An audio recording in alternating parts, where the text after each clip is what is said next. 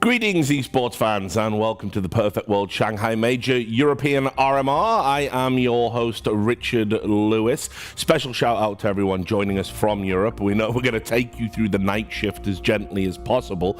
And joining me to do that, we've got Maui Snake, we've got Dus Murray. How are you doing, guys? I just had a kebab for breakfast, so I could say I've done better.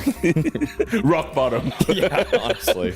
Okay, what about you, Dusty? I mean, closing time at the bar is now opening time here for our RMR, so, you know, doing great. Awesome, man. Well, look, let's do a little recap. Let's start off gently, okay? Let's do a recap from yesterday. Let's take a look at the standings.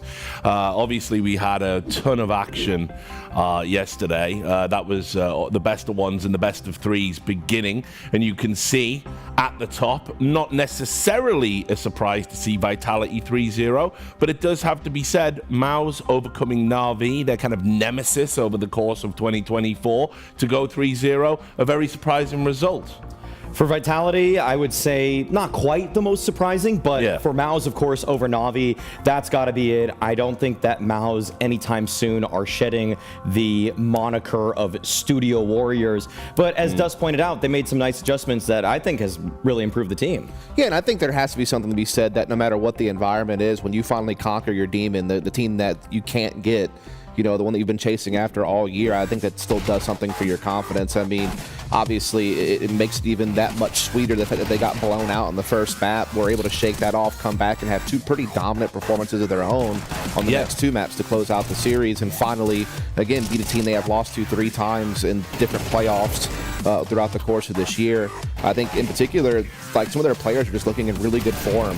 You know, like Jimmy in particular, fantastic. Right? Torzy's also been playing pretty well. Brolin had a couple of big moments throughout the course of the series also. So, yeah, this MOUZ Sports is looking pretty solid.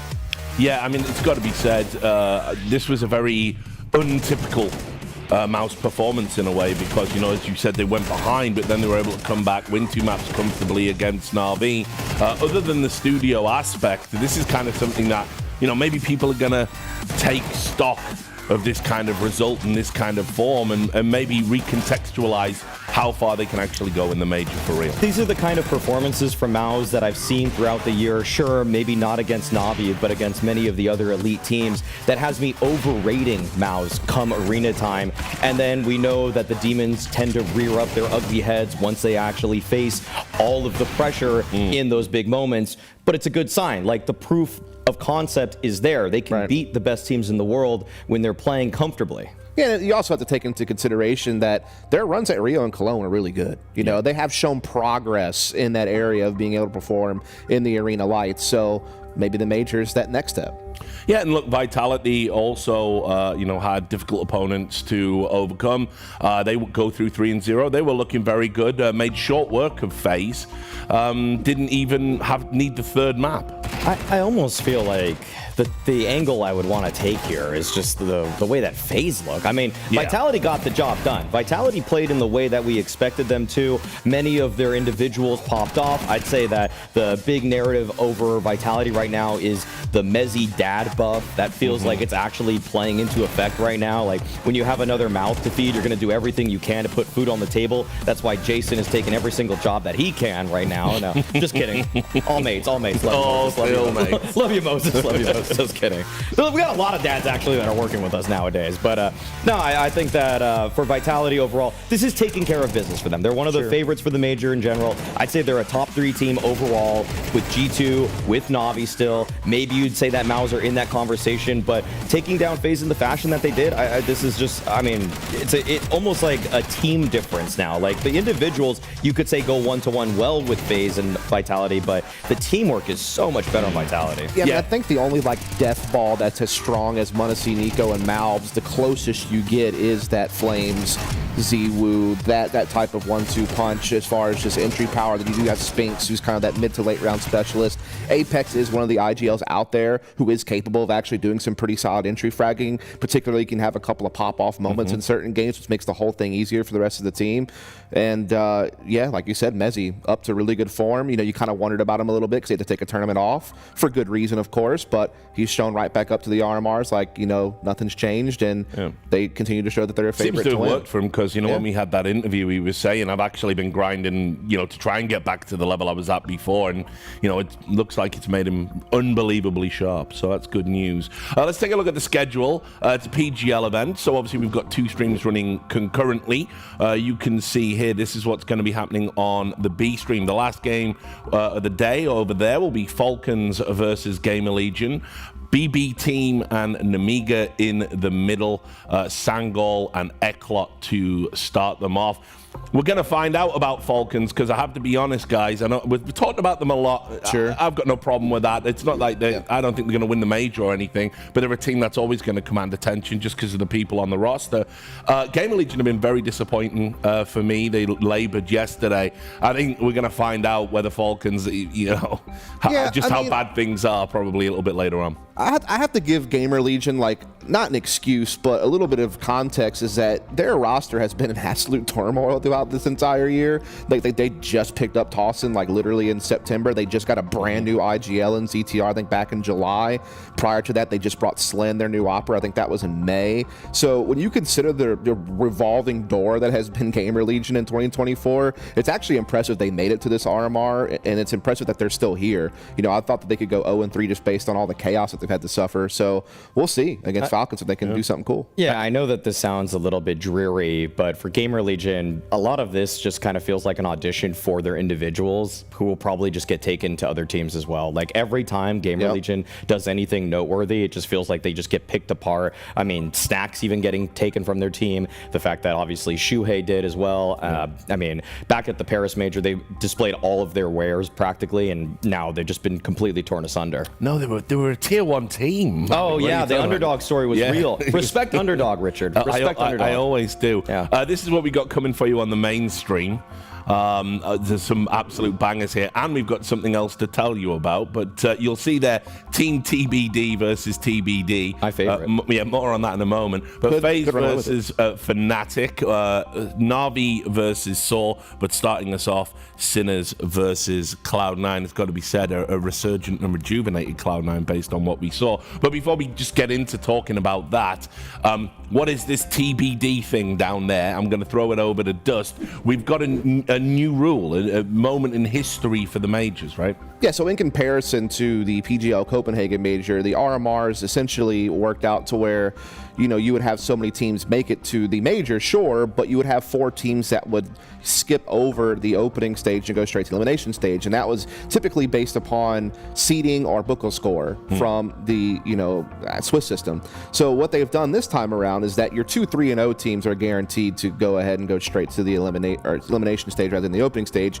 But then to determine those next couple of spots, the 3rd place team will just be the team with the highest Buchholz score. That's 3-1 record.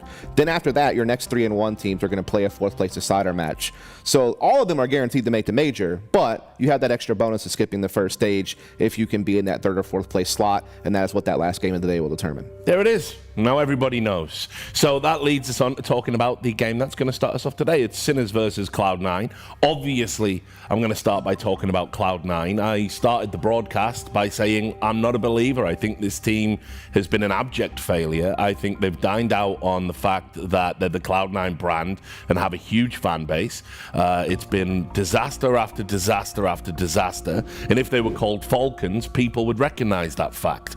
And yet, I've been eating humble pie to go with all the other pies that I love to eat. Maui. You will have to apologize soon, Richard, as they will qualify for the major. I've got the webcam in the hotel room. Or you can be like me and apologize for absolutely nothing. You could do that. I could do that. It went well for you. You're going to have to apologize. apologize. There's one thing, Richard, that I feel like a lot of people are misconstruing when they're looking at this Cloud9 roster. They see the world ranking, see that they're in that upper 50, 60 range, and they're saying to themselves, man, they're not doing anything. They're not doing anything. But I need you guys to look at the amount of maps they're playing compared to a team like Sinners. I need you guys to see that the HLTV ranking is built all upon the fact that when you play more games, you can only gain points. By playing more series, you have chances only to move up in the ranking system. But Cloud9, because they have a great organizational structure, because they have a great IGL behind them, because they have players who really want to have a work-life balance, they just don't play as much as everybody else. And so, yeah. You want to know why they don't play as much as anybody else? Because they're not qualifying for shit, mate. Like, that's why they're not playing as much. No. You want a stat, Does? Here. Go on. Sinners have played 12 CCT Cups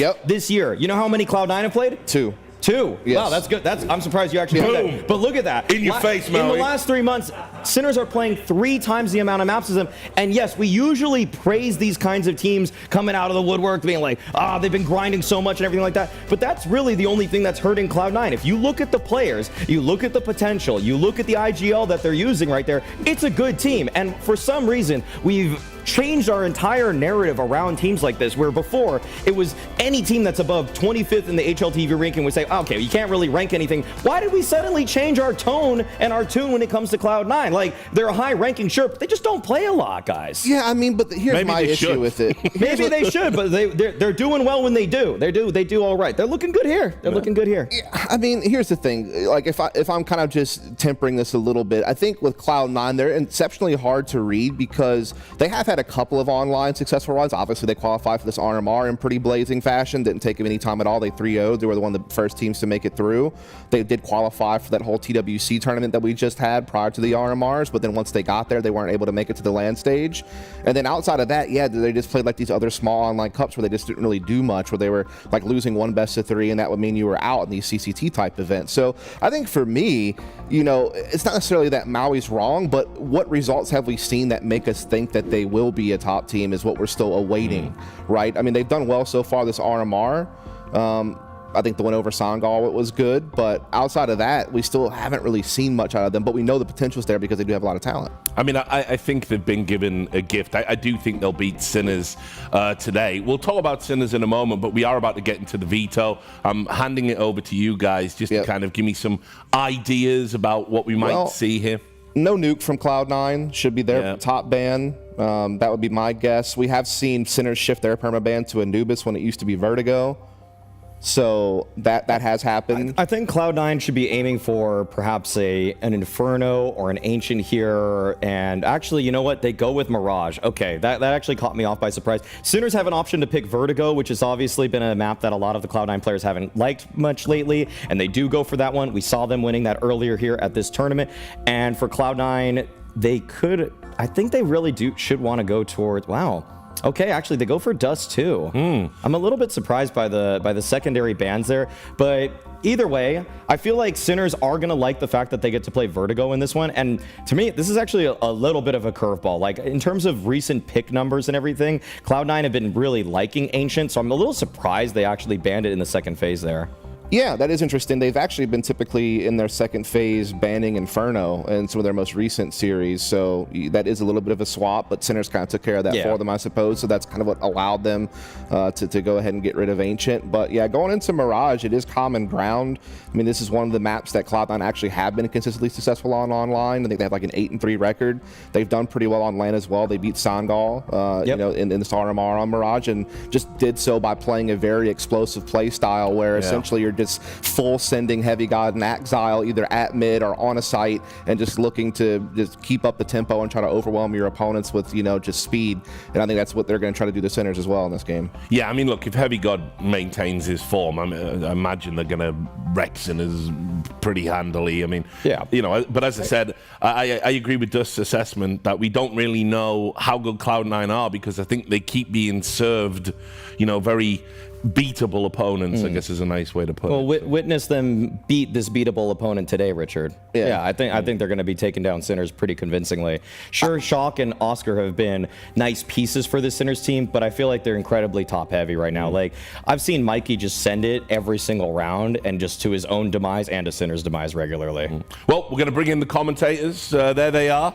Moses and Dinko, they survived. Speaking of sending it to our own demise. Yeah, the Nemiga Rebels game. So say they're still playing today. Yeah, no, it's like still, is it still burnt into your eyelids when you close your eyes, Moses? The clutches, yeah. I just, They are, yeah. I hope on the B stream today when they're playing, I like to think that they're going to turn their microphones on when they're in post-plan situations. That'll be nice. Yeah, respect Olymp. Respect Olymp. Yeah. Sure, he has a very low sensitivity, so Homeboy's playing with like one hand tied behind his back. Yeah, yeah, it looked like it.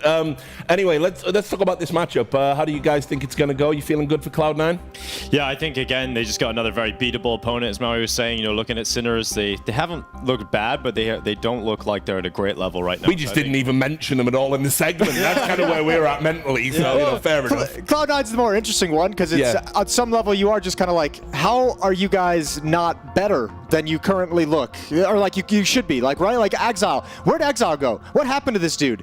I don't actually know how Exile's not a badass still. I guess the best look from Sinners so far has been those cheeks, right? That's been the best thing so far from the Sinners guys. Oh, Dinko. Oh, Lord. Why would you do it to him? He's already suffering in the Hurt Locker. It's way too early. It's way too early. I mean, don't get me wrong, I agree, but we'll a little bit later in the day, perhaps. But anyway, I guess we should talk about Sinners. There's been more to the team than Oscar. We highlighted him as the veteran, but they've had other players stand out like Shock and Have they?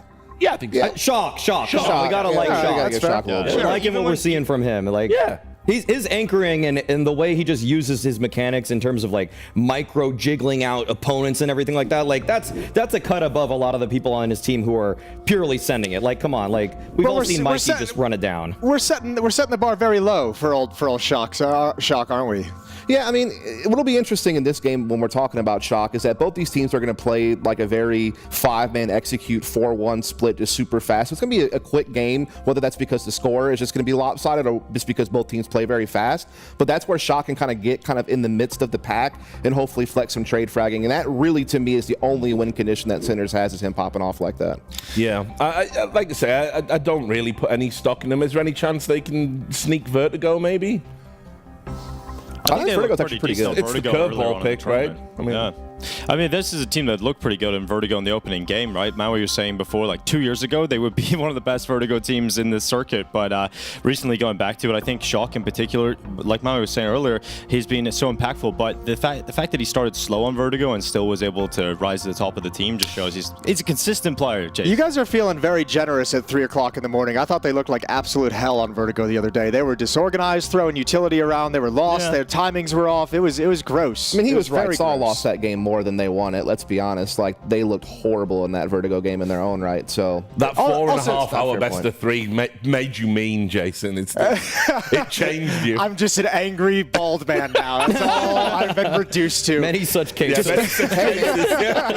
So most all you have to do now is get into politics, wear glasses, and get on Twitch. And I know. I've turned into Richard. It's the next. I wouldn't wish that on anyone. Don't worry. But look. As I said, I think this should be a comfortable 2-0. But I mean, I do. Well, the Vertigo side is interesting because I think for me, if I think back to like some of the history of this Cloud9, like back when they were Gambit as well, like when you had Exile was one of like the best B-bomb site anchors on Vertigo, and the meta's changed a lot, and that's way in the past. But I still have no logical explanation for why Exile went from one of the best players in the world in like 2021 to just like absolute. Well, good news, Moses. His form has been in pretty good shape lately, dude. Like, he was good in the RMR. He's also he's been good in their last few tournaments, to be honest. So I think he's back on the upswing. I think there's hope for him. He's a system player, and he's figuring out the system. Boomich is calling a style that's a little bit quicker than what Nafany wanted to do in the past. He's actually having to go in with the executes instead of just kind of jiggling out every single angle in a default. How long has Boomich been on this team? Like a year? Not long enough. Okay. Not long enough. You're not going to get anything past Maui, Jason. He's like an absolute Cloud9 apologist, the worst kind. I am a Boomich stan. Okay, I'm a Boomich stan, and he's done a lot for himself, including his rating, obviously, at this tournament. So the antics that he's gotten up to, I mean, obviously we're going into Mirage early on. The way he was catching off Sangal, just by like the most basic splits. We were watching these splits in the green room and just like, oh, surely they know what Boomich is doing, just hanging around that smoke here or there. But for some reason, he's still getting away with it, like all these years. Can I ask a question? I'm gonna throw a curveball at production if you guys don't mind. Can we get that graphic of Boomich and Oscar back up if that's possible? By chance? Yeah, we got that. We got that. I don't know if that's. I don't know if we can. Technology. It's actually impossible, Jason. Yeah, he said just a second. He's coming. He's doing it. He's like these damn casters always asking things of us. No, it's what we've come to expect. People don't realize, for everyone at home, by the way, casters are the kings. They get everything they want. The desk just has to eat shit and live with it. It's a nightmare. I thought Henry was the king. Yeah, well, yeah, also Harry's trying to take over. Henry's the funniest man at esports. It's just not happening, Jason. It's fine. Okay. Yeah. Well, why did you want it? I wanted to know what you guys thought of the faces that Oscar and Boomich were making. Like, I wanted to know what emotion you thought they were exuding. I was just wondering if they get asked to smile out there when they're taking these pictures. Man, the state of passing today. I've seen Oscar smile exactly once, I think, and it was on a home stream when he had like a bird fly through the window and land on his finger like a Disney princess. Yeah, that was Remember that? Oh, yeah, that's classic. Yeah, it was like, what is happening right now? This is crazy. Classic pandemic. Here we go. Look at this. Oh, wait. it's I icy see now. now. Okay, well, whatever. Let's do Oscar. Yeah, that's fair. That's valid. What emotion is Oscar channeling right now in this That picture? he's 33 years old. He's been through everything in Counter-Strike, and he's still here. I think Oscar. It looks like Oscar has a tummy ache from the Chinese food. I love China, but I know that some people don't have the best gut biomes for it. We used to get those probiotics going. Is that going to be the new thing? There we go. That's what you wanted. Boomich has got a whole quizzical thing going on. He looks like he's seen something horrifying on his monitor. He's auditioning for the role of Harry Potter. They are bringing that back for a TV series. Yeah, exactly. He can do it. Russian Harry I Potter. was surprised you didn't talk about Heavy God that much, you know? Listen, We could talk about Heavy we God could a talk little about him bit. more. Yeah, we should talk about him more. We could, I guess. Yeah, go on. I mean, Heavy God has been we're sensational for literally waiting Cloud9. for a player to connect. Yeah, no, I mean, Heavy God has swapped up from the anchor extremity roles. Now he's oftentimes in the pack on T sides, fighting in connector on Mirage for the CT side. Like, he literally moved. Like, it's, the question always was like, could you move somebody like JKS to star roles? And like, JKS never really wanted to do that. NAF really never wanted to do that. They like their anchors, they like their extremities. But Heavy God just said, you know what? I can handle it. He said, I am universal. I am universal. Like, he's like Thanos on this team. He snaps and half of the other team dies. Yeah. Oh, yeah, I like that. And on that note, we can actually snap and go into the game. Great talking to you, Dinko, Jason. Have a great cast. Thank you very much. We've got all of our HLTV rating stats prepared and ready to go for this game. We're just going to be rattling them off number by number. It's going to be beautiful. Groove's got a seat. He's sitting down. He's chilling. He's having a good time. Oh, he just stood up, Jason, as soon as you said it. Oh, Getting man. into this game, Cloud9 absolutely favorites to make it through to the major in this series up against the Sinners. But it's going to take something miraculous, right, for the Czech squad to be able to pull this off, Jason.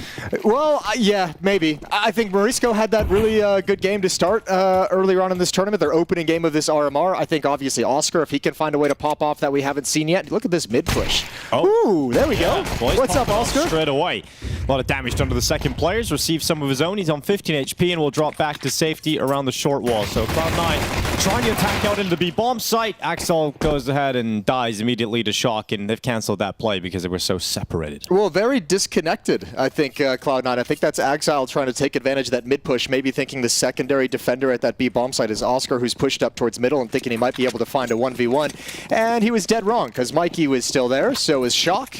Oscar was actually the third player available for it. So Cloud9, this pistol round's been disrupted, disorganized, and all you have left to do is cross your fingers and pray you can get a bomb plant. Well, the bomb coming back through Palace. All three remaining players going to try and attack into the A-bomb site via the avenue of Palace, while Morisco plays out from triple and Beastic has first contact from jungle. So he's got eyes up here. Boomich about to be spotted, and here they come, trying to just waterfall their way down into the bomb site. Morisco yet to give away his position, and he's just going to let Boomich come close, but gets cleared. And you can't let Boomich get that close, because here's the bomb plant, and here's a chance to win the pistol. Yeah, way too much space given over in a 5-on-3. Damn, nice shot from Icy. Low HP, that P250, though. He needs a couple more of those. And they're stuck on default because they don't feel comfortable to move out of this position, so it's still a tough round to win here for Cloud9, despite some great antics to get back into the fight. Oscar started this pistol with a kill towards top middle and damaging Icy. Finally finishes him off. Now Inter's left in a 1v3 and he's caught out from the right side and eventually overwhelmed from multiple different angles. So Sinners come in, they win the pistol, but Cloud9 somehow getting a bomb plant out of that. Yeah, I'm with you. I think they just didn't feel comfortable getting out of that, out of the bomb site, out of the default spot. You almost have to take the risk, but no one worked up the courage, and almost feels like they completely forgot the CT stairs were an avenue of a retake for the CT side. So 1-0 for Sinners. Really nice job being disruptive and changing what Cloud9 wanted to do on this pistol. Bang! Good shot from Oscar. And Axal gets lured into an aggressive play, but that bomb plant is quite nice to pick up in a 3v5. We'll always have that. Yeah, we will. Certainly will. Here comes the force buy, though, from Cloud9 after that bomb plant. Allows them to get 2 Galils out, 2 Tech-9s, and a Deagle. Boomich, well, he has spotted out Mikey. Not too far off taking him down.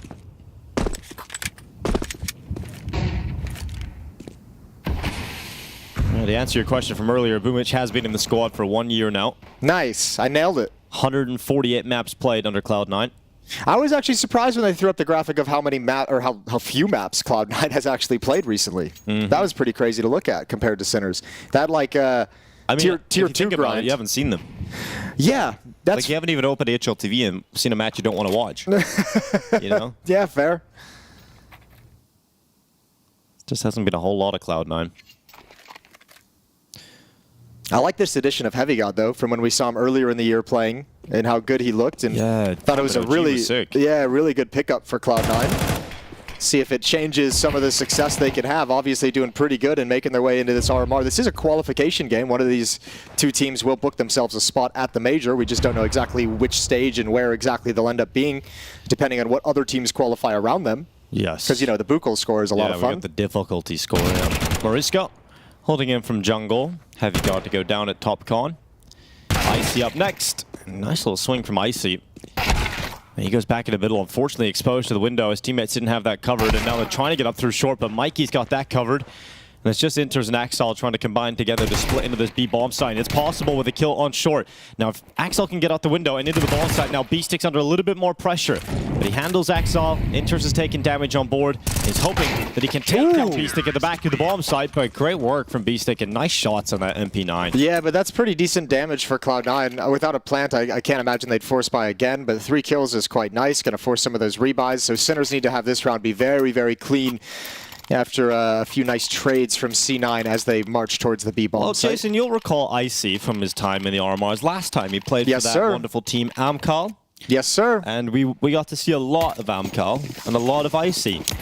But he was like the one shining light for Amcal, and he's now here. But even that beautiful light of Icy cannot brighten the dim feelings of that series. Yes. I was worried it was going to give you chronic depression after that game. It did. But then, actually, it made me really happy when I saw Connor and Launders have to cast the second series of it. And I just hope. Yeah, that made me smile a lot. I just hope Harry and Hugo have to cast the third. I know, there's got to be a rematch. It should be a show match, actually. We should just get someone, like, it should be like the Clash for Cash that E-League did. And we should just make one of those for Nip Omcall. Yes, but they have to pay you. A reverse pay-per-view. Yeah. I think it was kind of crazy how history repeated itself. Like, right after that, the Young Ninjas went and beat Amcal, like, both times. I know, that was... History has a weird way of repeating itself. Icy and Axel with some great Deagle shots, though. That is huge. Great openings here for Cloud9. They're going to try and get up through the connector, and Morisco, he's here to try and cut that off. Okay, Boomich, that's his special move. Flying through the sky with the MP9. But Mikey, he loves to fight, and here he is, just forcing himself into the duels. He's got a couple. And he's going to swing out through the connector. So a 2v3 is not impossible to flip back in favor of Sinners because now it's a 2v2. And despite all of the hard work from Cloud9, it comes down to this post plant. They should still have all the advantages in the world on this flank through CT spawn. And once again, they just kind of ignoring the avenue. Axal turns on a timing. Going to try and find a little bit of safety. New position on the barrels. Hard clear. How does he get away with that? Oh, God bless. He had to 180 back again, and he still comes out on top of the kill. Yeah, Beastic gonna mess that opportunity up, and Cloud9, this should have been a loss. This should have been a 3-0 start for Sinners, but two big deagle shots to kick things off, and then Boomich swinging through the sky with that MP9. Just too many advantages for Cloud9 to play with once that ball goes down. Yeah, always a bummer. Those deagles just delivering some beautiful shots across the map. Axal from ramp all the way towards ticket. Absolutely wonderful to open things up. So they're given a little bit of a gift with some of those 1-deags connecting. And Sinners, due to the nature of the previous round where they took 3-player loss, they just don't have the funds to fight with.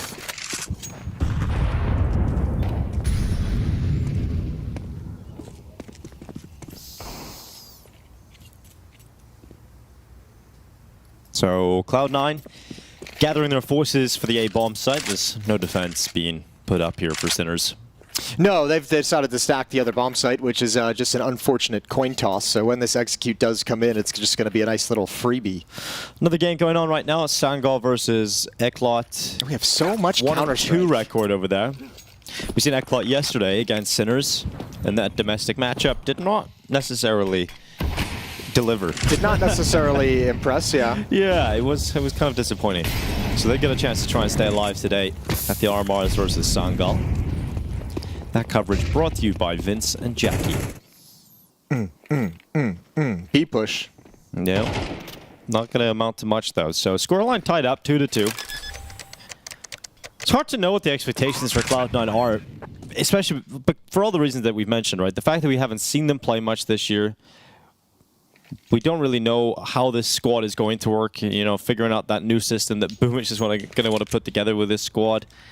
But also the fact that in the RMRs itself, they've lost to FaZe. They lost convincingly 13-8 after having such a big lead, right? It was 8-1, I believe, at one point in that game. They lost it 13-8. But they destroyed Nemiga and they destroyed Sangal. So I'm trying to figure out what level. Where do Cloud9 slot in?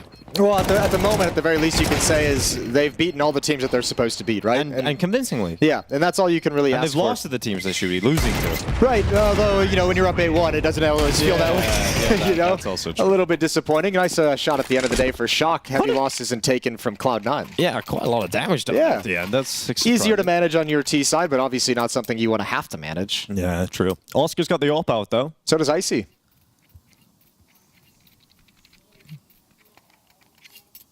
Oscar's had some rounds at the RMR so far.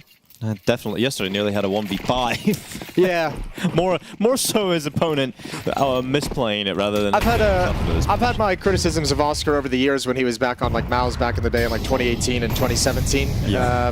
But I mean, one thing you just can't deny is in clutches, the guy just has like a sense of where exactly he needs to move and how to maneuver himself to give him the best possible chance to win.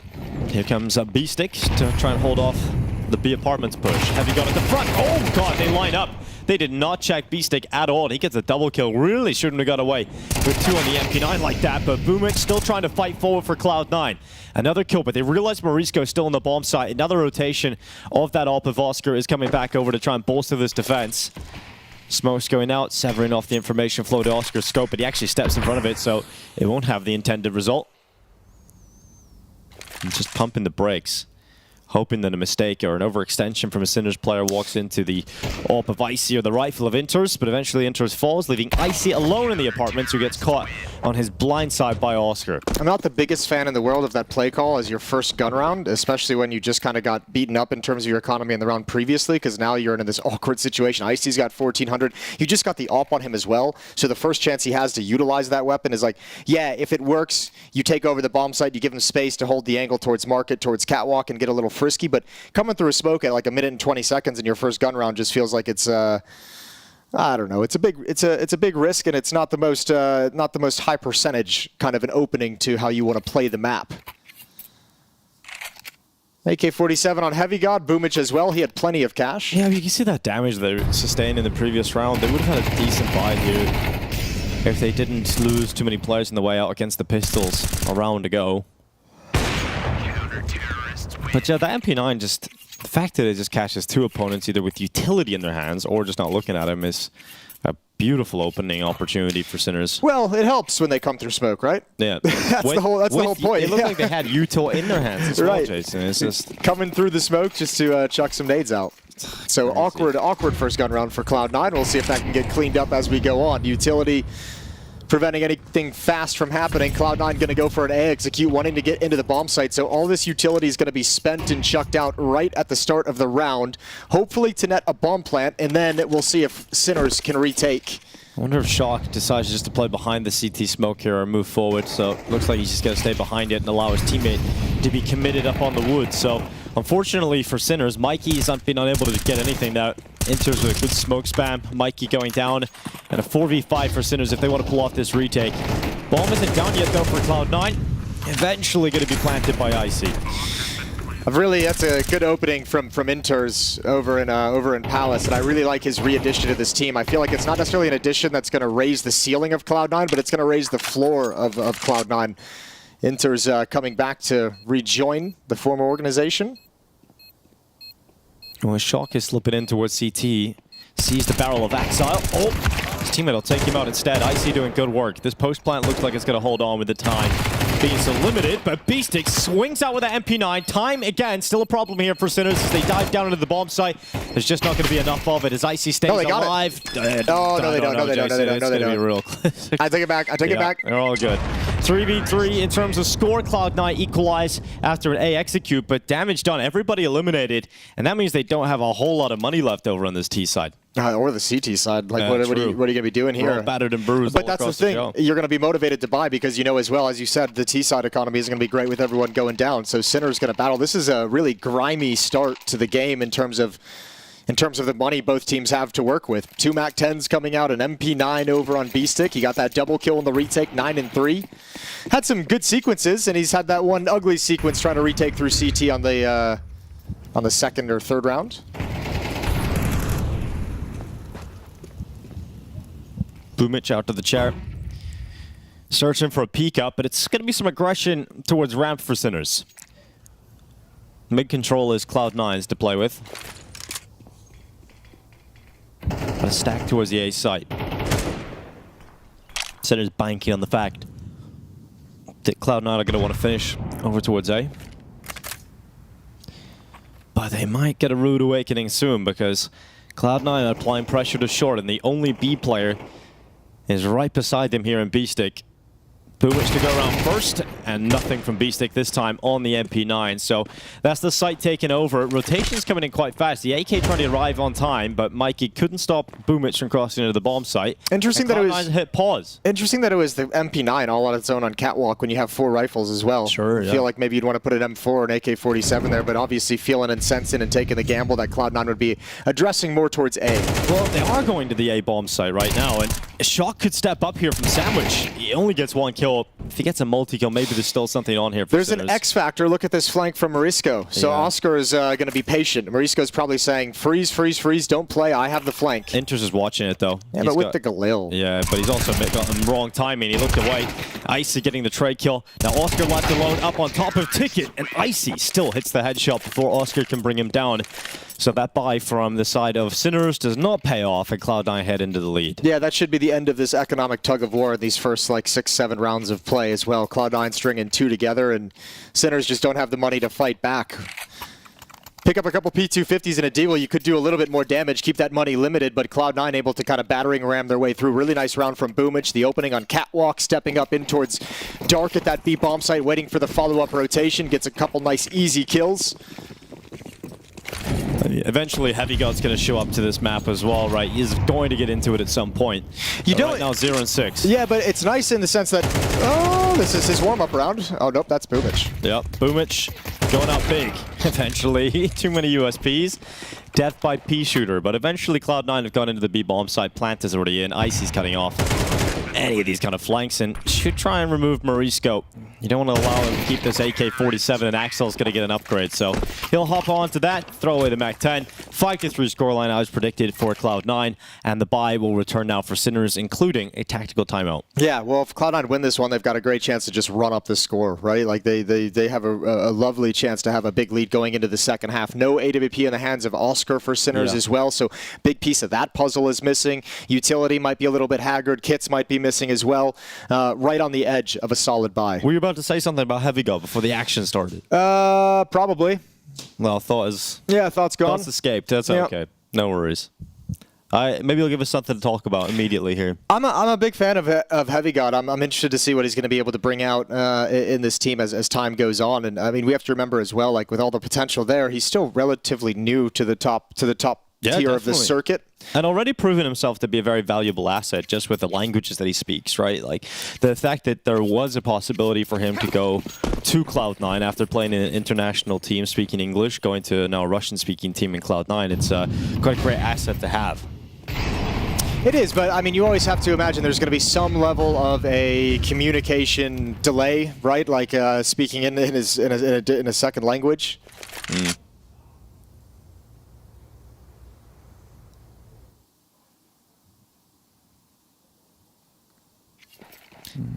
Smoke line at his feet. He's going to be throwing out an execute. Here's the first. Block off jungle. Block off stairs. Showing like they want to execute. But it's all to set up the mid play. Axal goes down. Very mid-centric defense for Sinners. And Icy's going to lie in wait. At this point, Sinners think they've handled the mid lurk. It's all to activate Icy. And he can have a very impactful backstab. But is it going to come in time? There's the first. Needs more than that.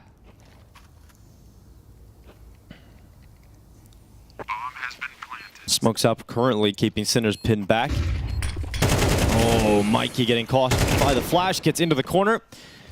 Perhaps him dying will allow Shock to move out, but that Molotov, oh, it's spread to a position where Shock can no longer push out into the open. A re-smoke and connector. Sinners being stalled out, but it's all about this play. They did not predict that Shock would be in that corner because they cleared it out, and now Inters is standing here on default. 1v3 for Inters to try and step up. It's a valiant attempt, but in the end, it is Sinners who retake this A-bomb site and get themselves a 4th round win. It's a 10-second stick on this defuse, but they still had enough time to get it. Yo, I think actually that's a wonderful round setup from Cloud9. That actually looked very, very nice tactically with that kind of this bait and switch in middle. Axal goes to his death, just goes for a duel. Icy comes up in the follow-up. Inters flashes him in towards jungle. But actually, because he gets the kill with that flash on Mikey, you never expect Shock to be in that cubby. That's exactly where you killed Mikey, and you think he's the player that would have been there. So Shock just lies in wait, and an easy double kill to activate the retake. 5-4. Sinners stay in the fight out of a timeout. Yeah, Sinners have a player drop there, so we'd imagine we're gonna get a tech issue here. We've gone away from the like the varsity jackets on the referees. Now we got cutoffs. Yeah, they've had enough. I mean, we got so much Perfect World merch out there. Seen everybody opening their kilowatt case. Must be nice, Jason. Their merch is sweet. I want the teacup. Oh, I don't care about the teacup. I know you don't. I would take yours, and I would have 2 teacups. You could have mine, yeah. If we had them. If we had them, of course, which we do not. Well, looks like we have a tech issue, so Yes. taking this moment to look down at some notes. Well organized That's as well. a lot of notes. Yeah, color-coded columns. Dude, they're using colored printer ink. Wow. We have the technology. And the money, apparently. And the money. I didn't realize like how expensive printer ink was, Jason, until I started buying it. It's like, damn. It's actually something that costs quite a bit of cash. And then I use it once, dries up, never use it again. Printers, they suck. I like the way you've elevated the commentary today, Dinko. Really well done. Yeah, printers. Came in prepared. I came in with a printer Came in with some conversation. talking points. Yeah, that's one of them. And you've really nailed it. I mean, it was just such a smooth transition, really. I had to. I just had to go there. Well, I'll tell you something pretty interesting, Jason. Yeah, go on. A lot of major experience on the Cloud9 side. Obviously, Absolutely. we're looking at the likes of Boomish, major winner with Navi. We all Major remember champion, that. yeah. Inters obviously has been there with Cloud9 and Axel. But the fact that we've got Heavy God and Icy coming in, looking to play for their first major. That'll be really exciting. I think for Heavy God, I mean, that playing for the major will be an amazing achievement for him. He has no achievements on his HLTV page. Like, this is a player that's going to have a lot of achievements, but as of now, certainly not. But Icy, he played one major, and you'll remember it because he played for Amcal, and he covered all of their games. Basically. I did. Ironically, Henry got sick. I casted for 2 days, and it was every single Amcal game as they got eliminated. Yeah, and then Henry came back. It was almost then Henry like, came back as soon as Amcal was eliminated. Yeah, so it's almost like he just planned that one. I really appreciated it. Yeah, it's this Cloud9 thing. The whole situation is so. It's such a weird one. Remember, like they pick up the Gambit squad, bring them over to Cloud9. They win Dallas. Everything's looking good. Then they have to make some changes. Results aren't going their way. Change in Inters, Nafany, those guys depart the team, and then you bring in Electronic and Perfecto, and it's like this is supposed to be the god tier roster. It's like this is going to be the super team. Like no one's going to be able to beat this squad. There's no real weaknesses looking at this lineup on paper, and they're absolutely atrocious. And Cloud9 like that. It's such a shame where you feel like they've made some really cool, really good, really intelligent, smart moves and pickups, and each and every one of them just backfired as much as humanly possible. So now they kind of bring in Icy and Heavy God. They brought in Boomich to bring in the new system. They brought Inters back as a solid role player. But really, the strength of this is going to be the development of Icy and Heavy God. This isn't the full power Cloud9. You're going to want to see what this team is looking like going into like next year when those guys have a little bit more experience, when Heavy God gets a little bit more experience on stages and big matches deep into playoffs. The development of those two players can really bring a lot of firepower to this team because Icy is an AWPer that's been pointed at as, an AWPer of potential, even in his time in Amcal. Heavy God as well, a revelation. You talked about his time in OG earlier this year. He was a one-man army on that team with the way he was performing. Even at the tier 1 level, he was an absolute monster and the only one that was on that lineup. So you have these two guys who can actually really deliver you some things. You just need to wait and develop them and be patient with their progression and see what you're going to get. Probably around the next major cycle, I would imagine, is where you look at that and you'd say, all right, what have we got? How far has this come? How far do we think it can go still? And another player to talk about is obviously Axel. He's in a lot of the conversations when you're talking about Cloud9 because he was just one of the best players in the world for a significant portion of time. He was number 5 in 2021 in the HLTV top 20, number 4 in 2022, but a lot of those tournaments online. When he went to the majors, he's had decent placings. Every time he's been to majors, like quarterfinal, 3rd or 4th at Stockholm. He did have only a Legend stage exit in Antwerp, but these are decent results when he's actually made it to the majors. The problem and like the frustration I was kind of expressing with Exile as we were talking to the desk in the pregame segment is just he had that period of just like I don't know what you even want to call it, a slump, a drop off, whatever it was, but he just disappeared from like the impact of everything, and it was just the weirdest thing to see because it had like no logical reason and no logical reason why he couldn't bounce back quicker. So I honestly like still to this day like don't really know what kind of a player we're going to get out of Axel and what kind of expectations we should have for him. Well, he's only 22 years old, so perhaps plenty of time to figure it out. But here go Cloud9 and towards the A side. Utility flying up into the sky. And Oscar smoked off the top of the stairs. He's going to dive down and try and use the right side of that smoke. Here comes the util. Molly's into position, and Oscar's going to dive back in behind the smoke. So Cloud9 have the entire site to play with the smokes blasted open, and Oscar and Marisco together combined for 2. Yeah, really nice break of the smoke. Really nice set piece from the center side of things. Oscar and Marisco putting themselves in an advantageous position, 2-man advantageous position. And Boomich is going to attempt to control CT spawn. There is a flash. No, yeah, there is. Oscar's going to chuck one out for his team. As soon as the smoke clears, Boomich is in some trouble. Actually, they're just going to come right through it. Boop. Flash up, Boomich. Oh, really needed to win that fight. Oscar doing very well to get one down with the AWP. Now Axel stuck on the triple box, eventually cleared up on Marisco and left all on Icy. And he misses his first opportunity, so that defuse is going to be confirmed. Sinners tie up the scoreline, 5-5. These retakes on this A bomb site, they're working out for Sinners. Well, they're doing a really good job of getting kills before the retake like truly begins, right? You get 2 on the cross in that round, which is always a nice luxury to have on an execute of that nature, and something that was a lot harder to do previously in CSGO when the smokes couldn't be broken open. You really had to get fortunate with some spam. Here, you get appointed as a really smart play and a good timing for Sinners to pop it open. And you add in, I think Boomich was almost spoiled for choice coming through that smoke. He got blind. His only option was to push forward and just had like 3 players he could have selected to kill, and it took him too long to make the decision in his head. 5-5 and a timeout, a second one for Cloud9.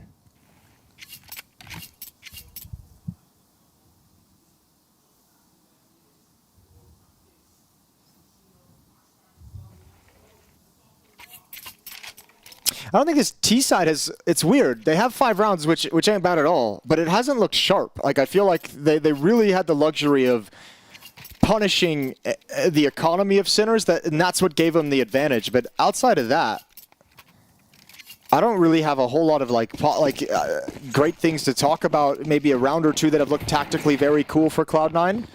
Yeah, it's true. I think the first gun round was kind of a real taste of what's to come. I think the best round was one they actually lost in terms of tactically. The one where Icy kind of was able to kind of slow bait Exile in middle towards Khan, the flash towards jungle. They ended up losing to Shock's position.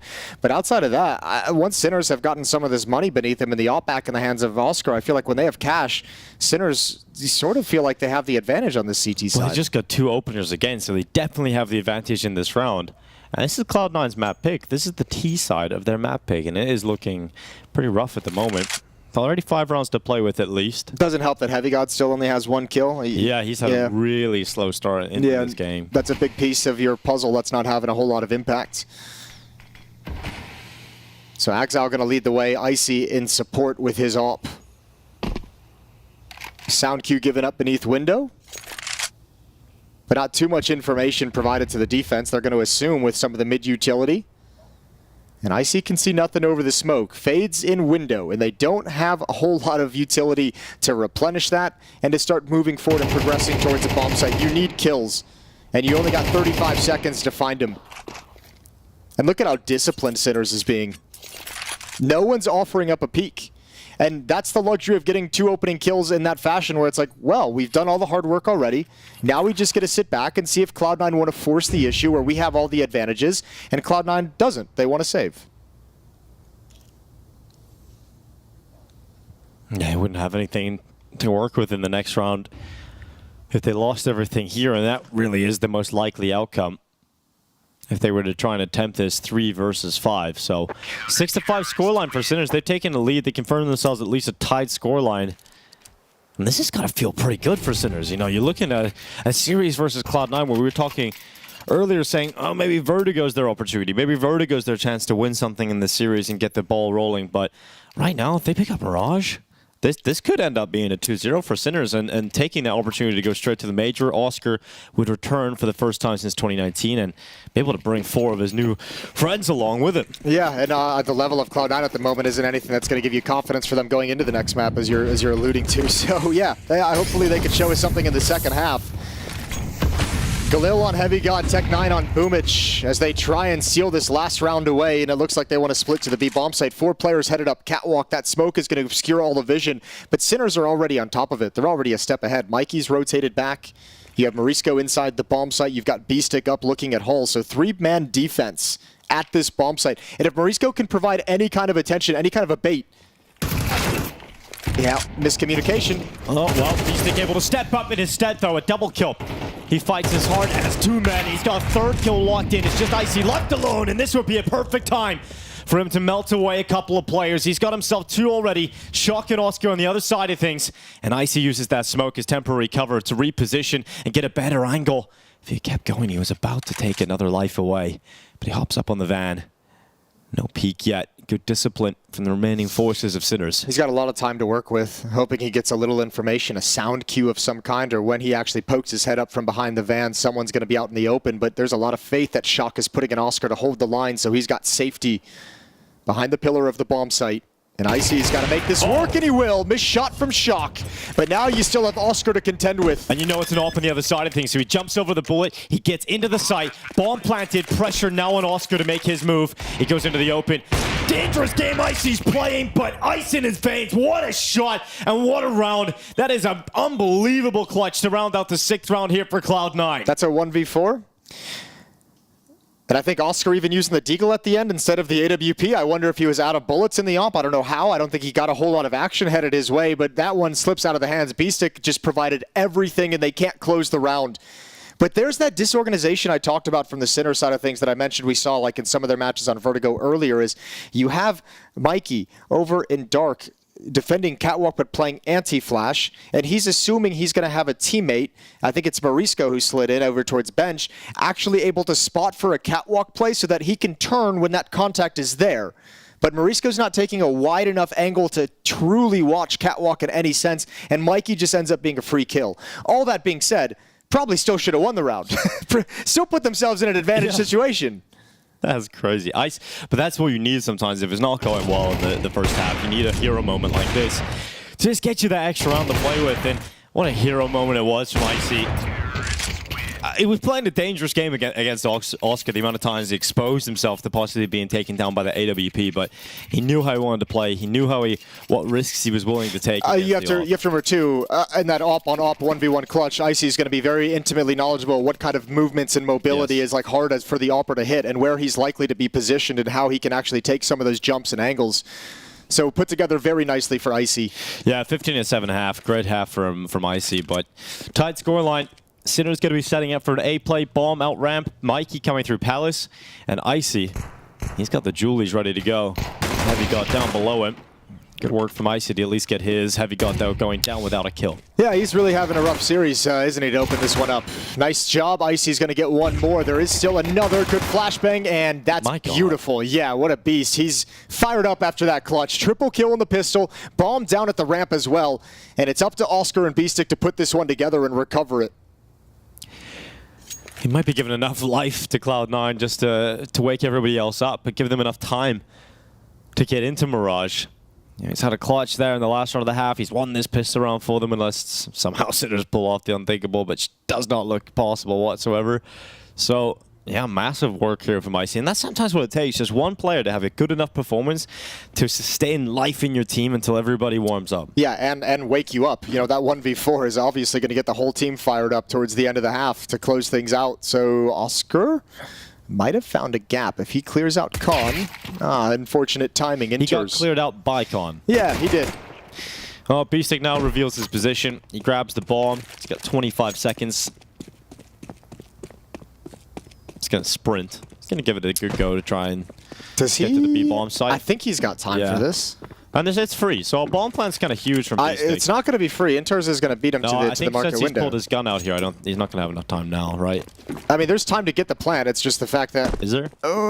Yeah. Yeah, just about. He timed that perfectly, but yeah, Inters has arrived. I got a little worried when he pulled the Glock out. You know, slowing yourself down a little bit, maybe that cost you the final second, but regardless, Inters clocked the idea. It was always going to be desperate, right? Just a good read from Inters, just saying, you know what, I'm just going to go watch it just in case, and is able to stop the plant from coming out. That was really the only thing Sinners at that stage could have taken as a positive was if they were to get the bonus money of the bomb plant, and it is denied. So Cloud9 take a lead. They split pistols 1-1 across the Mirage. The Mirage. After you. No, after you. No, you first. There we go. Finally, please. We've organized it all. Oscar, of course, leading the team. He's like, fine, I'll go first. As it should be, really. Seniority. Yeah, absolutely. What was the last team Oscar played on at a major, Jason? Have a guess. Surely it was MOUZ. No. Hellraisers. Hellraisers. Can you believe that? Which major was that? That would be the Starladder Berlin. Major in Berlin. You cast the major final there, didn't you, Jason? I did cast the major final there. A Vanguard versus Astrology. one of the legendary ones. One of the finals. One of the finals of all time. It's gone down in history. I think the most memorable thing about that event is the guitarists and also Vertigo being picked against Liquid. Yeah, but you know what? The guitar thing could have been so cool. Except don't ruin it for everyone. I'm gonna ruin it because it was ruined for me, and now you all have to suffer as well. It was all pre-recorded music. Why don't you just get them up there and let them just go? Let them go ham. Let them just improvise. Like Mad Max style. Yeah, that was the vibe it was giving off. Yeah, it was beautiful. All right, so Sinners. This is the beginning of their T-side campaign. AK-47's out, utility out. Let's see what they've got.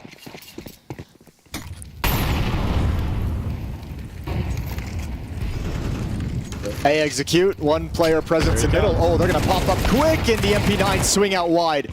Mobility back and forth. There goes Morisco. Sinners are getting shut down entirely. One more defender, and it's Heavy God. He's had that rough game. But he's got some safety behind the smoke and in dark underneath the balcony. He's got a kill in this round so far, but he's just going to wait, bide his time. Oscar's obviously aware of the possibility that he's under there. He's now seen him. He's going to just try and reposition to a better spot, but Exile just spams Oscar down through the smoke, and that's going to be a little bit frustrating as B-Stick now with a clutch ahead of him. He's had a good map here, 14-8. We need to increase that, and he's not able to do it because Heavy God plays his life perfectly under the wood, has a little bit of help from Exile out from short side, and Cloud9 go to 9. Yeah, very simplistic. Just trying to hit like a timing on contact up that A ramp. No real utility thrown out ahead of time. They just want to get up and catch the defense off guard. Unfortunately, with the timing of it, it looked like the two MP9s, Heavy God and Boomich, were actually going to get aggressive towards A ramp to try and clear things out, trying to get some information with the low weapons. Oh, look at what it means to Big Boom. Yeah, there's a lot of energy now on the Cloud9 camp. Big Bada Boom has shifted to their side, and they're likely to be the team to take Mirage now. Multi-pass.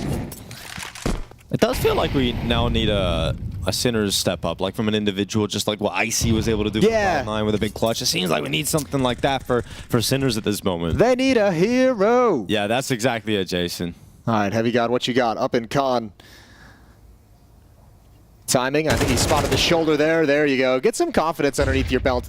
If I'm Cloud9, if I'm Boomich, I'm almost saying to Heavy God, dude, this is a round against a low buy. Like, don't go crazy, but look for some fights. Try and get a little bit of confidence beneath you. And, well, it kind of backfires. Slightly. But again, like that kind of a loss, you still don't have a whole lot of danger of losing this round. You still have such an overwhelming superiority in terms of weaponry, in terms of utility. What you have to just avoid is getting picked off by these Deagles. Force this team to actually come into the bomb site. So Boomich playing it very, very safe where he can spot information. Icy's going to shift over with the op, so Boomich might slide into the bomb site.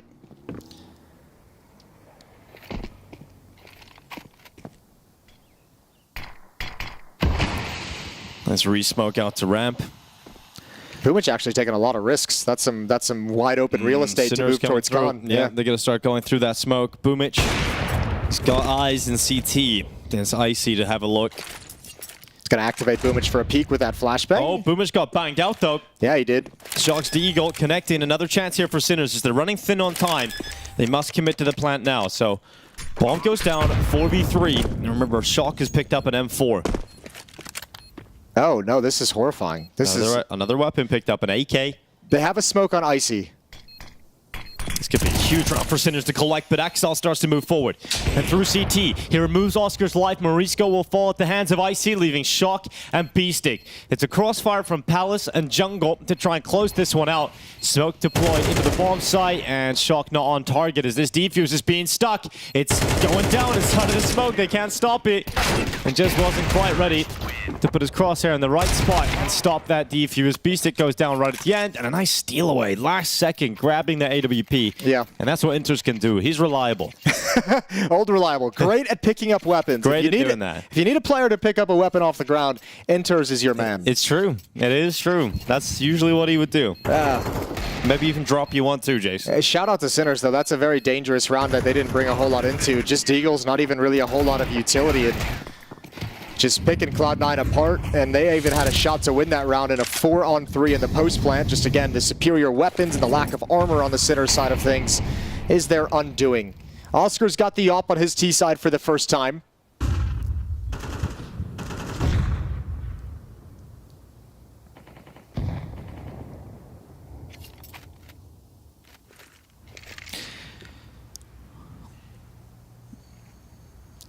Boomich really wants to find a timing to push, but he knows it's not now. He knows it's not now as the rest of the map is quiet.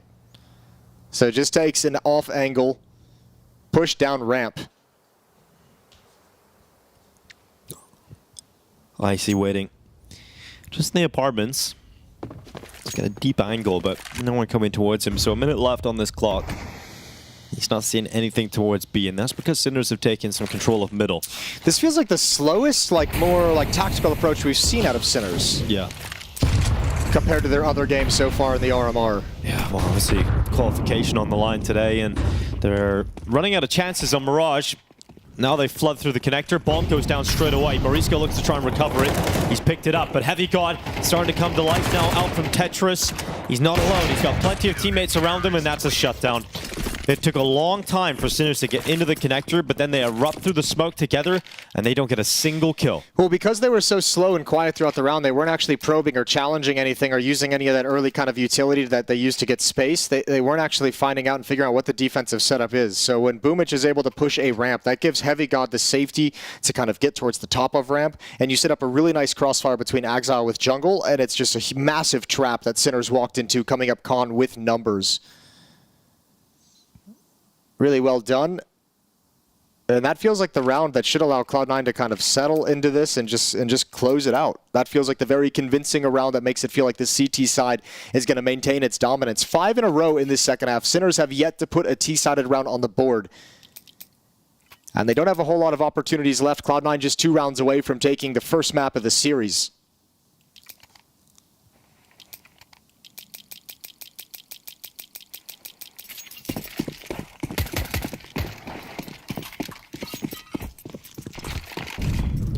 Icy, unchallenged by an AWP on the other side of things, commits into the mid-fight, but Utility will block him out, and they're trying to be a bit faster about this up middle. Icy's got the opener, Axel swings, bomb down. Couldn't quite double up that. And Heavy God and Axel both dead in an instant, so numbers even out at 3v3, but a walk through the smoke from Oscar is ill-advised and punished at the hands of Inters. So now we're looking at B-Stick and Shock, and Shock is taking a lot of damage on board, and there's still so much time left in this round. Good move from Inters as well, taking the B apartments away.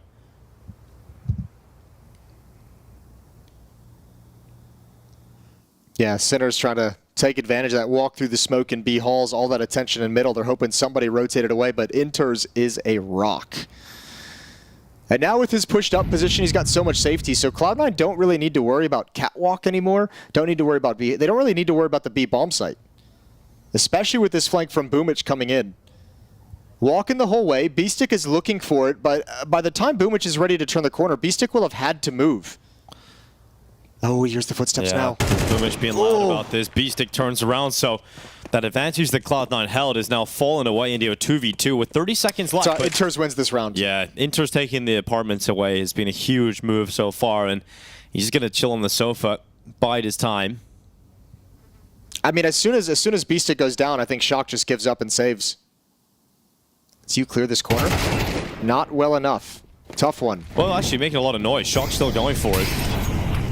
But Utility saved up by Inter stops him from planting comfortably in the side. So he has to find one spot where he can do it, and that's in the default corner. So Shock gets away with a plant, but Inter just runs immediately out and just annihilates him. Yeah, and if you're Shock, you're like, okay, I've got the bomb plant, but I can't go anywhere after the fact, so this kind of sucks. Dude, I love how Inter's plays. Like, he's just, he's so intelligent. Smart player. Yeah, he's solid.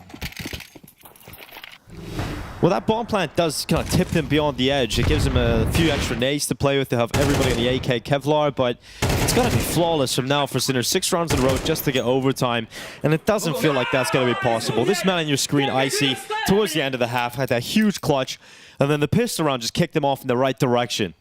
And that put Cloud9 back on the map.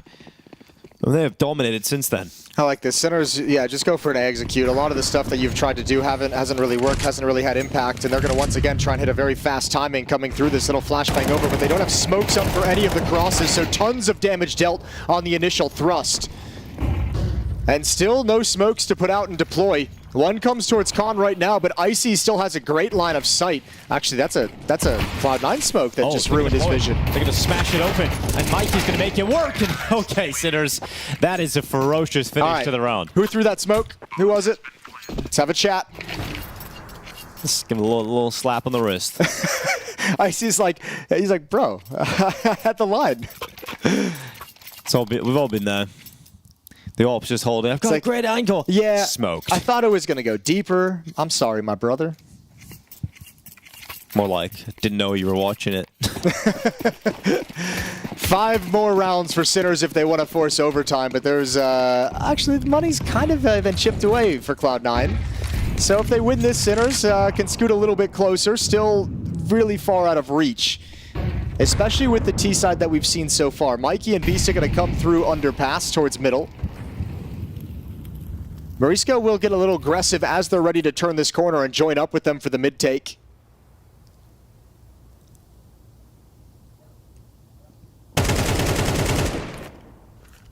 Oh, how's this happened? Easy kill for Icy.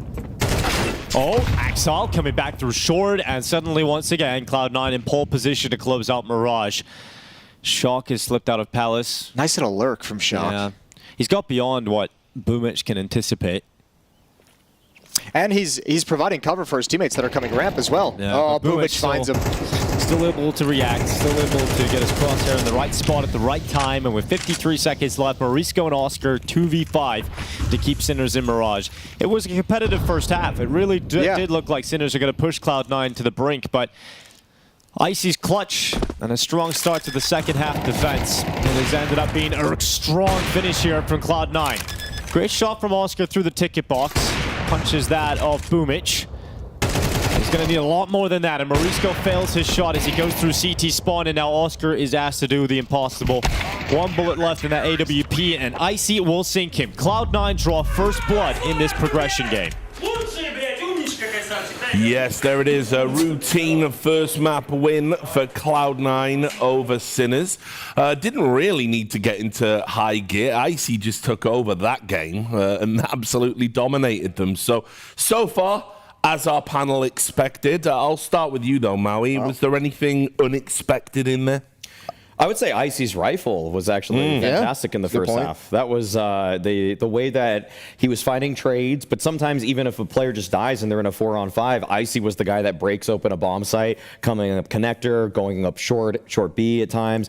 That to me is a really bright sign for this Cloud9 team, because obviously in CS2 money's a little bit more fickle, more fleeting, and so if your primary opper is able to do stuff like this, I mean, it just leads you to so much versatility in playmaking in the mid round. Yeah, it certainly helped because Heavy Guy was taking a heavy nap that game, if we're being honest. I mean, normally he and Axel are the two guys that are doing all the entry work against that, you know, aggressive T-side they like to bring to the table, and he was kind of struggling to develop much. He was helping them take space, but it really was, you know, Icy in particular, who was kind of mopping up and actually getting the frags that really got them across the line. Really solid, you know, T side all in all, and then CT side, I mean, they really never looked in danger in that second half, and they had complete control of the game. The CT side for Cloud9 was kind of taking advantage of sort of something that we preempted here. I guess like Sinners, you know, they have a decent win rate on Mirage, but their mid protocols are a little bit lacking. I feel like nade usage is a bit sparse. For example, Cloud9 were taking fights from window, short, and from con at times, and there wasn't enough real disruption in utility. Like, they weren't flashing off every single angle as they were taking space. Sinners, that is. Like, so Cloud9 were able to get a lot of information towards middle in this game on the CT side, and they were able to find kills on that side too. Yeah, I mean, it's one of those things where both these teams do like to play like a faster pace, like this heavy mid or heavy execute play style, but I feel like Cloud9 just has a little bit more attention to detail on how they use their utility, their spacing, how they clear certain angles. They just look like the more fine-tuned team overall. Yeah, and look, I think you've made a good point there, Dust, which is it's kind of sort of damning in the gulf of class where Heavy God, who we like highlighted as a star player, but a player that can take over a game, had a great day yesterday. Just didn't even need to do anything here. He was just present, and they were still able to absolutely batter them. I mean, this is, I've got to be honest as well, obviously, as I set up, I'm not a fan of Cloud9. I'm not a believer. This is the best I've seen Icy. Yeah, oh yeah, I mean, on top of that, impact. I mean, in this game, Icy's, I would say this, before in Cloud9, especially when they first formed this lineup, he had a lot of unimpactful, high-rating performances where he would honestly get into a 4 versus 1, he would get 2 kills in kind of a save mode, and then he would kind of flirt with going for the round. I saw this multiple times at their blast fall groups where they opened up with this lineup, and even after that, he kind of would just get a couple kills in clutches but never finish them off. Well, he did just that in this game. He had a 1v4 that I felt like was pivotal for bringing in momentum to the second half. This was a 6-5 scoreline, and there's a couple trades on the bomb site, but you can see that Sinners, they had a 3-man B stack here to end the half. They read Cloud9's play. Icy 2 quick kills in succession on these Sinners players, but then he just waits. He takes so much time at the van here, and finally they get a little bit antsy. Shock, who I've been praising for the way that he loves to jiggle angles out, actually goes for the wide swing there, and then Icy, he actually stuck the plant. Oscar thought he was not going to stick the plant right there, but because he did, he found himself in the power position. Oscar had to aggress at that point. Icy cleaned it up. So let's turn our attention towards Vertigo. Obviously, Sinner's pick. We did say it could be a little bit of a curveball. So, what's the path to victory there for them? Yeah, I mean, you have to understand this is a recent permaban for them. They only have started playing the game within the last couple of months, and they're undefeated so far, to their credit, in the 4 games they've played. But the big problem for me is when you looked at Mirage there, Mikey and Marismo weren't doing anything. And that's the players that they rely upon to be their entry fraggers on that A ramp or on those executes. So they're going to have to step it up. There's just no doubt about that. If that doesn't happen, this game is over. I think the other thing that they could maybe try to exploit, though, is Shock is a very good mid player on Vertigo. He's very good at picking his timings. He's obviously been praised a lot by Maui here, and for good reason. And Enters is that defender there. So I think that could be like a potential mismatch that maybe could be exploited by Shock that could give them an edge.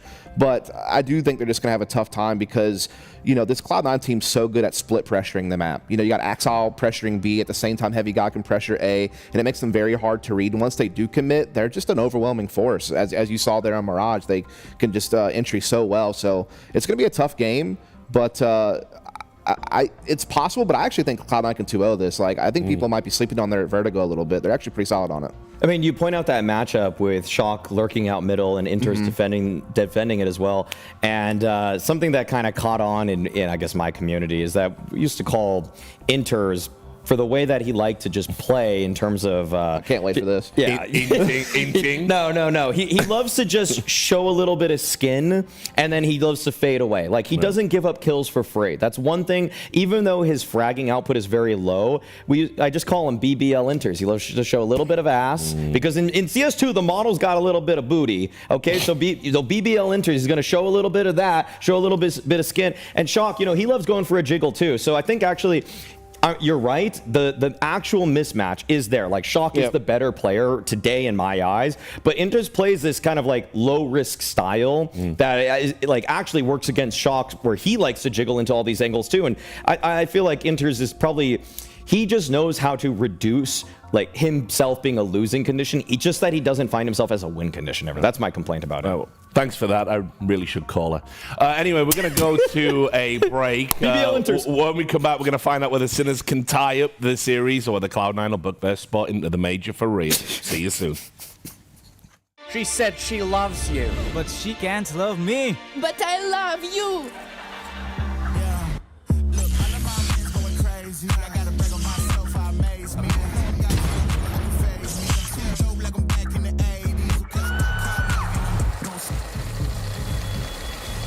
I won't play window anymore.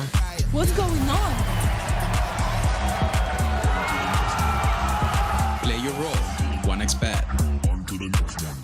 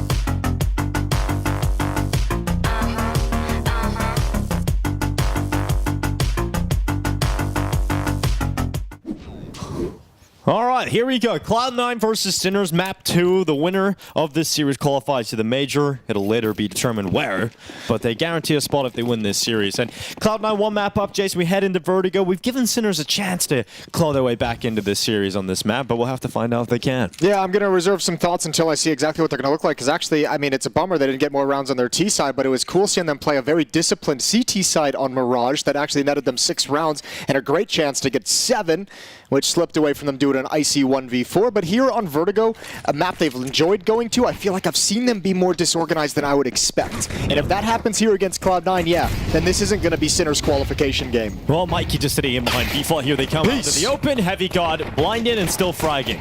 I'll tell you what, that kind of an execute on a pistol round is like a B defender's worst nightmare. There is like nothing you can do with the USP.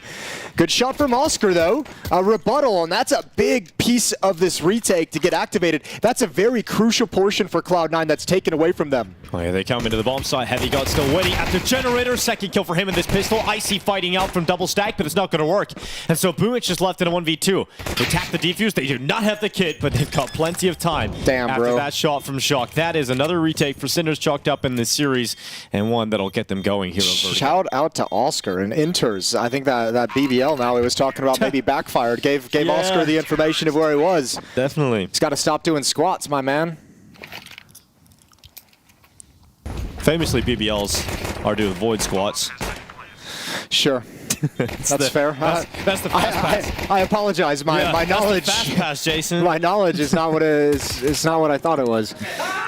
Yeah, maybe an ill-advised peek from Inters to talk about it seriously. You don't need to swing out, to the right from that position. You get to be the player activating on your other teammate's contact, but a brilliant retake and a 4v5 to regain control of that B bomb site. Very effective from Sinners.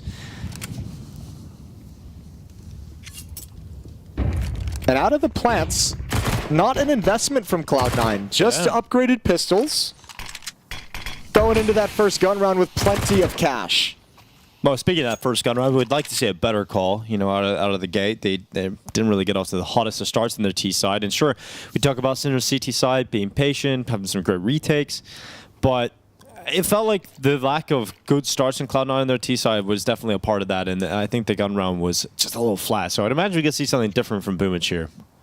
It'll be interesting, yeah. They did. They have, I guess, the biggest win they have on this map, Cloud9, on Vertigo in the last 3 months is against GamerLegion, 13-7, and that's really the only thing that we have to go off of in terms of figuring out what level they may or may not be at. Shock. A little bit of damage, a ton of information. Oscar's challenged, another jumping kill from Boomich. And a beautiful shots from the Deagles as they chime in, and this round is cracked wide open. Beastic gonna help shut it down. And that MP9 with no armor cannot handle Shock's peak, but good economic damage dealt.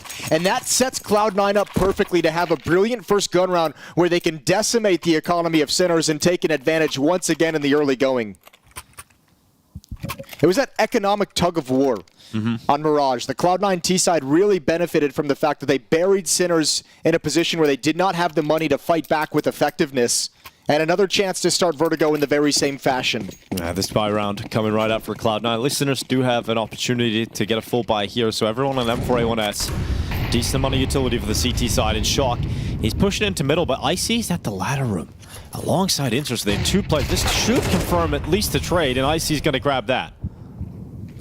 That'll let you know, though, there's a second player in middle. There's a supportive player. Oscar drops the smoke. Do they really want to challenge this? Oh, yeah. No, they do not. Reload is going to give them some space, but he's going to be ready to fight as they turn the corner and even backs up. However, he doesn't have a whole lot of support coming his way.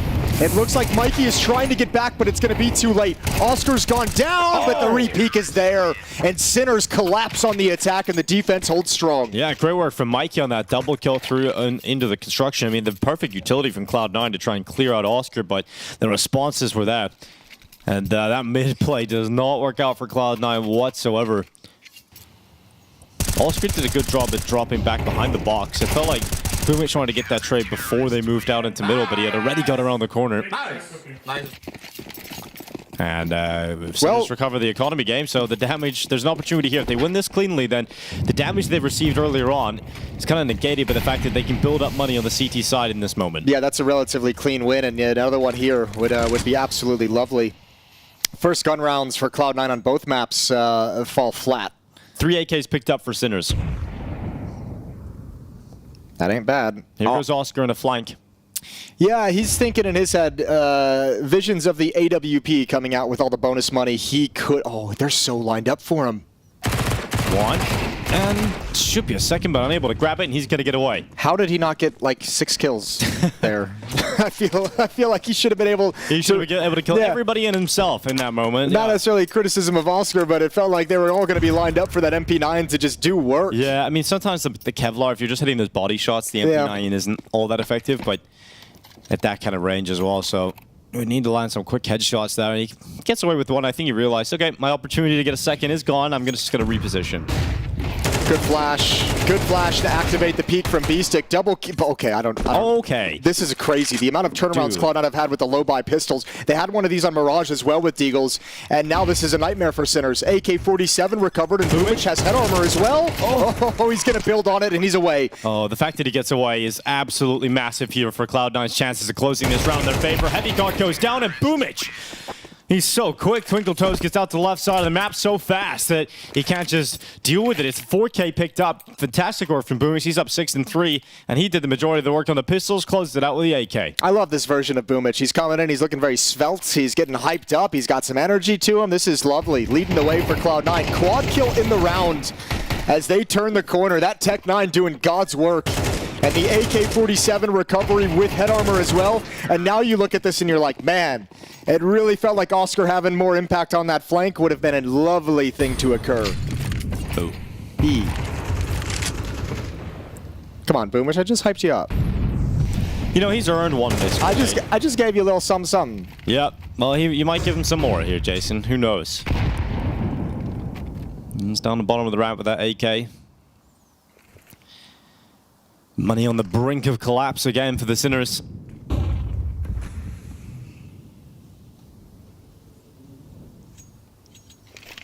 Stronger start to this map from Heavy God. Would be hard to be worse than Mirage. They had a really slow start, but not really required, as Richard pointed out on the desk, right? That's a comfortable thing when one of their heaviest hitters isn't required to get a comfortable victory in the end. Well, I mean, that's certainly an angle to take if you want to be forgiving to Heavy God. I guess the other one is if you do have Heavy God, that can be a much easier, more comfortable victory that they could have taken on Mirage and certainly on Vertigo. There we go. Nice opening provided. And I'll say this, towards the end of Mirage, he started getting into it a little bit.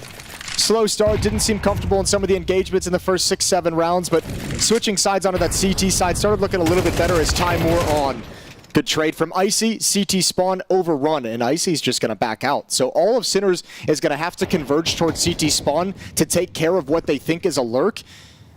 And Cloud9 is going to readjust the point of attack. Underneath, Mikey, could have got a double kill. A lot of damage done to Icy, but no double to be seen. And that's Cloud9 in the final 15 seconds, planting the bomb in the B-bomb site. And because of the money here for Sinners, they're going to save their 2 M4s. I don't know. They should. Yeah. Looks like they might go for it. Yeah, they're getting close towards Axel. And with that kill, you might as well go for it now. There's no kid on their backs. That's why I anticipated a save call, but they're actually just getting every single kill, so no problem until Heavy God steps up, and that's the difference when Heavy God's on the server and fragging out. A 4K picked up, wins the 1v2, and you know, Sinners and retakes, man, no matter how difficult it looks, they have been getting themselves back into contention, but honestly, that round felt real difficult. I think it's one of the more fun things that I've been able to see at this RMR is kind of the tier 2 teams who don't always have that mindset of play for the odds, right? Like, true.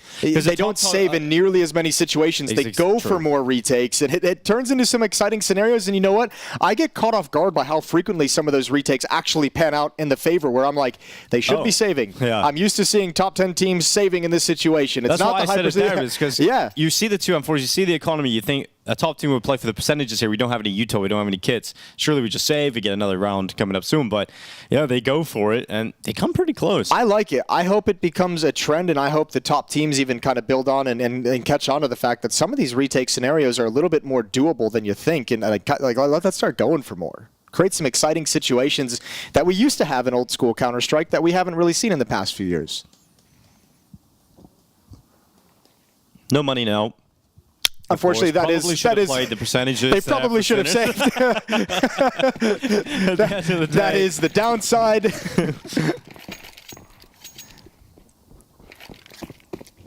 have 2 M4s to work with here, but doesn't matter.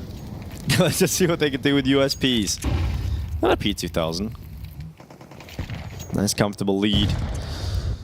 For Sinners, it's not going to be a possibility here on the CT side, but nice shot from B-Stick. Okay, why has he got 2 kills in the USP, Jason? The unfortunate thing is the bomb is also dropped here. Oh, the Shadow as well. Oh, dude. What? Yeah, I mean, well, okay, here's the thing. Cloud9, slow it down. Icy, back off. Let this smoke be there. Let them take control of this. Just let them have it. There's no reason to risk it. You actually have Axile on a really big flank at the moment, and he's the one who can alleviate a lot of pressure. By opening up the avenue to wrap around the A bomb site, he's going to start putting some pressure on the Sinner's defense, who are just covering the bomb. Double boost up onto the box. There's a spam you can do for this through the concrete. And Shock's pretty low. So if they start doing that, I seen Rebels doing the spam yesterday. They were spamming up onto the box. They can trade their way back into this. There's a spam, and there's the dink. A little bit more. Yeah, another dink. And they clear out Shock on the spam, and now Mikey's going to fall as well. So good work from Cloud9. They overrun the CT defense on top of the boxes. And B-Stick and Morisco had to fall back because you never know if Axile's still wrapping around through CT spawn. They figured it out now, surely. But that one kill from Axile was actually huge onto Oscar to alleviate some of the pressure. Obviously, intelligent spam, good patience from Cloud9, and good problem solving to work themselves out of a tense situation. So 9 seconds. Perhaps put on notice. Yeah. B-Stick's going to go for try it. And come for this. I mean, a 1v2, it's possible with the AK here. You had nothing to lose to kick off this round. And that still is the case. Axel walks right into him. Can he pull this off? He's seen Intros go, but does Intros realize he was spotted? He doesn't. He doesn't, so he hides. He thinks he's got the positional advantage, but he's gonna lose it, surely. Oh, he's so low, he's run out of ammo, and B-Stick was 1 bullet away from pulling it off, but Intros able to stand up on 13 HP and give Cloud9 their 3rd round. But that has gotta feel so bad for B-Stick. He had it, and then he drops off the ledge. I ran out of ammunition. Yeah, 1 bullet would have done it. I don't know what he said, but at the same time, I do know what he said. Yeah. I know the exact emotion. Yeah, exactly. Counter-Strike is a universal language. All right, well, guns back out in the hands of Sinners, utility as well, but not too much. You do have the AWP both teams on are Oscar. sustaining so much damage in the rounds where they should just win them cleanly. I know. Like, this is a USP round. Cloud9 had a lot of rounds with Deagles. It's crazy. Pistols are brutal right now. Utility to start taking control of the B stairs to apply some pressure. That lurk smoke as well is going to make Mikey feel real uncomfortable. So chucking one out himself towards stairs to make it awkward for Cloud9 to take control.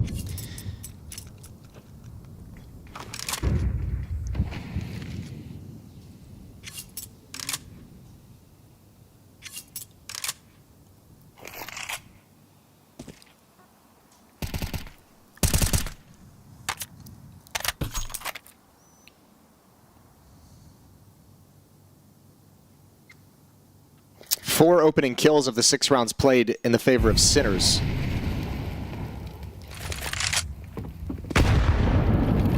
Good chip damage with the HE grenade as basic control of A ramp is gained by Cloud9. Running low on nades though. Smoke is going to block off information for Morisco to help support this A bomb site. Meanwhile, Cloud9 rotating back to the B site. They're luring this defense back and forth, pulling to each one of the bomb sites at different moments. And now they've gotten Mikey in a situation where he's got no nades.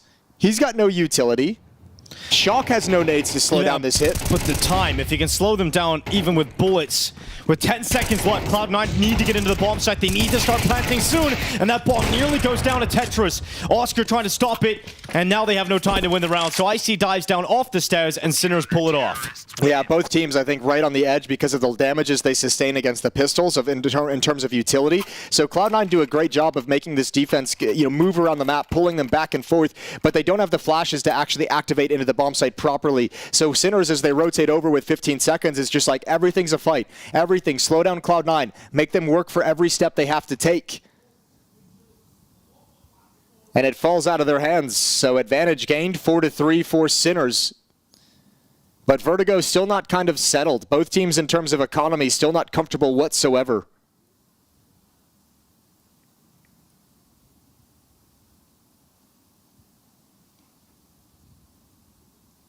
And Groove gets to have a little chit-chat. Talk to the boys. I think both coaches are probably stressed out right now watching how many times their team has sustained heavy losses to Pistols, how scrappy the early portions of this game has been. Yeah, nothing going according to the game plan, nothing going according to the advantages that you feel you've gained. Yeah, it's a little bit awkward for them.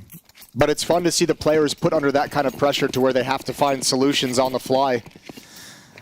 Icy surviving has an AK-47, but none of that losing bonus filling his wallet, so he's got $0. Exile is going to have one flashbang to activate him to take B stairs control. And actually, Icy just says, you don't need to use it. He'll go for a boost up. What? How has he got here? He's so sneaky. I love everything about this. Oh, yeah, go for the Boomich. knife. Go for the knife. No. What's he going to do here? What's his decision? Come on, Boomich. Boomich is just tracking. Morisco pulls out the knife, and now he's got an M4. That is a Boomich play right there. And no panic stations for the Sinners. They don't really know what they've lost. As Boomich gets cleared out in elevator, at least a kill comes back quite quickly from B-Stick, and they're sprinting up. Axel's got the bomb on his back as he tries to enter the A bomb side, but he's got no teammates with him. And now that B-Stick is taking Boomich out and taking some space over towards A, it is likely to fall apart here for Cloud9. They had to take a risk somewhere, and I like the fact that Icy actually challenged for some of that control over at the B bomb site. He's thinking, if I can establish that nobody's actually here at the B site, I can pull everyone back and we've got a plant. Really nice attempt and good work from Boomich to create something in that round. It's funny that the unarmored Glock is the thing that, opens everything up. True. Well, actually, it was the knife. The knife. Good but point. It's a lot of money for Boomich. Yeah. Look at that. Off the back of it. He's got $6,000 now going into this round, so he can get that AWP out quite comfortably over to Icy if he Which is great because Icy had none of that losing bonus in the previous round, so he was really hurting for cash. And actually, you could go away from the AWP and drop a couple Galils, maybe a Tech 9. Icy's picked that up himself. So Boomich has some money in the bank after the knife. Able to spread the wealth. Shock going aggressive, though. Inter's hiding his head down behind the generator, and just with the aggression, it's paid off here for Sinners. That's the second time they've run that play, and the second time it's worked to get them an opening kill. This CT side from Sinners is maybe the cleanest we've seen them play on Vertigo throughout this series, and it's against probably the toughest competition they've had to go against in Cloud9. Yeah, 13-4 start for B-Stick 2. He had a great map over on Mirage. He's having a better map here on Vertigo. Now smoke misses. Not ideal for Mikey. Drops between the steps. But Cloud9 not exploiting it whatsoever. They just want to gain control of stairs and say, we have the position to challenge you at the B bomb site, but we're not going to take it.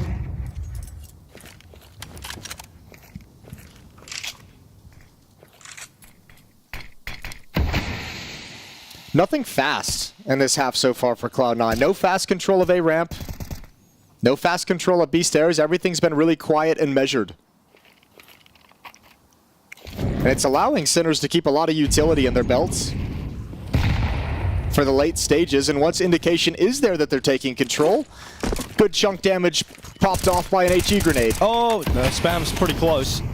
A lot of damage towards Axel. I thought he was going to continue the spray to take him out of there, but he didn't. He stopped. Oscar, good shot onto the side. Boomich going down. Second locked in for Oscar, and he's just hiding in at the elevator. B-Stick's alongside of him, and Icy, well, there's nothing he can do about this. This is so strong from Sinners on the defense. Yeah, that's one way to put it. I think the T side doesn't have a lot of strength to it right now either. Like, I think that's also part of the equation, is that Cloud9's not really doing a whole lot to make Sinners feel uncomfortable. You're using a lot of utility because you're going such a slow pace and you're delaying things towards the really late mid-round. You don't actually have utility to pull off the execute into the A. Like Oscar with an AWP is like, great. No flashes, no smoke blocking me off. I'll take that. Yeah, free repeaks, free double. 9-5 here for Oscar. He'll continue to have his AWP as the CT side start to build money. And these rounds where Cloud9 do damage on pistols are great, but it doesn't really matter if you aren't able to capitalize in the gun rounds and break the economy of your opponent. And you can't really rely that every time you're forced back down to pistols, you're going to be able to get 2 or 3 kills. True. Although they have been pretty consistent with it today. Yeah, but as you said, like the longer the BO3 goes on, you're not going to see as many of those. Dust 2 would be a third and deciding map if Sinners can take us there. They're in a pretty good position to give themselves a first half to activate that third map. Yeah, should be grabbing a 7th round here with relative ease. Oscar's got a nice gap to play with. Oh, and Icy's just shown a little bit too much to the shoulder there. So Oscar's gone ahead and taken him out of play. Pincher's getting caught. Mauricio off the top, no problems.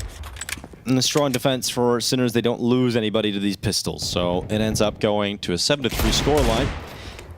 And they're absolutely putting themselves in a good position now to try and force a Vertigo win and get into Dust 2. We talked about Heavy God at the start of this half. He had some nice kills, some nice double entries in a couple of rounds. I think he went up to like 8-3. He's like 0-6 since then. He's really, really cooled down, but I don't think it's necessarily an individual thing. I think, again, this kind of slow-paced, like really cautious T side is backfiring on Cloud9 at the moment.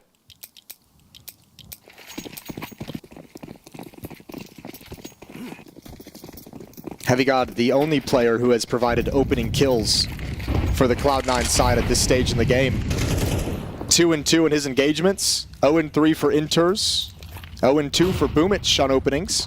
Good flash here, Mauricio. Going to be cleared out by Heavy God. There we go. A little bit of a pace change. Yeah. Getting involved in the action earlier. Got an AK back in his hands as well. This is much nicer. Now look at this. You got all this control of ramp. You've got tons of utility. If you want to keep moving forward, you can do the set piece. You can block off Oscar's lines of sight. Now we're playing Counter-Strike, boys. Well, the util flying up. Oscar held back behind the fire and the flames right now, but Heavy God going down. A response from Shock. Icy doing what he can. Oscar had a chance. He did damage, but not enough to remove Inters from the server. And here comes the flank from Axel. He's been waiting for this all half long to finally come through mid and catch them looking the wrong way. 3v2, bomb planted. This is pod racing. Yeah, and let's see if Sinners actually go for the retake this time. They're in good positions, of course, so it looks like Mike is going to get a great opportunity here, but Inter spots him out, stops him from getting involved, and Oscar really had no moment where he could move forward. So Cloud9, a little bit of speed injected into things, and they get them away in towards this A bomb site and have a pretty strong close to the round. Yeah, that's what I'm talking about. A little bit of energy in this game for Cloud9. Well, that's one extra. Let's see if that speed continues, Jason, or if we go back to the slower stance that they've had throughout this half. I think you got to do something with a little bit more pace. At least, I mean, you don't have to do that full kind of commit right out of the, right off that. I mean, the opening kill helps, obviously, from Heavy God and changes that you feel like you can actually pull the trigger on that execute after the fact. But just a matter of taking that map control earlier. You know, so much of this half for Cloud9 has been sort of take control of B stairs, but don't really challenge into the bomb site, right? Like, they've taken control of B stairs a number of times, but we haven't seen anyone, like, take that 1v1 duel on stairs into the bomb site to try and exploit Mikey. We haven't seen any lurk smokes or boost ups to try and really apply pressure to the bomb site. And I think that's the difference in this round. It's not just the pacing, but it's the fact that you're actually applying pressure. And that opens up the avenue for Axal's lurk in middle. But if you're just kind of taking control and not doing anything with it, you're not opening up any opportunities for teammates to play on other parts of the map. Cloud9's fortunate as well, I think, to get away with that round in a certain extent, just because they missed that smoke over the yellow wall to get into elevator. It was a little bit shallow, so there's actually a gap that Sinners could have exploited. And certainly now with this number of bodies, you are going to apply pressure to the B bomb site. So yeah, the pace has changed. The assertiveness has changed tactically from Cloud9. This time it won't pan out. Well, not yet. Still could flip back in their favor with that kill from Boomich. Shock, though, waiting for his chance, looking over the top of the smoke, but the utility forces him away. And here comes the mid-fight, this time from Inters. He finds Impact to draw the numbers even to a 3v3, and he'll get out of there. He won't commit his life to the cause in mid. He wants to get out to the post plant down at the stairs, and Icy now committing to the plant. And here comes Sinners. They're quick about this retake. They're out in the fight. Mauricio gets one. Boomich still alive, and around that corner, sent into the open. What a shot from Shock's Deagle. And they knew that flash had to come from somewhere, so they're going to look for Inters. And that smoke is onto the defuse. Oscar's around, protected by the double stack. He can't get the angle here, and it's a defuse stuck. Sinners go up 8-4 at the half. A strong CT side that has given them a real foothold on this map to try and force us to Dust 2. Yeah, Cloud9 really felt like needed the pistol round to have that good T side. I think they figured out that that little bit more aggression within the calling and within the players themselves was kind of the recipe. They just switched into it in the last 2 rounds of the half, and it wasn't enough. 8-4, really good job from Sinners, looking clean. And again, I mentioned in the pregame on Vertigo especially, we've seen so much of that disorganization of Sinners throughout this, but it's against the lower tier teams who just in general play more aggressive, play faster. And there was no pressure really from Cloud9 throughout that half to cause that collapse from the Sinners defense. So they had a pretty comfortable CT side, all things considered.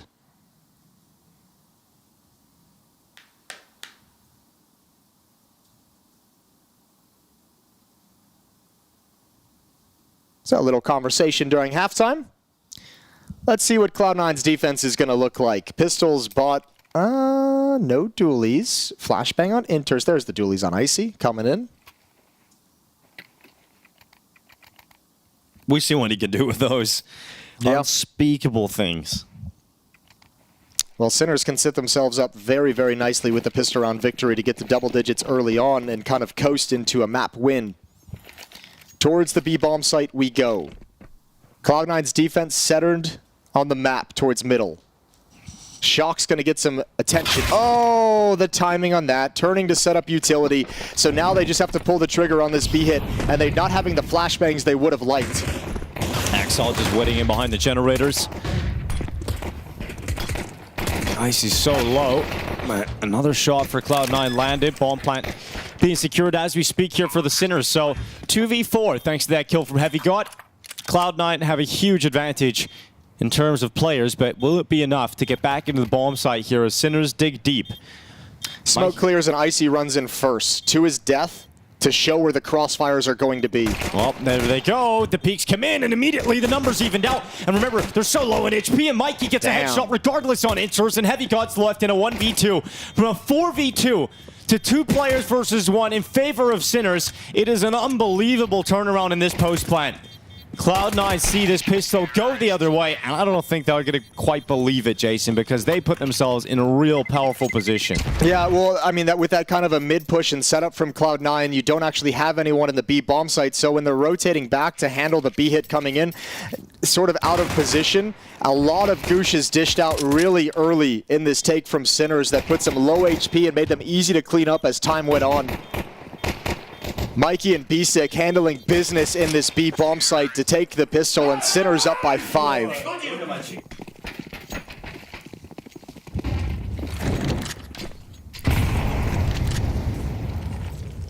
Up by 5, but it's about to be 6. I mean, you look at the situation going on here for Cloud9. It's USPs. They're going to dive down into the ramp, try and make the most of these flashes. And it's cleaned up. HeavyGod, the only player grabbing a kill here for Cloud9, so double figures for Sinners, and Cloud9 just don't look very comfortable on this map. No. That and also Sinners are playing incredibly well. I mean, everybody, it's a good team effort. B-Stick leading the charge of 18.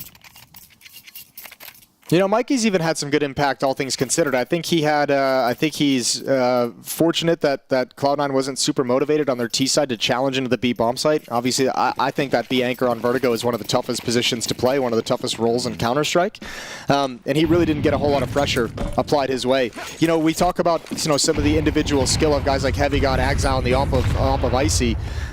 No one challenged him whatsoever. Axel is going to hold strong here at A. It's HeavyGod to take the B anchor position that I just mentioned on the CT side for Cloud9. And B-Stick's been spotted a little bit early. They were really testing how much real estate Cloud9 was going to give them in middle, and they didn't like what they saw.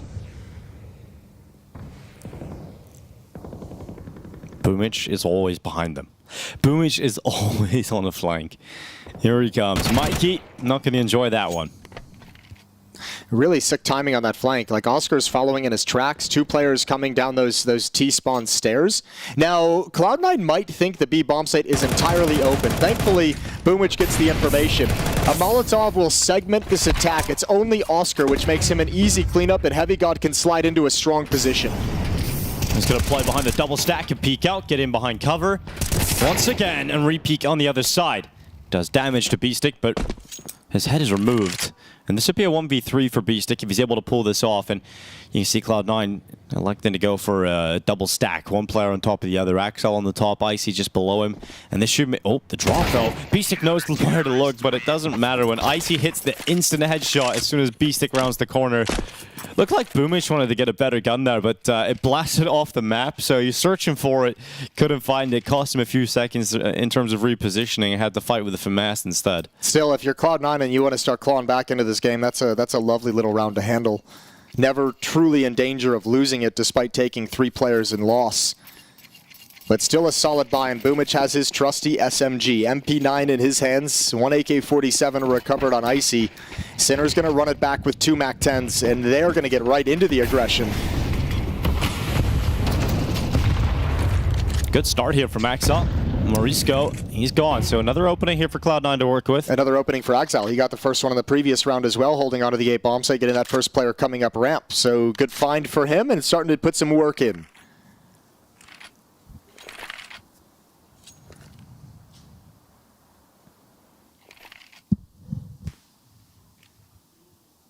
Boomich is just jiggling for info. As soon as he detects anything, he's going to throw that molly down, slow things down for Sinners.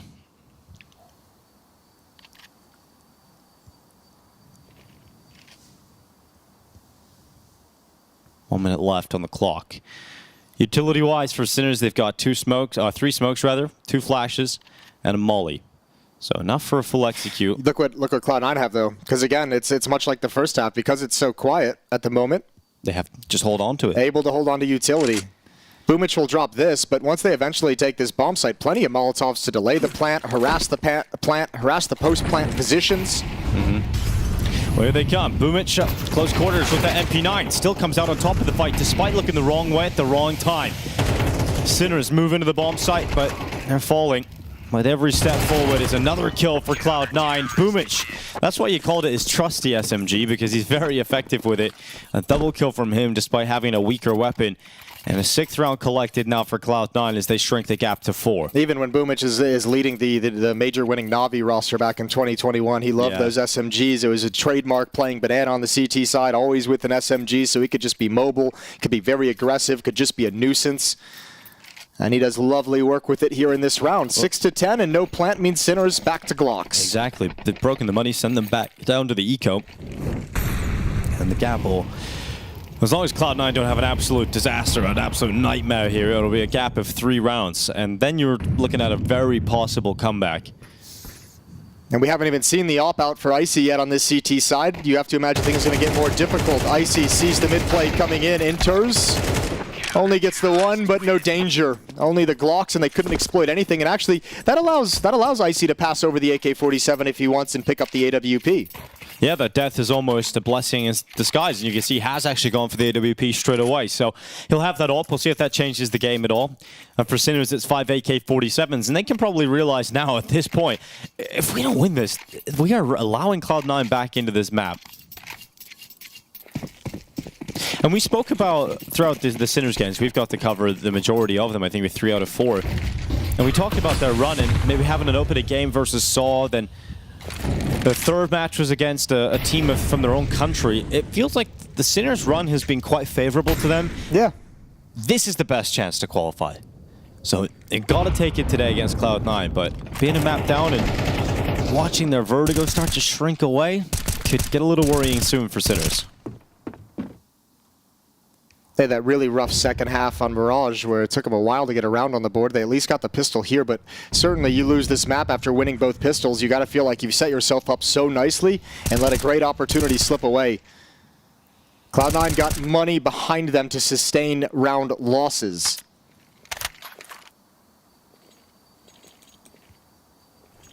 Heavy got close up to boards at top of B stairs. He's got inters in support. You have Icy with an AWP, keeping eyes on middle. Exile is the rotator at the B bomb site to help out with Boomich taking A bomb site anchor duties.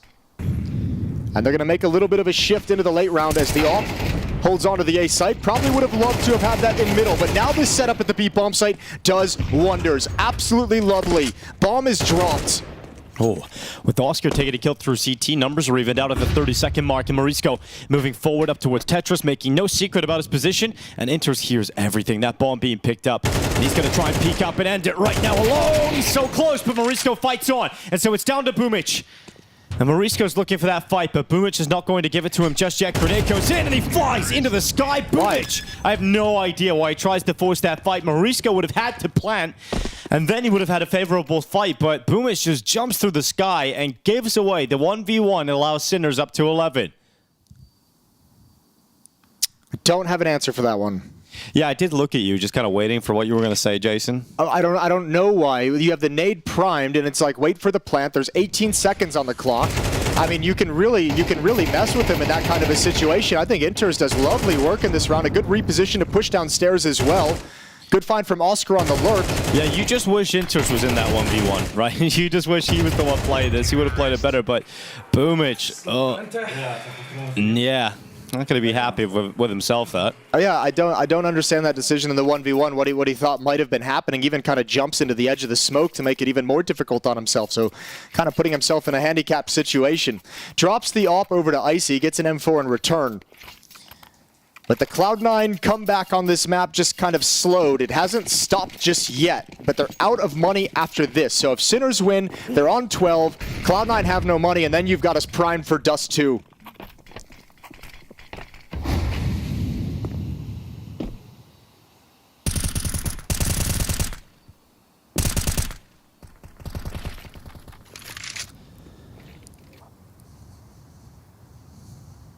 Icy's holding a tight angle in mid.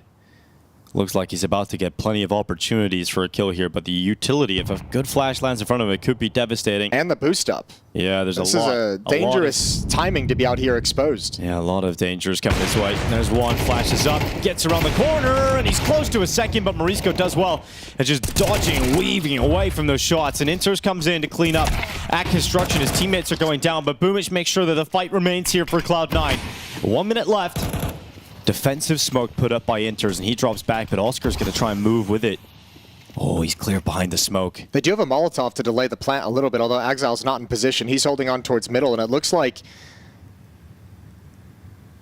Sinners want to get a little bit aggressive. Bomb is dropped in mid, so they have to go hunt that down. They actually have to go find kills once these smokes clear. 38 seconds for them to piece this together. Nice silent drop from Oscar, not to give away anything, but they are now getting closer and closer to that bomb, but the smoke goes up. Severs off that pathway. Shadow spotted. Inters in the perfect position.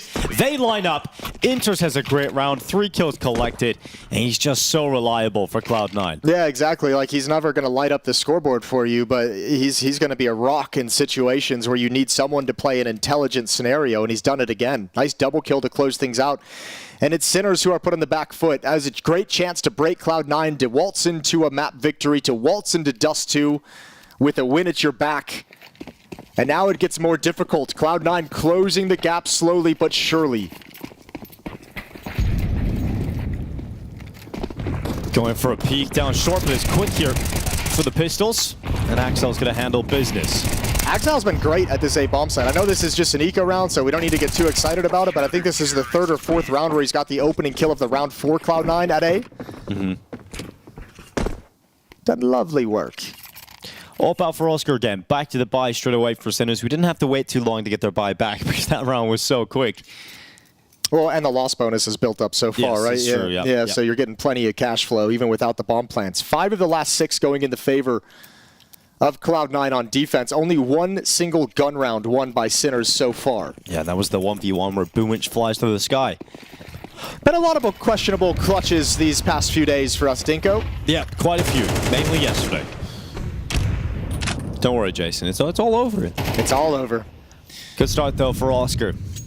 A lot of these rounds have had Cloud9 finding the opening kill, right? This is a different story. That one's through smoke, or maybe it was broken open, but regardless, a good find for Oscar to give his team a 5-on-4. So Cloud9 going to have to work this out as the round goes on. And Sinners, now it makes sense to do these kind of more slow, calculated paces. Cloud9 have a great read, though. Heavy God and Inters ready to go around the corner. It's going to be Beatstick up first, and Mikey on the follow-up. It's either go big or go home here. Icy Oli on the side, he's got a collateral, and that's one way to pull it back right away. Again, Icy is stepping up here for Cloud9, and the hearts of Sinners go cold, as the sniper of Cloud9 is strong, but he has to do everything. A 1v2 as his team at Axel goes down, and they know where he is. They know he can't have gone far, but he gets below the scope. If he peeks in towards Oscar, he's right below the leg shot, and then the flick from Oscar down. It is all about the ops in this round, but it's Sinners that go to 12. Man, Icy, what an attempt. The collateral is huge. Triple kill to hold on, all on his lonesome. Cloud9 just picked the worst moment to try and turn this corner. Icy does so much work, but none of his teammates can get anything done. A beautiful lurk from Shock, being patient, and Oscar is prepared with the leg shot. A sigh of relief as Icy's shot just goes a little bit low. 3 chances for Sinners to close it out, but it's still a strong buy for Cloud9.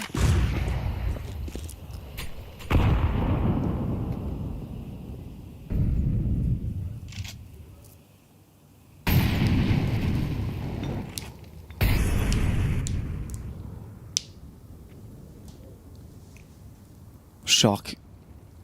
Just clearing that boost out in the middle. Heavy God took a tick of damage. Literally 1 HP. But it gave away the sound cue regardless, and he has to fall away.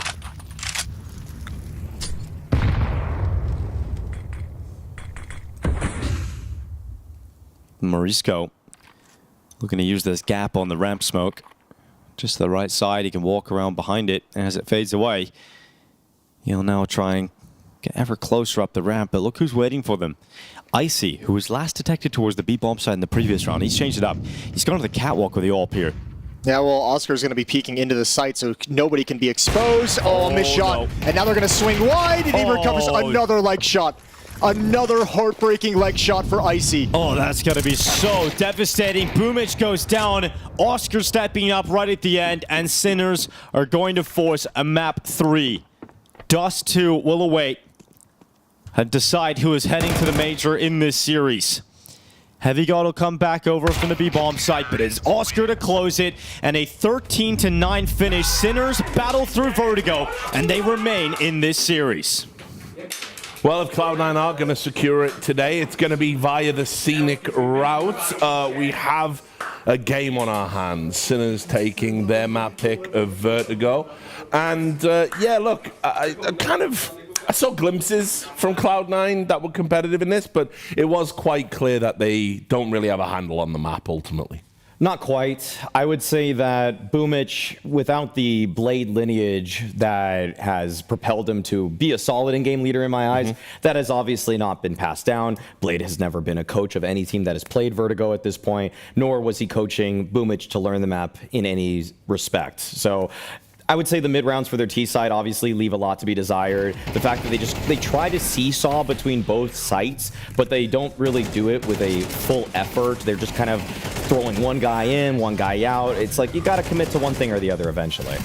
Yeah, it's definitely a situation where early in the half I felt like they were a little bit timid, like they just weren't like really going for things. They were just not decisive enough.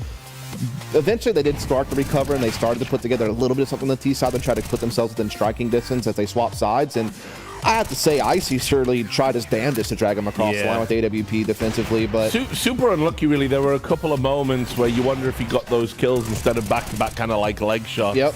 Yeah. You know, the final 2 rounds, basically. Yeah, could it have been different? Like he had a chance at that one clutch on the B-bomb site where he laid the guy at ramp, and then obviously the final round he legs the guy at catwalk. So definitely a couple of things that could have kept this game going, but in the end, Sinners just a more comfortable team. Yeah, and credit to Sinners though, because they oftentimes just covered the options of Cloud9. In the mid-round, they would usually have at least one person spotting, for example, towards B. They would have a guy spotting at the top of ramp, and anytime Cloud9 tried to pull off any kind of mid-round, usually it was at the cost of somebody's life. Like, if they wanted to rotate back to one bomb site or another, it was just that the spacing wasn't nearly as tight as it was on Mirage, per se, where despite the fact that Sinners found opening picks on that map, usually there was a kill in tow pretty quickly from the C9 side. And a reminder to everybody, like, Sinners were extremely good at this map in 2022 and 2023. Like, they made this their home map, and they were oftentimes considered the best team in the world, actually with Cloud9 roster themselves, but obviously that one was led by Nafany and had a very different outlook or a different look with Axile Shiro popping off at a much higher level. I mean, we kind of talked about this before the game started, that we need to see Mikey and Marismo like kind of show up as entries, and they really did on the T side in this case. But B-Stick, their IGL, has actually been fracking pretty well for them throughout the entire tournament. So I want to tip my hat to him. He's not normally one of the guys you look at on this team. You're looking more at like Shock or Oscar as kind of being some of the front runners to put up big numbers. But to see B-Stick be able to lead by example as kind of another guy who'll do some entry work for this team was certainly nice to see. Put that horror show clutch attempt behind him as well, which was we were pulling our hair out over that one. Well, not me obviously, but look, what's the pull out? Where are you pulling it? The beard. Oh, the beard, of course. The back. Oh, the back. Okay, sure. But anyway, yeah, you can see that we've got some highlights here, but we'll continue to talk. I mean, look, we've focused a lot on Cloud9. I think it's only fair we give Sinners some plaudits here. I mean, certainly this is their map pick. We know it's a bit of a speciality pick for them. We've seen them win here at the RMR on this map. But now, with Dust 2 coming, things are wide open. I would say so. I mean, I still favor Cloud9 overall in this series. I feel like Sinners, Cloud9 were able to dispatch of some decent opposition lately. One I remember more vividly, they beat Passion UA. And I just think like Boomich has a great grasp of mid-rounding on this map, unlike Vertigo. He's just able to, they're better at taking map control procedurally. They're better at working off of that. And on top of that, like the explosive plays, to me, they just don't work out as well on Vertigo, where if you're going to try to pop ramp, it's just so obvious you're going up that for so long. Whereas on Dust 2, if you do a good concerted effort towards B and you pulled one of the two B players towards mid, as Cloud9 can do because they have good nade procedures, well then it's a lot weaker on that bomb site. And I feel like in this series, when it's just a 50-50 duel, even though Sinners showed a little bit of bite here on Vertigo, I'd say overall, the skill difference is still in C9's favor. Yeah, I certainly echo your sentiment. And just to kind of add on to it, I think that a couple of things to look out for on this Dust 2 game that's going to be very interesting is, for one, this Sinners team really loves to go for B-pop plays on the T side. That's like one of their favorite strats to run. That's where Enterch is going to be playing, which again, they're trying to attack a weakness, I think, on that side of the map. But Heavy Gods can be that rotator to help reinforce that. So I think that interaction is going to be key. But the flip side of the coin of that whole point is that Sinners leave long A open a lot on their T side. And I think that's something CTs can exploit, that they just don't really have a guy defaulting there very often unless they're going for heavy long A control. So I'll be curious to see if like Boomich can kind of maybe get some lurks in behind, and things of that nature at the top of middle and kind of disrupt their T side. Whereas I think you're right. When we flip the script, Cloud9's T side, very cohesive, lots of good players and good roles, and certainly not to play the map well. Yeah. Any final thoughts, Maui? I think that this is like also the classic case where you do just really have to focus on the operas, of course. We haven't always talked as much about Oscar as much as we probably should have, given his tenure with this org, with the Counter-Strike scene in general. Right. And for him, he was flawless in opening duels in the RMR close qualifier. Like he needs to roll back.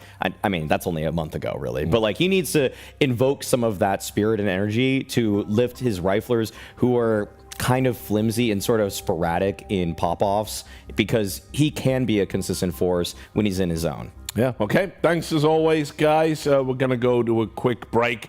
Will it be a devilish upset for the Sinners, or will Cloud9 find themselves in heaven? We'll find out soon. She said she loves you. But she can't love me. But I love you.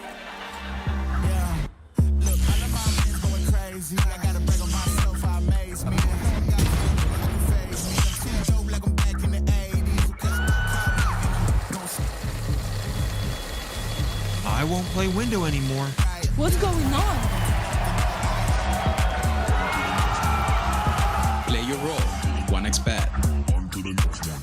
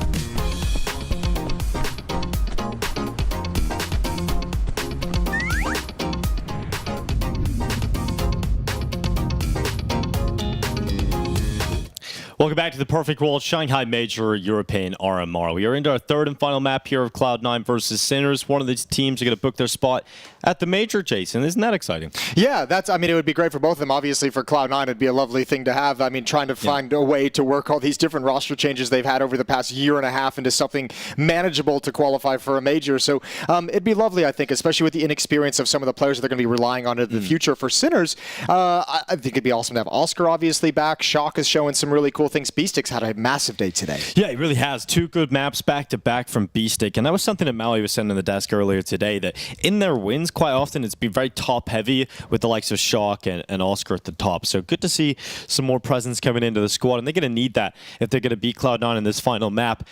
We started to come back into that Cloud9 in the second half, just not enough done in the first half, Jason, to really allow them that Vertigo win. I'm just excited that Dust 2 is going to be the final map, because that Vertigo is very slow and cautious from Cloud9, and like this allows you to open up a little bit of the playbook in terms of your pacing, in terms of fast tactics, and obviously on the CT side some aggression as well. We see a lot of teams now pressuring lower, pushing mid, pushing catwalk and Xbox, and having some presence to hold control of middle. There's a lot of cool things that can be done on Dust 2, and I'm excited to see both these teams just take the gloves off, get stuck into it. Let's get a little bit of a death match going on here on Dust 2. Well, Marisco takes a smoke to the head, and he's going to be smoked out in middle, and Exile moving up through short quite quickly now.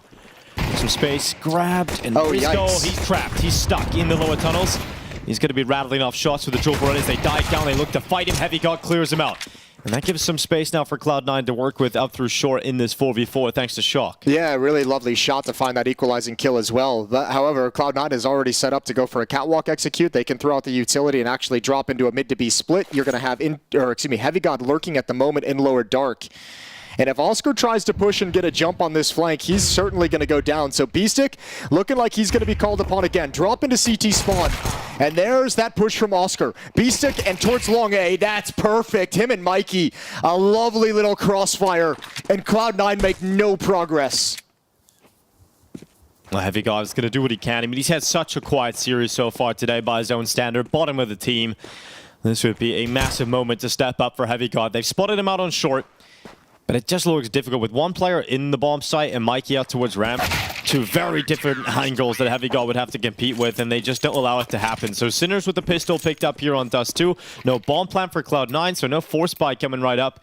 And this is going to allow Sinners a 2-0 lead. Yeah, dang. Just not able to make it into that A site whatsoever. The drop down to try and wrap. They expose themselves to the long player. Beastic inside the site just does great work. And I think once you hit the deck on that drop-off catwalk and you realize Beastic kicks off your third teammate, you're just kind of like, oh, we're in some trouble. We're having issues. Not necessarily the best day of T-sides here for Cloud9. Not necessarily the best nade from the CT side there. No. They have 4 rounds on Vertigo on the T side.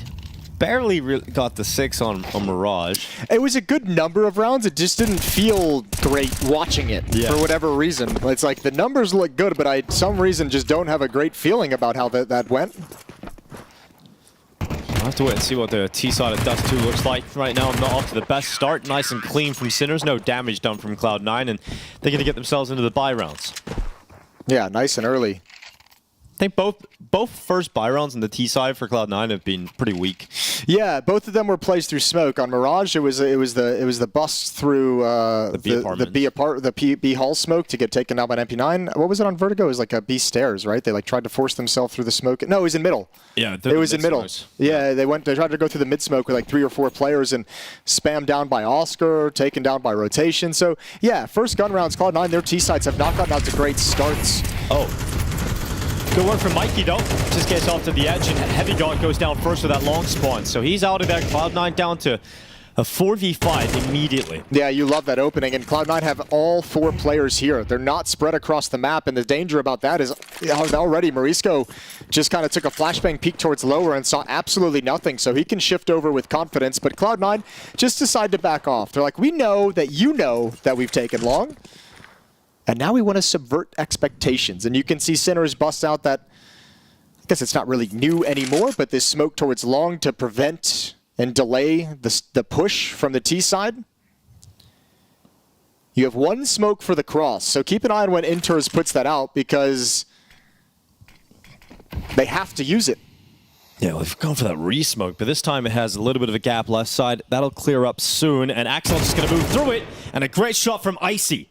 So B-Stick to hit the deck. Mikey's low in HP inside of the bomb site. He's going to swing into the open and try and challenge some of these long plays. That cross smoke misses terribly. Where did it go? It just landed up on the roof. Oh, no. That is a disastrous smoke for Cloud9. That one they got a rum boost, Boomich across, and they failed that as well. It never works. It's a classic in Counter-Strike. The long run boost cross. It never, ever works. All right. I'm trying to... Attempt 3. Nope. There we go. He got across this time. And Oscar didn't even see it happen. So the bomb plant's coming in, but all that wasted time has allowed them to come around long. And as good as Inters is, he wasn't predicting the second player and needed to cover off the plant regardless. So now it is Boomich to try and win this 1 versus 2. The AWP of Oscar will be coming through short. And Morisco is just taking his time, allowing his teammate to move. And eventually throwing some utility out long to draw the attention of Boomich in that direction. But Oscar, oh no, not looking good, but eventually does get that shot to land on Boomich, and it'll end up being a round win for the Sinners. Poor Boomich is just like, I've got a lot of real estate to run to get away from this op. All right, well, maybe if that smoke lands, it turns out differently. Inters, we keep mentioning such a reliable, consistent rock when you need them, and not this time. Nobody's perfect. Oh, you feel pretty bad when you miss that smoke. You do, because there really is only one person that can be pointed to as the mistake. Yes.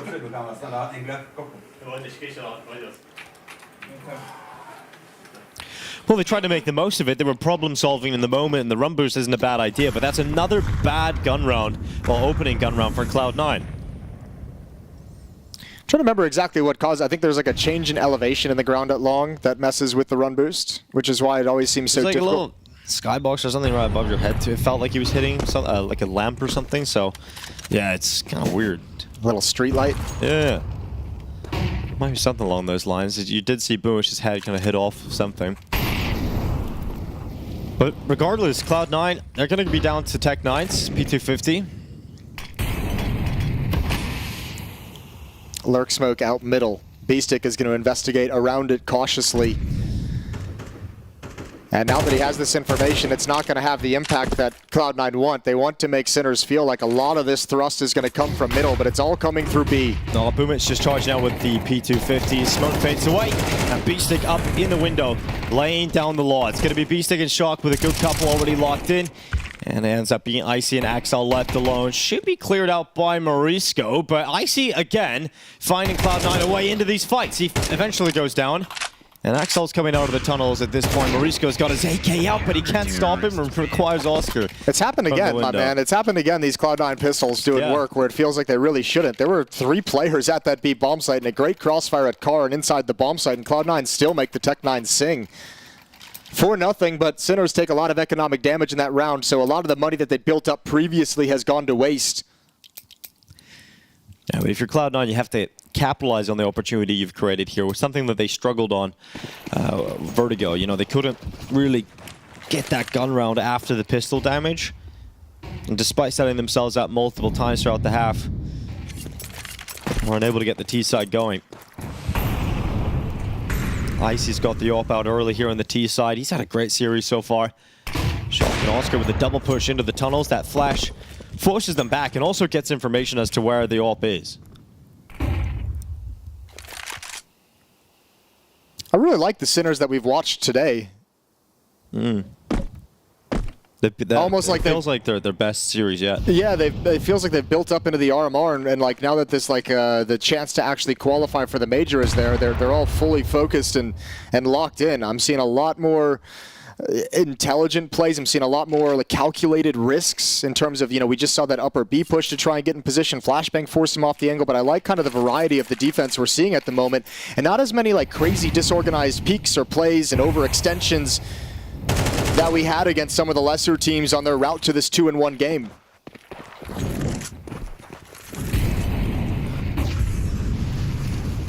B-Stick using the fire as a little bit of cover.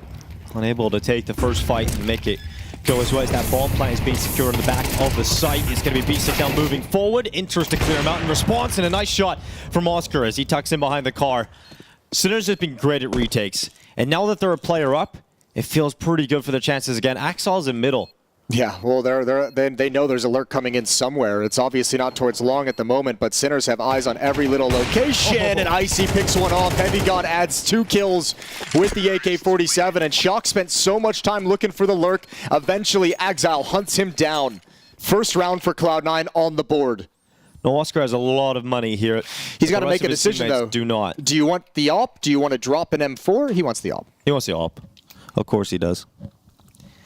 Let's see what they do around this AWP, because surely it's not just going to be USPs. See some Deagles, at least 5.7s around it. You can just do the pistols around it. You just have to be very cognizant of helping Oscar save that weapon, but Oscar's left enough in the bank that if he does go down, he can have a weapon in the next round, but really you're just saying Dust 2 is a map where a single AWP can turn the tide, so let's give Oscar a chance.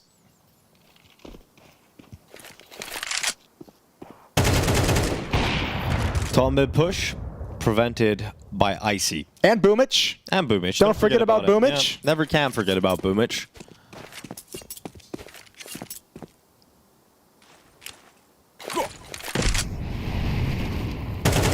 What a career Boomich has had. Obviously, had a time away from competitive play. Had to come back and earn a spot in the top team again, and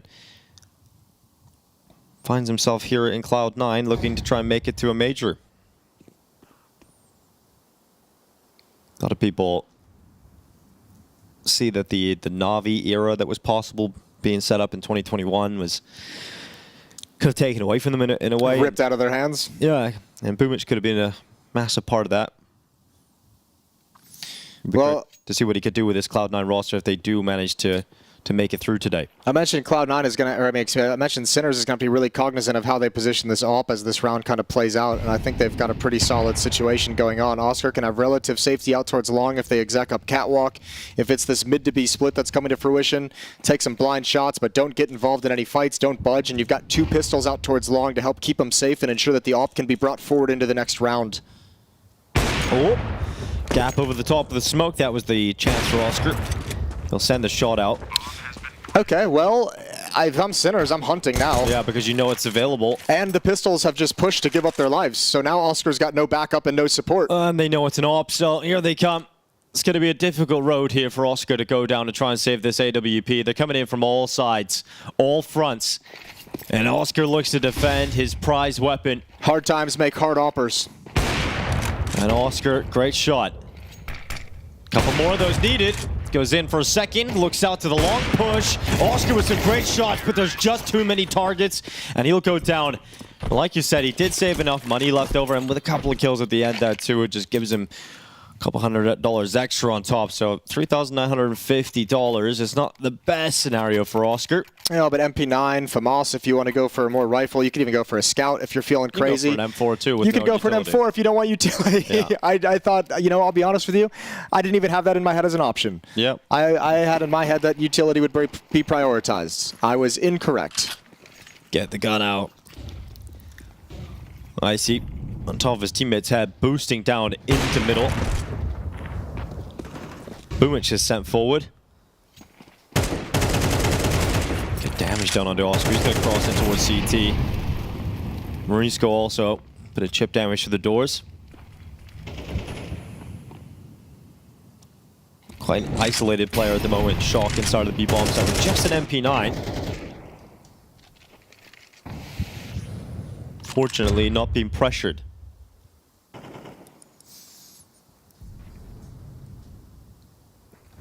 Catwalk. Here's the push. 1-for-1, and Mikey, he's got another one out of it before Icy trades him out. So a 3v3, minute left on the clock, and that bomb coming back over towards the tunnels, but it's no longer just Shock alone. Yeah, it's almost like Cloud9 want to do a little misdirection, but I think they're going to get caught. This push, that's fine. That's fine because you still have Shock here. I don't think they'll expect a second player boosted up like this, and he's going to hear the footsteps, so he's telling Oscar right now, they're coming to this B bomb site. Start getting a move on. Stop walking. I'm going to need some help, and he's in a position where he can grab 2 if they're not ready for this position. And Shock is waiting up. Good job done. MP9 is good for a second, and Shock has slowed them right down. Takes the health out of Exile, and Oscar asked to clutch. He's going to be coming up that B ramp. Bomb plant being secured. Oscar has no utility, as we mentioned at the start of this round. But let's see if that M4 is worth the expense. Smoke fades away, and Exile will win it in the 1v2 to save Cloud9's bacon and give themselves a third round to play with. Nicely done from Exile. A really good attempt at holding on to the B bomb site. Double kill from Shock. Almost even getting the third, dinking up Exile. But as the smoke fades, Exile's ready for it. Oscar never had the indication. And that's a big time win from Cloud9. Timeout taken so Groove can have a chat. He knows they need to build upon this. They need to string some rounds together.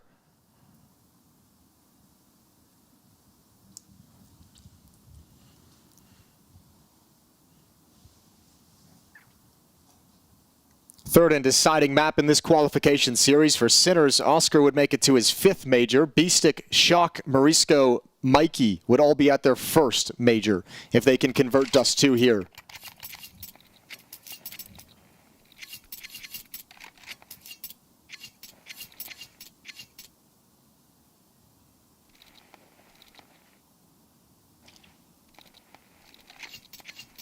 Not a lot to work with now for Sinners, whose scoreline is about to be tied up, in a great shot from Icy.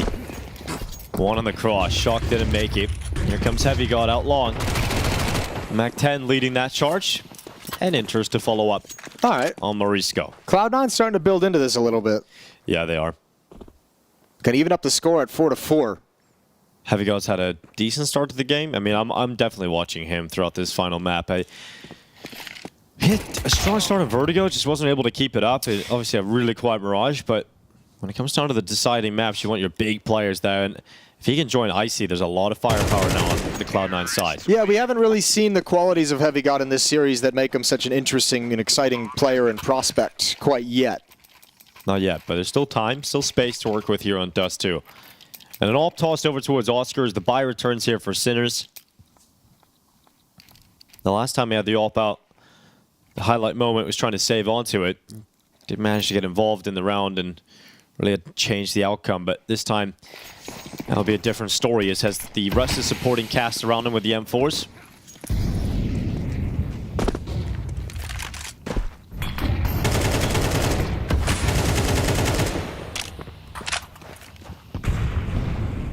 Oscar's got eyes in the lower tunnels. Needs to be careful. He's aware of the possibility of a boost, but it's going to be an off-the-off battle, but the timing. Just as soon as Oscar was about to walk into the crosshair of Icy, they decide to deconstruct that boost. Swinging to short, though. Oh, this could be worrying. Oscar's going to go up, seize the feet of Icy, and is able to shoot his leg off, but Icy will still stand to fight in the round. Yeah, but happy to take that damage and soften him up for later. That's a kill that Sinners can clean up relatively quickly in some kind of a situation in the late round. Molotov's out everywhere, mid, B tunnels, and out towards long, so Sinners just happy to delay for the moment. 1 minute on the clock as Cloud9 make their way up Catwalk. They know the AWP was boosted there, so you can imagine they have an understanding. Last time they came here, Oscar's AWP over towards Car, Beastick over at the railing, play passive. Very similar setup now.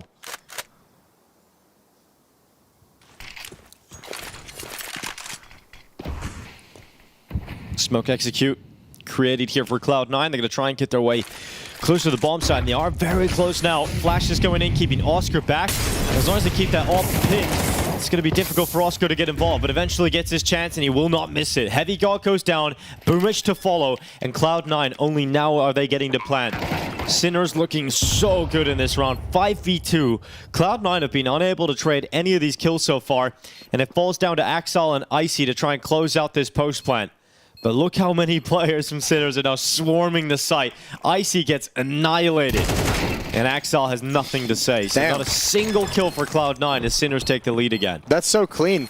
Although if I'm Cloud9, I'm almost thinking in my head, like, maybe this is a trap way of thinking, but I'm almost saying, like, we're getting so much real estate over at the A bomb site. Like, yeah, we have Oscar Akar, the AWP is going to be there, but Beastick is playing very passive on the ramp. No one's challenged during the entire progression into the bomb site until that shot from Oscar. So if you have enough flashes in the late round for these catwalk executes, you can keep Oscar blind your entire progression, and you can just get a bomb plant. That might be something Cloud9 just say, we can continue to kind of abuse that. And if you can get some lurkers in some good positions, you can cut off some of those rotations and really have impact. Icy going to get boosted up, but a smoke on the cross allows the defenders to get over safely. And 3 players for C9 coming into the tunnels down towards lower. Oscar's AWP is going to be here and did not expect that timing whatsoever. Sidelined. Trying to peer up towards middle. Mikey's moved into the longhouse. Icy's watching for any further aggression, which doesn't look like it's going to come through from Mikey until he gathers the information that it is a wise move. They've moved their way through middle doors, and Axel is alongside Heavy God. The bomb currently positioned in the tunnels. It's on the back of Inters still. Smoke out towards CT. Flash going forward. Shock to set up his teammate for the swing. And Marisco goes into that fight. Shock from the window. Great shot on Axel. 3v3. Pressure now on the B defender as Inters is applying pressure towards his position with the bomb at his back. And Boomich trying to join his teammate. But Mikey, remember him. He was at long. And he's pushed all the way through the lower tunnels. So Inters is now surrounded on all fronts. He has to worry about the player within the bomb site. One to the doors. And he doesn't know it yet. But Mikey's climbing above him. And eventually the headshot comes in from Shock at the back of the site, and Sinners extend their lead on the defense. Beastic still having an absolutely lovely day. This series has been phenomenal for him. Like, yes, it has. Absolutely wonderful. You got to be so pleased if you're Sinners. You're getting this kind of a performance in such a critical match. First timeout taken from Cloud9 as they want to talk things over. Groove's not liking what he's seeing. T-side not impactful so far. A couple catwalk executes have netted them. No wins. Mid to be split now, just shut down.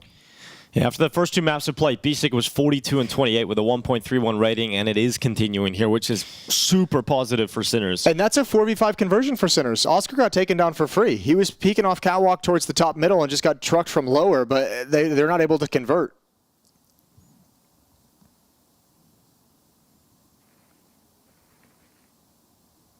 Another T side that doesn't have a whole lot of output for Cloud9. It's tough because they don't have enough money to get a full buy here either. You can certainly get some upgraded pistols. Even a Hero 8K if you want it. But it's just going to be the Tech 9s. Axel having the most money has only bought a Molotov. He can save and drop an AWP over to Icy into the next round. Receive a rifle from Icy in return. But Sinner's about to go to 7 rounds, Jason, and it starts to sink in now that this becomes a reality that Sinners could be going to the Major.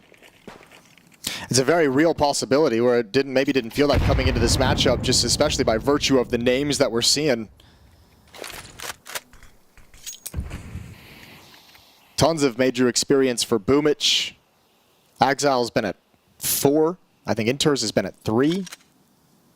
You look at that and say, with that kind of experience, this is a game you guys should be able to handle for qualification.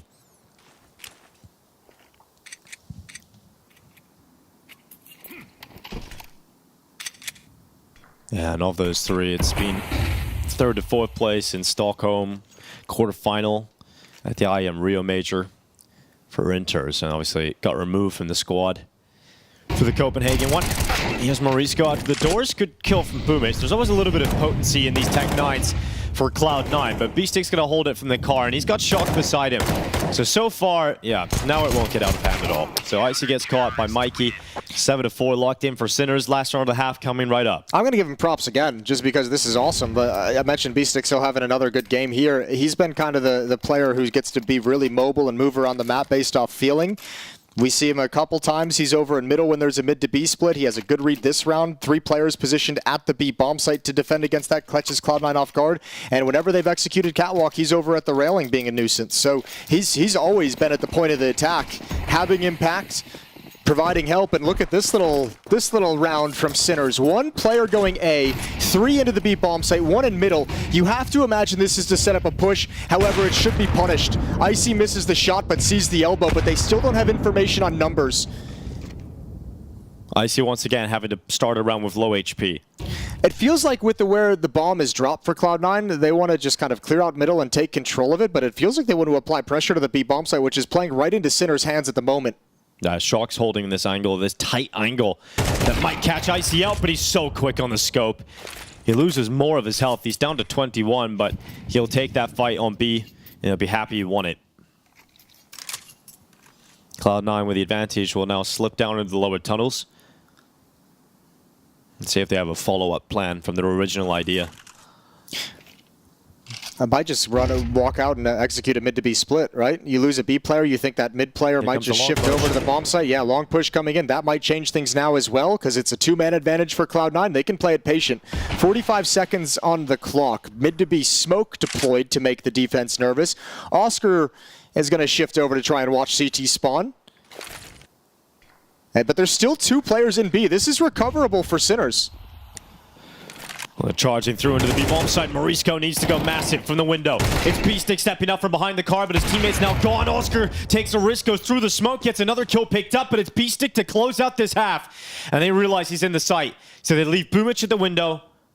And Icy will take that bomb and run it all the way up short. It'll fall to a 1v1 fight if he can remove Boomich. But Boomich is doing a great job at just wasting time and buying more of it for Icy to get that bomb planted. Oh, you can't make that long jump with this HP. This is crazy. Icy's going to go for the fight, though. He's just going to take that shot down CT spawn. Icy wins the essential 1v1 to give Cloud9 an extra round to play with going into the second half. Yeah, man, if Morisco had gotten that second kill coming through window, it could have been all different. But once again, I think it's a great call from Sinners. They have it set up perfectly to defend against what Cloud9 was busting out and just can't convert all the kills necessary. Still, got to say, good CT half. 7-5 in their favor as we switch sides. And Cloud9 get to play a little D. And we'll see what they're able to handle. Their CT sides have been way better. CT sides have been solid for Cloud9 today, yeah. So that every T round that you win is just a positive for Cloud9 because it's last rounds that you have to win on the CT side, and they've been great at the CT side so far. So Icy's op in particular, man, when he's been able to get that out in the defense, wow, it's been special. So I hope we get to see that early. I hope they get control of the money and Icy gets to get that op out. For Sinners, it's the opposite, right? They want to make sure that they prevent that cash build-up for Cloud9. I think they've done a pretty decent job of that at times. Let's see what the pistol round idea is here for Sinners. You got a lot of util. B-Stick with a smoke. Had a molly as well. And remember, Sinners won both pistol rounds on Vertigo that allowed them to convert them, that helped them convert the map and bring it to Dust 2 in the first place. They won the first pistol round here on the CT side. They win another one. You're setting yourselves up very, very nicely. A similar situation where pistol round victory pushes you into quite a lead and close to that major qualification. 3 players towards B-Halls.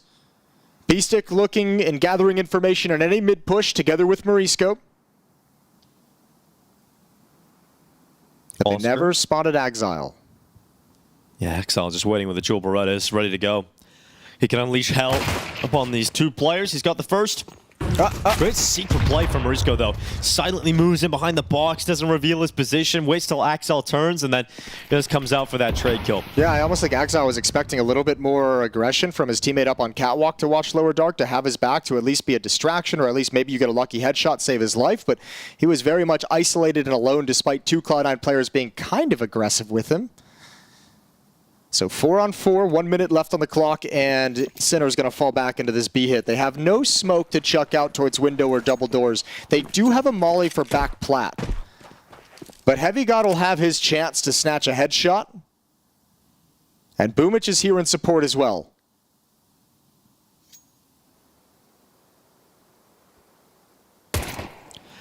Heavy God off the platform.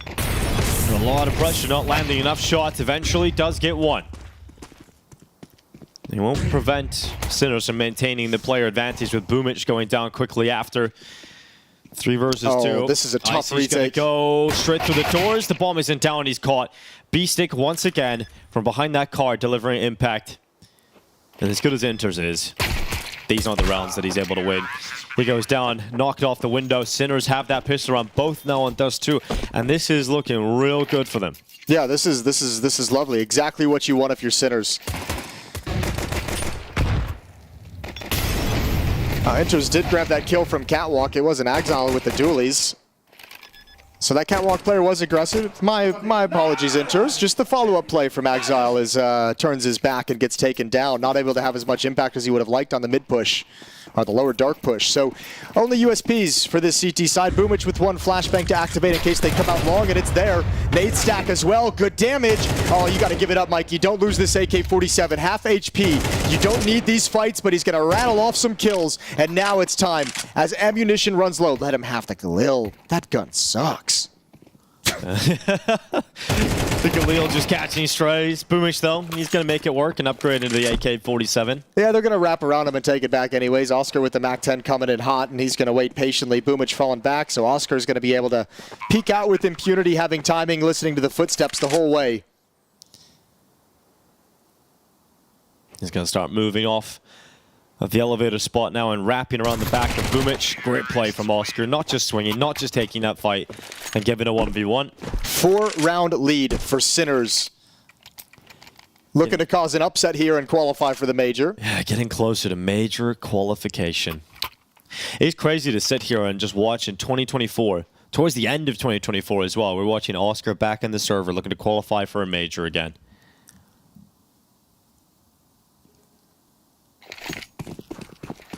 He's going to do it with a new organization. A lot of new players from his own country.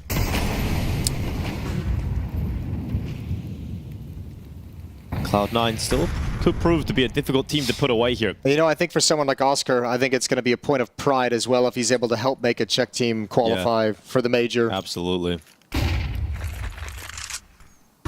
Especially in a scene that is so international team heavy. Sinners ready to go for a pop into the B bomb site.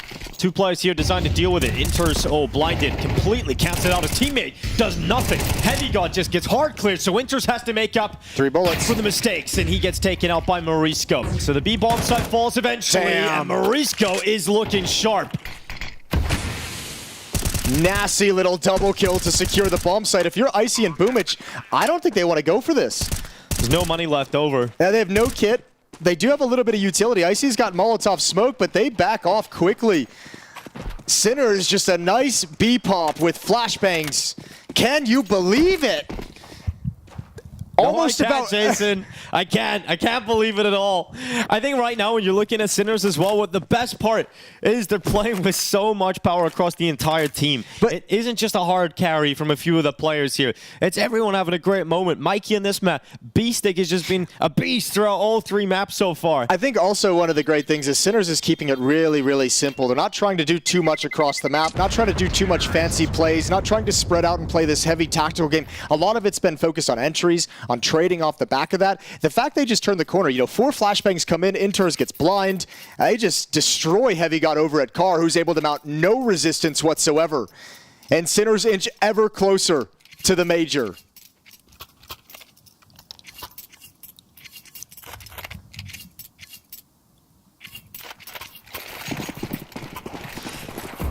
Cloud9 just kind of fumbling through whatever utility they can actually muster, whatever upgrades they can get. But these safe weapons alongside some upgraded pistols better pull off a miracle for Cloud9. Otherwise, 11-5. They're going to buy coming up in the next round here. The Sinners organization itself has never been at a major. No. So big things for everyone involved. I mean, in the past, the only good thing about Sinners was their Vertigo, right? They would go to tournaments, like they would qualify for Pro League, and they would have a little upset on a map, and then it would just turn into... we are specialists on the map that no Europeans play. Actually, they were the original 9. Okay. Yeah, you remember 9 were playing just Vertigo Masters? I do. Yeah, it was kind of like that. But now, a lot more depth to them all of a sudden.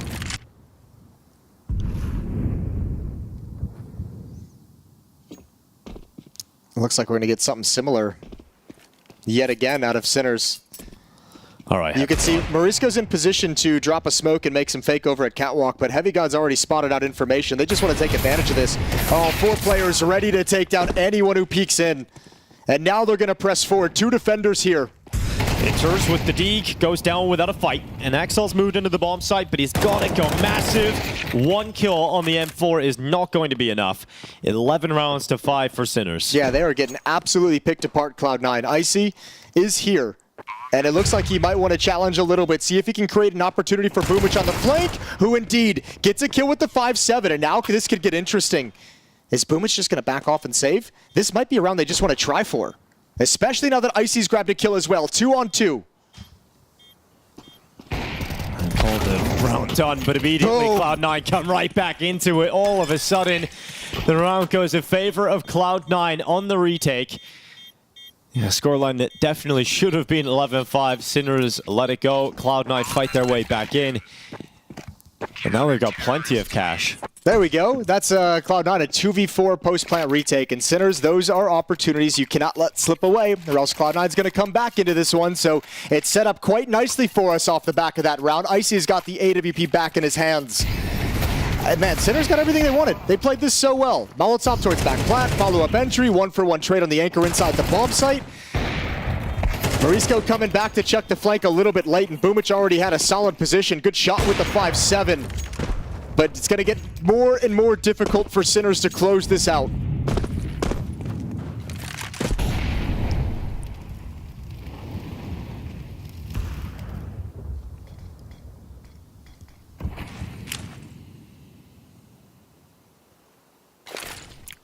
Grenade from Morisco. It's not going to do a whole heap of damage, but does put him in the territory that he can be insta-dinged.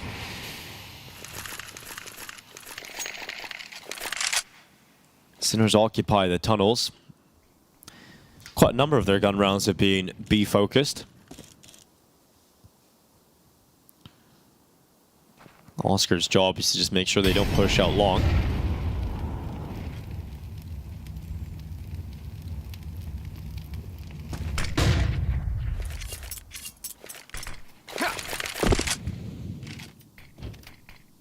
Mid to B utility thrown in with the lurk smoke out of the tunnels. They're going to start moving through it. Exile, he's in the position ready to fight them. Goes through with a flash. It's actually Oscar to chime in with that shot on Exile. So opening kill goes the way of Sinners. And now the B bomb site is probably feeling a lot of pressure. These two players in the site, Heavy God and Inters, haven't necessarily been able to hold on to this B bomb site a whole lot. But this time, it's a different story. Heavy God actually gets some work done from the car. He takes damage, but he's still fragging. 20 seconds left for Oscar and B-Stick. B-Stick is locked in now towards CT, so it's Oscar that needs to make the play out. 10 seconds, he goes down to Heavy God, and a much different round from Heavy God. Yeah, there we go. There's some of the flash of that brilliance. Beautiful shots. Heavy God down on low HP early. Recovered the up for Icy into the next round, but a beautiful hold of this B bomb site. It's been very tunnel vision for Sinners because they've had a lot of success on those B pops, but now that it's fallen this flat, they might have to adjust elsewhere. Might have to look to a different part of the map to find success. I think that round, just no actual utility to activate into the B bomb site. That split had no strength behind it. No flashes to blind anyone, take them off the initial angle. No utility to get some space that Sinners can take and slide into. And on top of all of it, Heavy got hitting some absolute bangers for a triple kill. Timeout second taken for Sinners. Yeah, likely realizing that the adaptations are required because they've leaned on B, and Heavy God has now arrived. So, how many times did we see Heavy God go down in that? They had that exact setup, right? They have Inters under the window playing behind that default box, and you have Heavy God a car. How many times has Heavy God just died with nothing? Yeah. And then it's Inters either having to go massive or there were some rounds lost. It's happened so many times. Well, this time Heavy God steps up, so let's see if that can continue. Sinners, I don't think are really all that motivated to buy. They still have that 3-round lead that they want to kind of play with those extra rounds that they have for themselves before committing to any kind of an investment. So just the AK-47 on B-Stick to try and chip away at some of the economy. Molotov going to force him away. Nade hurts a lot. Mikey's dead.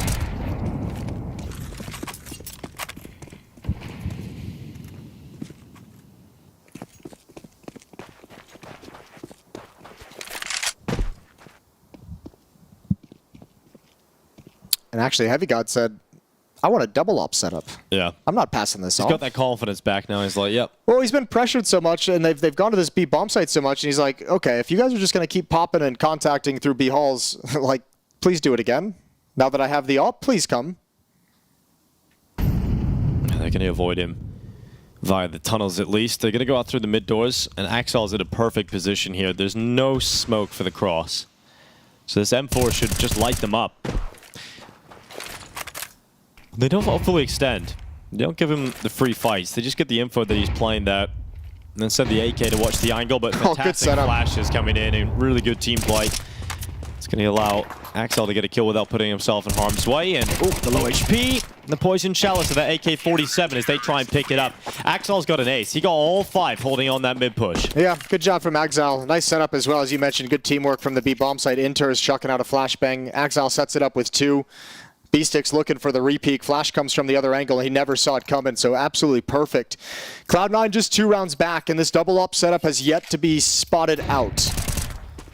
Sinners still have no idea that Heavy Gods brought one of those over to the B bomb site. The A defense for Cloud9 still hasn't been tested. It's been 2 B contact plays through tunnels, 2 attempts at mid to B splits. Well, it's a long hit this time. Morisco just charging out straight away, taking damage, but somehow still coming out on top of that fight. Boomich is down. Cloud9 fall to 4, and it's not going to be the commitment staying it long. Sinners are going to come back. They're going to drop back real quick and change things up to go back to B. I think Heavy God realizes it. He shifted over towards middle, so going to drop his utility. He does have a smoke, so if they do manage to molly out his position, he can extinguish it. But this is exactly what he wanted the AWP for. This play that Sinners is setting up. Heavy God steadies his stance on the back of the platform as they are ready to go around the corner. Sinners into the scope. Shot connects here for Heavy God. Draws those numbers even. And they're waiting for the repeat. They're waiting for him to pounce up again. And he got a second shot out of it before going down. Shock with a great shot back. But Sinners now moving into the bomb site. But this time Cloud9 have their forces ready. And that's going to be Inters just lining up the double. The transfer is beautiful. And you can see how early Cloud9 arrived to the bomb site. They didn't want to have to play a retake. They wanted to stop it before the bomb even got down in the site. Yeah. Now they're getting into the swing of things. Inter is just saying, I'm inside the smoke. Pop the flash. Let's go. Good job from Exile. Beautiful support utility to activate Inters. And 2 quick headshots. Finally, the B contact play is stopped. And Cloud9 well on their way back into this game now. They are about to tie it up. Sinners down to Tech9s. The T-side ideas have dried up. I don't think they were ever all that lubricated, Dinko. Yeah. The B bomb site was working, you know, they had one point of contact. They've gone long to go for an opening engagement, and they've gone to the B bomb site. They went back again, that's true. Well, here they go, they're going B. And Heavy God, he's loving this. Here they come again, right into his scope. He's gonna peek up again. And it's just easy for Heavy God. 3 off the back of the plat. Finally dropped after a 4th on the USP. This is winnable, though, and a plant is going to be quite nice for Sinners. Losing bonuses building up. This is a ton of extra cash. Another smoke as well to drop with the double door, so you get a little creativity, a little bit of luck, and I don't know, 6 HP, a little bit rough. Ooh, slips to the window. Look at this. Okay, not a bad position to take here for Mikey, but Boomich is going to consider it, and he really needed that headshot.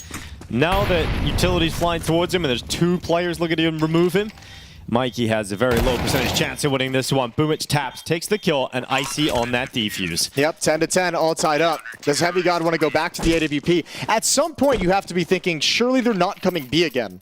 We've now stopped them multiple times. We've now shut down and prevented any of the early success they were having. Now we have the utility to deal with it. Now we can have the double up setup, which we've shown, and Heavy God gets 3 kills. Surely Sinners attack elsewhere, up catwalk. Commit to the long play. It's 5 rounds in a row now for Cloud9.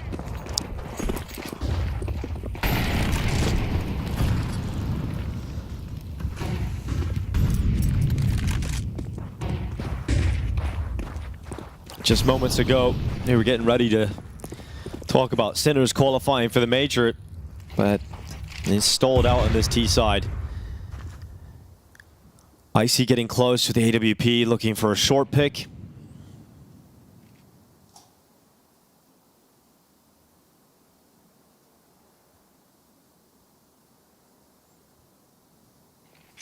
Here comes an execute with smokes being deployed. Icy gonna try and heat things up with that molly going in. Mikey diving down into CT spawn, but Exile with a fantastic reaction.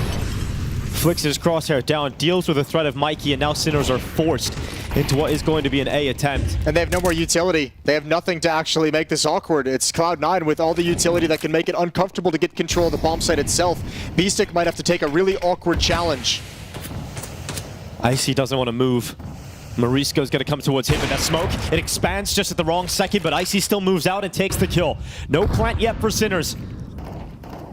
Eventually they're going to try and commit to it. Beastic punching those digits in. But Cloud9 have 5 players to the 3 of Sinners for this retake to go their way. Shock sits back in that short smoke. Great kill coming in. A second as he flips these numbers back, and Beastic still fighting, but it's all on Shock, and he can't do enough.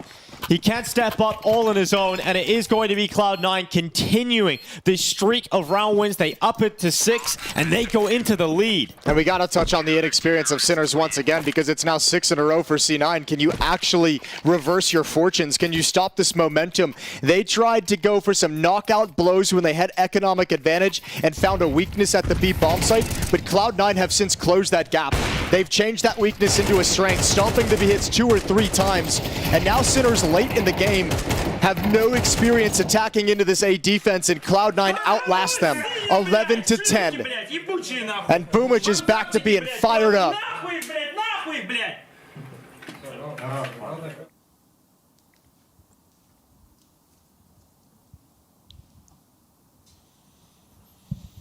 And the Sinners call for their final tactical timeout.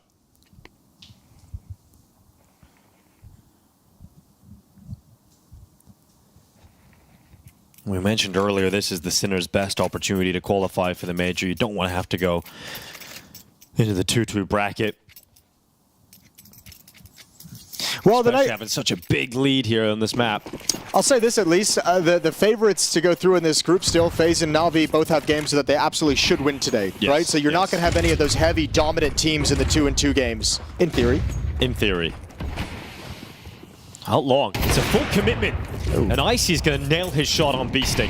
I don't think he, I don't think he expected that kind of a swing at that point. And now look at the pacing moving up towards long. All right, a little bit dangerous. Cloud9 know what's coming in. Icy going to drop a smoke to give himself some room to maneuver, some defense. But all of Cloud9 is here, and all the bullets whizzing through the smoke is starting to do work. Heavy gun straight through Morisco, though. Great shot out towards Icy. He's going to move and take some space off the back of that, so the plant is coming in for the Sinners. Once again, Cloud9 has to retake, and Axile, what a shot out short. It looked like Morisco had the advantage in that duel, but Axile comes out on top of it. And now Cloud9 4v2 as they move forward. Oscar sitting on the side of the smoke, getting spammed down as they walk in front of him. Oscar would have hoped for a multi-kill, but once again, it's on Shock. Can he do it this time? Yes, he can. 11 rounds as Shock steps up in the bomb site, and some life in Sinners yet. Yeah, at least supplied by heroics of Shock. He had the beautiful shots over on Catwalk in the previous round that they lost. Here, though, at Railing, Enters can't connect the final kill, can't get the trade, and Shox bangs off 2 headshots.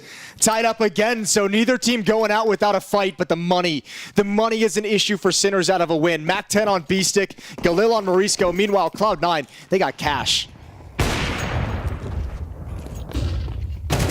Out long, straight away. Mikey blasted away by that HE grenade. It is now an advantage to play with again for Cloud9. Enter is tagged on the cross to the B bomb site by the AWP. Axile damaged up with the long take, but both of them happy to be alive, obviously. 4 players in B halls for Sinners, so it's back to what worked at the start.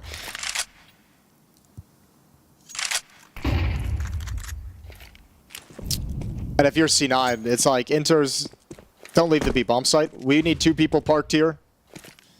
A has not really been very successful for Sinners.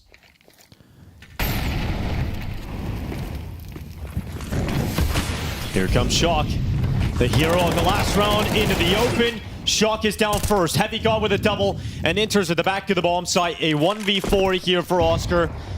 And he'll move into the open. It's a great quick shot. But now they should just take a moment to breathe, compose themselves, and try and consider a way to limit any opportunity for Oscar to win this one. I know he wants to win it, but I think more important is the bomb plant. There's no money for Sinners, and it's almost in a world, especially where you're dinked, where your percentage chance of winning this round is so low. Make sure you get the bomb plant, and I like how Cloud9 is playing this. Like, We're not going to peek into you. We're not going to give you any of these op shots. We saw what happened on Ancient when you almost won the 1v5. We're just going to sit here and let you plant the bomb, and we're going to figure it out after the fact. Well, the plant is now coming in under that window for Oscar. There is a nade. If that's placed perfectly, it could be an easy one. Goes close to the double doors. Here comes the U-tilt. And he goes for a quick shot, one that won't work for him, and there's just too many targets, too many angles to worry about, and Oscar cannot handle it, but it gets that bomb plant you were mentioning, Jason. At least there's some extra cash now to play with going into this last round of regulation, but Cloud9 are one round win away from qualifying for the Major in Shanghai. Yeah, one difficult round. Oscar has the op again, no utility, but the rest of his teammates are really labored and not a lot of utility. I mean, in my head, I would expect this could almost be something very similar to what we've seen throughout this half, is just another one of those B pops through holes, because you don't have a lot of util to take control. Oh, good early boost. That's going to help. That is certainly going to help. Sinners with the advantage now in players at least. They've thrown out that corner smoke, but great utility from Cloud9 to stop anybody from feeling comfortable getting in and around those long smokes.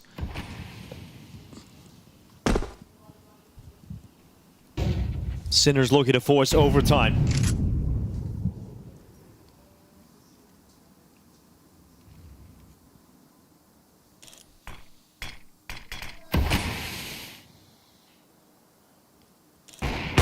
They cross by.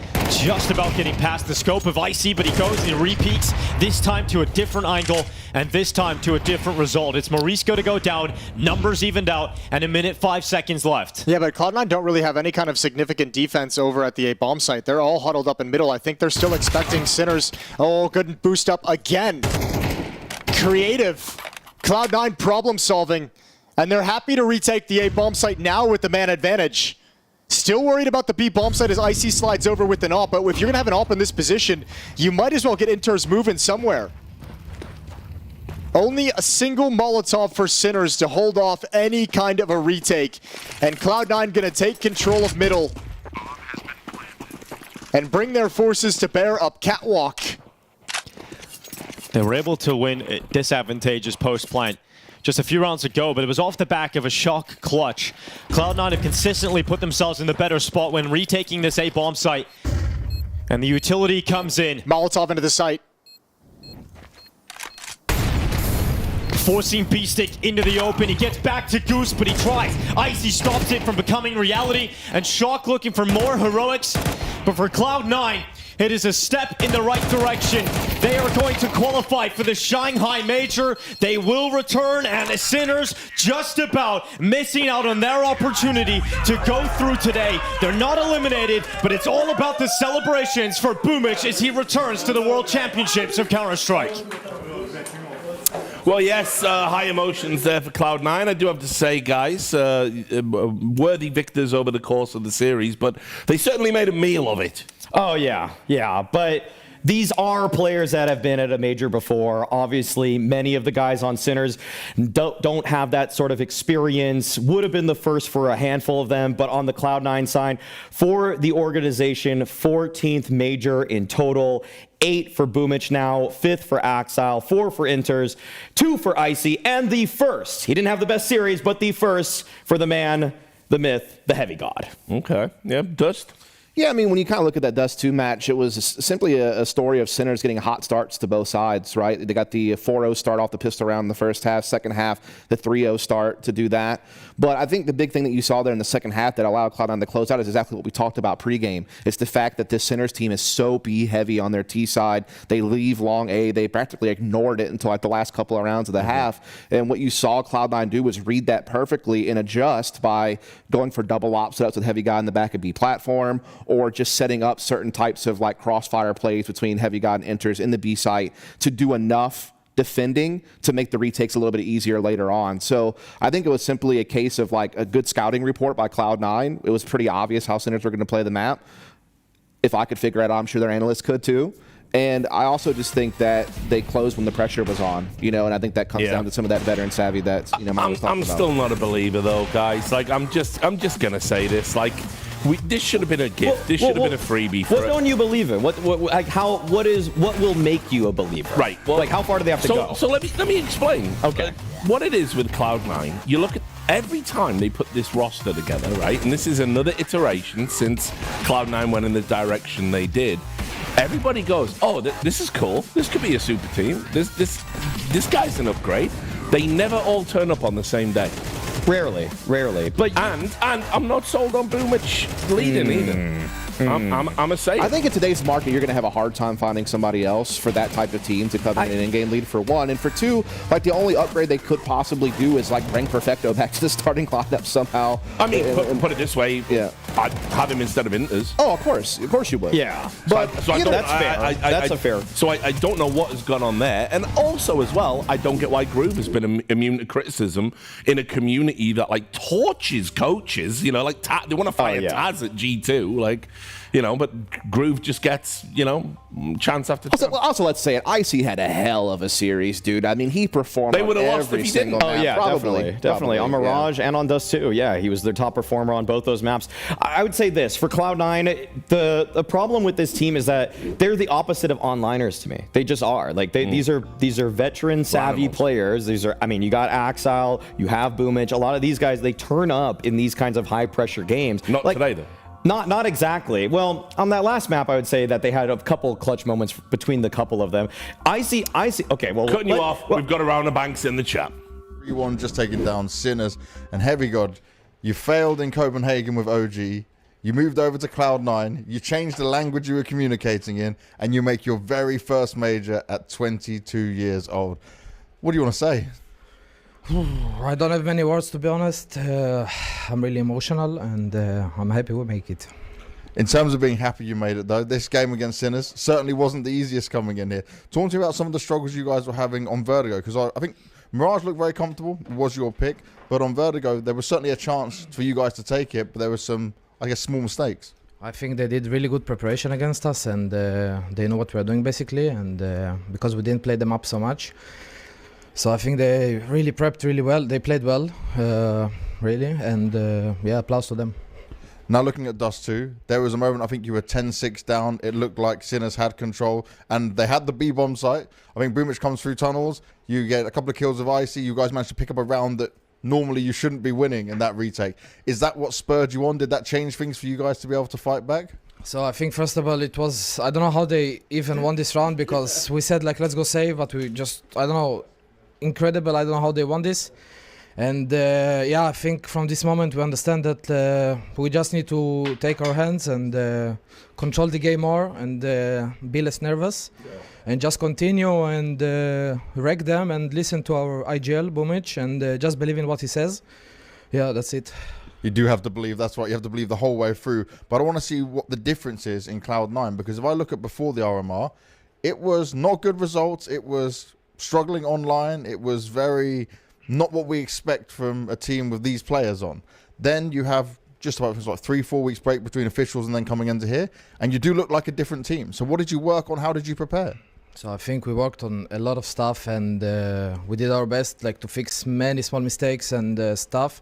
I think we worked on like every small detail and just what we can to do to improve and be better as a team, because we lost so many games because we lost, not because the enemy is better, just we lost ourselves. And now I think that when we fix it and we just believe in ourselves more and we got the connection slowly, so I think it does for us to feel like more of a team. Then and also in LAN, it's our second LAN I think, and I think LAN is more easier to us for connection, and we just see, we look in each other's eyes, and you can see each other monitor, you can talk to each other, you can understand a lot of stuff. And I think that I don't know, I don't have any words anymore, to be honest, because I'm really emotional, but yeah, that's basically it. You've mentioned in a couple of interviews, it's your HLTV one and now just to me, about this connection. How important is it for you guys to start understanding each other and have this connection, and what kind of difference do you feel it's making? Okay, so I think being connected in a team, you don't have to be the best friends outside the server, but in the server you need to trust each other and believe in each other, and just fulfill each other what he needs, offer help, offer each other anything that would help him, support, and just believe in your teammates, basically, yeah. Very nice. And this is obviously a very good run for you guys. Are you going to be staying in Shanghai? Yeah, for sure. We're gonna look out and chill, of course. Yep. But I think we have one more game, so we need to stay focused. And yeah, basically that. And for you guys, continuing to get some more practice in here, is it going to be a lot more grind time? Do you feel like you can still improve a lot more? Yeah, for sure. I mean, it's just the beginning, I would say, because we didn't have a good start, I would say. It was a bit rough, but on the other hand, I think we can make it. Nice. And last words to all the fans out there supporting you guys. Yeah, guys, I love you really much. I appreciate your support. You are insane, and the amount of support you did to me, it's insane. And I love you guys. A lot of love, a lot of emotions as Cloud9 go through 3-1, but still one more game to play later today. Yeah, what I love about the way the interviews come at you, because how we're doing it remotely and stuff, is like James Banks smashes in like the Kool-Aid guy in the middle of the points, and we're kind of out. We're kind of out of time because we sort of need to go to a break. So I was just going to quickly ask you just some final thoughts. I mean, are Cloud9 the truth? Do we look at them at all in the major for realsies? They're not going to make the... I mean, playoffs is a huge ask of them. I'd say maybe 2-3 in the second stage, in the elimination stage. That's reasonable to me, and which is obviously better than I think a lot of people. A lot of people, not going to point any fingers, didn't think they were going to qualify. I didn't say that. You didn't have them on your 7. Let's not talk about my 7. Yeah, let's go to break. We'll bring it up later. And break. And scene. All right, okay. We're going to go to a break. It's a quick one. When we come back, we're going to have Navi versus Saw. Make sure you join us. She said she loves you. But she can't love me. But I love you.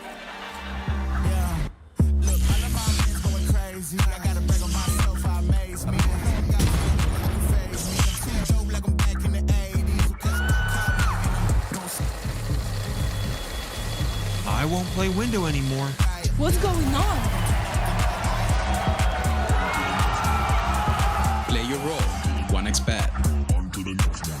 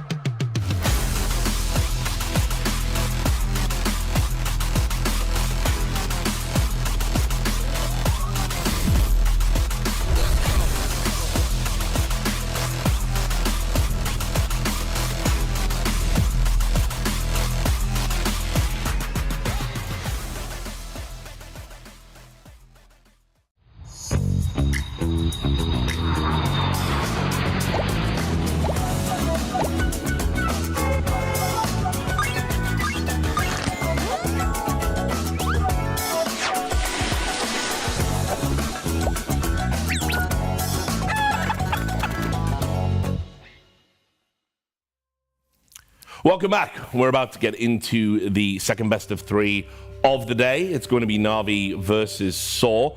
Maui and Dust still on the desk. So let's start by talking about Navi. We were a little bit caught off guard. We thought they were good for the 3-0. MOUZ had their classic studio room masterclass and were able to overcome them. But we're feeling pretty good about them just doing the 3-1 here against Saw. Clear favorites, right? I mean, I don't think it gets more clear than this, honestly. I mean, you got Navi, who, in my eyes, is still the best team in the world. Second at worst. Yes, had a bad last World Final. We'll be honest about that. But before that, 6 straight finals. I mean, former major champions. I mean, yeah, they've got it all, in my opinion. Versus a Saw lineup that's obviously in a weird state right now. Sure. The one that they've changed up their lineup a little bit. But talking about Navi, I still think that they're tournament favorites alongside G2 and Vitality. That's my short list for teams that have a chance to win the major. So they should be making short work of Saw. And yes, we can harp on Navi for the fact that they didn't win the series over MOUZ. However, I feel like MOUZ were actually showing some of their new material, whereas Navi were playing reruns. So at the same time, I feel like saving strats sounds kind of like a meme to a lot of different teams. But for Navi, not where Blade's concerned. It's Right, exactly. He wants to peak at the right time. He wants to make sure that the actual strat books that he's going to use for the major playoffs are in a cold storage vault, only unlocked by him and Alexi B turning the keys at the very same time. And you're not going to activate that for a studio game versus MOUZ who can pop off at any given moment, which they did. And you don't really have to either, because again, you have talent on every spot on the map at the same time. So at any given point in time, someone can make a play and create an opening, and you can just mid-round your way from there when you have someone like Alexi B who specializes in that type of calling. So you're right, you don't really have to dig too deep in the playbook pages to be able to pull off big wins. And when you're going up against this Saw team, who outside of the magic of Cologne have really not shown a whole lot more than that. And obviously they've come into this situation where Agile has come in for one of their star players, Eridose, who that tag team duo between him and EU Jerks is what really propelled Saul to have that magical moment at Cologne and to really be kind of a notable international team. And they have kind of lived and died by Agile at this point. You know, the one game that Agile popped off on Anubis against Falcons, that's the game that they won. But they've looked really sloppy in the other ones. Yeah. I mean, we're about to get into the veto. Obviously, this is going to be pretty accelerated in terms of a segment because the last game... Saw pick Nuke, please. Yeah. I mean, well... I would hope so, too, yeah. Yeah? If we can just speed up to it, I feel like, yeah, the bans are going to be obvious. Saw take out Mirage. Navi take out Vertigo. Pick Nuke. Saw, I want them to pick Nuke. And there we go. There we go, Dust. Here comes the Dust 2 pick, I think. Dust 2? Okay. I think so. Ancient, I think, yeah, I feel like Navi have been pretty comfortable on this one also. I mean, in terms of their wheelhouse of top maps, I'd say Ancient is one, Mirage is another, Dust 2 can be conceived as another as well. And this is all in all a very strong veto for Navi. The one point of note for this is that Saw are undefeated with this lineup, with Agile, in the stead of Eros Doge, those lobby lurks that he's on top of, the fact that he's going to be able to anchor that A-bomb site on top of that as well. He's looked very sharp, and I've just got to say, like, the growth of Agile from day 1 to day 2, it's noticeable. He is playing better. He is fitting into the system. And on top of that, Saw beat Navi at Cologne in their previous BO3. Yeah, I mean, again, I think it was smart to pick Nuke. That's a map that Navi have really been struggling on lately. They've lost like their last 6 out of 7 games on Nuke, so it's definitely been a vulnerability that's been sitting out there that some have chosen not to exploit. I'm glad Saw are trying to do that. I think it's a smart play when you are the underdog. I think after that, the only reason why I was calling for Navi to pick Dust 2 is because that's usually Saw's second ban. And it's a map that they have struggled on quite a lot, and Navi's one of the best Dust 2 teams in the world. So I felt like that could have been maybe a punish pick, but kind of once we were getting to the tail end of that pick ban, there wasn't really a map left that Navi weren't going to be comfortable playing. So all in all, it's fine. All right, I'm going to bring the commentators in. We'll get some more opinions. Oh, there you go. Look, we're catching Jason off guard. Sorry, mate. Didn't mean to do that. No, I mean, I wasn't on camera yet, so thank you just for letting everyone know I was off guard. Yeah, it was a little bit of excitement getting in here. I'm pumped for this, Richard. Yeah, well, why is that then, Jason? Oh, well, you know, I like watching these teams play. We like watching Navi, is what you're saying, Jason. Yeah. Well, you know, I like Saw as well. They're just in a very weird spot with this whole roster situation coming in, kind of new roster and everything like that. Yeah, lots going against Saw today. I think Navi should straightforwardly deal with them today, right? There should be like Navi going through as one of the favorites of the RMRs. I think Maui put it best. This is going to be the most straightforward EU RMR we've had. It should be. It feels that way. We could use a couple upsets to spice things up, but it's not today. Yeah, I mean, listen, on that note, you know, I wouldn't mind a couple of upsets, but also I do kind of want the strongest teams to be at the major. You want the better teams at the major rather than upsets at these RMRs. You want what happened in NA, or the Americas one, where the upsets are on like day 1, and then everyone's got a chance to recover. Yeah, and then it's just the RMR gets a little bit weird and a little bit crazy instead of the major itself. I think we've gotten used to, over the last few years, these RMRs always having like a FaZe having to go through the last chance bracket, or the likes of Astralis not making it last year. Like, we've gotten used to the RMRs being so devastating for some of the bigger teams, and we've kind of lost track of it. Should just be a qualifier for the major. I guess this game is more like which Navi player is going to body bag Saw. Is really the question. Listen, the Nuke, you know, if Saw can pull off Nuke, I guess anything can happen. So, look, we are about to get into the action. As always, it's great to talk. See you in the green room afterwards, guys. I'm excited for that. Always good to just catch up. Right, have a great catch, guys. I'll see you later. All right, Nuke. If Saw can pull it off, If is doing a lot of heavy lifting in that statement. Yes, If is certainly the operable word there. But we're going into this. Navi a CT side start on Nuke. You gotta say, there's just such a huge disparity in firepower. Just everything. The problem is, like, even if you want to take that angle of like if Saw can pull it off, this is a good map for Navi. Navi's no slouches on Nuke. Wonderful kicks things off straight away with a pistol kill.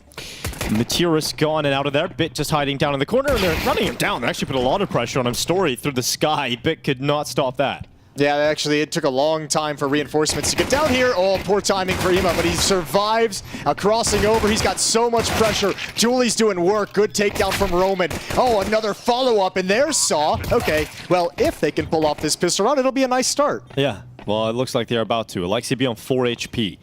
Not going to be winning this one. Saw going to win the pistol round.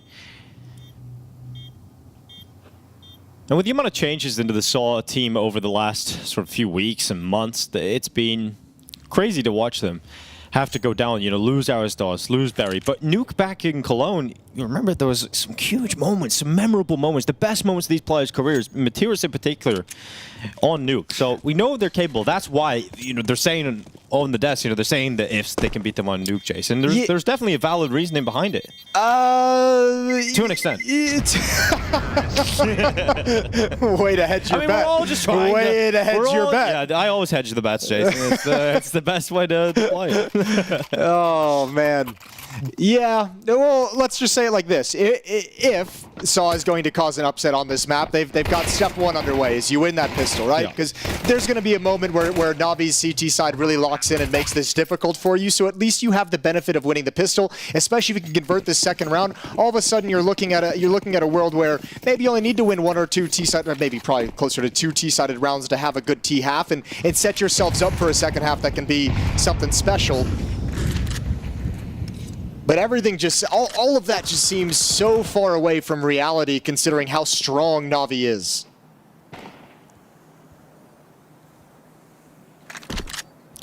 Materis with his classic hotel pillow on the chair.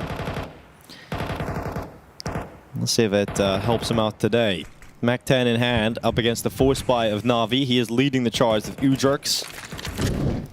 And he'll smoke out Garage. That secret wall that was put up as well took the scout away. Nice jump around the corner on top of Hut. JL is blind. Okay. Nice little hit here from Saw. Good utility usage and massive advantage. Now 5-7 flies up the vent. Ema trying to change the fact that this round is looking good for Saw. He did have teammates coming in from heaven, and the bomb plant about to go down. It is Saw 2-0 up. 2-0 up. Well, that ain't bad at all to open up Nuke. Let's see if they can continue it. This round will be nice and easy for them in theory. Just unarmored pistols, USPs, as Navi save enough money for the weapons.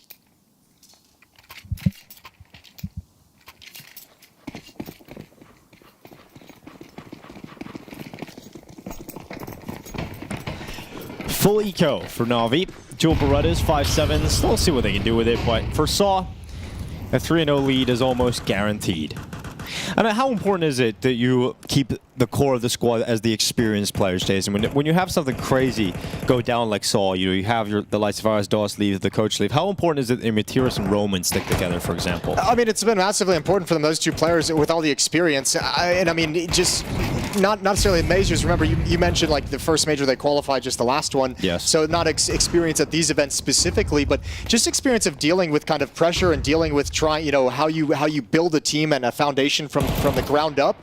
And again, it's so much easier if you keep this core of the team of the 4 players, right? And it's so much easier to acclimate one person into that environment versus having to kind of reinvent the wheel that you're working with. Ooh. Yikes. I've seen a lot of that at this event. It's just I don't know, you can't blame the clipping, it just didn't go out far enough. We definitely have seen a lot of those grenades bouncing back. Yeah, a lot of those nades being thrown into walls. Yeah. Not exactly something you want to keep seeing, but... No, worst game of hot potato ever. Saving strats for the major, Jason. Sure. Saving nades for the major. We've kind of gone away from that meme as a community now, haven't we?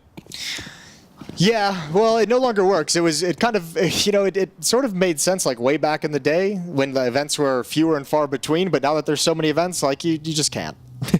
You have no new strats, but you've had no time to make any. And there's too many big events that it just doesn't make sense. Like you can maybe save a couple tricks here or there, like a couple like little gap smokes, but more than anything, it's like with the amount of Counter-Strike being played. Hold on, they're gonna try and keep but they're trying to keep as many players as close as possible to the bomb explosion. But good job from Jerks and Ago. I think more than anything, it's a couple like cheesy tricks on an individual level. Maybe you change the way you take a certain part of the map. Maybe you change the way you hold a position on your CT side. Maybe you change the utility usage that you're going to utilize. I mean, there's so much research now going into it from analysts and all these teams, and you find out which gaps players like to play in. So, it's hard to kind of save things, but adapting a couple things here and there and just changing the different details of what you're doing.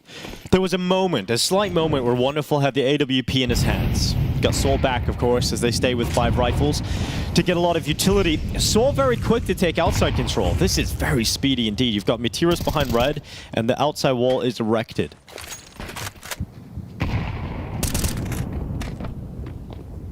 I've always really enjoyed watching Navi's CT side nuke just by the simple fact that Alexi is the one playing outside for them. And when you look at who plays outside on some of the other teams, like Nico on G2, Rain over on FaZe, it's like instead of like the brawn that most teams put outside in terms of star players, sharp, snappy aimers, you have kind of the brains of Navi as the one keeping track of the progression outside and how he can tell his team to rotate and shift. I'll keep eyes on Alexi's performance then throughout this happening. Meteorus, the quick switch. Unfortunate timing as Bit walked into him, but great trade from Ujers. And he's actually done a very good job as Imma's forced back behind those double doors. He has to reposition. It's a very deep Molotov as well towards those doors, which opens up the avenue for Ujers to get over towards Vents. There's Alexi going down outside. Story drops down Vents to the lower bomb site. Imma could have a big job to do, and Navi, I think, struggling to figure out exactly where this is going to end up at the moment because the bomb is still up in Hut. They're going to fly right back up the Vents, and it's all on JL, who never leaves. Never leaves, and trying to time the jump, he's got it. Yeah, great work from Wonderful as well. Coming back into the lobby, just ruined everything for the side of Saul. Bomb going down inside of Hut, and Ujers was on the lower bomb site. 20 seconds left, can't get to the bomb in time, can't get into a round win territory. So first round on the board for Navi's defense, and it comes in their first buy round. JL has that upper bomb site anchor. Like I just said, he never leaves, and I'm like deadly serious about that. Like he very much sticks around in that upper bomb site till he absolutely is forced to leave it. You will never find him alive in that bomb site just kind of being free to waltz into. First round for Navi once the guns come out.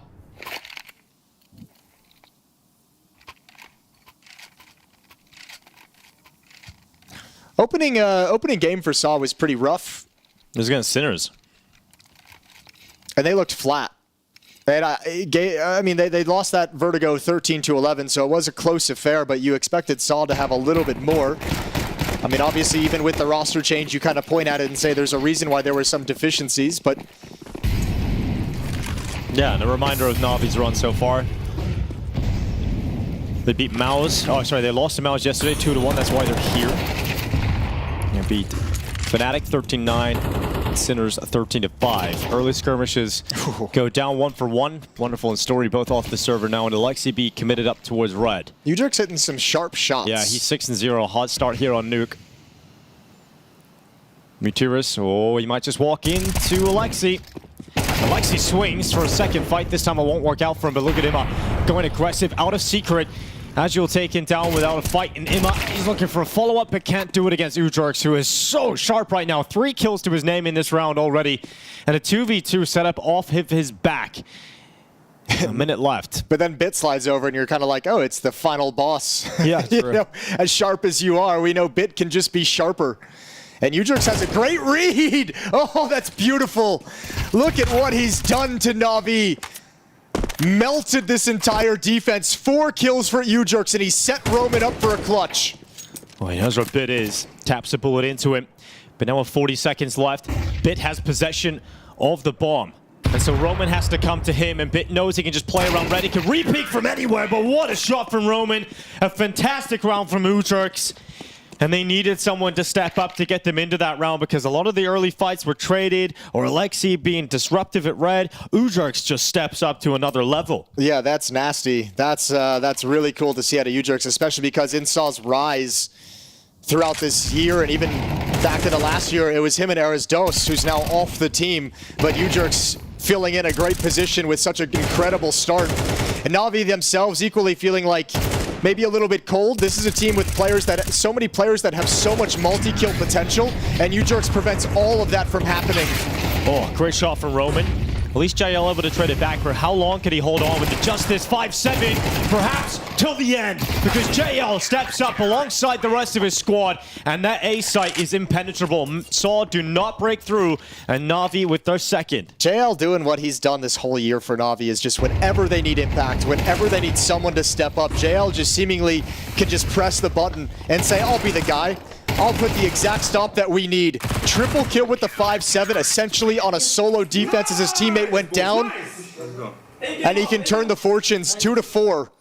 That's got to feel bad because it came down to a 1v1 in the previous round for Saw that Roman was able to win against Bit, which means their money wasn't well built up. And the fact that they lose a round against Navi and some upgraded pistols, they're down to the territory where they don't really know what they want to do, but likely to buy a force here. It also gives Navi a chance to, like, or I guess it kind of freezes UJerks a little bit, right? Like, Saw is thinking, we got this player with a hot hand. We got this guy, UJerks hitting shots. Yeah, like let's take advantage of this. Like, we can go out to a big lead based off the fact that he's just hitting bangers. And JL and Navi just put a stop to that right now. There's no money for the Saw side of things. They have to go down to Tech 9s and a P250 and a Galil. And you briefly touched on it. You know, UJerks was a big part of the success for Saw last year. But in their qualification earlier this year for their first ever major, UJerks was the one. We were sitting in this very studio and we just seen him take over the server and just got them through some games on his own, especially on the hot starts. So yeah, icing him out is so important here. He has that ability. We're going to attempt to split this upper bomb site, too, coming from outside to try and join up with players streaming through Squeak Door, through Mini. Or maybe take attention away from the upper bomb site. Yeah, those outside smokes are going to do exactly that, but Alexi making sure they can't cross down. He's got wonderful to make sure no one is safe outside. And for Saw, they dwindled to just 2 players. And there's no real sting in this attack. Story dives down the vent thinking he might have got away. But already Imma is watching for that vent dive. And flawless victory. Navi now. Yeah, flawless indeed. No one from Navi even touched in that round. And now it definitely has to be unarmored Glocks. 1900 across the board. Aga with 2000. But Navi a beautiful chance to build up some cash flow. All off the back of JL's 5-7. And now this should be a lovely round where Navi just melt right through Saw. Nope, trying to get down the vent. I like the attempt. I mean, in a round like this, your main goal is to try and get a bomb plant, right? And that was the move. Or if you're going to win a round like this, like, you need to find a seam, a gap in the defense that you can exploit. If you make it down vent, you maybe throw the defense into a little bit of chaos. Bit getting to warm up with the deathmatch, although he's letting Utiris go by. So Wonderful is about to have a bad time. Maybe not. Oh yeah, surprise, shocked, but the op will be recovered. Yeah. They have to sacrifice an AK-47 to get it. But a chance for them to grab that AK right back. 4-4. Things evened up quickly. And now we can see if Saw is able to break down this defense when all the utility is there for Navi.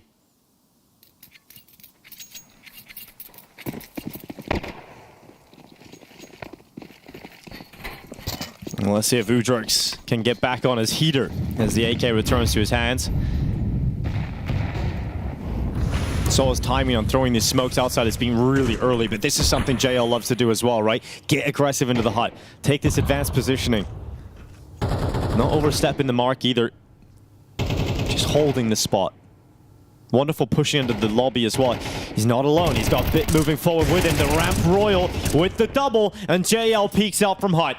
Great shot to sell Roman and Materis left in a 2v4. And this is a buy round for Saw that has fallen flat. It is a flat line now completely for Saw.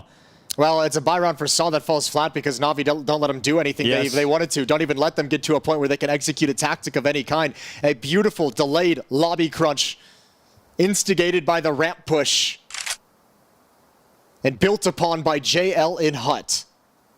And now Materis has nothing else to do but try and save this AK. He's found himself a pretty good hiding spot. But Navi take the lead. And it's just beautiful to watch a proactive CT setup like that where you have JL get into the hut. That's step one. Then you have Bit and you have the likes of Wonderful moving forward into the ramp with the AWP scoped up. and Saw just get the round snatched out of their hands. Yeah, the disruptive CT side, and that starts to become like, it's a compounding effect because it starts to become a nightmare for Saw, not only for the players, but for your IGL who's trying to call tactics. Yeah. And you're always living in this world where you know Navi is more than willing to push up and be aggressive and take fights, even on the CT side. This is going to be a very tough half for Saw now that Navi have stabilized, and so much money already built up. Back-to-back clean rounds, 5 in the last, 4 in this one surviving. Counter-terrorists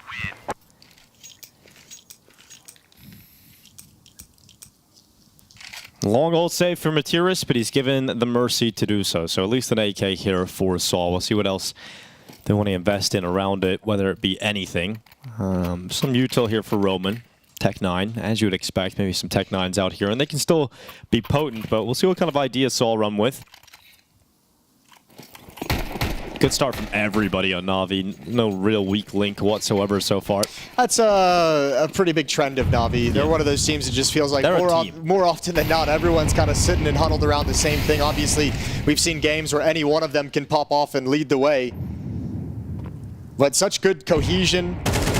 Always on the same page, and Bit's got an early kill. Wonderful's here to hold the line, give him some space to work with, provide some protection. Flashbang so Wonderful can repeak from Bit, and these two players in tandem have shut down all the danger. And Bit, so much faith in Wonderful. He's just hiding. Well, maybe misplayed. Too much faith. Yeah, too much faith. It's like, you got me, bro. No, sorry. I thought I did. Well, Ima's got it covered. He's got the job done down here in lower. Look how long it's taken Saw to eliminate Bit from ramp room, which buys time for Ima to be in the perfect position. Yeah. Even him dying doesn't really matter if he just stays there that long. Yeah. You set up the insurance policy down B, but 6-4, really comfortable round since Navi brought out the weapons. And Saw had a great start into the game. Won the pistol. Found the conversion, won the 1v1.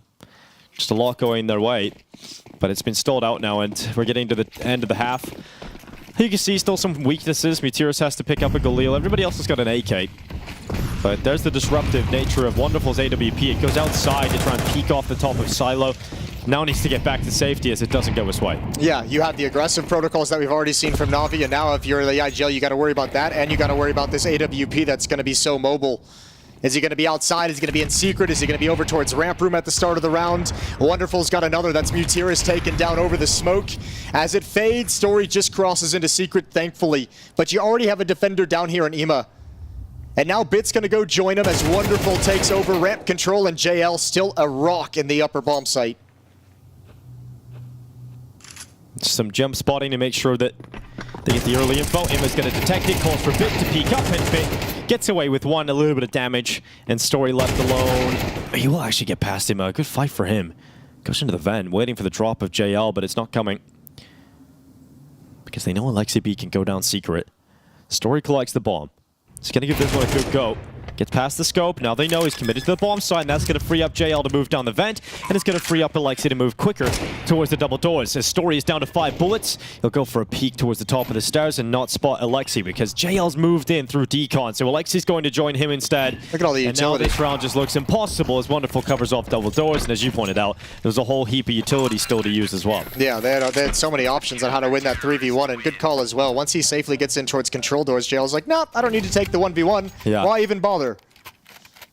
Wrap around, so Navi taking no chances, and they almost seem like they're insulted that Saul got out to such a good start. And U-Jerks, we mentioned, getting iced out. He was, what, 9-3? Yes, now 10-7.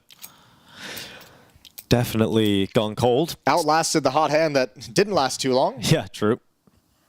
Some flames burn quick.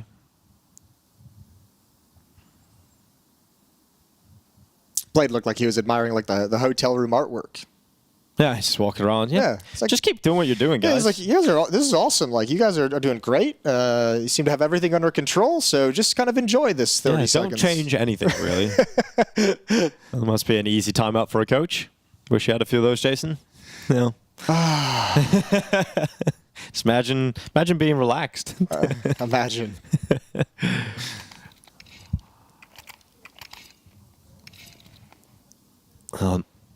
No AWP on the T side. He's going to play with the rifles here to go into the last round of the first half.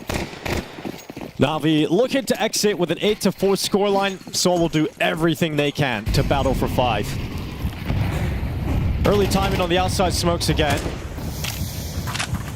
Whether or not they go with him is a different story altogether. Just saw heavy inner. I mean, I don't even know. It almost feels like Saw wants to make sure there's going to be no shenanigans with like a lobby push and crunch again. And they're going to stream outdoor. I almost don't mind this kind of grouped up strategy. This time, no indication of what's coming. So they're able to trade their way in, and then Wonderful's ult comes in to slow it down. Where does Bit want to go for this retake? Over towards Mini, as Wonderful is blocked off by Utility. So Saw right at the end of the half might find a way to get 5. Yeah, this looks like a really tough retake for Navi.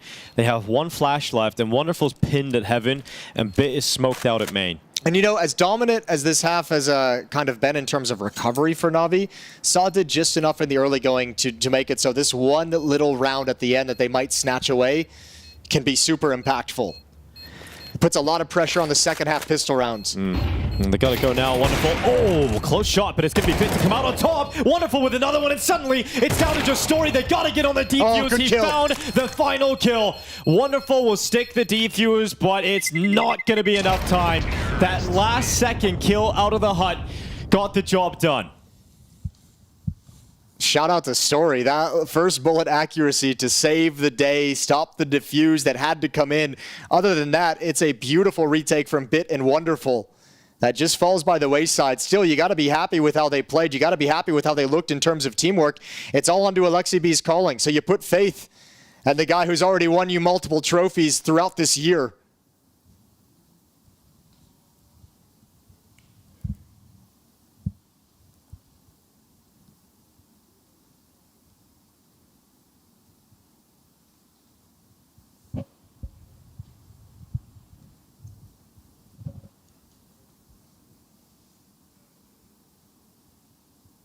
Blade using this moment to talk to the team. Story opens it up and closes the round out. And Wonderful just couldn't get to the angle fast enough to hold Story out from that wide peak. 2-round lead for Navi going into the second half. Couldn't believe much earlier, Jason, but look at this. A CZ being picked up here for Ujerks. When's the last time we seen one of those in a pistol round? When's the last time we've seen one of those in general? Good point. It has made a little bit of a comeback. No, I make a little bit of a joke, but there's been a couple here and there recently. Yeah, there has definitely been a few. I've seen them at the last tournament I was working, but this, you don't see it in the pistol round. So let's see what Ujerks has got up his sleeve.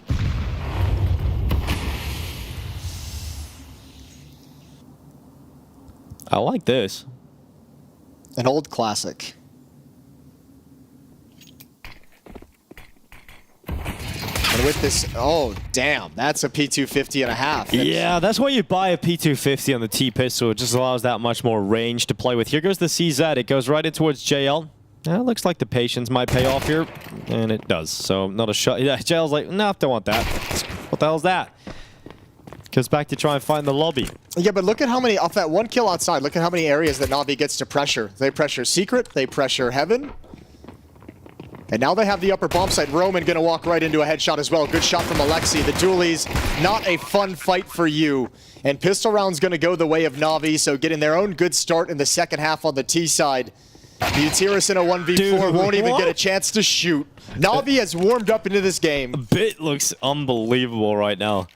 13 kills now, 8 deaths. Wonderful is right beside him on 13 as well, but that shot on the jump right at the end is Wonderful outside to kick things off. Good patience for JL. He also plays his life. Like there's nothing left in JL really in that round once he goes to that low HP. But it's the fact that he takes the attention away for so long, just staying in ramp is just an extra percentage going in favor of Navi. Now, force buy for Saw. They've got Materis out on the scout. You got Deagles and a 5-7. Door blown open, Utility out. Oh, Materis, good shot with the scout. Yeah, great start. No, Navi's, yeah, they're just going to go through the smoke. That smoke is way too late, so Alexi's just going to go right through it.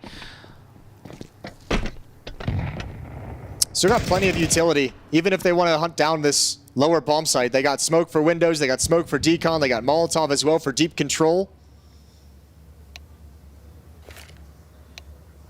I think I can hear the messages being sent. I think that's probably a nice shot over to Materis.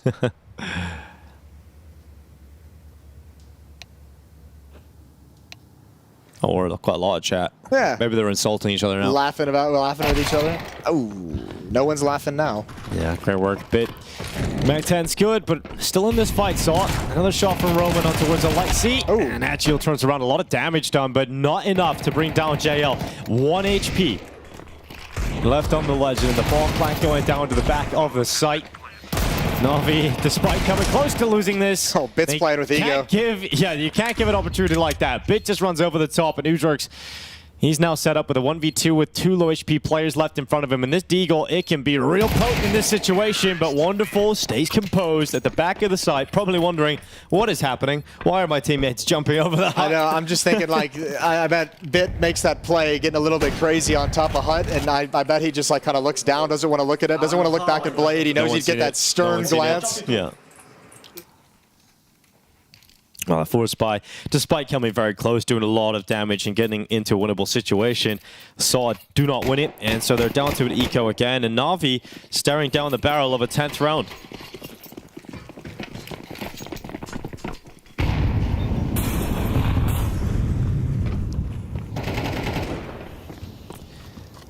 I mean, the only match you can talk about with the history between these two teams is back at IEM Cologne in 2024, right? Earlier this year. It was a Navi 2-1. And, you know, you're looking at Nuke, yeah, sure, being picked up by Saw, but it's such a long time ago. It's a different team. And Saw also, we're just on a heater at that tournament. Yeah, it's like their one peak event that they had versus Navi, who's just been the best team in the world pretty much, you know, definitely the entire second half of the year. But you add that major into the first half, and it's like they've just been lights out.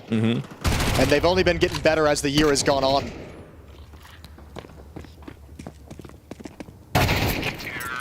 They're looking to hit their final four to win both majors of 2024. Got to get there first. Right now looking like they are going to be the team that make it through.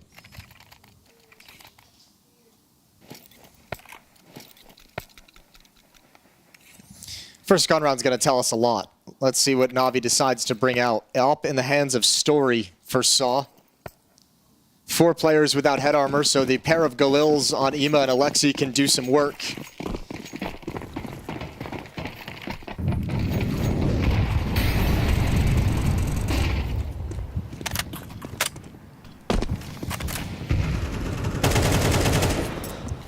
Well, that's one way to start it out. Yeah, that's a great way to start it. JL happily taking the opening fight here for Navi, and Saw's gun round is off to a pretty poor start. Re-smoking outside. This will allow Ima towards Secret, and he dodges the fire as well.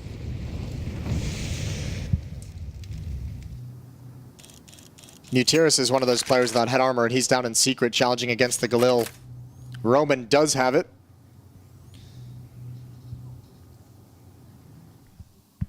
They've got positions to set up a nice crossfire, but both of them being relatively passive. Molotov's not going to make Roman enjoy his life all that much. He goes for a peek on the top of the stairs, then has to drop back through the flames. He wanted to show some presence to try and sell Mutiris. Yeah, well, Mutiris has done very well, hasn't he? Double kill, Wonderful and Alexi B, both lined up. Mutiris closes the door on them. Yeah, but the next layer of this attack is going to come in from Secret. Story's got to be careful. Oh, boom. Nice shot. Yeah, Bit couldn't react in time. JL and Ima going to try and put this one together. 2 versus 4. Yeah, despite having a 5v4, Navi have now watched that go back comfortably in control of Saw. They might think that's the only player, though. Yeah, they never knew that there was a second player, so JL's able to get a freebie, and they know Mutiris is still down here.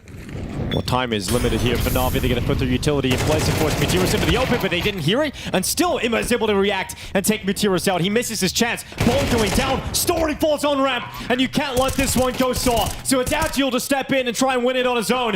JL opened up the round, and now it's his job to close it. Looking for the 4K, goes aggressive, and he will win the fight to push Navi up to 11. They're just too damn good, man. Too damn good, too damn smart. And doing a great job of just taking it kill by kill, problem by problem. And Saw never got settled into the fact that they had that advantage. Losing track of ramp room, assuming it was just the one player, never clearing things out. Looked like Roman was maybe heading in that direction, but they were way more concerned about the final player over in Secret. And JL, clutch as you like. Just another day in the office. –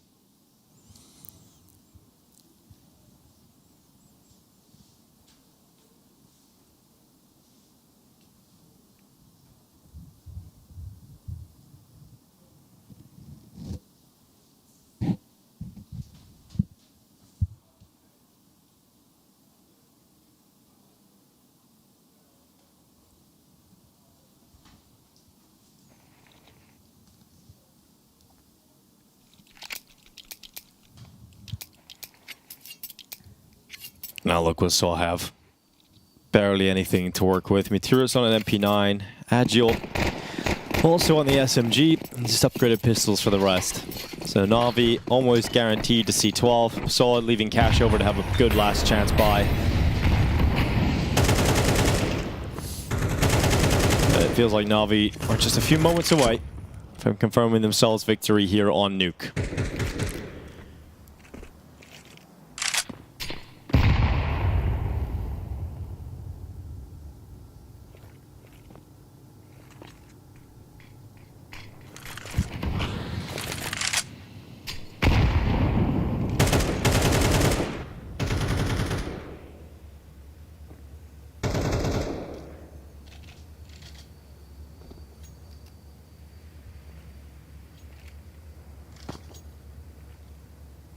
This time, Navi just slow down the pacing, conserving utility because they know Saw, in a desperate situation, down 5-11, is going to run out of util with this force buy or this half buy that they have. So let them spend it to stop the rush. Miss Molotov towards top hut, won't punish them this time, nobody's there. Mutiris coming up late. Now it's an issue. Good opening fight for Saw with 35 seconds left. Navi have to try and burst through. And Roman, needed to win that fight with the 5-7. Here they come through Squeaky, right into the open. Agile, good for one on the MP9. There's still a player on top hut that can cause problems here. Combined with Story at the back of the site. Meteorus does get the work done off the top of the hut. And now Ima with a 1v3 ahead of him will take miraculous moments from him, and he really does it. He almost got it. Yeah, he just couldn't figure out where Ujerks was, but those 2 kills coming in the dying embers of the round, that would have been ridiculous. All right, a slight hiccup in the game plan for Navi. They get stopped cold with pistols. Now, they did do that same exact thing to Saw in the first half as well, so all's fair. They play out even in that sense, and utility comes back into the hands of Saw. The half buy works, so they get plenty of cash. AWP is out for Story, but they're still 5 rounds back.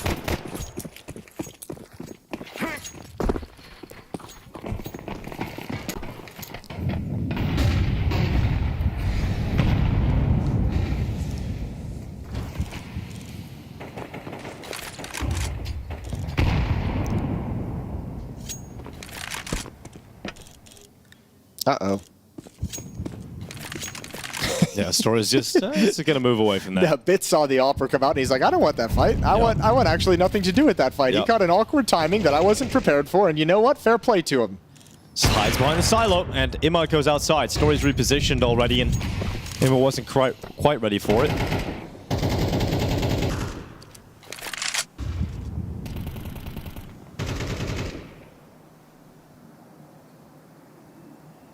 Bit's going to follow up Ima's play very, very late.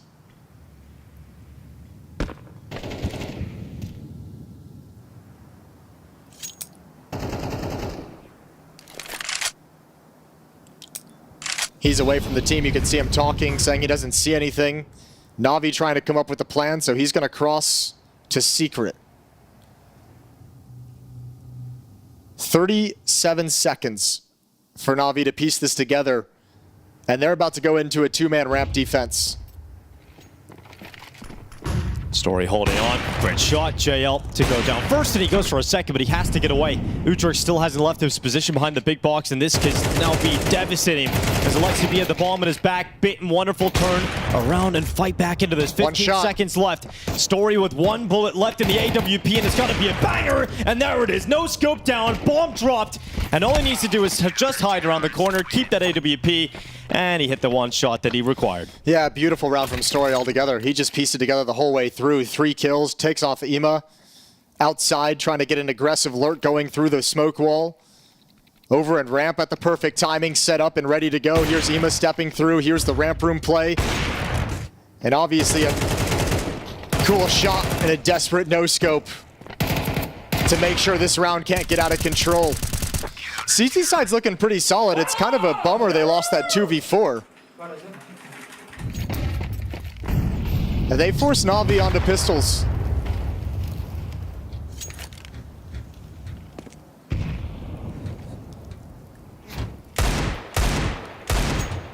Still opportunities now for Saw to get back into the game overall, and great damage done onto the initial player, so Navi, who pushed through ramp. Nuke not wanting to play all the way down. He plays close to the ramp entrance. And Story's repositioned towards the lockers to deal with the threat of multiple players.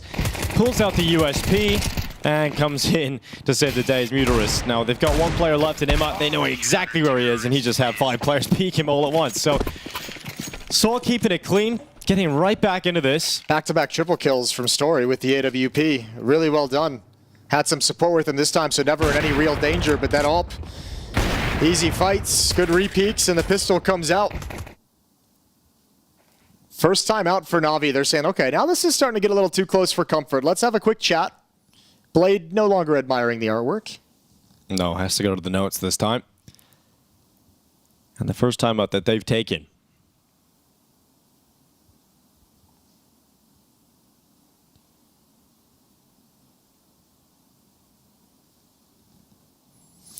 I would love to one day figure out how exactly he has his notes structured.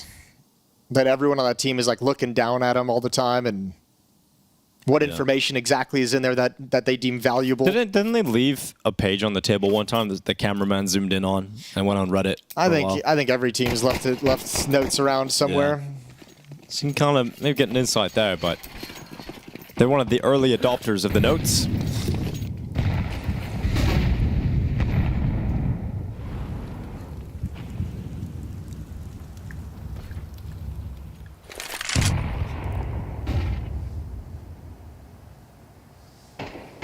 Materials is going to play at the back of the garage, and Story's going to move towards Secret. So this AWP, you mentioned how much impact it's had in back-to-back rounds. It's got another chance. Yeah, it does. It's positioned perfectly for that if Navi do decide to walk down Secret with numbers. And that is exactly what they're doing right now. So Imma around the corner. Tentative approach, and into the open. Story connects the shot. He'll drop the utility and fall back safely to the stairs. In fact, he's going to play inside of the vent. They just can't get away from this AWP. They're gravitating towards it all of the last 3 rounds. And Story's delivered each and every time. Good position from Muterus.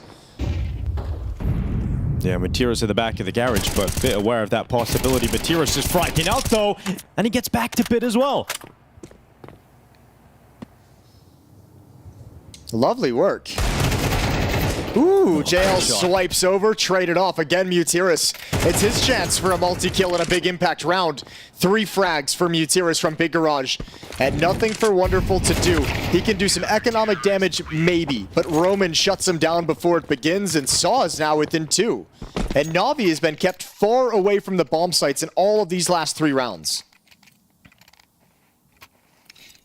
Remember, this all started with a half buy as well. 5.7s and MP9s with very little utility picked up. It was a buy that Saw said this has some danger to it, some stopping power, but we don't have to fully invest.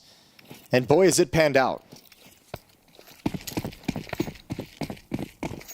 Navi with Tech 9s and a Deagle. Sometimes when you're pulling this big comeback on the CT side, a round like this can catch you up. And you've done so well in the gun rounds. You're outmatching them, you're getting back into the game. And then Tech 9s can be a problem. So a flash setup, Bit just sent forward, and he's going to come out swinging on Utrix, and that opens up the ramp room. Oh, this can't happen. Story, they pushed him before.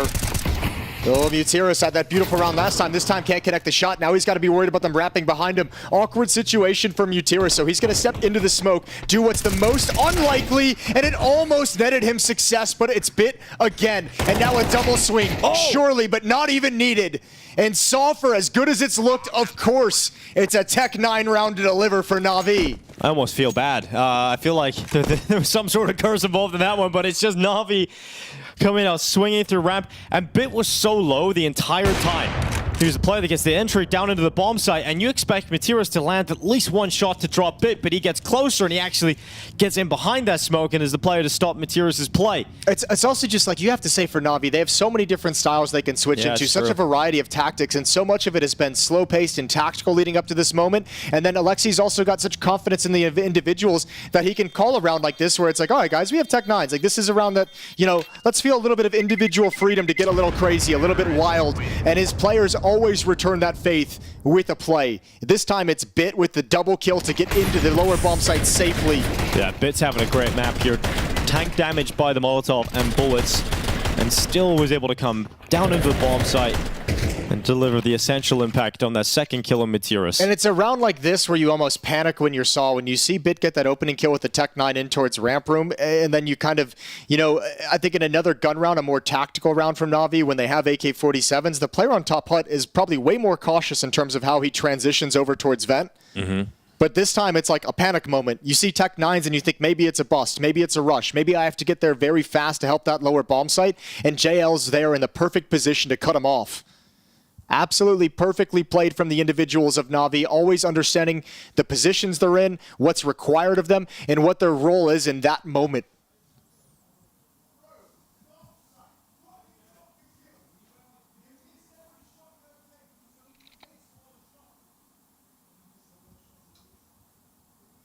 This would be such a disappointing finish for Saw after putting in a great shift on the CT side.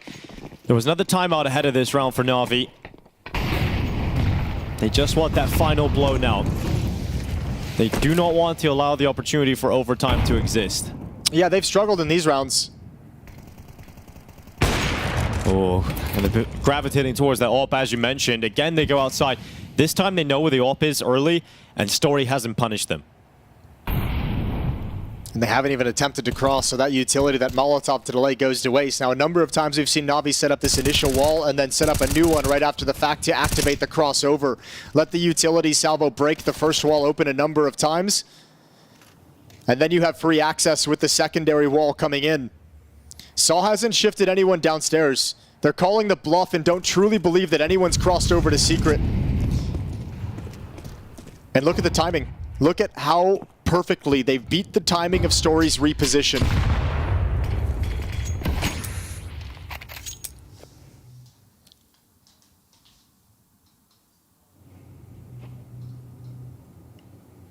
$40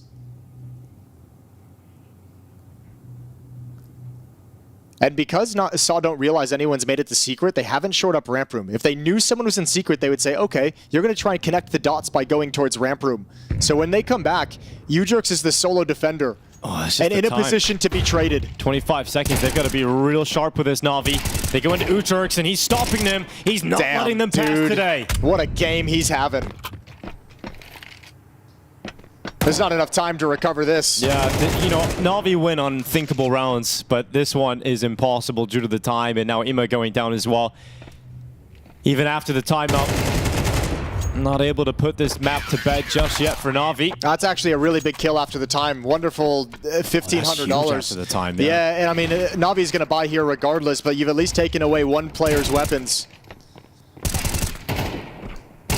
Such a nice sequence from Ujurx, all on his own quad kill. No one able to trade the frag, and Alexi a little bit of frustration. So if Saw can force overtime, they have a chance to complete the if statement of upsetting Navi on Nuke. But it's all leading back to if, isn't it, Jason? But perhaps it just stands for imaginary friend. As Ima goes out towards red. Already a strong position as he starts to cross towards Secret. And this time they can know, Meteorus, oh, he spots the head. That was the opening chance, but now it's an all-group fight. If Bit wants that head to show again. Yeah, knowing it's Bit on that roof, it's not a fight I'd be super motivated to take if I'm Meteorus, but shout out to him. He's working up the courage to make sure Bit's not challenging to drop down. Ima has already crossed over to Secret. Story's watching ramp. And Navi's starting to constrict.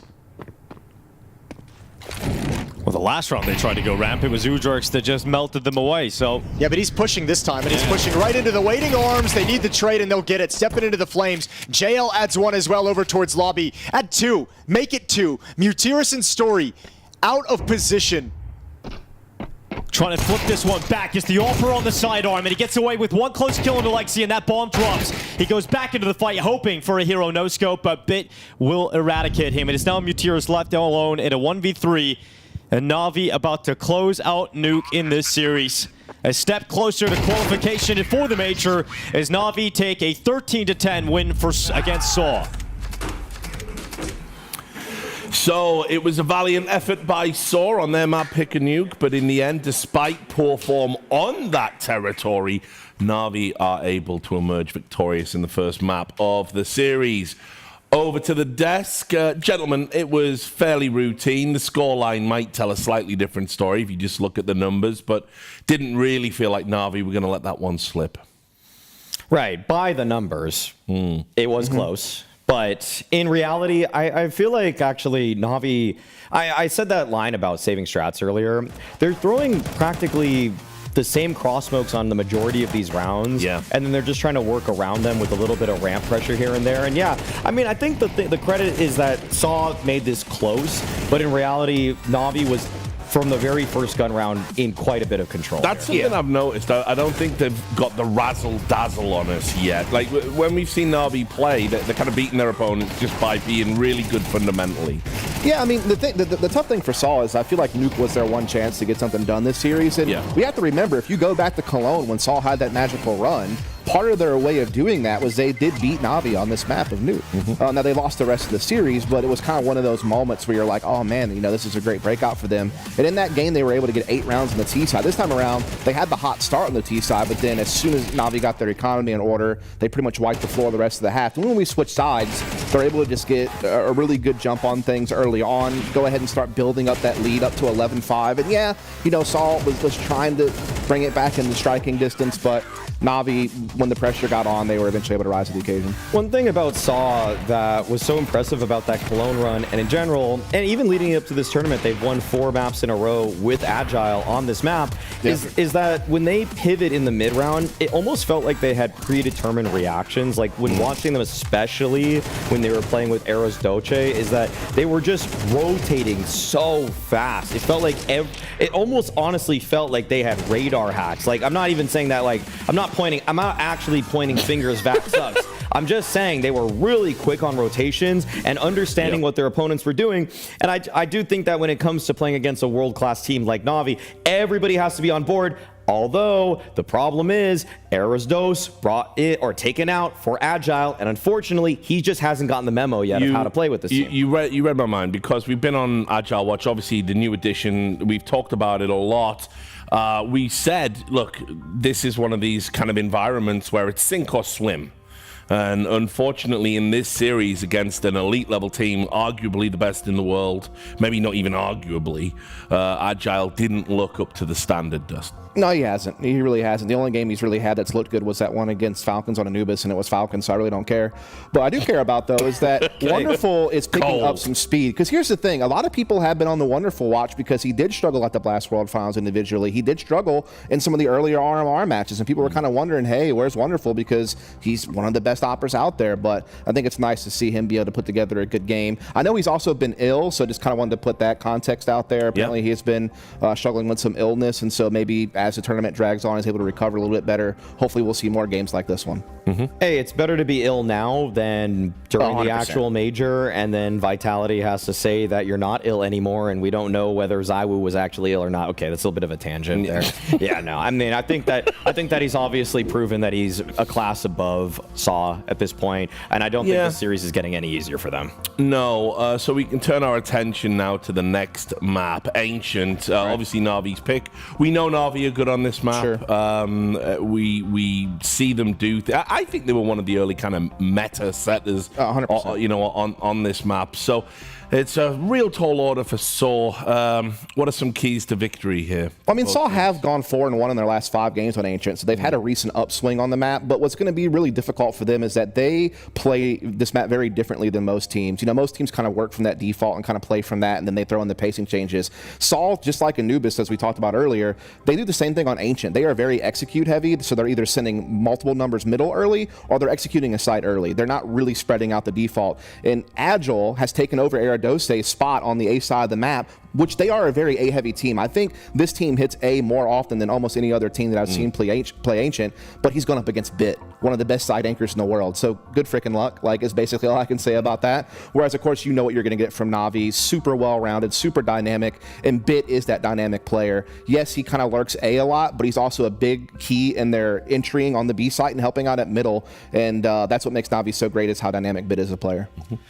For me, when I think of teams that are a bit more one-dimensional, like SAW, where if they're just going to group 4-1 early on, the best part about watching Navi is that they always pressure their opponents, even with just individuals. Sometimes it's with a team setup, but if JL just feels a little bit zesty at middle, he's just going to go for something. You know, he's going to go for a little bit of a push. If they want to push down the B ramp, they'll test their opponents and their defaults. And so as soon as they recognize SAW, if they are going for just a very straightforward play, Navi is just on their behind immediately. It's also about disruption because Navi is one of the most dynamic CT teams on this map as well. They have a bunch of different set plays they're going to use to get aggressive on all fronts of the map. And so if you're a Sol team that's trying to set up some type of execute outside of a site, you're not always going to get that opportunity. Like, you're going to have to deal with the disruption that Navi is going to bring with their aggression and try to figure out a way around that. And I just don't see how that happens in this short of amount of time frame.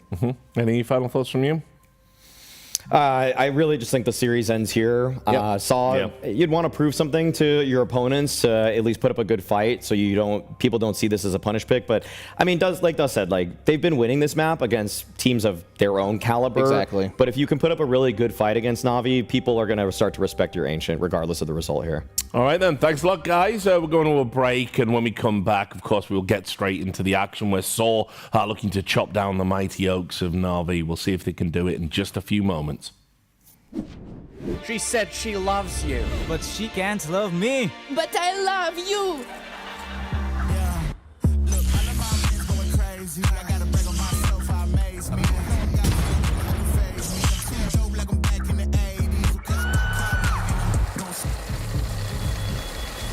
I won't play window anymore. What's going on? Play your role. 1xBet. On to the next one.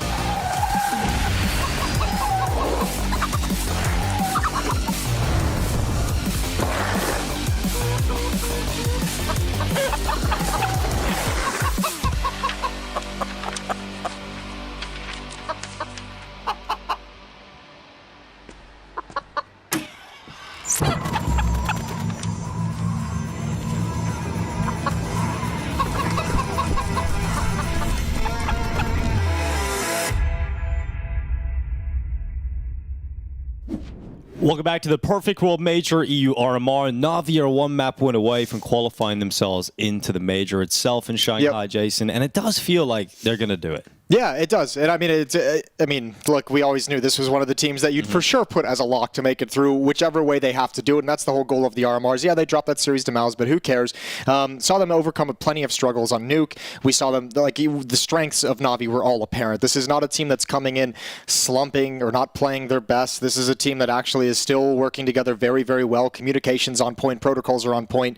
And Saw put up a great fight, but I think that's the end of it. Especially in the second half, right? There was a strong start in the first half for a few rounds, but Navi sort of cooled that off real quick. Yeah. It was the defense from the side of Saw. And again, it was like so many win conditions. Again, this time it was JL who provides the round that cools down the hot hand of Ujurx early on in that game, because Ujurx was being a real nuisance in the first 4 or 5 rounds to get Saw to a decent enough lead. But then you have JL just kind of step up, triple kill with the 5-7, and that hot hand just kind of cools down, and you don't really have to worry about that rifle power too much. And then you see Bit kind of warm up into the game, and then you see Wonderful's AWP start having impact. And there's just way too many win conditions for Navi in this series against a team like Saw to have any confidence to feel like this is going to be going to a third map.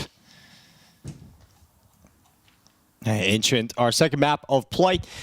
Well, Navi will confirm themselves a spot in the major if they win this. It's just to be determined whether or not it's going to be deep into the major, into the elimination stage, or in an earlier stage of the competition. And that will all be determined later on with their difficulty by that score. Beautiful little Buchholz score. Yeah, the Buchholz system. It's been, at least with the RMRs going out the window, we won't have to do the Buchholz next time, Jason. Look at this as well, though. Like, I mean, you just won the first map. You're going to a map where you're heavy favorites, and still the conversation is getting everyone focused and in the right place. So maybe Blade did see something during Nuke that he wasn't very happy, that he wants to snap things back in shape. We know Blade is a, I don't want to say harsh, but high expectations kind of put him in that mood where it's like nothing's ever good enough. So the quick huddle up to make sure that everyone's on the same page, and it's like, let's not underestimate this. Let's not even get to a point where we have to play a 2-2 game and then some craziness can ensue. Let's handle business. We have ourselves in a position to qualify right here, right now. Let's do that and go enjoy some days off and some rest. Yeah, quick team huddle in the bathroom, get everybody in there, and then get back out and do the job. It's my favorite kind of team huddles. Yeah. Always in the bathroom. Yeah, it's great. It's where it's all done. Well, Saw just waiting for Navi to sit down. They're ready to go. They're ready to get the second map underway. I would say Blade wouldn't be necessarily incredibly happy with how long it took Navi to close out that map. It felt like they could have done it a little bit earlier on in the game, but Saw put up a good defense. So they found the solutions after timeouts. They had that one quick round with the Tech-9s, and they called a timeout immediately after that. And they went on to finally be able to close the game out. Yeah, I think there's some positive signs for Saw. I mean, the map is just, I think, very strong for Navi. But, I mean, you got to be happy with the fact that Ujurx played really well. Stories AWP was having a lot of impact. It's the rest of it. And remember, they are coming into this with that decision, which I think, people can look at it two different ways of the change of Eres Dos and dropping him at this junction and bringing in a brand new player who hasn't really played with you all that long, who's not super experienced in his own right into the team. And you can make the argument that, you should be playing for the short-term success and keep him in the roster, but Saw went the other direction with it. So, I mean, that is kind of an obstacle they're going to overcome, because Agile had a pretty rough first map, 6-17 for him, and that's not to point at it and say, look at this guy, he's lost them the map, he played so poorly. But it's just a reality of the situation that Saw is in, having to kind of train somebody up, while you're playing and competing for a spot in the major. And that's what makes Navi just feel like an insurmountable opponent for them. The other teams, maybe you can make it work. Yeah. The best team in the world? Probably not. I mean, you're looking at the player on their screen, Bit. He was one of those projects, right? He was a player that Blade decided to bring up. They had the whole 6-man roster during the online era, and they slowly introduced him to Tier 1 Counter-Strike. They allowed him to play one map on Inferno. He did have a progression. Yeah, and so they kind of built him up until the point like, okay, he's actually sick. And then we realized what he could be. Well, I think also at that point, too, remember that's when Flamey was still on the roster and he was starting to look like his performance was starting to drop at the same time. So I think as that kind of continued and wasn't turned around, I was like, all right, Bit, we're just going to keep giving you more and more responsibility because got 2 different players at 2 different trajectories and it's time to just make the swap full time, and he ended up being Rookie of the Year. Yes. Had a very rough start. I mean, his nickname was just Bot, you know, for some that's time. True, and then all of a sudden, like, out of the online era. He was a 2-time major champion. Yep, and when Lance started coming back, like, he just escalated for no good reason. It was just like one day, everything clicked. And I feel like it's got to be something with, like, Blade's system and style of coaching and how he likes to build his team. Because it was the same with Navi, right? Like, this lineup coming together was like a hodgepodge of players. Ema off his one great major performance, but we hadn't really seen a whole lot from him. Bitwood stuck around. JL was coming in again off another good, but these guys were like good pieces, never expected to be stars. And for a long time, it looked like these pieces weren't going to come together and coalesce into anything that intimidating whatsoever. And then one day it clicked. And then one day it clicked and they won a major. Well, he even said it was maybe even a little bit too early along his system, along his plans. What a nice luxury. Yeah. I mean, he even planned on a last place finish, it looked like, at the last tournament. He did set it up nicely. Yeah. But a pistol underway. And Story's moving his way through the cave. Come out of the Jaguar in just a moment. Already we've got Imma at elbow. JL just watching for that push down the ramp while Imma focuses on the Heaven Peak. It's worked out for Imma. But now JL, well, he's tucked in the corner and he's stuck. He can't get away. So Udrix is able to apply the pressure and JL can't handle it. And Navi start to move through mid because they've got the A-bomb site under wraps. Yeah, so under wraps that the Donut players don't even feel the need to apply any pressure whatsoever. They're just going to stay and wait for that flank. They saw the pushes through Jaguar. 4-on-4 retake. There's no kit. Low HP on Agile as well. No smoke for the bomb. Actually, there is a smoke for the bomb. They gotta throw it out onto the bomb right now, but Bit peeks before it blooms, and look at that. Just quick. Yeah. So quick from Navi to close out the first round. Well put together pistol round. Saw trying to gain a really early advantage on Ancient with that push, with that information gathered towards B lane. Tech issue here. Getting a giggle out of Ema.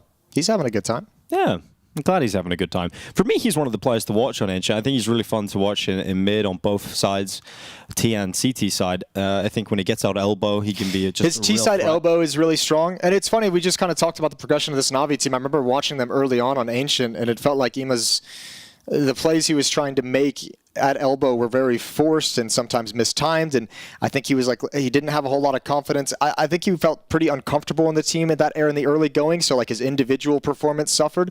Obviously now that's all changed. Ema in the past recent months has stepped up so massively for this team. It's back to like, okay, now we're seeing glimpses of what made him almost the MVP of the Paris Major.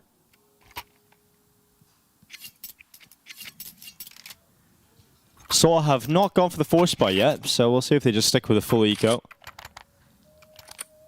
Obviously that would give Navi the 2-0 lead they desire. And a reminder, if you are just tuning in, is a 13-10 win on map 1 for Navi. They're one map up. And this is for qualification to the Major. So it is the eco here for Saw.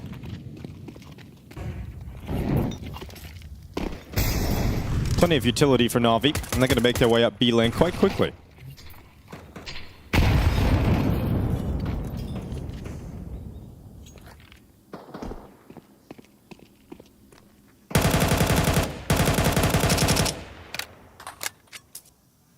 Just jump spotting mid, Meteor's not spotting too much, and the only real threat in these kind of rounds is when you have pistol stacks in the cave or in Jag. If you have utility, you can start to clear that out. Or if you try and make like too many assumptions and try and do too many things without the proper details, and you can already see that's not going to happen in Navi. The Molotov in towards Jaguar finds a kill onto U-Jerks, and they're very measured in how they're progressing across the map. They've just kind of pushed forward a little bit to apply a little bit of pressure, and then you can see Ema, the solo player, kind of sink back to watch for any kind of an A push that might be coming out. So Navi very clearly fully focused and making sure they don't get caught off guard by anything. Delayed spam finds Agile way far back and easy peeks into the bomb site.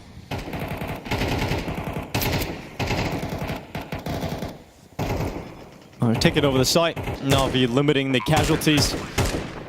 Even the bomb site they chose towards the end had 3 pistols close by, so if there was any opportunity to do damage, it was going to be over to that side of the map for Saw. But picked up regardless here for Navi. It's going to be a 2-0 lead. We'll get the buy coming right up for Saw now. They won't have the AWP in the hands of Story. Now, that was a big factor for their CT side comeback and making the game look more respectable, closer over on Nuke, was Story's ability to get multi-kills and have impact rounds. Yeah, with the AWP, won't have that out in this first gun round. M4 for him. FAMAS on Nutiris, decent number of nades across the board, no kits, so watch out for those retakes on the CT side. Lack of head armor as well, so the MAC-10, the Galils, primed for some damaging, deadly headshots. And Saw's going to go for mid-control. Deep Molotovs, deep utility.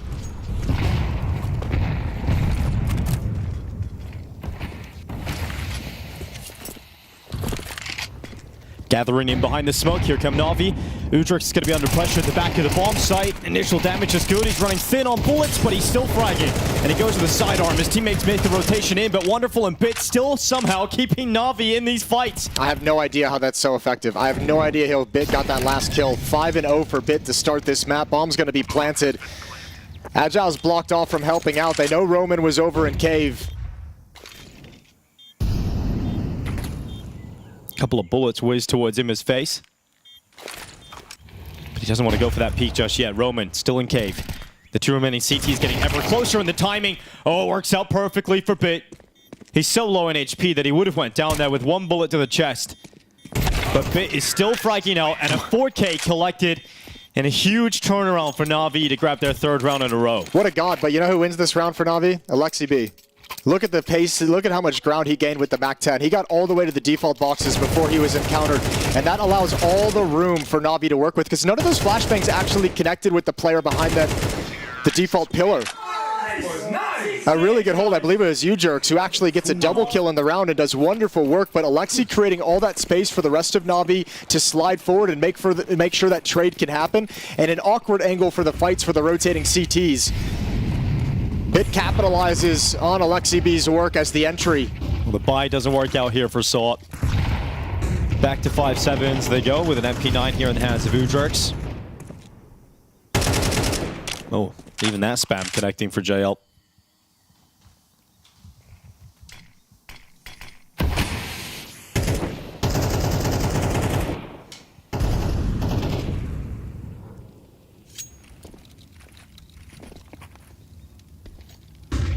So stacking the B-bomb site. Saw hoping they can catch Navi sort of committing into that side of the map. But right now, Navi, plenty of options. And they're just spreading out. They don't want to commit into anything anytime soon. Here comes an aggressive play down B. Udrix going to smoke off Wonderful, who tries to get involved in that early fight. They unleash bullets, they unleash hell. And Navi come out on top of the fights against the Pistols. It's a 4-0 start, and there is so much money built up on this T side already that Navi just have buy after buy available on the T side. Yeah, such good patient play as well for Navi. Look how many players were there and available to respond to that kind of an aggressive push down the B ramp. Everyone's getting involved in the action. 4-0, you'll get the AWP out on Story in this round, and Saw wanted immediate timeout to talk things over before this gun round begins because they're ready to get started on this CT half. Yeah, loss bonus at 3,400, so they finally have the money to get that AWP out here for Story. And as we mentioned just a couple of rounds ago, he was the danger man on the CT side of Nuke. This map was considered a weakness of Navi heading into the last major, into the Copenhagen major. A lot of teams tried to exploit it, G2 notoriously. Getting absolutely shocked. Navi put some work into it and pulled it out as a pocket pick, or pulled it out as a pocket map to help them win that series. Beat FaZe on it in the grand final itself as well. And it still maintained position as a strong map in the pool of Navi heading into the Shanghai Major as well.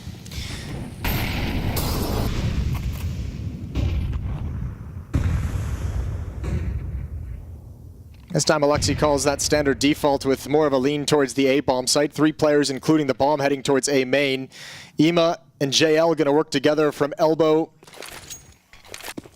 to take control of middle and find a split towards Donut. just slipping out. Here comes the boost that they wanted, but they don't. They just go for the swing instead. LexiB leading that charge. Suddenly Navi overwhelmed the A defense. Oh man, that's a really tough place to have your least experienced player anchoring the A bomb site. He might be in for a really bad time throughout this half. And Navi so convincing. 1 minute left in the round, and it's already a 4-on-1, and they've won the whole thing. 5-0. Money in a bad spot again for Saw. It's a real tough feeling to have to deal with if you're Saw. You've just called a timeout. You finally have a full buy. You got the AWP out. And that's how your gun round goes. And if I'm Navi, that's like part of the game plan you'd imagine is like, anytime we need a round, just go there. Attack Agile on the A-bomb site. And it's, you know, just make the rookie beat you. Good luck, you know? He's in for a rough time. I think I'll take mid-control. At least they're going to fight for it here on Saw's side of things. Meteorus has the MP9 down towards elbow. Haven't got the opening kill they would have liked. And oh, Meteorus blinded. It's a long-winded spray, but one that goes the way of Ima. Roman walks right into the crosshair of JL. You can feel it already seems a little desperate from Saw. Like, with pistols, to be fair, they're around like this, risking a lot with very little. And Agile going down to the hands a bit. Jerks for the CZ. Hasn't worked out for him either. And Navi, they aren't even losing players in rounds like this. I know. A lot of teams you're going to see throughout the RMRs will lose a couple of players to the Deagles, they'll lose a couple of players to these pistols, but Navi are just keeping 5 players up. We haven't even seen Bit die yet. They don't take a point of damage. They don't take a point of damage in that round. Another flawless victory, 6-0. And now the hard part is, like, it's hard enough beating Navi in a single round for Saw at the moment, but if you look at the money, as you're alluding to, you have to beat him in like 3 or 4 rounds in a row to take this economy away. Third buy of the half here for Saw. Second where they've had the AWP. And Story didn't even get to use it the first time. They've had 5 kills total across the entire team. That's not ideal. Bit has double. The entirety of Saw? Yeah.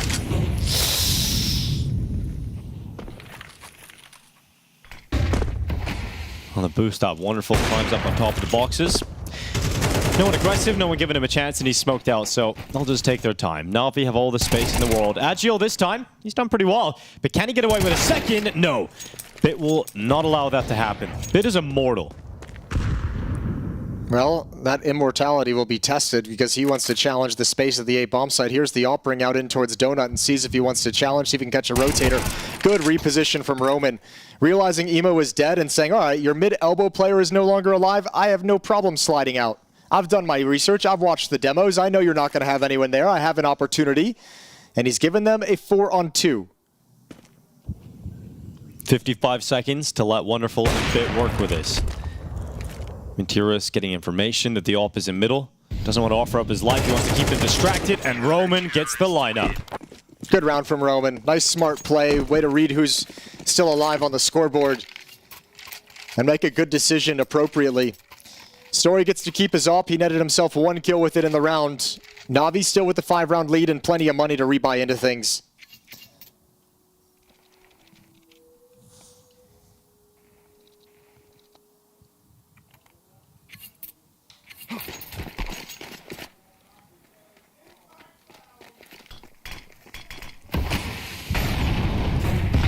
As you said though, Jason, you've got to try and beat them in multiple rounds.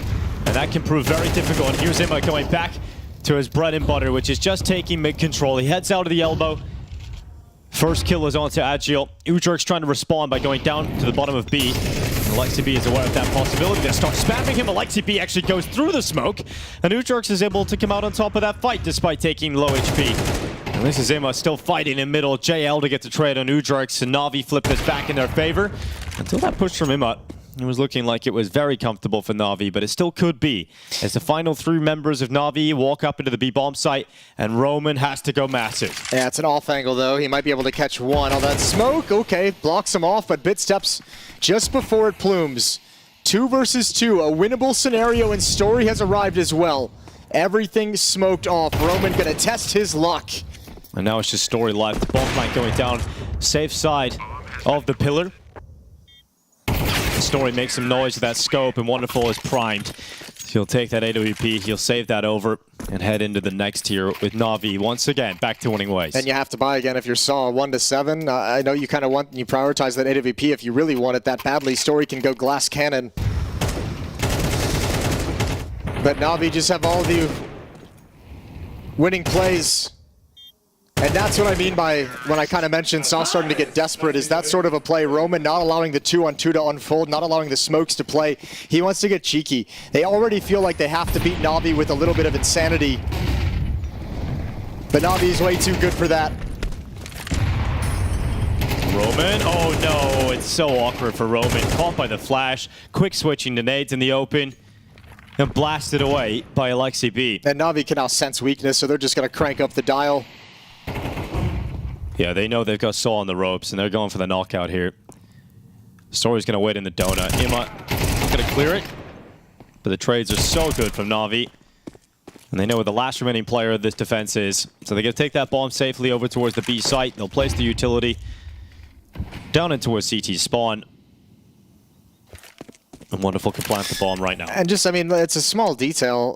Just look at the way Wonderful holds the angle with the AWP. So for the smoke run through, until JL gets all the way around to the long corner, in which case he can hold the smoke for that walk through.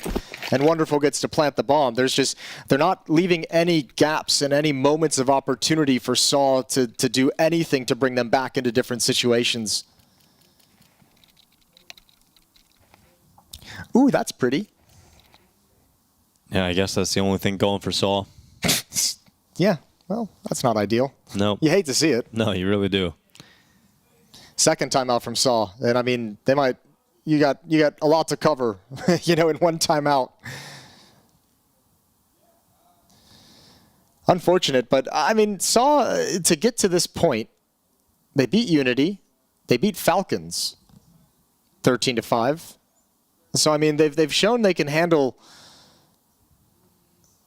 They can handle business. This is just too far out of reach for them at the moment. This particular team is just too far out of reach for them. But just think about how long it took them to get in shape to compete against the top teams in the world, right? You had a few major cycles. Look at Bit. He's not only headshot, and he's flashing as well. Thank you, observers. Yeah.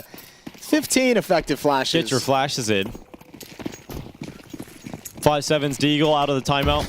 But yeah, just think of how long it took Saw to actually get into a position where they were capable of beating the world's best teams. It took multiple major cycles. It took a long time before they were able to do it. And now they've got to rebuild that all again.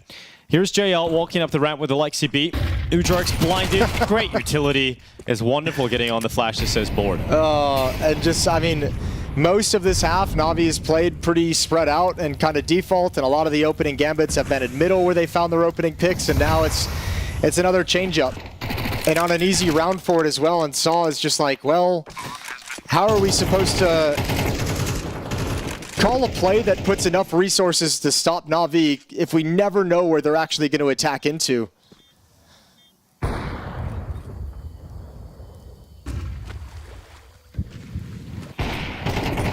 Everything's covered.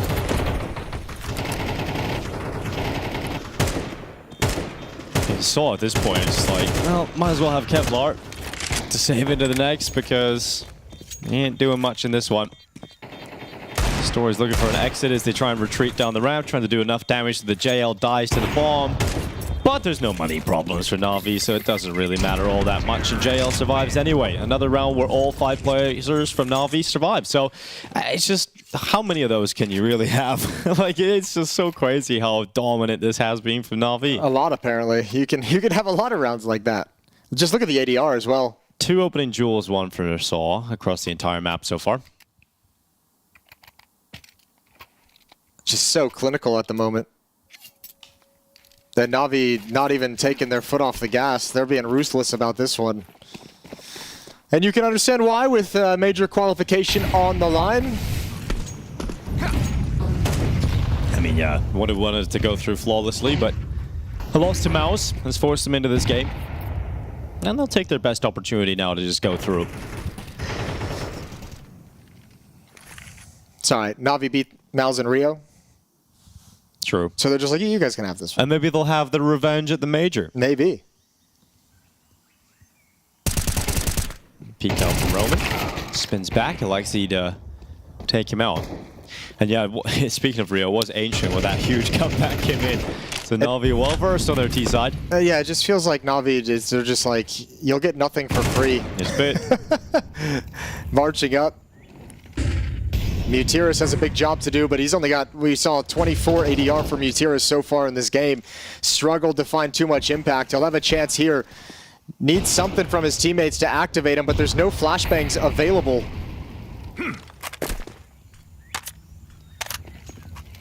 Oh, try and fight right into Mutiris. Bit continues to try and fight that, and the bomb not going down because Wonderful feels a little uncomfortable, so he goes for the fight instead. And JL is alongside of him, so 10-1, double figures reached in the half for Navi. It's not slowing down, so they'll go for the last round. They want a second at least, but there's just too much done from Navi already. Yeah, they're just too sharp right now. That little pregame huddle and pregame speech has... The bathroom speech works, Jason. I'm telling you, get all your boys in a bathroom and have a little conversation. It's going to have impact. It's going to stick with them. Just don't make eye contact.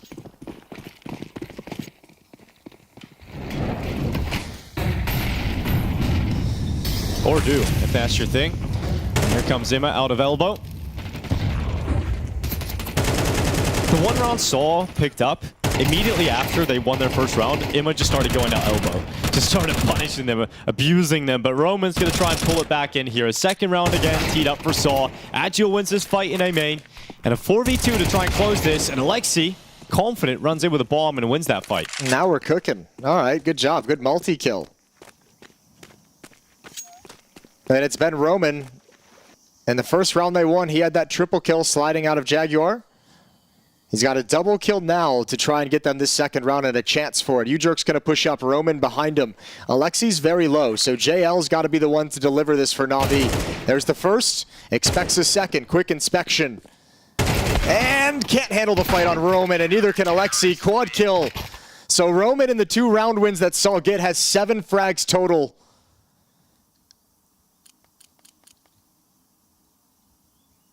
But Navi was just ruthless in this half. Ruthlessly efficient.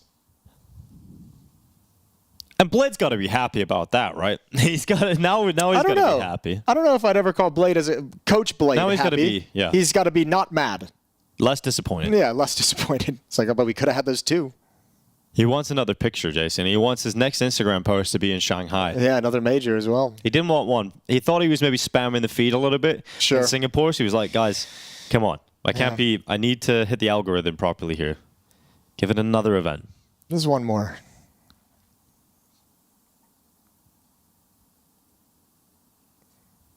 Got to be quiet in that room. Yeah, I mean... And also, I mean, here's another layer that we haven't really touched on as well. Remember, as well with Erisdos, it's Coach Barry, who is also replaced by Golden. But because Golden didn't make the roster cut, he can't be in the room as they play. So he can help them prepare, and he can help them get ready, and he can help them game plan back at the hotel. But he cannot actually be in the room when they're playing in their matches. So no ability for a coach to chime in with an extra idea.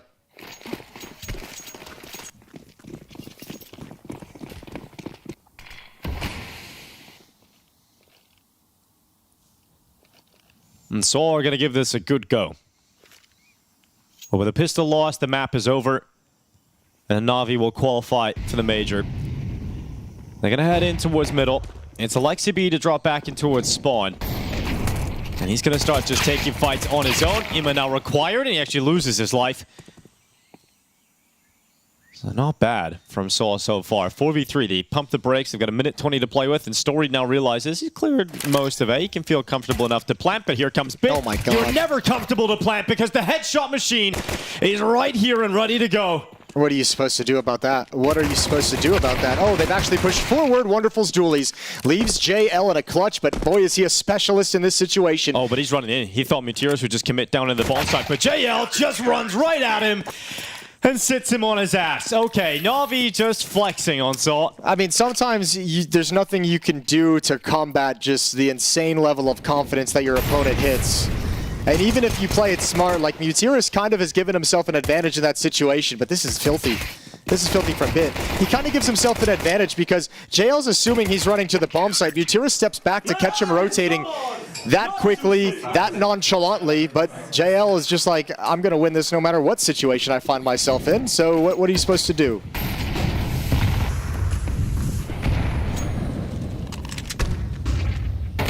And they've gone all in. They've thrown everything they can into this investment. The AK of Ujerks gets one pick before getting annihilated by JL, who not only takes the AK away, but also follows up on Story. So now 3v4 to convert here for Saw. Map and series point being picked up in just a moment here for Navi.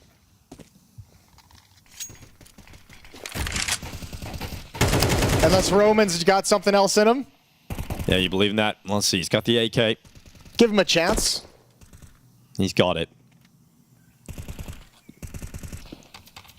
I just don't think Navi are going to give him a chance, Jason. That's the one problem. Mysterious is going to move to red. He's being sold the dream. He hears all this spamming over in Jaguar. And, oh. Okay, that's one hell of a shot. That ain't bad at all, but there's two players over here in Cave. Bomb is down, and Navi say, you know what? We no longer like this 3v2. We'll give up the bomb. You can have it. We'll let you burn time off the clock, waiting to recover the bomb. And now they get to descend back into the bomb sites and use the clock as an ally. They say by the time you recover the bomb and start moving towards the site, you don't really have the time needed. Yeah, just think of all of these angles they have to clear as well. Look at the way they've fallen back, and Bit's repositioned towards middle, knowing when they pick up the bomb, he can actually cut the map in half. You can leave two defenders at B. He's covering A. He's gotten another kill as well, so Roman's got to be a badass, and he can't do it. Bit's just a monster. 19-5. What a series he's had today. He was also fantastic on Nuke. Continue that into Ancient. Was barely dying in the first half. That's such a cool round to just think of, like, philosophy of Counter-Strike, of just like 45 seconds left. We've just put down a smoke. You'll get the bomb around like 30 seconds. And like, we can just track you the whole way. And even if we just spot you crossing mid to go to A, we have such a jump on the rotation and timing that we can still challenge and harass you before the bomb goes down. And now the AK out for Materis. He has to be the hero. And it's just Saul going through the formalities of playing this round, it would feel like.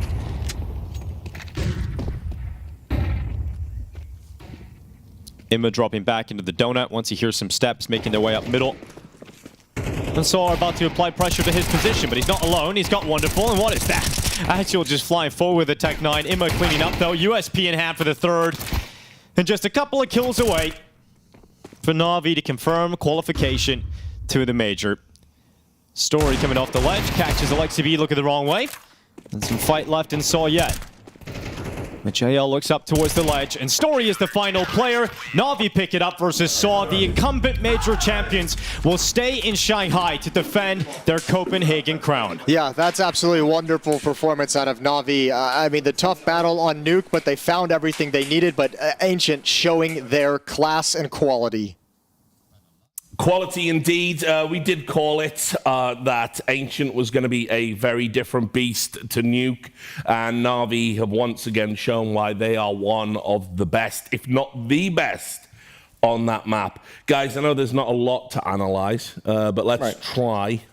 Do you want to pick it up, Dust? Yeah, I mean, I think let's just look big picture for Navi, right? I mean, they're the 3-1 this group. They're likely going to go straight to the elimination stage. I'm not totally confirmed on that, but I think with their Buchholz score, they should be the best 3-1 Yeah, we'll team. get confirmation of that a little bit later either on. way, they've obviously made it over to the Major, which is no surprise with the favorite to win it. And I guess if we're just going to look at Ancient in general, they just put on display how dynamic they really are on that map on the T side. I mean, so well-rounded with either playing default, mid-aggression, executes, you name it, they can do it. And Bit was the guy that we highlighted before the game as a guy who's super dynamic. Again, he's kind of their A-lurk, but also will attack middle. He will help execute B. He can just do so much for this team on the attack and on the defense. And he had a hell of a game, dropping, I think, at least 20 kills, if not more than that. Almost had the majority of Saw covered by himself at the end of it. Yeah, I mean, it was just suffocating would be a word I would use, Maui. Like, it just felt like there was really nothing Saw could do. Even in the rounds, the rare rounds where they got opening kills, they just weren't able to convert. Navi just really had their number on this. Right, and for Navi, I mean, it didn't even really feel like they were too pressured. No. There were a couple rounds where Saul was attempting to fight for that B lane control, but all in all, I feel like Navi, they felt completely in the driver's seat for that entire T side. So much map control that was allotted to them. Saul just didn't really have the cohesion between their mid players or their B lane players to put on that sort of pressure. I'd love to get an interview though, Richard. I feel like it's almost time. We're gonna get there.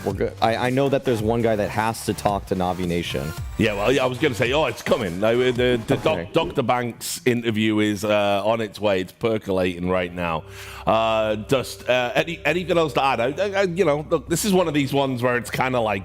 Just do the math really quick on the kill count. Just Bit by himself, and then take like 3 or 4 Saul players, and then Bit still pretty much has him covered. So yeah, it really was the Bit show there. No one else really had to do anything, but they all played fine. And again, it's just Saul unable to get their stars engaged and having really any impact. I mean, just look at the timeline for this guy. I mean, there was barely ever a round he didn't get a kill. Had several multi-frag rounds. Phenomenal play from Bit. Yeah, and speaking of the qualification, which is the even greater picture here. It's just, this is now going to be Bit's 6th major. Alexi's on his 7th now. A few of the other guys, we got Wonderful JL. This is going to be their 3rd, and the man that's in the middle, Ema, with his own 4th. So overall, this is exactly what Navi came for when they put this sort of project together. Very ambitious one at that, putting people in from so many different regions, and I think a lot of people are still very impressed, and Navi Nation is here. Yeah, the Navi Nation. Speak, James. Joe, 3-1, I'm sure you're very happy to go through this way, but I want to come on this side of things with you straight away. Do you feel like yesterday was a bit of a slip-up? Do you feel like MOUZ were better at the time? How do you view that? Because I know you guys were very disappointed after that game. It was a gift. Bit said it was a gift. A little bit of both. I don't think we played our best, for sure, due to some circumstances, but MOUZ played well as well. So even if we were at our best shape possible, could have gone another way. So congrats to MOUZ, 3-0, they made it to elimination stage. Now it's our time to make it to the elimination stage if, what's the word, Buchholz. Yes, yeah. The system works. Yeah, if the system works for us, we don't have to play another game today. But if it doesn't work, we have a game at 2 p.m. your time, CET. So yeah, you're going to have to work that one out. Hopefully it does go your way of it. Overall, looking at this though, do you feel like you lost Singapore for the world final, right? Was that a bit of a blessing going out in last place? No, losing is never a blessing, but to be honest, we were focused on the major a lot. Yep. It's not like we threw it on purpose, but our minds were just a little bit towards a different goal. Yep. We wanted to get practice in, and yeah, Singapore was our bad, but also it turned out to be quite a gift. So the reason I was saying it was a blessing, right, is because maybe it was a bit of a wake-up call. You guys have been on such a run, keep going deep as well. Do you think it was some benefit to you then? Would you describe it as a benefit? Yeah, for sure there was a lot of benefit, but I don't think we're delusional coming into Singapore. We're the best team in the world, we make no mistakes. Even though we made 6 grand finals in a row, we knew that we were making a lot of mistakes, and at times even getting lucky. In terms of that though, you guys always talk about the mistakes, plays very specific about the little mistakes you guys make. How do you try and iron that out? And especially as it seems to be like you fix some, then more come. What's the Navi way of doing it? Just give your 200%, and whenever a mistake comes, and there's always mistakes, no one's playing perfect CS, so just work on those. If you have 10 mistakes, work on those. If you have 1, work on that one. And just keep working. And if you want to improve, you have to just put in more work and more and more and more, and just do it efficiently. Now, in terms of being efficient, you guys always have some very efficient boot camps, but this one wasn't as long as what you guys would normally like to do. How well and how good shape do you feel that you guys are in, comparing it maybe to other events you've had boot camps before? Where do you feel you're coming into this major with? This boot camp was one of the worst ones, for sure. We didn't have a lot of time. The efficiency was not there. We had some issues at the boot camp. But we have a lot of time. We made the major now. We will have a couple of weeks, not a couple of weeks, like 10 days or whatever. Yeah. While the RMRB finishes, and if we get to elimination stage, we still have time. Yes. People want to practice us. I hope. I hope we find some practice while being here. Fingers crossed. Yeah, and besides that, yeah, just now we know what we're at, and we know what we have to work on. In terms of there being things to work on, is this something that you guys feel is quite easy to work on? Is there some drastic things you need to make? Still some big things that need to be worked on? Working on stuff is kind of easy if you know the problem. If you know the problem, you'll work towards a solution. And yeah, if you stay real to yourself, you'll find a solution. Now, I know in Singapore, you guys, some of you struggled with the jet lag. You know, you hadn't had too much experience flying over to this side of the world. How does it feel this time around? And obviously staying here, how much do you think that's going to benefit you? Because obviously you spoke about some circumstances of what happened yesterday in the MOUZ game as well. So just, was that part of it? No, jet lag was not part of it. I think we're doing really well this time. All of us is getting at least 7 hours of quality sleep time. And 8, of course, is perfect scenario, but it's our second time in Asia. And we're doing really well. So I think the mistakes we made in Singapore have been fixed since Singapore. And what is your goal here for the major? To be back-to-back champion, to be another major MVP? I'm sure that's what's in your mind, but like realistically, how are you looking at it? Realistically, I'm trying to compare how we went into the major at Copenhagen and how we're going in now. Okay. I feel a lot more confident now. But you know, there's a saying, the more you know. Never mind, there's no saying. I can't get it into English words. So, feeling better than we were previously, but it's going to be a long run. We should take it one game at a time and just don't look too ahead of yourself. I like that. One game at a time, don't go too far ahead. Anything you want to say to all the fans out there? Yeah, thank you all for supporting. Very much. What time is it? 10 a.m. for you there. Yeah, I hope you had a great wake-up call. Yeah, set your alarms for the next one. We're playing in 6 hours most likely. If they have to play it, that's what it's about. All right, one of the biggest stars in World Counter-Strike there, talking to JL. How do you feel? I mean, the camp, it seems relaxed, let's say, for Navi. They didn't seem phased at all about the loss to MOUZ there, joking, saying it was a gift. What's the phrase he was trying to get at? The more you know, the less you find out? I don't know. We're almost there. We're almost there. What was it? I don't know. No, I'm not sure. I was asking. It's going to be the more you know, the less you understand. Okay. Maybe. Right. Well, something like that. I don't know why we're doing idioms, a new segment for the desk. I mean, okay. Well, I think JL came off always candid, as he does. That's why people love him. That's why some people dislike him. But I like him. I like JL. Same. He plays fantastic CS. He's actually got so many dimensions to his game.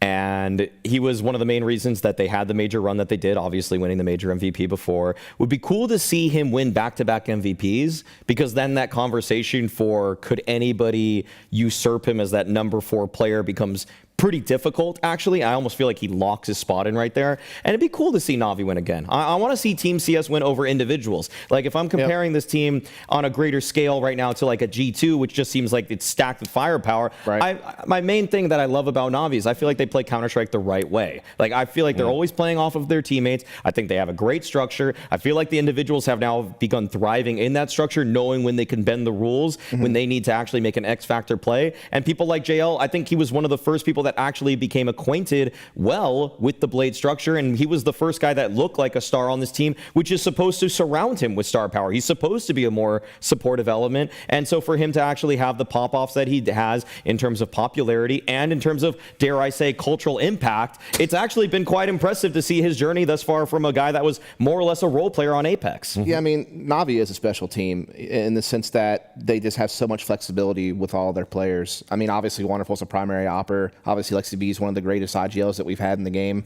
But when you look at their rifling core, it's just so well balanced. Like, you have 2 extremity players in JL and Bit who can also entry frag. And then you have Ema, who's a really solid entry fragger. And again, that's one of the special things about Navi that not many other teams have, is that there's an equal distribution of who takes opening attempts on the T side on this team. No other team has that. No other team has that type of balance on the T side.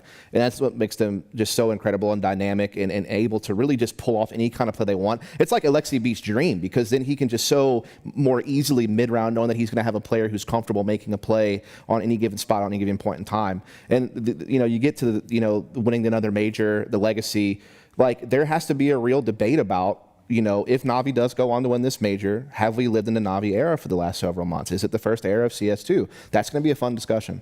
Yeah, and not only that, you know, is Blade the greatest coach of all Oh, time? yeah, absolutely. That's another one. That discussion gets real interesting if they're able to retain their crowns. Thanks as always, gentlemen, and you won't be around for the second half of the day. I know. I'll miss. no. I will miss you immensely. I'll send you some breakfast pictures, Richard. Don't worry. Yeah, brilliant. I'll be on Blue Sky. Maybe I'll be allowed to eat today. Who knows? But parting is such sweet sorrow. Thanks for your company.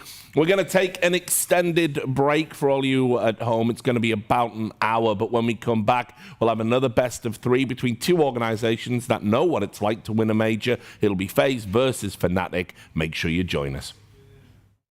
She said she loves you. But she can't love me. But I love you.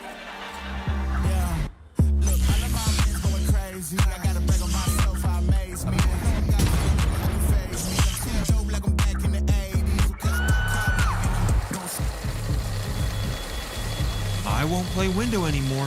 What's going on? Play your role. 1xBet. On to the next one.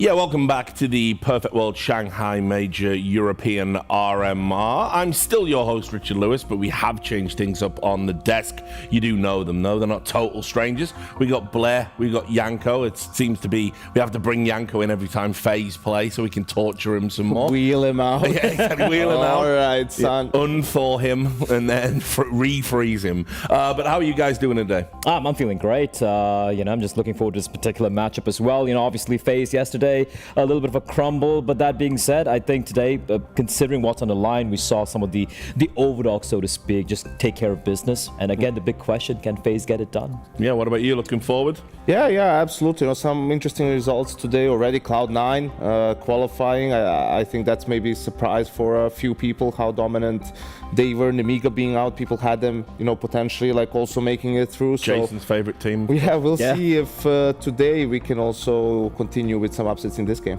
Yeah, well, we're going to set the table very quickly. Let's get into it. Obviously, we saw FaZe, have all those finals at the start of the year, then kind of fell off a little bit. People are wondering if they're a paper tiger or genuine contenders.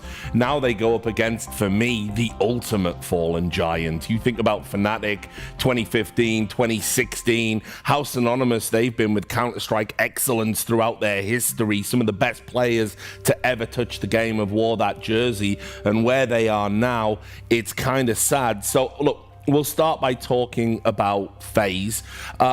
They are a team that on its day are immense, almost unplayable, but they also have a lot of flaws in this current iteration and current form, Blair. And that is the nature of the double-edged scimitar that is FaZe, right? You're looking at a team, if you look at the individuals, as you pointed out, and I think it's very poetic in a way, because if you talk about the old Fnatic of old, it was a classic Fnatic BS, remembering players like Olaf, like Crims, how to just run amok and just completely dismantle their opposition. And that is a sort of FaZe, I think that's FaZe running away with that title, right? With that part, it's saying that they are the new Fnatic, so to speak. And I'm looking at them now, and it's to play that style, to win in that fashion, you need all your players to be on point, to wake up and deliver when they have to.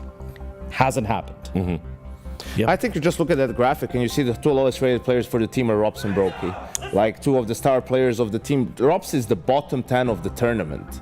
In terms of ratings, and even if you watch the games, you're like, yeah, he's not, doesn't chase stats, he's not your blame F. Yeah, he doesn't find impacts regardless. I don't remember Rob's kill because he's barely finding any. So far in the tournament, it hasn't looked great, and I don't know, man. Like Rob, some of the interviews that you hear, state of the game, this and that, feels like it's a bit just apathy has sunk in with, I'm unhappy with how the game looks, and that FML. I mean, that's what I was going to say. I've made this point, and I'm always very honest in my opinions, and that is that I think Rops has checked out a little bit. I think he has obviously become very jaded, that the game doesn't feel the way that he used to like, the elements about CSGO. He was a bit more optimistic at the start for its development. It's maybe been a bit slower than he liked. But on top of that as well, Rops used to be a very kind of like, fun, free kind of guy. He never let anything get on top of him emotionally. We've got all these memes about the Porsche and everything else. And he's saying, yeah, I don't like this. And it's like, look, you're in the public eye. You're a really successful player. You've been a star player. You're a beloved player. The community love you. And sometimes, there's going to be little jokes and little criticisms that come with that.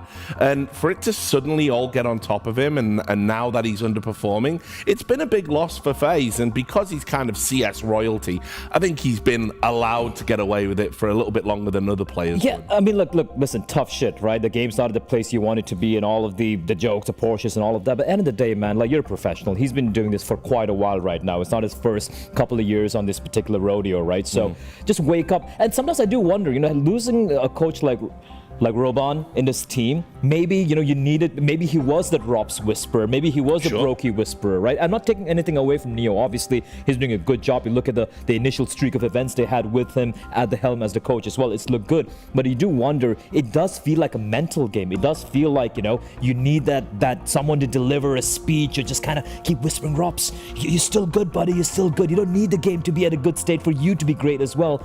And I feel that's missing. And at the end of the day, you need to fix it yourself. yourself. Yeah. You can't wait for someone else to come in. You've got to look inward. I like this term professional, Richard, you know, because it implies like behavior, approach, all these things. And in reality, for all of these guys, like you can put it just in the context, they're being paid to do something, right? Sure. What comes with it, some players have it, some players actually don't.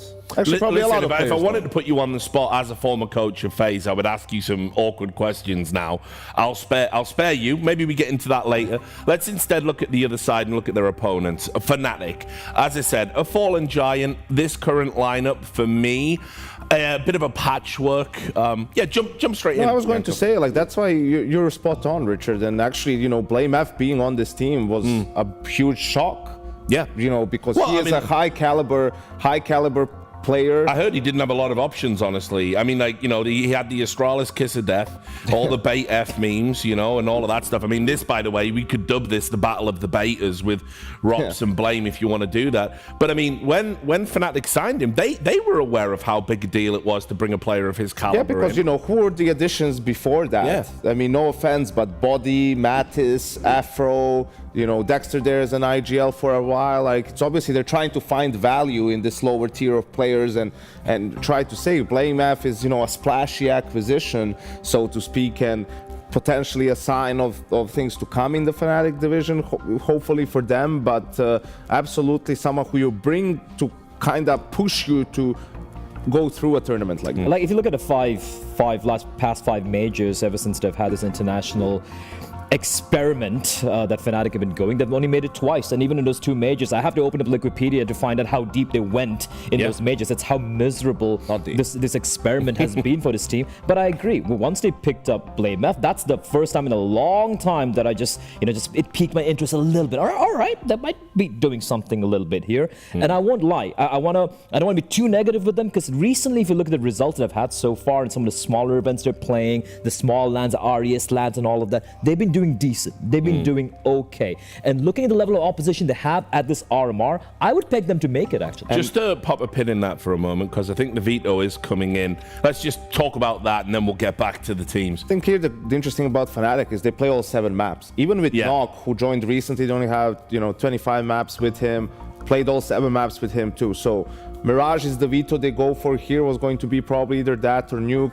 FaZe goes with Vertigo, and no surprises there. Yeah, what will Fnatic pick? I think Anubis might be the only, I wouldn't say safe bet, but I feel like that's the more comfortable map they have as opposed to, you know, the ones FaZe have. And FaZe, they can go a couple of ways here. I think Ancient would be the pick for them. That's a usual comfort pick coming in for them. Yeah, there we go. All right.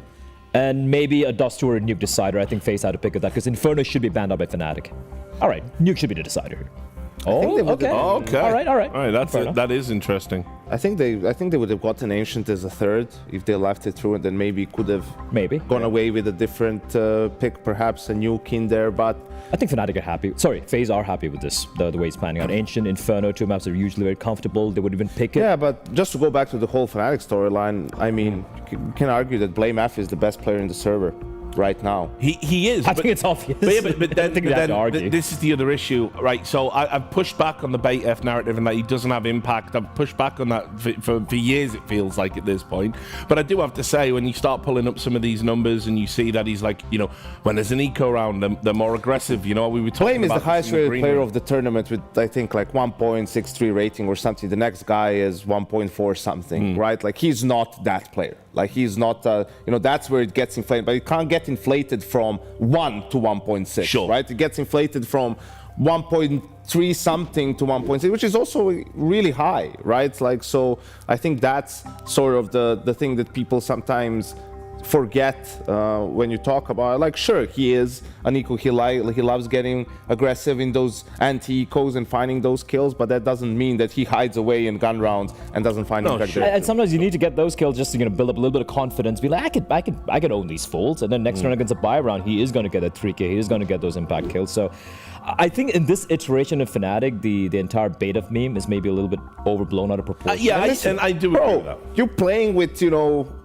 depending on your teammates, bait them out a little bit. If you can, if you can, no, it's a good point. If you can convert it in a round when, you know, like cold zero, like to say, listen, the difference between baiting and team play is like whether you get the kill or not. Yeah. A lot of the times that's There's a how good people bait present it. and It's there's like, a bad bait. Yeah, I'll bait Correct. you, but I'll deliver us the round in the end, right? Like that's a good setup, right? But if you're just baiting and not doing anything, well, then you are indeed a bait.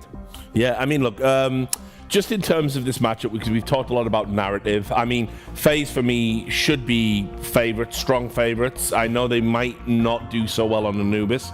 We'll wait and see, but I think overall for the series, they feel like winners. Oh yeah, for me, I think they 100% should be a shoe. And yet, I think for me, having watched the 3 games FaZe have played so far at this event, that Mirage against Vitality, that is the only anomaly where everyone was just completely quiet, completely flat, Karrigan top fragging. Apart from that, they have been very competitive. The 2 maps they've won have been pretty solid, the first 2, and even in Dust 2, there were signs of some life coming in. And going up against a Fate team like Fnatic here, even if they lose Anubis, I think FaZe take this one. I don't know, Richard. It's been looking shaky. I mean, the stars aren't there for FaZe. You know, yesterday against, even in that Dust 2 game, you win both pistols, lose the second round both times. They haven't looked like nearly like the FaZe that we all know and love. So I think there's a way in for Fnatic. If they play like they did yesterday against Vitality, absolutely Fnatic has a chance. Okay, well, we'll bring in the commentators. One of them. So, is it Alex there? I'm not Here sure. he is. I was just baiting, boys. Oh, there it is. I love it. He's pulling the blame there for me. What do you think of our discussion on the desk chart, ex-player? What are your thoughts? I think Fnatic have a chance. I agree with Yanko. FaZe aren't looking tough at the moment. Look, sure, they bullied their way through in the best of ones. The best of 3, not great. I think that this one can go the distance, but I still have FaZe edging it at the end. Alex, quick thoughts from you? Yeah, I mean, I've always wanted to see Fnatic return to their former glory, but it's been a slippery slope for a while now. All right, well, so Goodbye, have they, gentlemen. mate. Let's see if they can do it. Have a great game. Thank you very much. Yeah, I'm intrigued. I am intrigued to see not only whether or not FaZe kind of dust themselves down and get themselves locked into a what should be a shoe-in, or if Fnatic can take down a bigger name. As you've highlighted, Chad, it's not necessarily been the most notable names in their head-to-head so far. I think this has been a huge win for Fnatic, trying to return to the top of the Counter-Strike pyramid. Oh, Nork's done some filthy things with his USP in the past, and not today on the way in. Yeah, he's Could be overwhelmed by Frozen. Doesn't get 1, he'd have loved that, but instead it's going to be a free bomb plant for FaZe. Post plant to be set up 3, walking in from B main side, so it's not comfortable, and Karrigan's tucked in nicely. Yeah, off angle. Hopefully good for 1. Oh, they've gone wide. Yeah, he wasn't ready for that wider angle, and they do clear him, so it will be 4v4 on the way back in. Smoke available for Crims. Jul Beretta's on Blame. What can he do? Nice work from Rain. Solid hold from Rain. Gets 2. Smoked off now, and still Rain hits the headshots. It's all Rain. Makes them go away. 4 kills, quad kill for the Norwegian. Beautiful start, and when we were covering off the Falcons matchup on Nuke just the other day, Rain was very sharp, and Frozen too, hitting every shot and then more in a game that ended up extremely close. Remember that 1v3 clutch he never should have won? I do. Didn't know what to do. Do as well, and they're currently playing for their tournament live over on the secondary stream with Harry and Hugo up against GamerLegion, who had a laboured affair against the Czech representation of Unity yesterday. But FaZe will kick things off with the pistol. Fnatic will follow up with a full eco. And a full A stack, so we'll see how FaZe fill this one out. 2 players searching B, 1 middle and 2 over towards T stairs, so no aggressive maneuvers. But we can run you through the pieces of this Fnatic puzzle. Obviously, Blame, the desk, spent time talking about him and how he's got that crazy rating at this RMR so far. But Crims, 16 majors for him, was back in the very first, but in the LGB jersey, and then has been essentially wearing Fnatic ever since. Body, he's been to a bunch under the G2 banner. Nork, well, one of the remnants of the Bleed roster, getting to get this Fnatic opportunity. I think it's fortunate that he found himself here replacing Afro. And Natus, who I actually think as an individual does have a bright future. Yeah, MOUZ Natus. Oh, yeah. Yeah. Everyone's got their quirks, Shui's got the rubber chicken. Karrigan's got his It just crystals, feels like a safety blanket, and though. that's his safety blanket. Yeah, Well, don't you think the rubber chicken and the crystals are a version of that? Well, yeah, but they didn't have them since they were about 4 years old. Yeah. Natus looks like he's been sleeping with his mouse pad. Yeah, it's got different generations of Natus in the fabric. Yeah, well, if it's at least 7 years old, it's been through a whole new man. Hey, there's some eco farming. Yeah, it would have been nice for the back 10 to get involved. Poor guy doesn't even get the chance to farm up some extra cash. But regardless, FaZe 2 losses, but 2 rounds as they convert that anti-eco.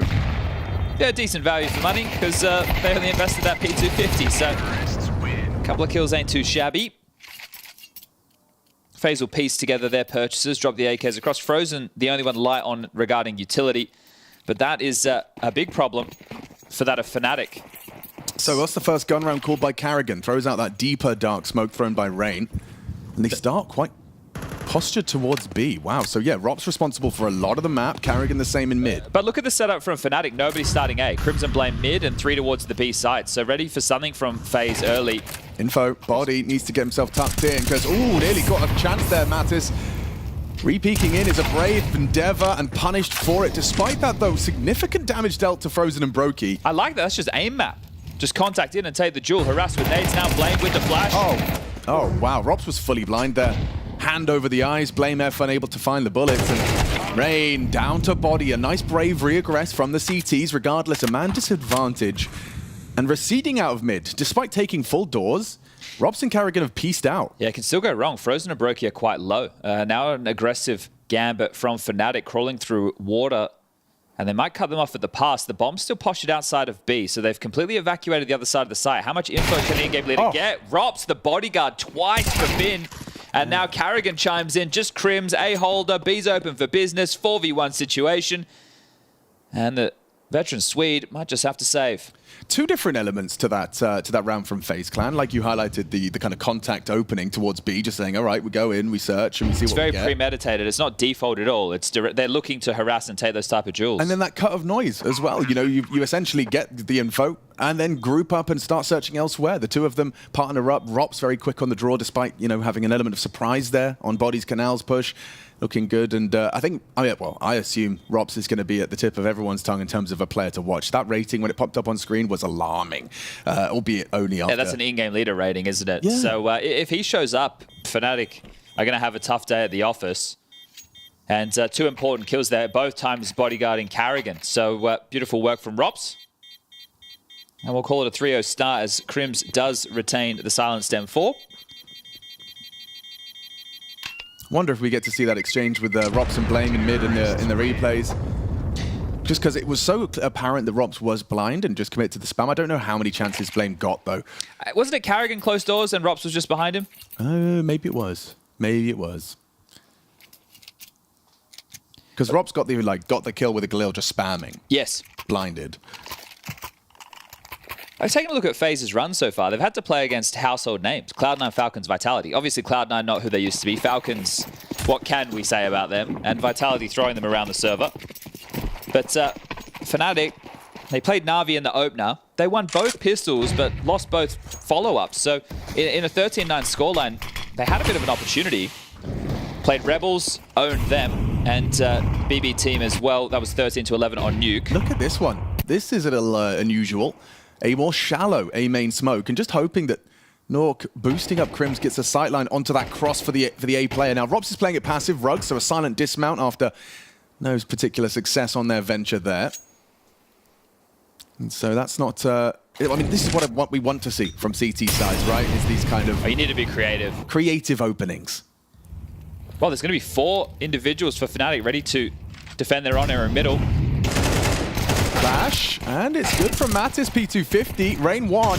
Frozen hunting, runs into an MP9, overlooks, doesn't expect so many bodies to be in middle. Now they've lost the bomb and likely the round. Rops has managed to burrow into egg, but that will be considered and held. Body towards the Nico position, Brokey coming in from top mid. Well, right now, because mid's blocked with the smoke, you kind of have to hit the pause. So Rops going for a long rotation because of the time waiting for Brokey to have it cleared, and then he can start searching as well. But Crims is going to be behind Rops, so this should be a free kill for Rops. Okay, but took a lot of damage. 38, and also even less as far as the time goes on the clock. Brokey does retrieve the bomb. Where do they pivot? Gosh, running to B is going to probably feel like the best option. They're going to assume A is going to be occupied. Nice position, reposition from Blame. Brokey, takes him down. One more to deal with. Nork. A lot of responsibility on this exchange. Down after the 1. Robs can come up clutch, and regardless, FaZe with a second to spare, get the bomb down, and still not safe for Fnatic. Noisy. Rob's health discrepancy. Tries to burrow behind the pillar, ready for this engagement. Body on the other side of things. Nice headshot. And they turn it around. Fnatic fumble a 2-man advantage. Oh, you think that... I love the fact that they decided to play off of the bomb, because we know how that can go wrong, right? If you're sitting on it, holding the angles, it becomes very clear for the T's what they need to worry about is they're going to scoop that back up. So they gave it up.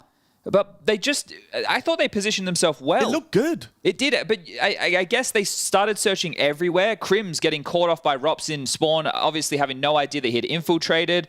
And then Nuke pushes down towards Dark, so he doesn't know where Brokey could possibly be. Well, they should have known he was top middle because he was throwing nades. Who was the player in Temple in the elevation? It felt like that should have definitely been his kill. He got the jump on Brokey in that exchange. Yeah, no. I mean, if I showed you that round when Rops is heading towards heaven, Brokey smoked off top mid, and there's 4 people on the bomb in middle, you'd struggle to explain how they lose that. Yeah, look, I know it was just the partial investment, but FaZe have pulled that one off magically.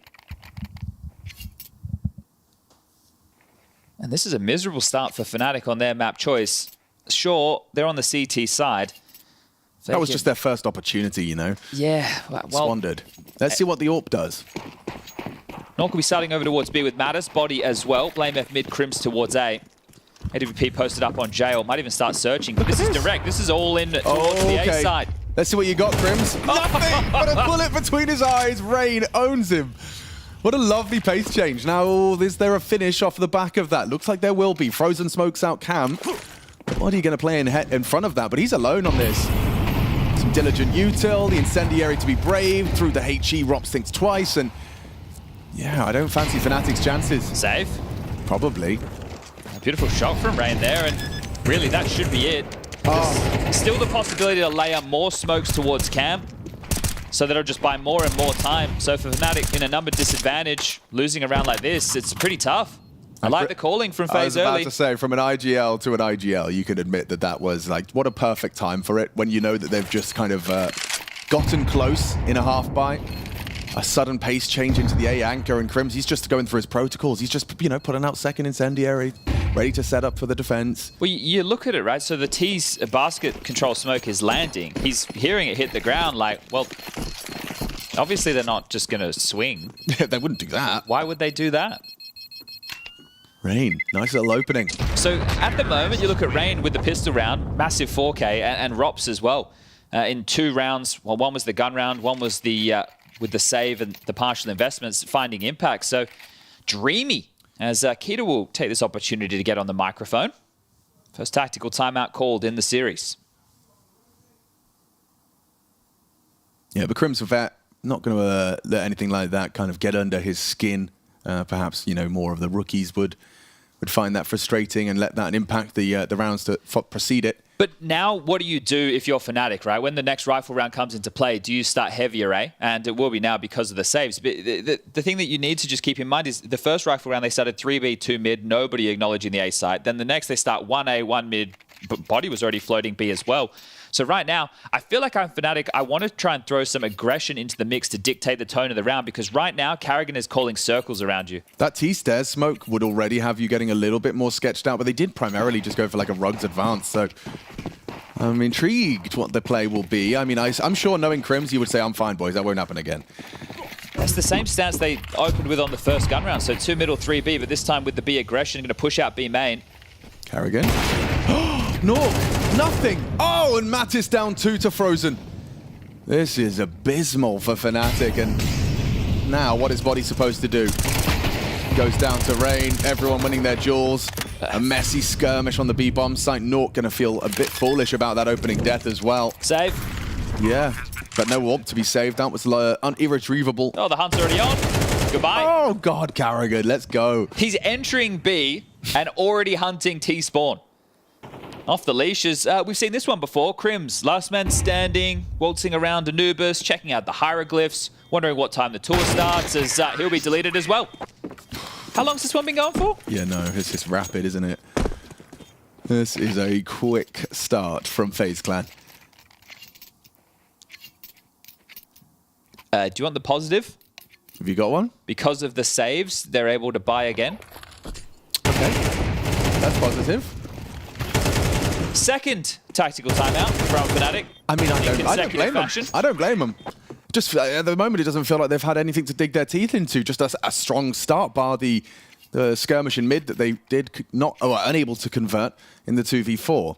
Take a look at these openings as well. Look at that opening duels from FaZe Clan. 5 out of 6 rounds, they've been the one to draw blood first. They're not giving you much play-by-play to do right now, are they? Well, that's okay. I mean, I'm just enjoying seeing FaZe give us a little T-side Anubis demonstration. This is just how potent this side can feel. Admittedly, it certainly helps when Rops and Rain have been having no issues in their individual duels. A lot of the duels we've been seeing from Fnatic's POV, and you can see the margin for error is slim when these guys are on. Okay, they're going to start Nuke on A. A mix-up, a change-up. Brokey actually posts up, and there you go. Nuke takes first blood. And this is the most default-looking round I think we've seen out of FaZe so far. So with the number disadvantage, how do they piece this one back together? A flash from Carrigan to set up Robs. Basket's control will be taken and was given. Now they're going back into the round openers that we've seen from Fnatic, but it just started with a little bit of different flair. BlameF having to operate close middle with the MP9. We'll see how that factors in. But FaZe are still continuing towards A. They're not deterred by the AWP. They have enough utility to be able to execute. Crims is just playing for retake, I think. He's just, yeah, because he's responsible for middle as well. The thing is, when you get the AWP opening, you would feel they have to use utility to take the space. That's so fair. That you would expect tells from FaZe Clan, and well, here they come. Crims spots him out. Supporting flash from Body. Body gets onto the scene, but put down by Rain. Oh. Bounces an aid off of the Swede. Of Crims.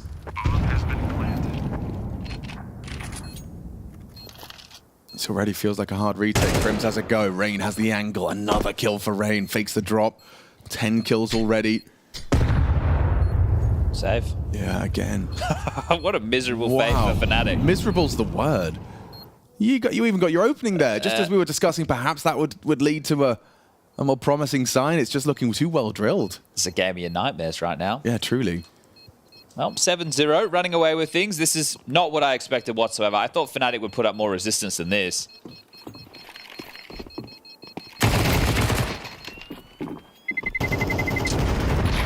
Oh, he should get the AK for his troubles, Blame.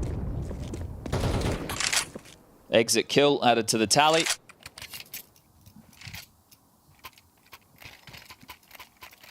If I was on the coaching mic, you know what I'm saying? You've only got one more timeout. You want to use it now? No. Do you know what I'm thinking? Yep. I'm thinking we can work with 7-5. That's what I'm thinking. Okay. 7-5. There he is. That's a respectable half. Isn't it just? But I do also want to see some more of that aggression. Don't be deterred, okay? We got an opening pick there. We just over-rotated, we got perhaps. 6, 10. We have 11 kills in 7 rounds of play. Mm-hmm. Yep. Maths isn't mathing. Nuke is AWPing. Let's see if Rops is brave enough to try and test him, and he is, but the flash is perfect. Oh, and Crims is there. The backup goes down. The bodyguard They can't hit the broad side of a barn right now. Yeah. What's going on? I'm not sure. Lovely little flash setup to find and manufacture an opening. Ooh. But it's just the basics they're going through. It's not anything crazy. No, but everything basic is working. Oh, Bobby. Oh God, it's so good! Flash through it, punish Body in dark. Now Mattis has to step up, and he's delivered. Lovely work from Mattis, unable to weather the third. Maybe they give this a look in. Blame's on the site. No kit, at least not on their bodies, and that'll be it. Save.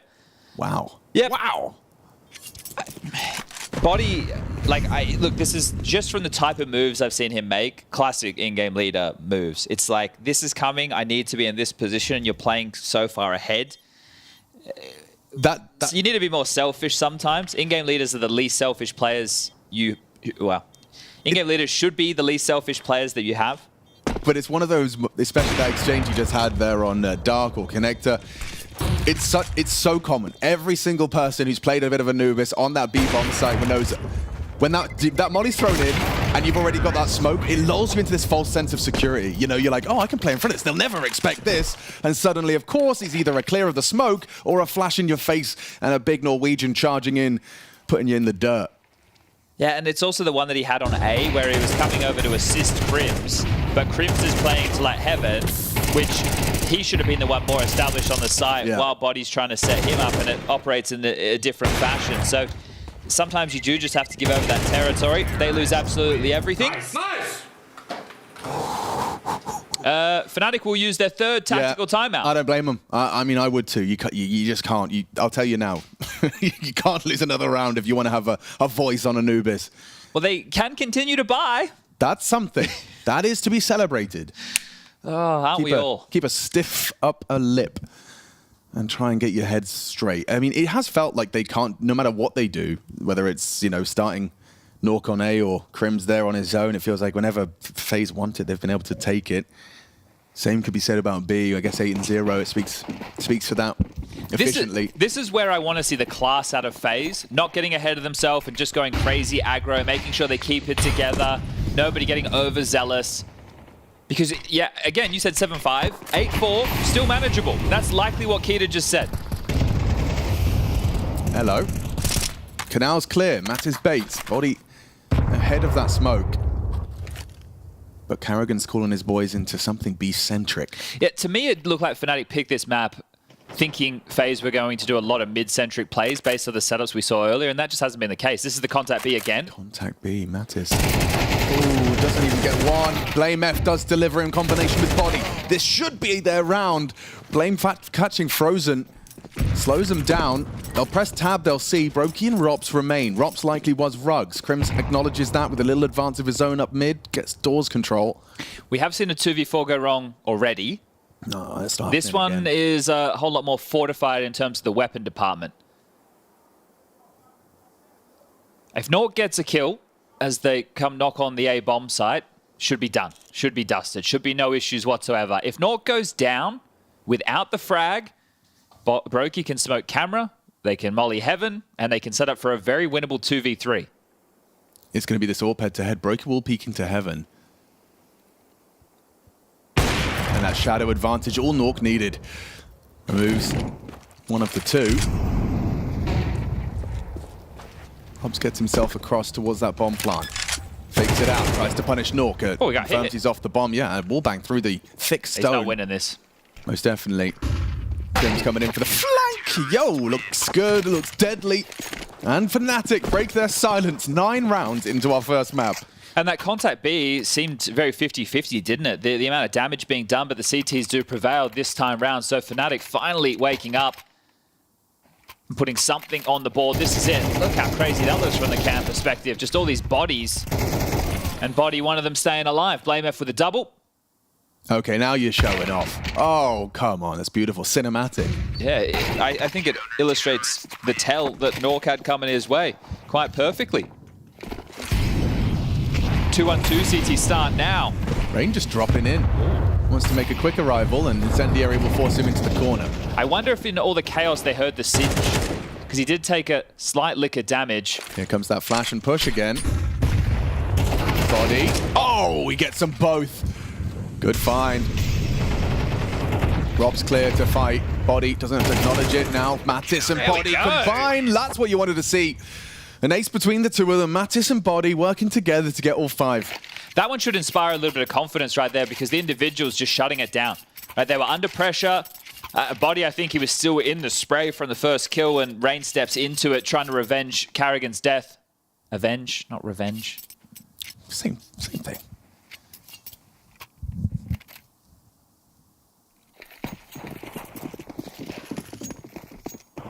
You win this one. FaZe's bye for the final round will be rough around the edges.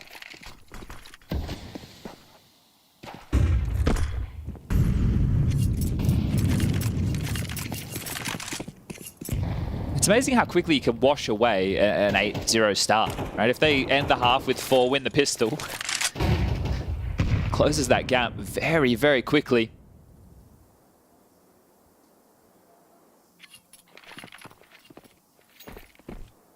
Starting A again for Fnatic. And really harassing middle. They don't want to give away this territory. Blame molly back, takes 40 damage for his troubles. But exchange of flames, Crims can drop another. This will stagnate and stall the play. Here they come again.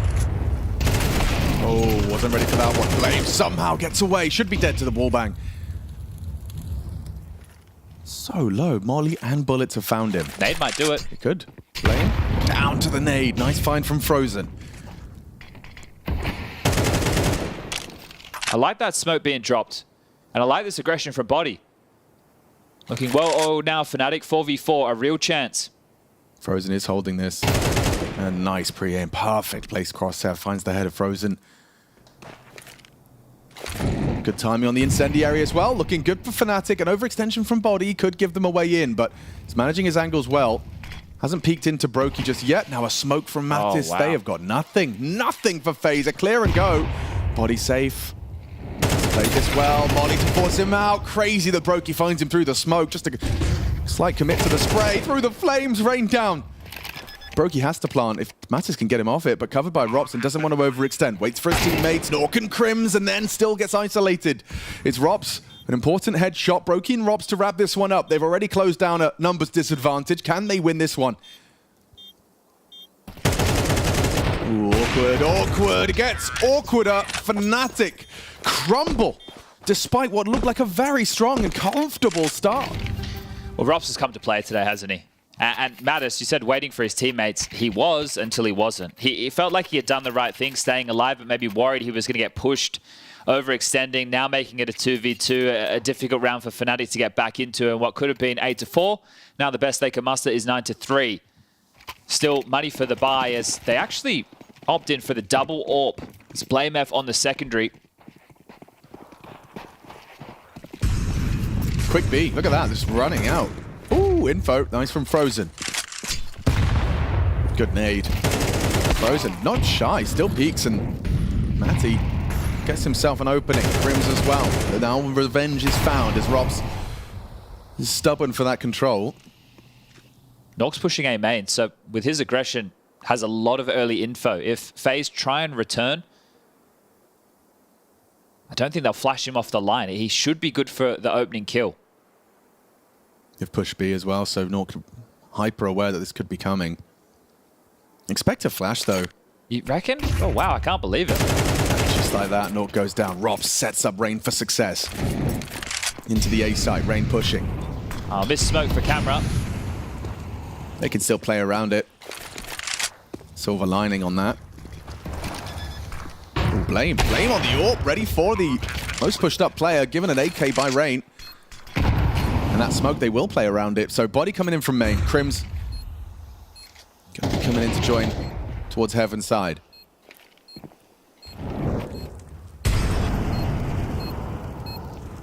Oh, Rob's just looked away. Some space now for Body, starts to advance. Carrigan just getting shots out. Nice work, Body one. Can't come up clutch. Rob's denied by Blame.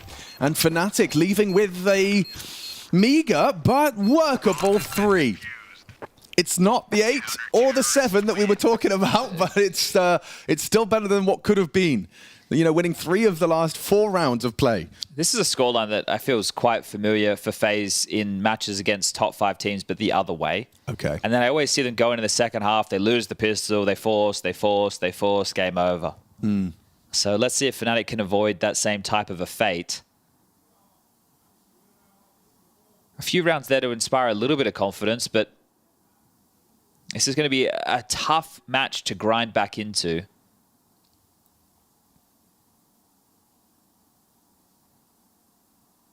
Take a quick check of the notes.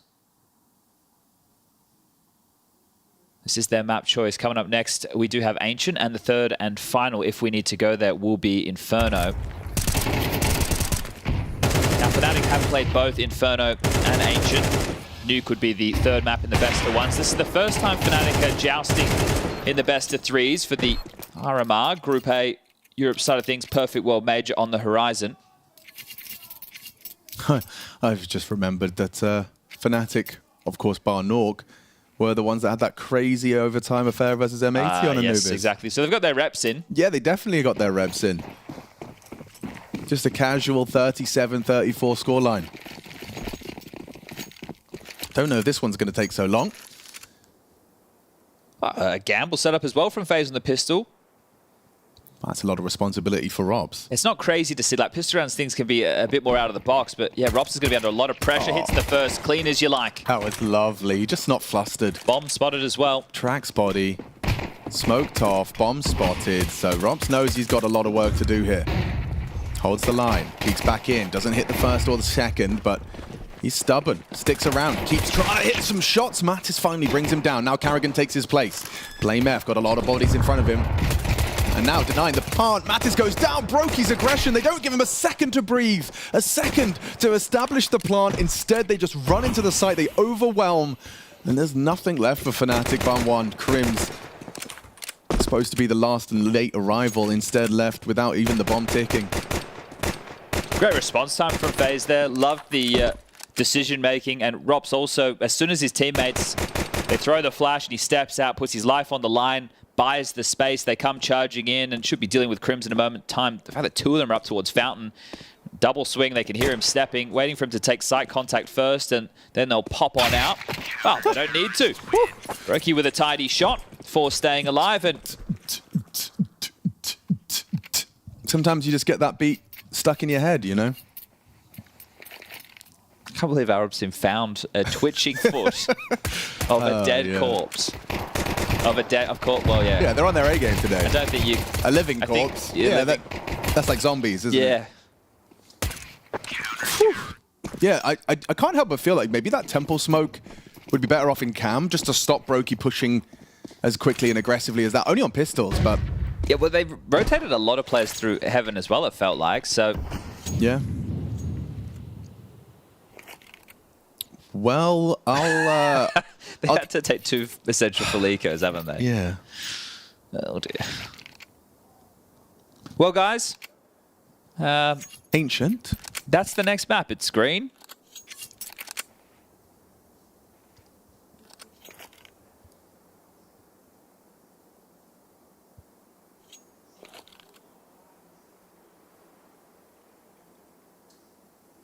Different kettle of fish our FaZe than the other opponents. It is good to see this form, though, against a team like Fnatic, right? So if they only struggle against the top 5, your Vitalities, your Navis, your MOUZes... Well, actually, the MOUZ conversation's a curious one. Well, I won't include them in that conversation. It's another one that also, you know, could go here, there, or anywhere at the moment. Let's throw G2 in the mix, shall we? Yeah.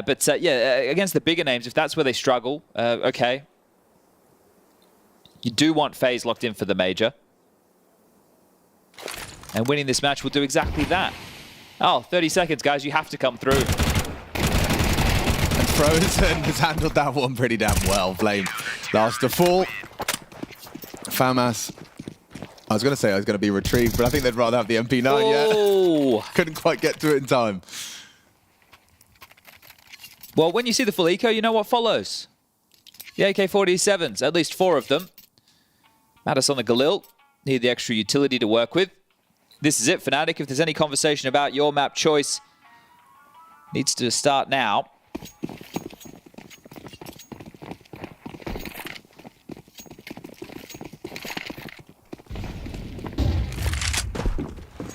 Nuke could have a head-to-head immediately. Rain doesn't choose to swing.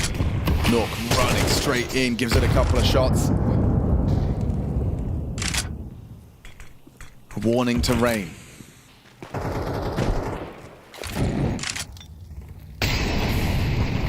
Forced back by the flame. Nice work. Robs down. Heavy damage inflicted by that. So felt pressure so far, connector and A main. So very standard for Fnatic with their openings. And you want to try and force out this CTU to make sure they rifle through it quite quickly. That's going to make these sites a whole lot easier to take as the rounds progress. Minute 9 on the clock. FaZe feeling that likely to be the A finish or potential A split with their setup at the moment. Nice nade. Blame chunked in a big way. Does look like Fnatic, however, have their sights set on B. So mid pressure, all just to hold them in place. It's not going to be comfortable for the Frozen and Rain crossfire here. So heading their way, but still actually a full belt of nades. Noisy. Oh, Frozen. Perfectly timed incendiary. Nuke pushes through. Rain gets one, gets the second in combination. That Frozen Rain. Oh. It can hurt. Oh. Spamming in the smoke, finds Carrigan on rotation. Natus allowed to get the bomb down.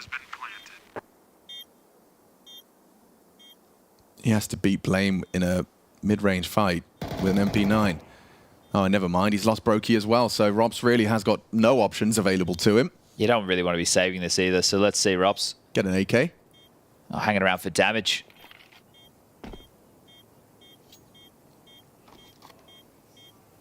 Does Blame check him? He's above. Oh, no, he doesn't. That means his teammate's going to go down. Blame likely to get the trade here. Robs won't be holding onto that AK. And that's a bit frustrating if you are Body in that situation. But look, I thought that the util timing was pretty damn good from Frozen, but the player spurting through, getting that opening kill onto him with the sight, helps knock things down. Rain doing his best. A4, maybe he gets the third. I think he ran out of ammo. 1, 2, 9 bullets. Oh, maybe he would have had a couple left. So important from Body. And yeah, I don't know what he was feeling there. Did he catch a little bit of vision? Did the smoke pump aside and he saw something more than we did? Either way, forces FaZe down to the eco. Yeah, you're right. It did feel like it was like nice crossfire and good timing on the util. So I guess just Nork hitting that shot, but just a little too much pressure on Rain. Helps their Body hits the smoke spam like that as well. Okay, Carrigan flashing Rops out main. Crims fully blind, but so is Rops. Whoops. Just mistimed that.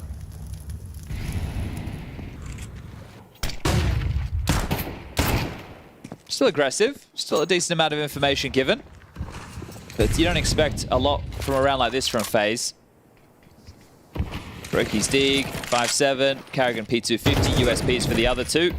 And the util, it's going to harass the B platform players. Natus with the entry. Can't find the second, but Nork will get the trade, and the house comes tumbling down. Rops last man again.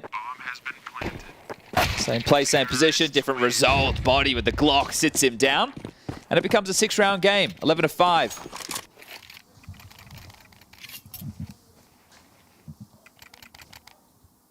Oh, Rops is actually invested in an AUG. I know that there are some good angles that you can play over towards A. It's like the reverse of Fishtail. Yeah. I don't know what that spot's called. The reverse of Fishtail? You mean like... Yeah, because it's on... Not on the tail. No. Well, I guess it still is on the tail, but not where you plant. It's on the other part of the tail. Yeah. Here he comes. No, he's not going to show us. Oh, okay. Well, he might do. He's got to throw his smoke first. Yeah. He will do. It's the back of the tail. The back of the tail. Well, it depends on which way you look at the fish. Oh, God's sake. The tip of the tail? I ain't no fishmonger.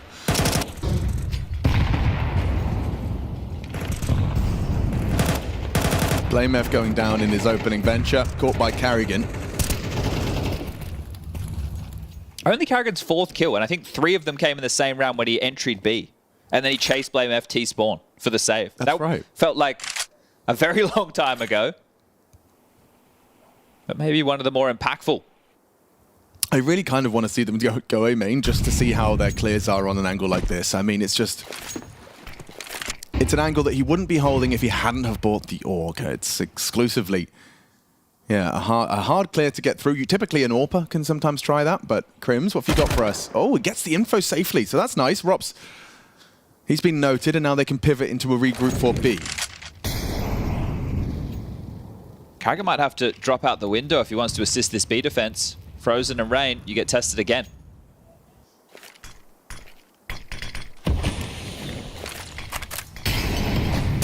Different smoke approach, and he does drop the window. Crims then brought incredibly low. Finished off now. Carrigan, a big find. 4v3, sorry, 5v3. Now the 4th is found.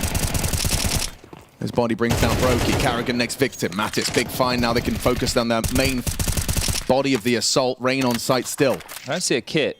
I don't see a real comfortable position for either of these two Ts as that bomb half gone. Rain investigating. Natus overlooked, and that's too comfortable. Well played by Rain.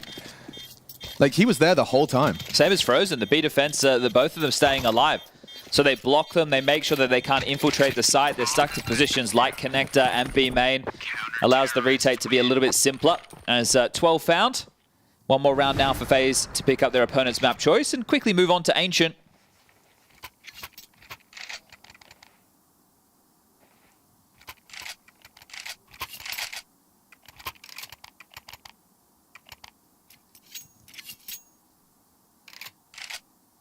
And even if Keita wanted to try and make some adjustments, not possible. They took all of their tactical timeouts within the first half. So Fnatic just going to have to trust Body and his calls. This time Natus just charging up Canal. It's going to be A main aggro. Nice, Natus. Catches Frozen unawares. Now robs his aggression unrewarded. Might get caught on the stairs. Crims does go for the fight. Loses out. And already pushing. Whoa, that's the bomb. That's great. Massive aggressions from Robs. That couldn't have gone better. I have bomb rugs, boys. Brokey trying to provide support. Rain in the meantime, spamming away. Already finds Natus on Dark and Body even susceptible to spam. If Blame catches Robs here. Oh, wow. Nice shots. This one's over. Yup, that's Anubis in the bag, and that was Fnatic's pick, so really bleak. Yeah, it was 8-0 start. Everything was going right for Fnatic. Sorry, for FaZe, not for Fnatic at all. That one's all over, done, dusted. One more map, a quick day at the office for FaZe, or so they'd hope. Major hopes on the line. And remember, of course, that was meant to be the map that Fnatic were going to do a number on FaZe on. So, not a great start for Fnatic. FaZe looking more like their old selves. But, I mean, again, it's one of those where it's kind of like very hard to gauge how good FaZe actually were because Fnatic, just so many fundamental errors there. Oh yeah, Fnatic looked absolutely just like a bunch of nonsense, honestly. Like it's your map pick, and the way they're playing that first half. Look, CT side, completely understandable. Anubis, you want to be a little bit more proactive, take a lot of fights, but it felt like no one had plugged in their mice to start things off, right? They're just getting absolutely reamed the first few rounds, and then so many mistakes being made, fundamental errors. That could have been a reasonably competitive second half. They took a lot of timeouts early on. It could have been maybe 5 rounds perhaps on the CD side, but no, they threw away so many opportunities. And then, of course, for FaZe, I do want to give credit where it's due. There was nothing complicated. It was very simple. It was some very good mid-rounding being called by Carrigan. Nothing too complicated, though. But the individuals, where we put a microscope on, we're talking about your Brokies, your Frozens, all these guys, everyone was starting to wake up. And Rob's actually finding a little bit of impact, Rich. And look at the result right there. Yeah, I mean, we talked about that to highlight the game. I mean, again, FaZe, they had it all their own way, but I mean, better performance by Rops, I suppose, if you wanted to pull some positives out. Yeah, absolutely, and I think we talked about it in the Vitality game yesterday. FaZe lacking a little bit of aggression, that killer instinct in that series. Didn't lack it today. I mean, they opened up with a really aggressive T side, right, looking for fights early, and they were able to come out on top. Net themselves a couple of quote-unquote easy rounds, right? Just get some momentum, and that makes everything so much easier. And of course, Rain, major mode activated. He's been just doing the business for FaZe across these, tougher maps. Certainly, he's one of these players where it's like, listen, he might not be the best out there in the kind of, lesser tournaments, but when the big ones come rolling around, he always seems to perform. Yeah, absolutely. He's one of those guys that's just always the same, really, no matter what, right? As a coach, so easy to work with, never complains, never whines, does whatever you tell him or ask him to do, and is one of the best aimers that I've ever seen, and it does tend to find just another gear when it comes to the majors. Yeah, he just seems to age like a fine bottle of wine, and more like a bottle rather, just going to hammering people on the head right there. Unbreakable. I mean, he's been playing lights out. And it's also, especially considering the role he's got, right, being the tip of the javelin, so to speak, for this team, just running into players, some of them probably even half his age, and just out-dueling them, out-aiming them, just wrecking them. And you love to see it, right? We always keep, obviously there have been times where his form has dipped recently and whatnot, but at a time where your Brokey and your Ropses are kind of disappearing, this guy's like, all right, kids, I'll take care of business, and he's doing it. Yep. I mean, look, we've got to do it. We've got to dissect Fnatic and just how bad it actually was. You can tell by I'm sighing because I really don't want to do it. Well, because it's kind of like, I don't know, it feels almost, they were that bad, it actually feels almost cruel. But I'll tell you what, Yanko, I'll always love watching you do this. I'll let you go and highlight this round for me. I mean, they are, you know, like whether you want to say that they're necessarily bad, Richard, but it also depends on how much the opponents let them play, right? So we are going to go into a round here that happened very early on in the half, right? You can see the score is 3-0. This is actually when they only have a couple of saved guns on the side of Fnatic, FaZe on a full buy round. So they're going to try to take mid. This is where Fnatic is going to converge towards that area of the map, sort of do a little stack there, try to fight them where the aggression is at, and they're actually going to win out on these fights in mid, right? They 3-for-1, that's great. Crim's also there, and what does Rops do in this round? So this is Rops, number 4, right? Why is he there? Because he just saw Crims get a kill. Crims is the A player. He saw his teammates dying. Broky was also the one who's throwing utility towards heaven, towards the A bomb site for Rops. So Rops understands this is our way of winning the round. Like, I have to try and take space here. There's probably going to be a gap, so he does exactly that. On the side of Fnatic, Casters touched on it. They don't stick around with the bomb. Like, they understand that someone might have reacted towards the A bomb site. Like, they linger a little bit, and then they're going to decide, okay, let's fall back from here. Let's let them have the bomb, especially after the utility thrown by Broky, right? Like, that's, now they know where one guy is 100%. And they're suspecting that someone might have been A, but Robs finds the timing, right? He finds the timing, he's one step ahead in this situation, and now you're going to see him, you know, all the way towards the CT spawn. This is where he's going to find one kill. So from a 4v2 becomes a 3v2 situation. Not too much time left on the clock, only 20 seconds left, right? They're trying to decide where to go. They opt for that B bomb site. Blame is in a great position, but something that we do need to note here is the fact, like, look how split the players are. This is Blame, this is Knock, I believe, and the last player, I think it was Body, towards here, towards CT spawn, right? Not a lot of time left on the clock. They have to plant the bomb, so they don't play it together. Blame feels like he has a good angle, which he does, but he's low HP, gets killed instantly, and then Knock also goes into an all-in position, you know, whether that's miscommunication, being unaware how close they are, just dies 1-for-1, and then leaves Body in a tough spot, seeing as how he's coming from the other way. That's an easy clutch for someone like Robs, and they get it done in this really important round, which could have given Fnatic some early momentum, you know.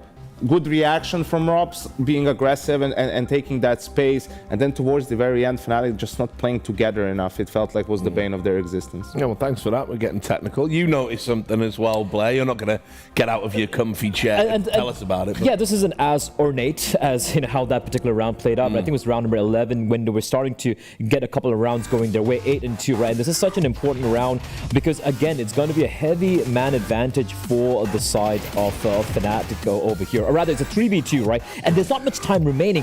And this is the thing. Body is playing that. Sorry, I think it was Matt is behind the bomb side.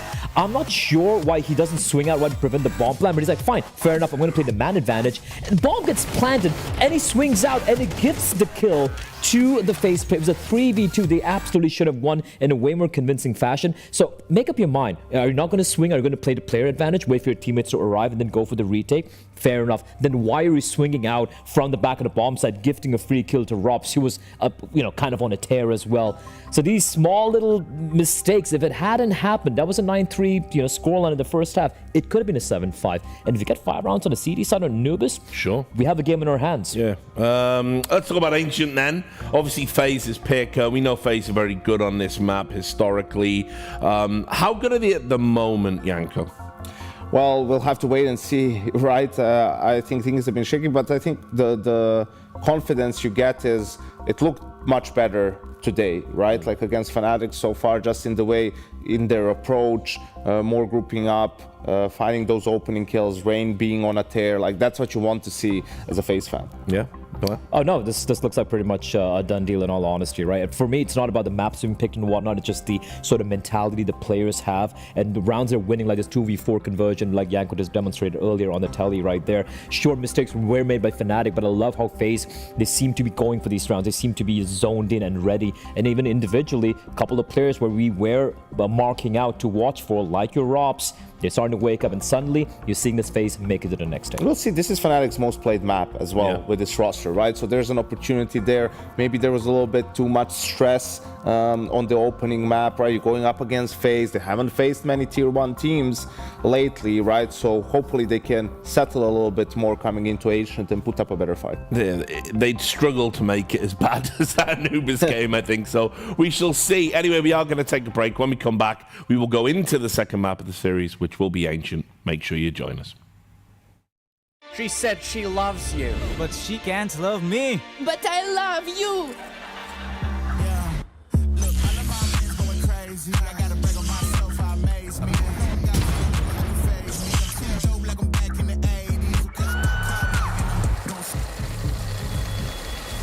I won't play window anymore. What's going on? Play your role. 1xBet. On to the next one.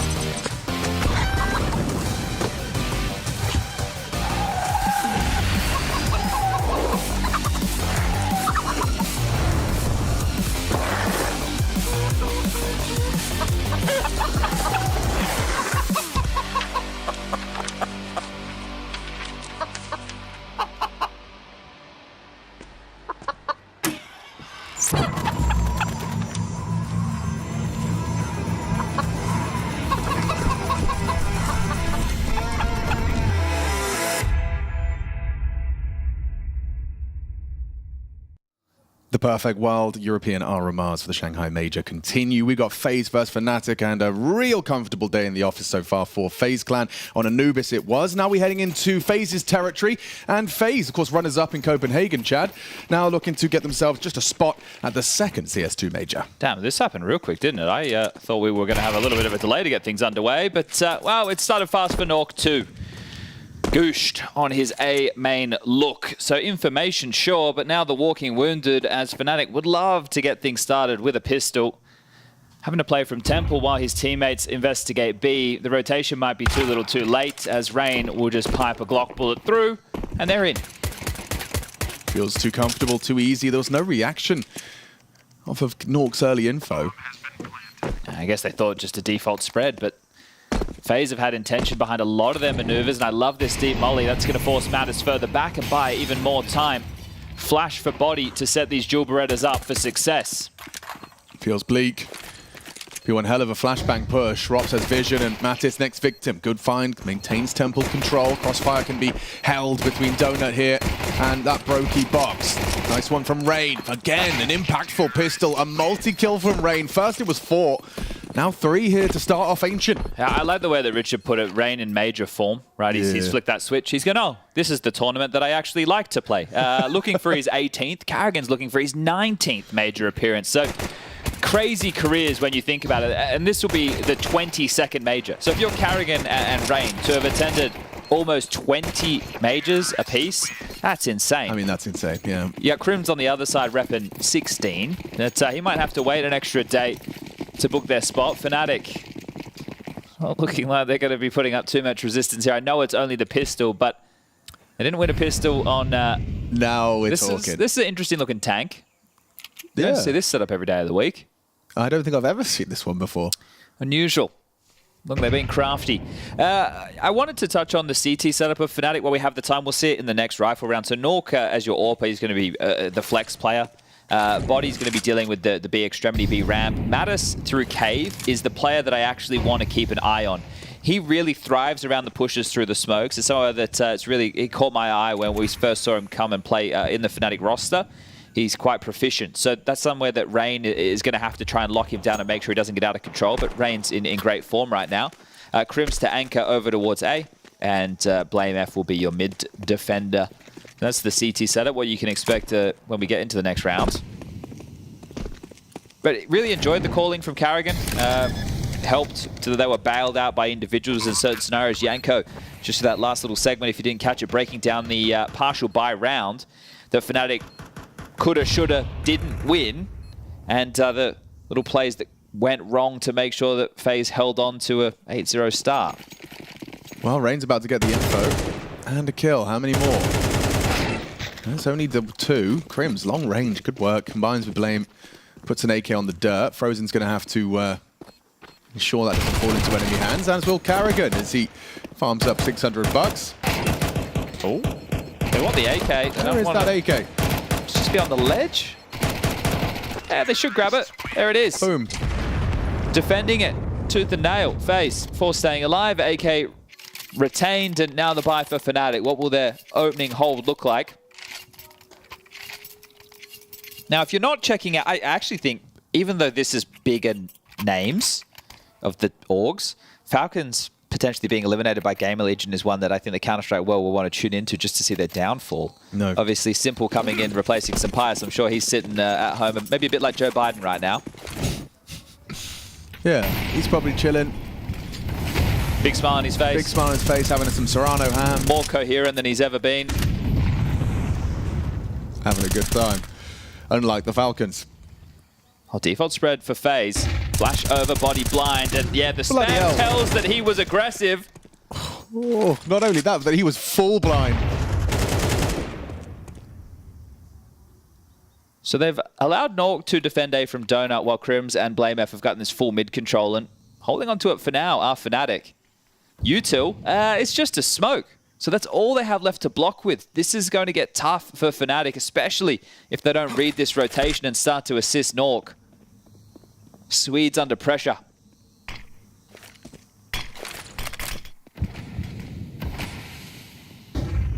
Suspicious smoke. A nice shot. Natus catches Carrigan, clears out the elbow. Rain does occupy for a late trade. Not trying to play around his smoke. Blame unable to convert. Now Frozen does convert into the site as well. North goes down, as will the bomb. Felt like some of the rounds on Anubis too. They get that opening kill and then they just can't hold on. Feels like wherever FaZe kind of like set their sights, it's just a matter of time. Get their way in. And you're back to your save simulator. Surely you're fed up with that from Ancient. I mean, if I'm... Anubis, sorry, we are on Ancient. Yeah. But I mean, it's shaking me, Alex. Yeah, but on the B side as well, like they've been feeling this 3 rounds in a row now, where you're kind of having the conversation about do we go for this, and even on the pistol, Nork was on an island in Temple, and the boys found themselves in CT, smoked off. Yeah, so that's just them being out-positioned, out-maneuvered, because they're never in the right place to receive the finish for the rounds. And even when they are, they tend not to hit the shots, so... Ah, dear. Are they going to buy? They can make it possible. It just looks like they're going to hedge, so some light upgrades, loss bonus will help them out big time into the next to make sure that they can have this with the 3 saved M4s, and then the next will be a full investment. Oh, imagine if they put themselves in another 4-on-2 round with the bomb down and they lose. We'll just use the exact same script. We're getting lazy. Out mid, not contested immediately. Brokey, eyes on ramp side.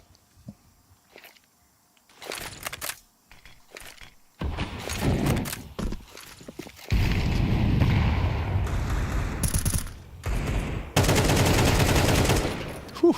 It was threatening.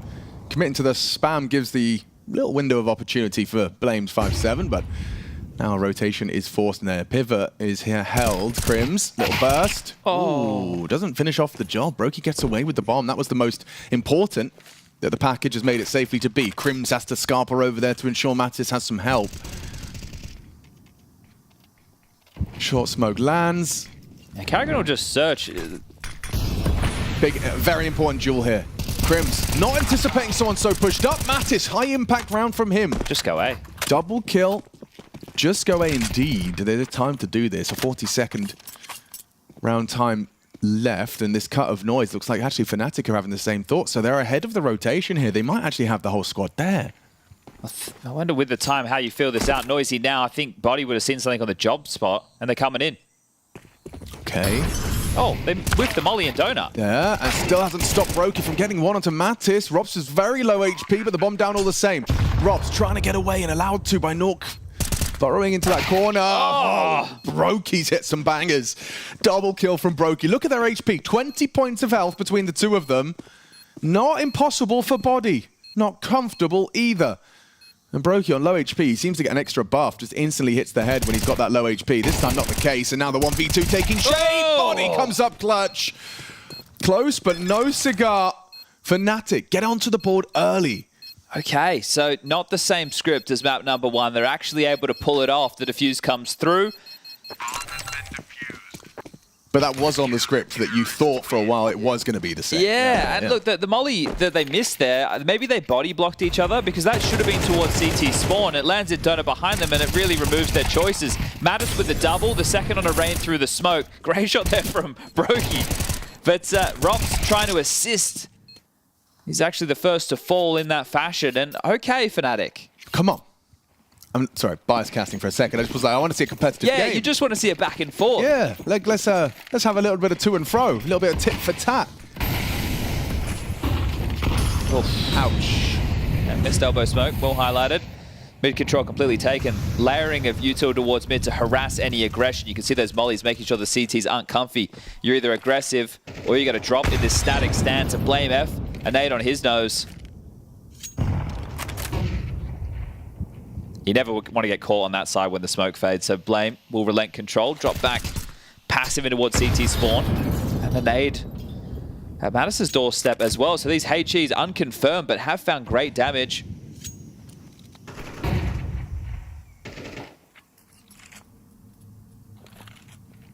Again towards A. Crims tasked with this site, and he's actually just walking out. Left it.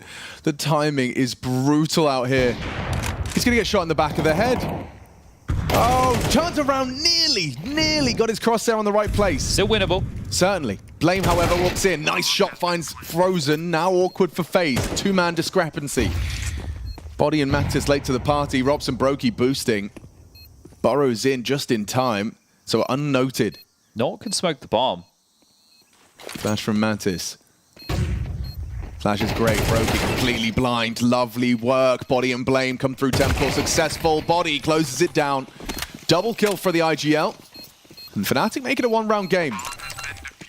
Yeah, these little naughty contacts from FaZe saying they're used to great success on Anubis, just waltzing in towards that B bomb site and taking Jules. Well, Crim's fortunate that he wasn't just offered up for free. Sure, he goes down, but at least it's at a point where things are getting awkward. He does get the exchange, him and Nuke locking down Donut, and then the retake, nice, well handled. Not too much they can do in that 2v4 situation without any territory and keeping things calm. Oh, no. Did he say Hirosh? He did. He's a Frenchman. Yeah. Bilingual. Well, you'd hope so. Definitely bilingual, unless everyone's learning French. Now, B-pop. It's going to be smokes on the site. No flashes. Okay, yeah, which is crazy because that position from Natus is very susceptible to a well-placed flashbang, so he's going to be living his best life at the top of the ramp.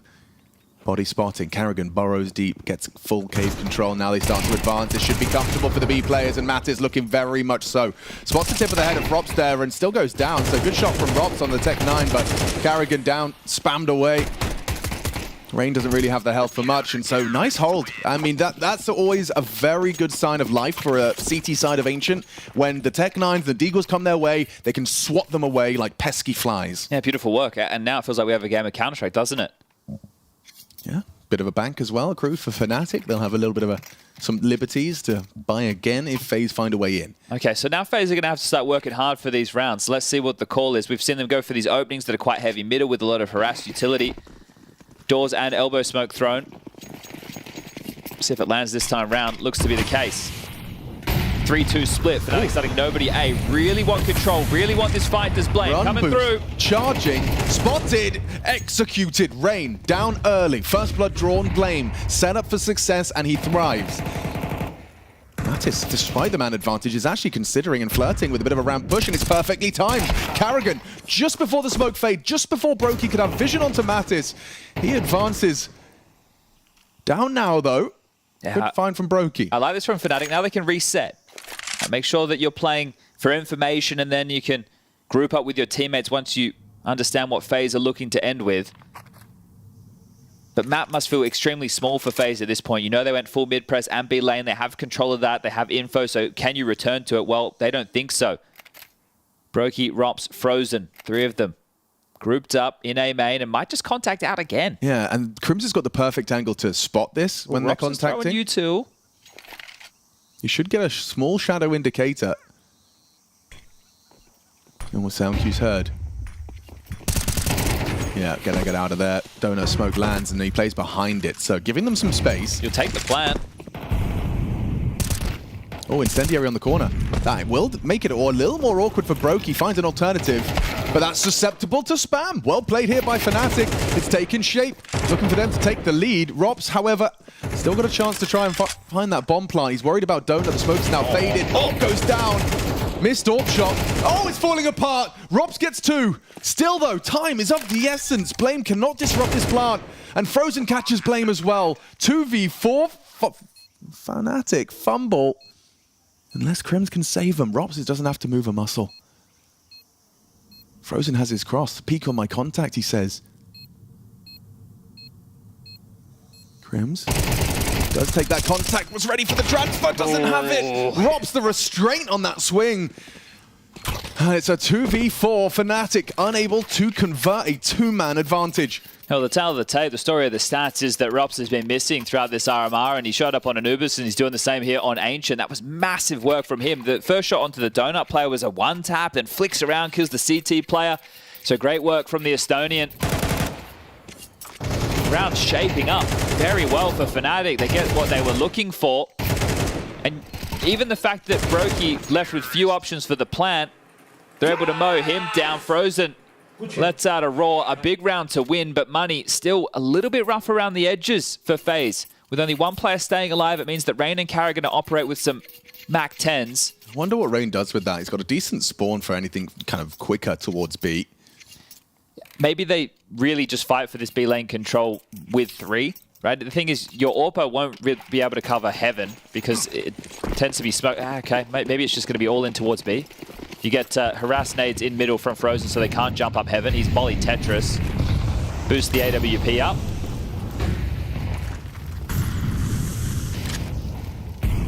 Three. Starting middle. Crim's immediately trying to take full lane control around this edge of the smoke. Rain's not ready for that at all. Lovely find. Crim's now getting overrun. The AWPer does fall. Carrigan, if he can get that volley out, forces Mattis into the open. This is an all-in, and he still delivers the shots. Doesn't have the bullets to find Robs, but the spam is great. It's Crim's that gets him. And Frozen now noted. Blame should have him. In the red room. Crim's coming in from Heaven's side as well, so his options completely covered off. Mantling up, missed shot. Blame advances, a couple of bursts, just shy. Good work from Blame to close it down, keep it clean. An important round. It's essentially worth 2 in favor of Fnatic. Loss bonus 2,400 should see the FaZe save. I just thought with the way that FaZe opened up that round, they knew that there was going to be the same pressure as they saw in the previous, trying to exploit the B ramp, but the AWP sounds off with the opener and it does really stall things out. So a good second tempo for Fnatic, right? They've gone for the control, but they haven't just like run in, W keys out. They've taken the space, waited, and then swung and taken the jewels. Double mid molly. Oh, molly's everywhere. Lane, ramp. So full control again for Fnatic. Just need to make sure they don't put their head in the vice of the digs. Carrigan searching up ramp, has so much space early, but Body seems aware it's a possibility. Yeah, I mean, this is just a 1v1 for Carrigan, and he actually wins it. Holy moly. A nice shot. It felt like Body was communicating that as a possibility as well, and Natus just made it. Okay! Bloody hell, they've got A. They've actually got A. How's Brokey hit that one onto Nuke?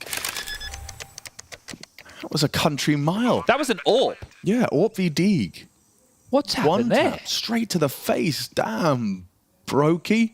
Come on, you just put them right where you want them, At it Fnatic. again.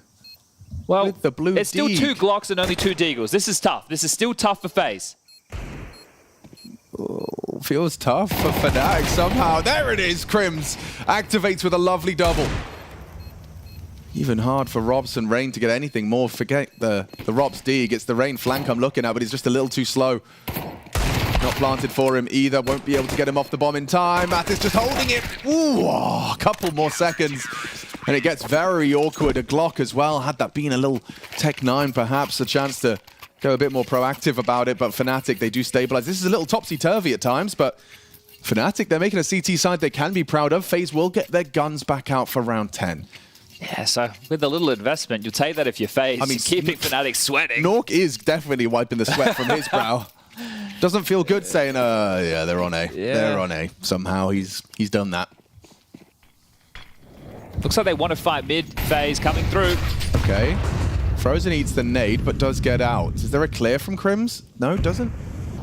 Just throws out util from red side. Pushing. Matt is charging. Oh, that's a lot of info. That is a huge amount of info. With Rain now down, they can call B lane clear. Donut smoke, deep red. Molotov comes in. Blame F. Maintains Donut control. And they're gunning for this. Blame. Oh, so blind, but no one's looking. He nearly gets 2. Frozen a scrap of HP after his exchange. Mattis versus Robs on the jump up. Nice headshot, clean from Robs. That's not easy. Nor is this from Body. He knows he has to maintain their pivot to B, and he has the angle. That's a pressure smoke, but they're going to push. Dangerous game, dangerous game. Backing their aim. Don't forget, Frozen low, so Brokey, doesn't win his duel. It gets even worse. Now Norksorg goes searching. That's not easy either. Nails a shot. Just the top of the shoulders of Frozen. Hey, main push. This is perfect from Crims. Yeah. And they're very divided, so Brokey losing this bomb will seal the round for a 6th for Fnatic. Or if he tucks in, Crims won't clear him. Nork, not another one. He's Oh. not ready. He's not ready. Not ready. Brokey takes him down. I don't think he's pulled the trigger on his back-to-back rounds. Unable to get the juices flowing. Well, the bomb will go down. They know that Crims is the A holder, so Brokey will plan it nice and open. Not going to be default whatsoever. They know that the pressure might be a distance away. Okay, what's the post plan? Do you divide and conquer? Looks like Rops is sticking around and Brokey playing down ramp for the potential on lane. Yeah, can't go too far. You don't know exactly where Crims is, so coming in through CT spawn, Crims has got his work cut out for him, and I think he's going to call it off and look for the save. The discussion regarding the finances, the loss bonus about to be 1,400. He's going to look to save the AWP for Nork. Oh, it's the gaps that FaZe created there. Like, just by cutting noise, Crims obviously pushing a main. They suddenly probably said they could have gone donut. They could have slipped out. Yeah, but I feel like the same thing happened on Anubis. The team just feels like they have a lack of awareness of what's possible. And look, the gaps that do present themselves, sure, but you're meant to maneuver into setups that are giving you points of education, not ones that are keeping you in the dark. And it feels like Fnatic are making a lot of these decisions without a great picture. And I don't know if that's comms or if that's their protocol reactions are bad or what FaZe are doing is not what they prepped for and expected. So it's really just changing up their expectation. But yeah, Nork getting flatlined by a dig and then the next round just in the open, just searching, not awares of the possibilities. Well, he gets given the AWP again. Maybe he can make the difference this time round.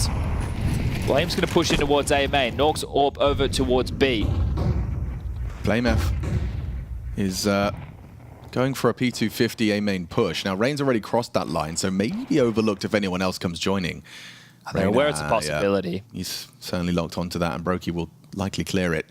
Considers it. And Blame wins the duel. That's a head-to-head. P250 versus Rifle. So fair play for getting something done. But now across. Drops to plant. Looks like they're getting this down. Liggity split. Yeah, and if you're Nork, you definitely need to hold on to the AWP if you want to have it for the next round, the final round of the half, because of the loss bonus status. So the Deagles can at least poke their nose in. Crims has a kit that was retained. Natus is maybe just looking for an exit, so yeah, trying to bolster the weapons. Get 1900 into the next. It is going to be touch and go. Yeah, you'd really like that AK-47, but Rops realizes the same. So an A main exit for two of them. It's more competitive, but it feels like now when we see FaZe, they're going to swap over to the CT side in a moment's time. And let's say they do walk away with 7. They're in control of the game. I think it's positive that at least Fnatic are showing some resistance, which they didn't do on Anubis. But all in all, the conversation stands. FaZe just a handful of rounds away now from locking themselves in for the perfect world Shanghai Major.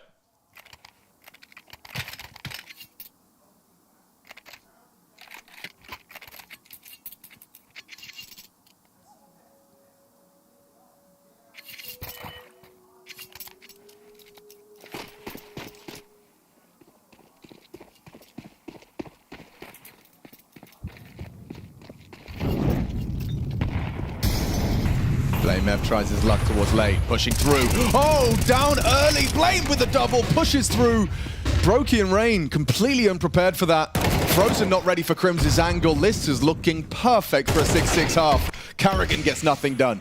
Mattis puts him down, and Rob's barely leaving spawn with a whole 5-man squad still alive. And Fnatic were actually able to be successful with their full B lane presses in several rounds. It was just about holding on in some of the mid rounds, and this one here is just a statement. They just obliterate FaZe immediately. So great work and a very good understanding, and also levels of depth to it. When FaZe were taking mid control in previous rounds, you would see the donut smoke as well as red, and then it'd be mid harass, but they'd go, okay, you can have it, but then Mattis would come out of cave to clear out that B lane with a flash from red. So multiple ways to skin a cat as Mattis will find Rops. Oh, no, Blame F will do it with a scavenge dog. Great round from the Dane. Shutting things down, and yeah, relative team effort. Just Nork the one. A little bit of a slouch on the defense, but all tied up 6-6. And as we always say, the cliche, the classic, you need this pistol. Yeah, well, for sure. FaZe, of course, winning that first one. So probably something that they'll be saying to themselves is that, hey, boys, we got 6 rounds, didn't get the pistol, 3-0 down.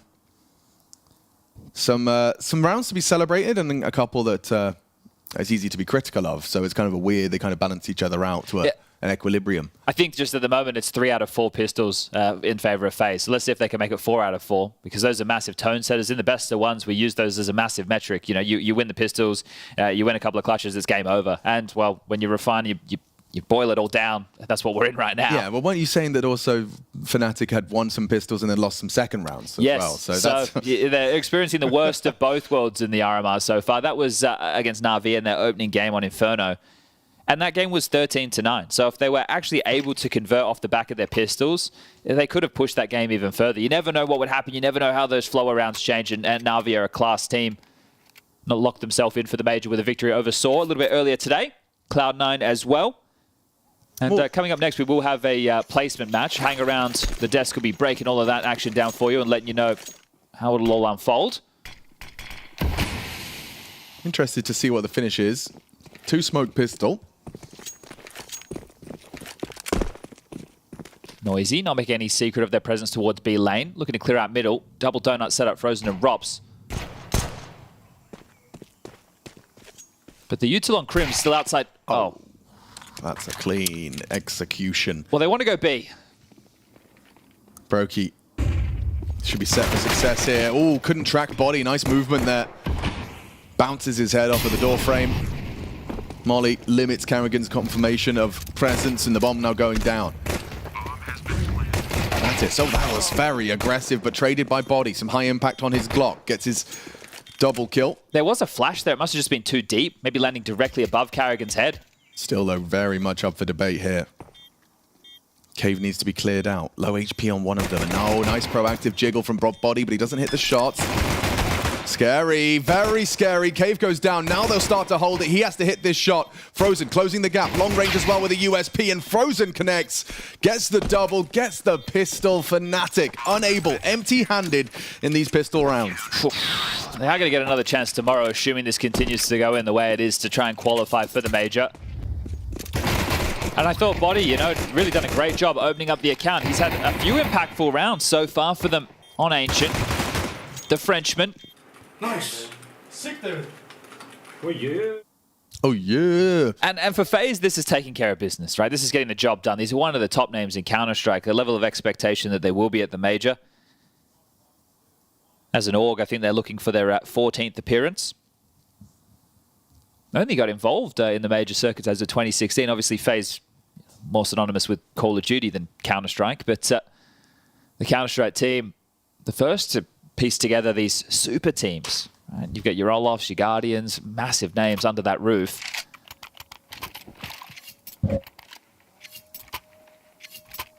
Well, the plant does facilitate the force buy. Blame afforded an AK-47. Mac-10's Deagles, util to work with. Fnatic. Can you bite back with something of your own? Insta for red, flashes at the ready. Blame will have a look.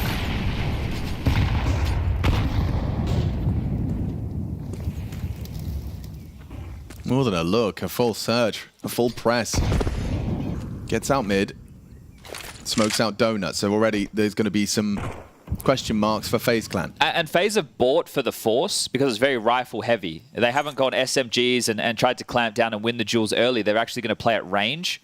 So they're giving all this space to Fnatic. This is a choice from FaZe Clan.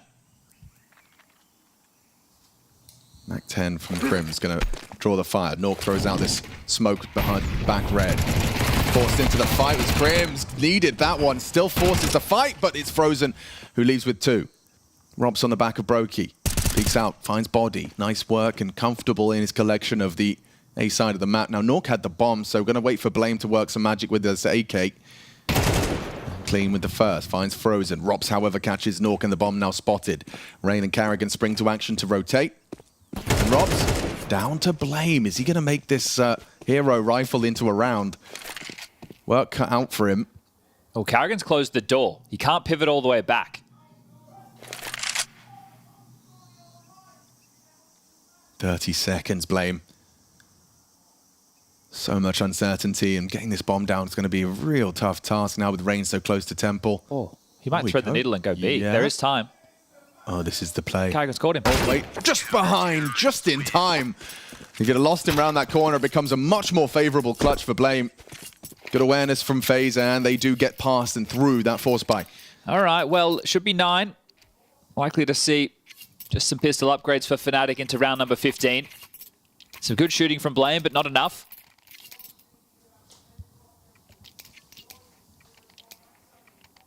As now for FaZe, the job in this round is just keeping as many alive as possible. Try and deny that bomb going down. There's going to be 2,900 as the loss bonus going into the next, but grouping up and heading straight towards the A site. 2 players in Donut and the fast rotation of Brokey. Oh, it was looking like it. He just head back towards the B site. So it will be Robs alongside of Frozen to close this one. Ooh, that's a lot of damage onto Rob, so he'll think twice about sticking around, but... Planning of the smoke. Getting Lovely. that bomb down's nice. Woo, just about. Blames Deeg. Trying to get a couple more frags. And does nail the first. Finds Brokey ahead of the play. The rest of them still just arriving now on site. Robs was low thanks to Mattis and the Glock. Blame brought low. 50 HP. Carrigan clears it out. Okay, well, actually decent round from Fnatic. 2 kills, the bomb getting planted. A success. We'll see who wants to drop Nork the AWP.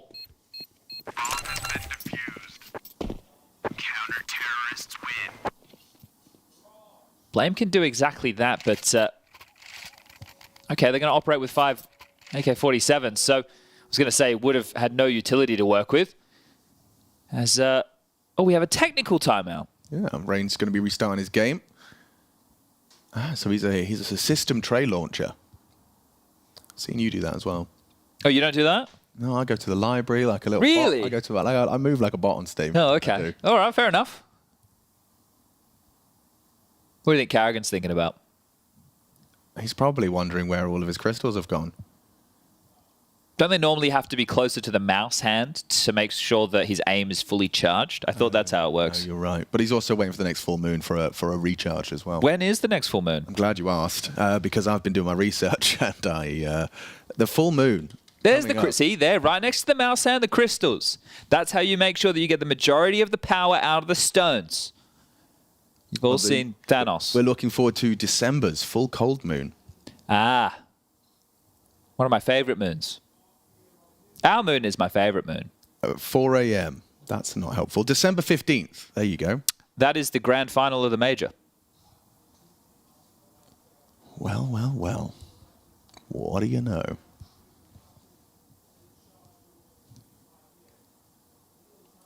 Has Carrigan taken a page out of the Zoomer book? Has he gotten closer to his monitor?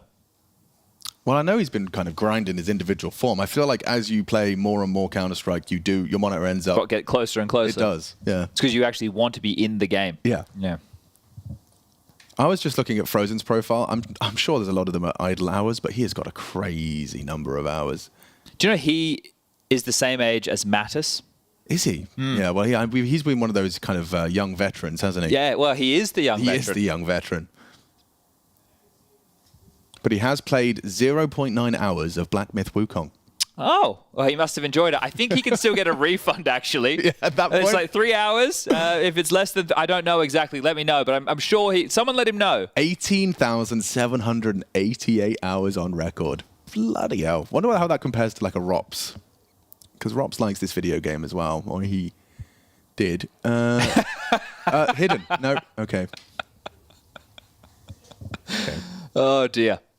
If people are looking for some Counter-Strike to check out, you can head over to the Falcons versus GamerLegion game. That's on the secondary stream, brought to you by Harry and Hugo. H&H. Some energy going on. They're in the room just behind us. Ooh. Ooh. No spoilers, but yeah, it looks like it's a bit of fun over there. Or maybe that's a spoiler. Well, no. Because fun... Yeah, exactly. That indeed. Well, we've just added a bunch of more teams today to the major pool. Right? We're slowly in pursuit of 24 names. We're over halfway now. Mentioned Cloud9. They went up against Sinners. That one went the distance to 3 maps earlier today. Navi versus Saw was an open and shut case, 2-0 in favor of Navi, who couldn't get it done against MOUZ yesterday, but in the second opportunity, I think JL also said the boot camp wasn't as efficient as they would have liked it to have been, but now they'll have plenty of time. There is the European Group B RMR that's going to kick off on Thursday. Is today Tuesday? Yeah, on Thursday. And then there's essentially a week break before the opening stage of the Perfect World Shanghai Major kicks off. And then we go elimination, then we go playoffs. But so far, not too many alarm bells ringing for any of the front runners. None at all. I think Falcons by namesake, but in terms of the actual Counter-Strike they play, pretty miserable. We'll see how this round fares. We are back from our tech pause. Ooh. Frozen's taken a very early lick. I think a double nade bounced off there by Crimson Blame. Carrigan, here's the lick of the flame. Natus gets across, avoids the nade of Carrigan, trying to take some of that space. Blame out mid, has full control. Okay, so as far as early, openings go, this is nice. Rops, I love this from Rops. It's a very powerful position. It's important as well because mid feels like they've lost control. And the way that FaZe opened in middle, they did the standard molly, but they also did the door molly, and you throw that when you're expecting them to run out of middle, which wasn't the case. Fnatic actually took it on that second timing again. Well, Crims, does he clear Rops? That's the biggest question in the round at the moment.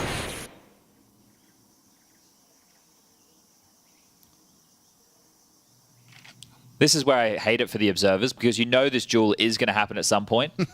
But when? But usually it's going to happen as soon as something's happening on B. Yes. Well, Natus applying a bit of pressure towards the B site. That makes you feel that maybe there's some action coming through Cave. But just been flashed, a jiggle from Rain, and noise made in mid.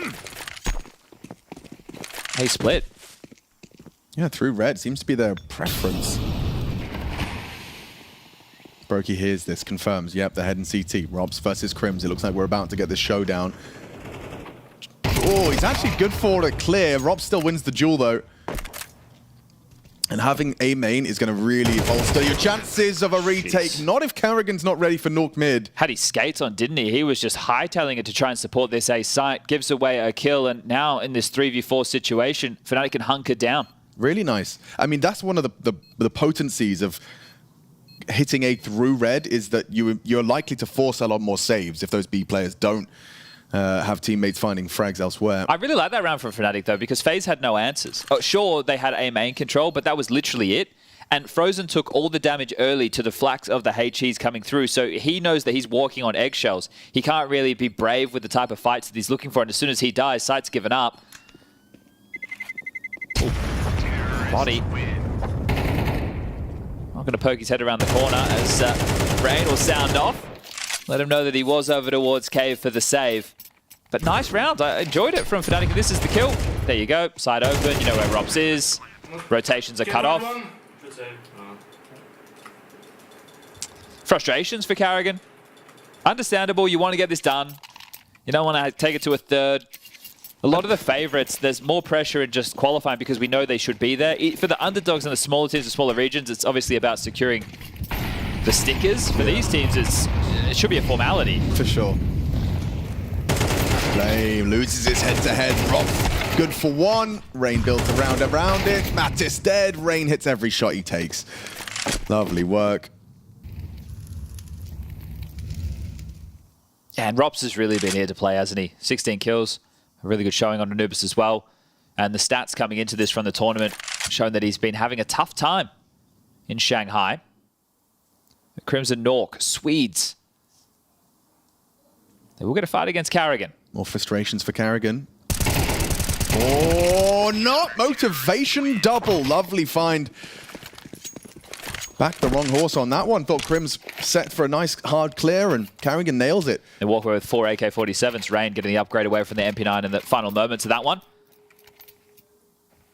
And you could see again, they went the double mollies mid. I think one of them, well, they played, if they're playing shallow, I guess they're expecting the config type scaling as well. So FaZe lock it down. Rob starting mid as well. Good for his open up.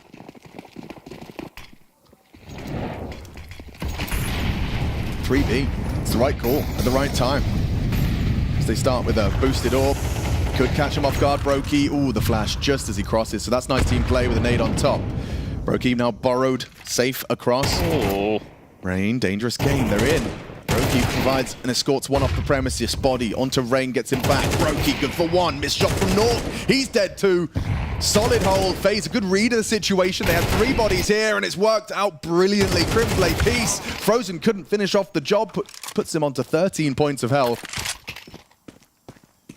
An impossible 1 versus 3 for Crims. We've seen him last alive an awful lot, playing a lot of these extremity positions on Anubis, anchoring that A site.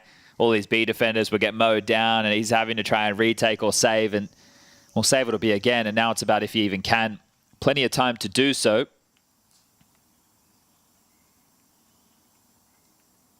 That's the problem. I feel like you may as well have a look, because they will find you. All right. FaZe Neeson over here.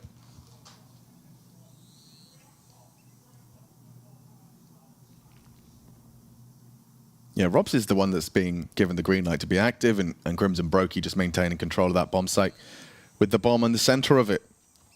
I really like the way that was handled from FaZe on B. If anyone, has played that site, and you can get quite overwhelmed. So the way that Brokey and Rain played off of each other was great, because, yeah, sure, if the AWP established that position and you walk up contact, it's not a great fight to take down the ramp if you're the CT unless you have the AWP. And I'm not talking about the super deep one. I'm talking more the angle to make sure that they can't get across to position we call Beehive. I don't know what the people at home are calling it. It's a ridiculous name, but for a reason. Yeah, that little cubby. That ramp. But, that was after time. That's $350. Pack it up. It's been a good day, Fnatic. We'll see how you go tomorrow. And that one right there, if I was at home, and nobody was around and I wasn't being filmed and watched by thousands of people around the world, I would punch my monitor. You would? I would. The secondary, but it would. You always go for the secondary? You never go the main. Oh, just me then. So that's actually the most agonizing way to lose out on a save, because you get this a boatload of false hope. You're like, all right, here we go. Let's go. Bang. Perfect. Oh, you. Okay, just stretch it out. Yep. Yeah. That's like most of us. Yeah, this is very real. It's nice to see that human, Ah, dear. Well, Crims, what does he get? He gets a Glock. Wow. A Glock, no Kev. And Body gets a Mac 10 opener. Frozen down. That's the trade we needed to see. Blame was ready for Robs on red. Natus, a Tech 9 doesn't get him far. Carrigan will punish. Quick pivot. You can see they're heading knives out straight towards A main, knowing there's likely some gaps thanks to their finds in mid. And so Brokey is the only one that's here to receive them. Here's them. Here's them now. And just like that, punishes. And it's on Crims too. Just trying to punt, man. Just wanted to get them extra cash, man. 3,400 for Crims, as they're demanded to go for one hell of a return to form if they wanted to see Inferno. FaZe, 1 single round is all it takes, and they will be securing themselves a spot at the Major. Just those numbers again. Carrigan looking for his 19th, 18th for Rain. Rops for his 10th, hitting the double digits. And 5 apiece, about to make it 6 are Brokey and Frozen. The organization. It would be their 14th major. And I think they might just get there.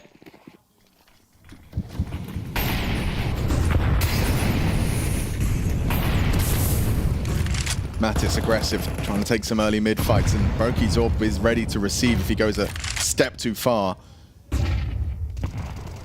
Blame Mef starting as well, his crawl. Rob spamming away at the red smoke. They are really focused on fighting for middle here. This double donut. One red. Rops is worried about red pressure, and actually Brokey's going to come back over, so I wonder if the two of them look to clear this. They still have Frozen over in Donut. And looking to do it in the safest way possible, and exchange of bottles of flames. Oh, and the block. Carrigan playing behind the smoke he's just dropped. Mattis will find him. Maybe a round more.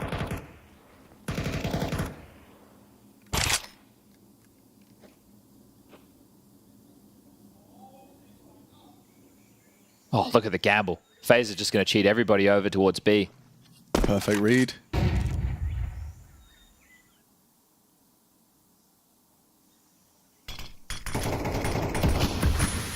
Brokey has sightline here.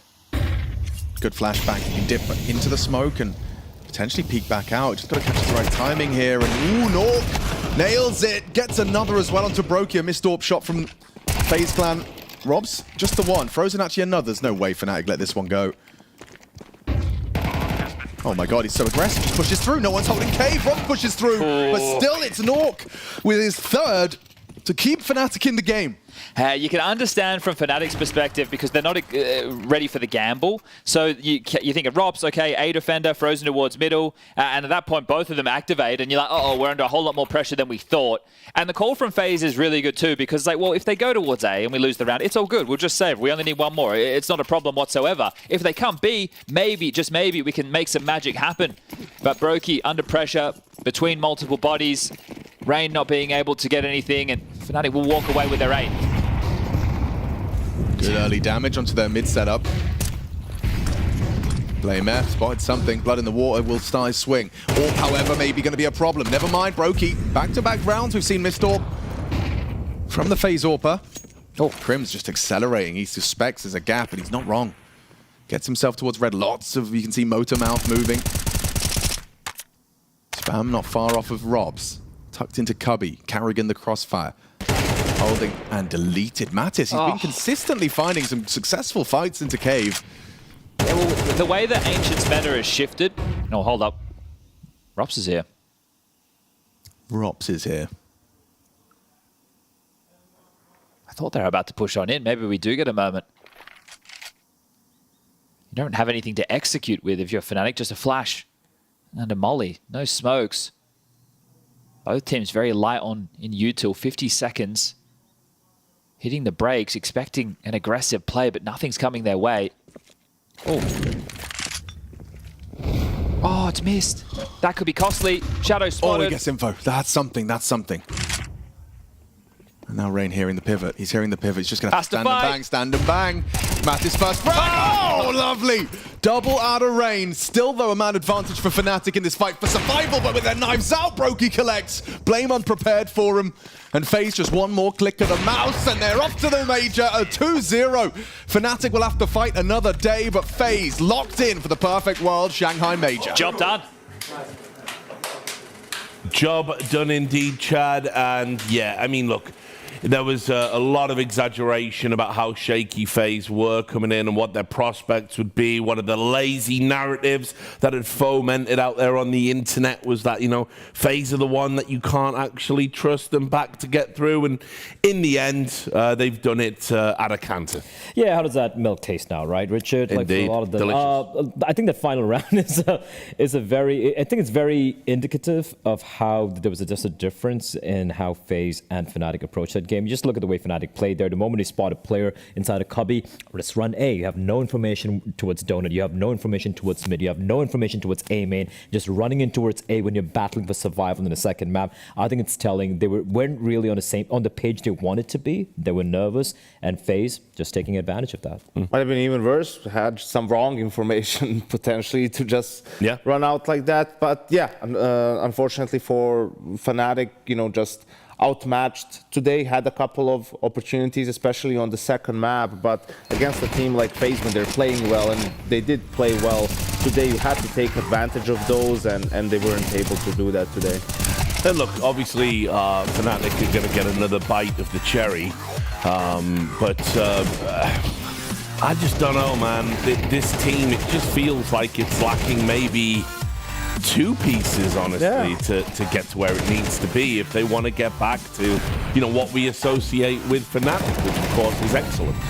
Look, it's when you give agency to your individual players, you expect them to kind of, you know, that means you're having a lot of faith in them to pull off certain rounds, but at least you expect them to communicate. We've seen so many rounds from FaZe in these 2v4s, 3v3 scenarios where even if someone's going for a play, you can clearly see there's a thread of communication between the surviving players. I didn't see that in a lot of rounds from Fnatic. There was one round in particular where FaZe had like all members towards mid on their T side, and Fnatic are just taking individual fights towards mid, trying to catch a timing instead of just working in synergy. So I don't necessarily think it's about individuals. It's more like, guys, just talk to each other a little bit more. And I think that was, now I don't know if it's because of the, you know, the pressure, the fact that FaZe were being disruptive or whatever, but regardless of the excuse, you need to be communicating, you need to be talking when you're going for this place. That wasn't happening here. Yeah. And I think as well, you could see, I mean, look, this is one of those series where they were letting maybe their emotions get the better of them a little bit. There were a couple of, you know, misplays, some pushes, some banging of fists, you know, communication shut down. So it's tough. It's a tough day at the office for Fnatic, obviously. It's been frustrating game to play. You know, you lose both pistols, especially the second one. You have a 3v3 post plant, and you know, it just completely crumbles. Like, these games are tough to win, especially against FaZe playing from behind, right? Like on their CT side, they get good confidence. So we're getting ready. Here it is. It's an interview with Parla. See the elimination stage as well. We're not quite sure just yet. How does that sound? Feels good. Feels good to actually qualify as a major, and then we take it from whatever's happening. Rain, can I ask about the journey so far before we focus in on the matchup you just played against Fnatic? So things started off with best of ones. You overcame C9 and Falcons. Then, of course, you fell in a best of 3 against Vitality. Just general thoughts on how the games have gone so far? I think our first 2 games went pretty smoothly. I think we had a really rough start on Mirage versus Vitality, and they kind of just rid the momentum and steamrolled us a little bit there. I feel like we could have done a lot better on those 2, and we had our possibilities to win that map, so it's some good signs. All right, and moving on from that, just general thoughts on the series. We'll do some map specifics as well, with regards to the matchup you just played against Fnatic. What do you want me to answer? Just general thoughts right now about how it went, and then we'll get into map specifics. I think it was very comfortable. I think we had it under control the entire time. We didn't really feel the pressure at any point during this game, so it was good. So on Anubis, you got off to a flying start, 90 rounds. Any specific reason why that was? I think it was just communication and the mood and everything. It was really good today, and Finn called a great game as well, and we hit them with the good timings. Rain, you also went absolutely huge on Anubis. Were you particularly feeling yourself, or was it because of those calls? What was the reason that it was raining on the server? I don't know. I'm just feeling good at the moment, and my shots are hitting, and yeah, that's basically it. We have full trust in each other as well, which helps a lot, so it's good. On Ancient, it was more back and forth in the first half, but then you sort of ran away with it in the second half. Why was that? I think the back and forth, I think we rushed some situations, and I think we got a little bit chaotic in the end of that T side on Ancient, which made them maybe able to come back and get a few rounds. But the C side is very comfortable, and we've been practicing a lot on it and working on it hard, so it's working out. Rain, with regards to the RMRs and making through them at this point, is there a benefit? Because you don't have to go through those much higher pressure matches at the end of an RMR. Yeah, going 3-1 and getting this shit done pretty early is, of course, really good. Those 2-2 matches and stuff like that, it's pretty rough, and it's a little nerve-wracking to play those games, so I'm happy we went 3-1. Rain, final couple of questions. Correct me if I'm wrong. Our casters were speaking about specific numbers, majors for you and Karrigan. I think you're 18. I think Karrigan's 19. What does it mean for you and also the team to make another? It feels great. It would have really sucked to miss out on this major. First major in China, and so far our record in China is pretty good in CS2, so I have high hopes for this tournament. Big weight off the shoulders now. Any plans in the break before the opening or elimination stages themselves? Depending on what stage we're going to, but we're planning a boot camp in between all of this, so non-stop working until the major is over. Here in China, the boot camp? No, we're doing Europe. Oh, okay. Yeah. All right, well, Rain, congratulations once again. Anything that you'd like to say to the fans watching from home? Face up. Face up, everybody. Look, just camera, go on then. Go on. Look what they're doing. Look at the nonsense I have to deal with. Can you do it? Up, no, I can't. I got my fingers rolled. I showed you yesterday. It's old. Yeah, but like it's not hard. I know, but whatever. It's fine. Flipping off people. Yeah, I know. You're like, whatever. It's fine. All right, look, I want to do it to you two. You're breaking my balls over here. Why don't we do some analysis on the analysis desk, guys? Children. Right, okay. Let's talk about, we're talking about children. Let's talk about men against boys. Obviously, Fnatic going up against FaZe. They were unable to retake a lot of sites, even when they were in, positive positions to do so. You alluded to it before we went to the interview. Talk me through some of the moments that stood out for you, Yang. I think for this it was a positive sign for Fnatic. I mean, even at the start of the game, right, body in a 1v2 first gun round, obviously hugely important. They actually got rolling here, right? Even had opened up with 2 rounds back to back. So hugely important. This is something that we showcased on Anubis, how they struggled in these rounds, right? So this gave you a little bit of confidence. Okay, Fnatic, they did manage to settle, right? Like we might actually have a game on our hands. Yeah, I mean, there's also the caveat that a couple of these post plants were slightly misplayed by FaZe, and also, you know, it was a bit of some man advantages for Fnatic with making those retakes a little bit easy. But yeah, they did, you know, tick those boxes, you know, cross the T's and dot the I's and all of that. For me, it feels like when it comes to scenarios like this, where the focus is very clear, guys are going to go for the retake. You obviously have your usual protocols ready, right? This is a retake utility. We're going to be swinging this way. They look pretty decent. They look pretty solid. It's just when things look uncomfortable in 4v4s, 3v3s, or, you know, scenarios where you don't know what's going to happen, what's actually happening in the server. You don't have the information as to what FaZe are up to. That's when you don't necessarily have the exact protocols of what to do there. And that's when I felt like Fnatic were kind of starting to fray around the edges. They didn't know what to do. Individuals are making plays without communicating it to the rest of the teammates. So whenever a hit's happening, you could see FaZe were allowed to take, you know, 3v1 duels or 2v1 duels instead of having to take fights at multiple places. So a couple of holds there. Again, you know, FaZe, I think they outclassed them overall individually as well. So maybe against a slightly lesser opposition, it would have been easier. Yeah, and look, and I would say the counterpoint to that obviously is they were having to do these retakes because they were letting them get the plant almost every round, it felt like. So it was a tough day at the office for Fnatic. Obviously, they're going to have another chance. We'll be wishing them the best.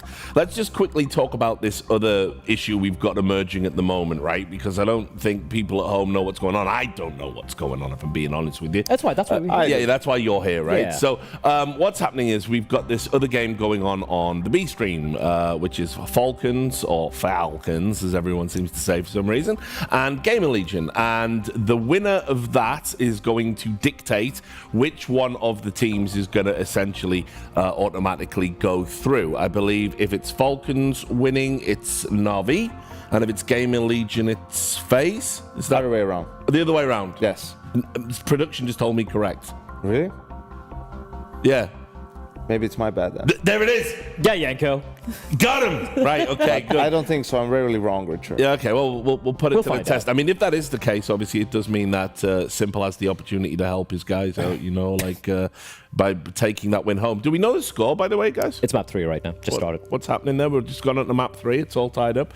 So, I mean, just some thoughts about that. I mean, obviously, you know, being able to kind of skip out that additional round, that is something worth playing for, I would say. And obviously, it's a big deal to not have to play those extra games. I kind of feel if you're FaZe, because obviously you just saw them, you know, qualify. I think I would like them to, if you're a FaZe fan, you want them to play that opening stage, if you ask me. I feel like they need to, you know, just build a little bit more confidence coming in. Like looking at this RMR right now, we saw at least today the resurgence of Robs, so to speak, and he's someone who can be emotionally a little bit, you know, a little bit tilty, a little bit emo at times when it's not really performing. So ironically, I feel like FaZe would play better and have a real potential in making a deeper run if they start off early rather than getting that skip. But for maybe other teams, perhaps getting that skip is worth it. Any thoughts from you? Yeah, I think Cloud9, they'll have to play for that 4th place decider anyway. Right. So, I mean, if people are confused, we have 2 stages, right? The elimination stage, opening stage. All 8 spots in the elimination stage are EU teams, right? So 4 from EUA, 4 from EUB, and then it's, you know, based off the Buchholz, Richard, that you all love so much. You know, I love the Buchholz system. Perfectly made for esports. Definitely not a problem. Obviously, we'll have, you know, 3 3-1 teams, and only 2 can be in the top 4 because we have the 2 3-0 teams. So depending on the Falcons GamerLegion game, either FaZe or Navi will already be through, and the other will have to play Cloud9 for that 4th spot, and that's going to be the last game here on A stream. So don't go anywhere. Are you going to phase up again? You were doing the thing. No, I'm waiting. Okay, all right. Well, look, that means if you want to watch that decided map, go on over to the B stream for now. And then once that's decided and we know who's going to be playing in the last best of 3, come back here and we'll be breaking it down on the desk. So we'll see you in about, I don't know, 40 minutes, maybe an hour. Who knows? But do come back. Who really knows? Please don't leave. She said she loves you. But she can't love me. But I love you. I gotta brag on myself, I amaze me.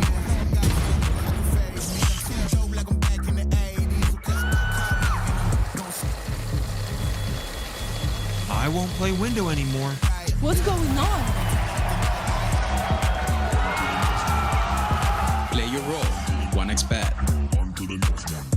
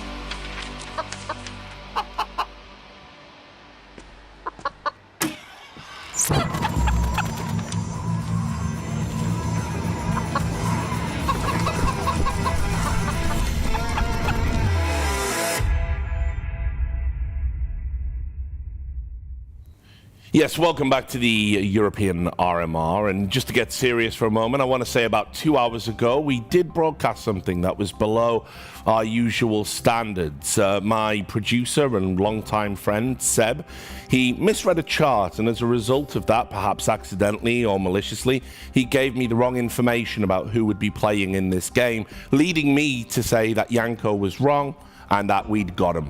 I want to make it abundantly clear that Janko wasn't wrong, and in fact, we have not got him, and hopefully we can move past this regrettable incident. Janko, I beg your forgiveness. Thank you, Richard. I will forgive, but not forget.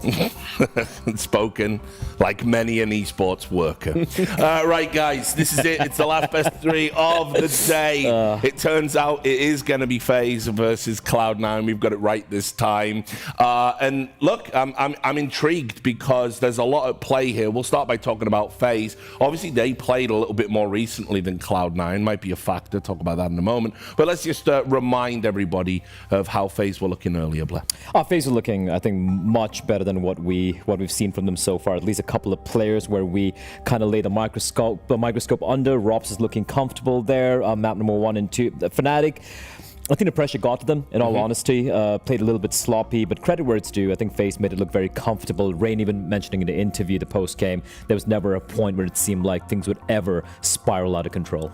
Yeah, this is an interesting one we have ahead of us. Both of these teams are already qualified for the major. This game simply determines who gets to skip a stage, right? Yep. Who has to play in the opening stage, who gets to go to the elimination stage. And I think a lot more on the line for Cloud9. In this one, because they weren't a given that they were even going to make it into the major. Sure, the talent was there, but they've been very inconsistent. So for them, the opportunity to skip a stage will mean a lot also because of the ranking points, right? Coming into next year, FaZe in a much better situation in that department. Also, if they do have to start from the opening stage, might not necessarily be a bad thing to get a couple of more reps in, to figure out, all the stuff that you worked on, what works, what doesn't. We see how Robs, finally found some form, right? So if it takes a couple of extra games for that to happen for some of these other FaZe players, might turn out to be a good thing. Yeah, and Blair, over to you. One of the things we also talked about a little bit earlier today was Brokey. He's one of the missing stars at the moment for FaZe. Still was missing, even as Rops found a little bit of form. Yeah. Looking a bit more like his old self. Obviously needs to sustain that. What have you made of Brokey's performance in Shanghai? I feel like for Brokey, he kind of plays... He plays to the level of his team. I know this sounds weird to say, but if you think about it, whenever we have these close, crazy games, very FaZe-esque, pure cinema games, so to speak, you will see Brokey have this crazy moments, crazy impact with the AWP, just being in your face, combat opping, winning rounds, playing rounds in the fashion he likes to. But when things aren't really working out, it does feel like he kind of gets lost. He feels like he needs to do a little bit more than he really should be doing, trying to single-handedly win rounds, which, let's be real, at this level of competition, it's rarely going to really happen, right? So I'm not too worried yet. For me, it's more about the team looking better as a whole and not just one guy hard carrying. And for me, despite the fact that Brokey didn't really have to do much in the first two, in these two maps we saw here today, it's not like he played a bad game, right? He didn't really have to do much, in all honesty. Yeah, that's fair. I mean, I think in general, Yanko, he's one of the players that I've always kind of been like very confused by because the numbers look... Welcome to the club. Right, sure. The numbers look good, and he sometimes even manages to get these MVP performances at some tournaments, but then he makes a lot of elementary mistakes that you would think a top-tier player wouldn't necessarily make, particularly one, you know, in a team like FaZe with an IGL like Karrigan. I think he just plays a very volatile style of Counter-Strike, right? It's pretty all in at times, and that way, when you do that, if you get that first kill, sort of you can snowball into getting a multi-kill, or your team can easily win the round. But if you don't, you've lost your team the round, pretty much, right? And most of the teams prefer the opposite, right, where you're a little bit more reserved and gives you a chance to outplay the opponent on a macro level, and maybe some of your teammates can also make a play, but that's just who Brokey is, right? Like you can't try to change him, like that's who he is as a player. What you can do is try to play around him a little bit and, you know, just constantly work on, we understand what you're like as a player. You don't need to be doing that in a 4v2, right, in a 5v. Like, you still need to make some of those good decisions for your team. Yeah, and Cloud9, they haven't had a problem with their AWPer. Icy looking very, very good today. And it obviously integral to their chances to overcome a team like FaZe. Yeah, absolutely. I think Icy and Heavy God, both of these two players have been pivotal in Cloud9 having made it to the next stage, and obviously, you know, playing this matchup as well. There has to be the caveat we have to touch upon that the teams that they have beaten so far has been, of course, this hard-fought 2-1 win over Sinners when it came down to 13-11 on map number 3, and then the other two teams they beat were a very disappointing. Sorry, it was Nemiga, and it was of course a very disappointing Sangal, who has completely been so flat so far in this RMR. For me, the biggest disappointment, if you ask me, considering the online form, right? So you got to keep that into context. When it comes to playing against FaZe, who they did against earlier in the RMR, they lost in a pretty convincing fashion on Ancient. So I feel like they've done the job of taking care of teams who are absolutely underneath them. But when it comes to going up against, let's say, the top 4, top 5 teams in this RMR, I don't think we've really... they have failed when they've been tested. Agreed. So they've looked good so far, but that's about it. It's again, you know, like I said, I'm not a believer. I'm not a believer in Cloud9. I think they've been fed a lot of easy matchups, and I don't think they have any chance against FaZe. So we'll see. Veto. Potentially integral, or are we going to see any curveballs here, Yanko? Well, we'll see. A 7-map map pool from Cloud9 gives them some flexibility, right? They decide to veto out Nuke in this one. FaZe, I think, just Vertigo. Not much difference there. And they actually played at full groups, these two teams. And Cloud9 did pick Dust2 then. Didn't really work out. They did beat FaZe on their own map pick of Inferno, so that might have been an option, but they decide against it.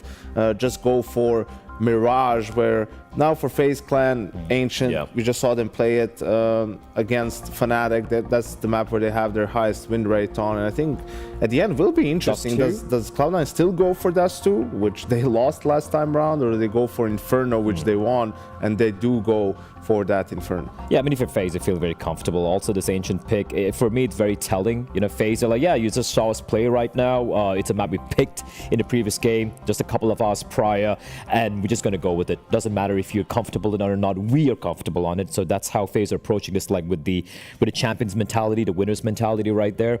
And yeah, nothing too crazy here. But if you look at all the 3 maps, these are 3 maps where FaZe would be very happy to play, in all honesty. Yeah. So yeah.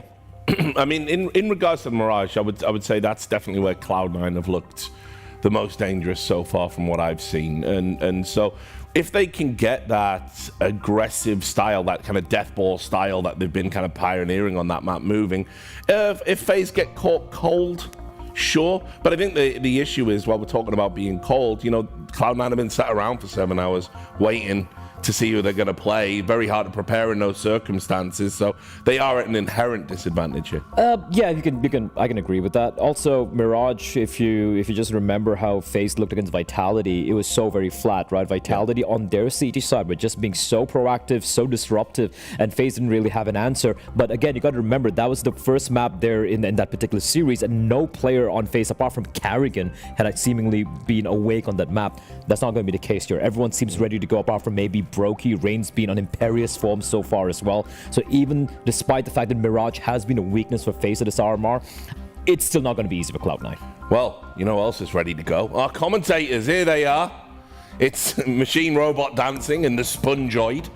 How are you doing? I can't show you my absorbent nature right now, unfortunately. No. Save that for after. Yanko had a good sentiment about this being a bit more for Cloud9, so I'm going to question the intensity of FaZe right now. But boys, wouldn't it be great if we had an RMR where nothing went wrong and FaZe get straight through the elimination stage alongside the other big names? Wouldn't that be great? Listen, I'm about that life. I never want to see Paris happen ever again. Right? I'm going to just be real with you. Like that haunts me to this day. What could have been? Respect underdog.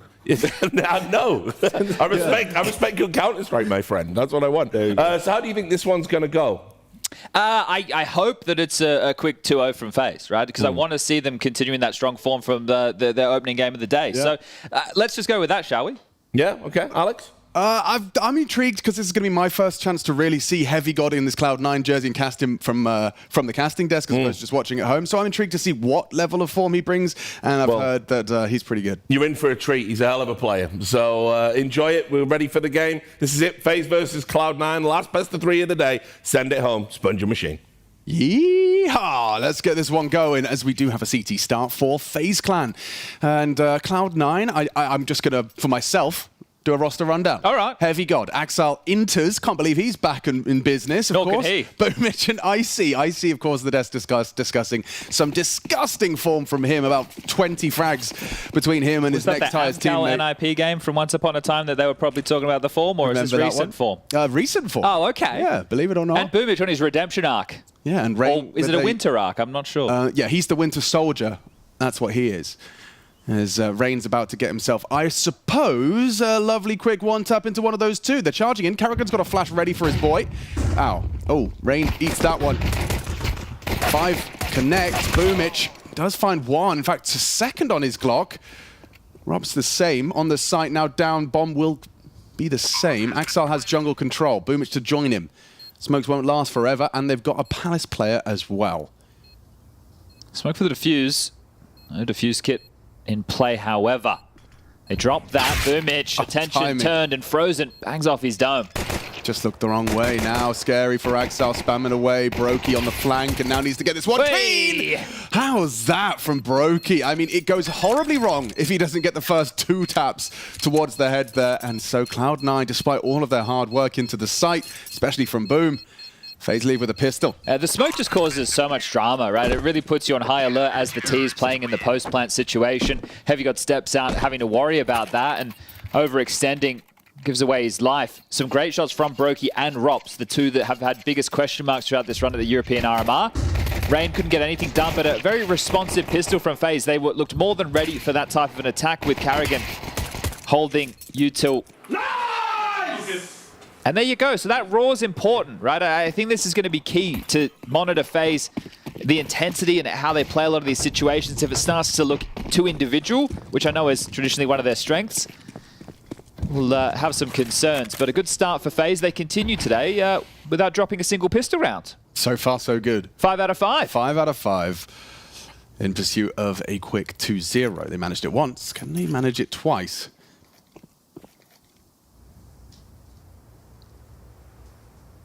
Pretty passive mid stance being adopted by FaZe in this one, knowing that they are likely up against the force by due to the plant. Now the vent's not broken. Thank you very much, J-Raz. Bit of a classic, isn't it? You leave the vent untouched. If they do boost through the window, they will have to give the sound cue if they want to go for the B flank, otherwise forcing them through jungle towards A.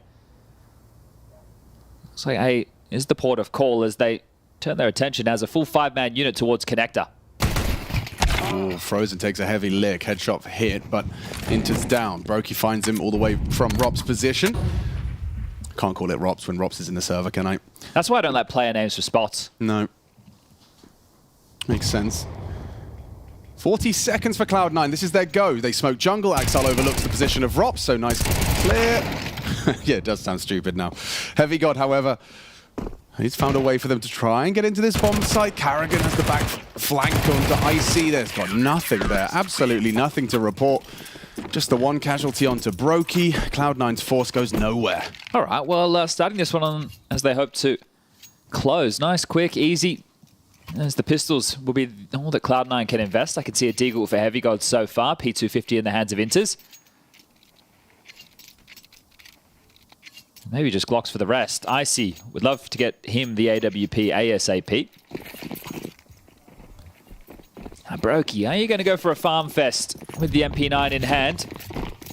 Towards Connector as Cloud9 trundling. Speaking as his financial consultant, it would be in his best interests to get as many SMG kills as possible on this third round. Do you take 15%? Yes, flat. I'm just joshing around. Is it Joshin or is it Join? I can't remember. Josephine, I believe.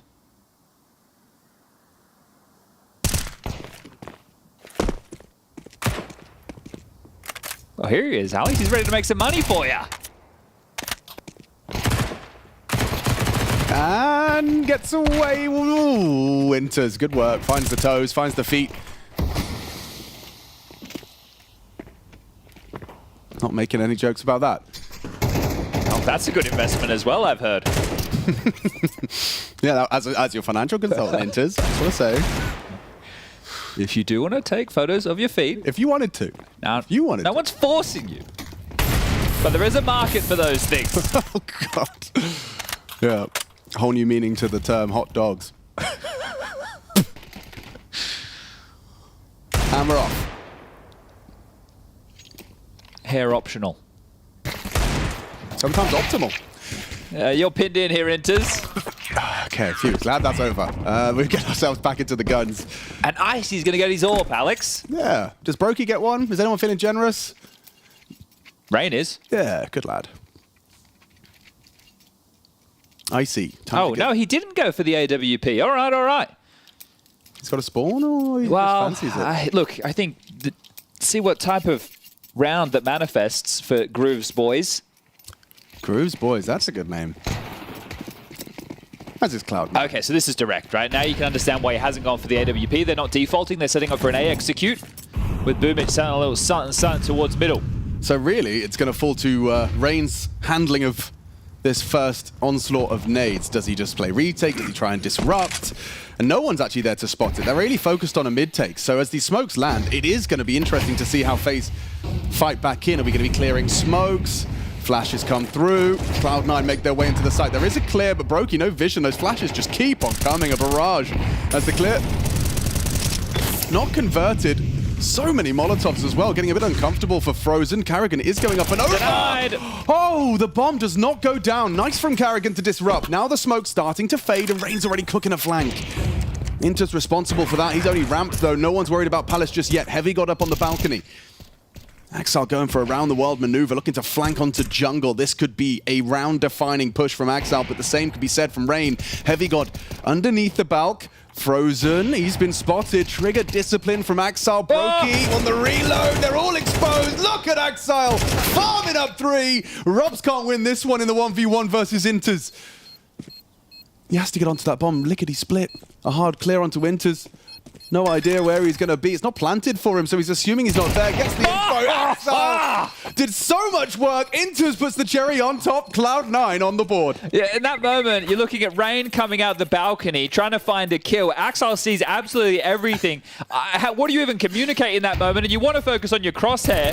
Karrigan the Disruptor makes sure the bomb doesn't go down. Rain's initial mid-investigation makes it a fast flank. And I thought Cloud9 were in a lot of trouble because they executed with everything bar the kitchen sink. Flashes, smokes, mollies. They didn't have a lot left to defend, but FaZe had all the utility in the world. I thought it was really going to cost them there. Well, that's Axel's flank for you. I mean, it really did save them. In the absence of utility, how about a flank onto 3?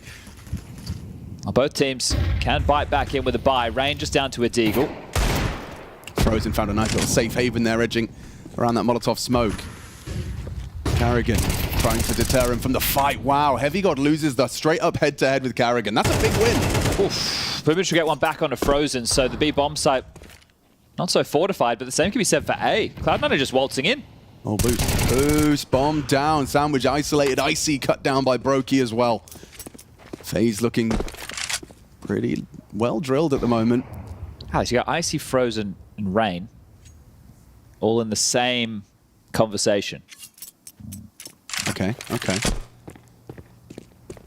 Now, it's going to have to be impromptu. Yeah, I don't know whether I can do that or not. But well, the forecast for this round... nothing, I'm done there. What is the forecast, actually? Doom and gloom. Yeah, yeah. The clouds are clearing. There's Inters and Boomich.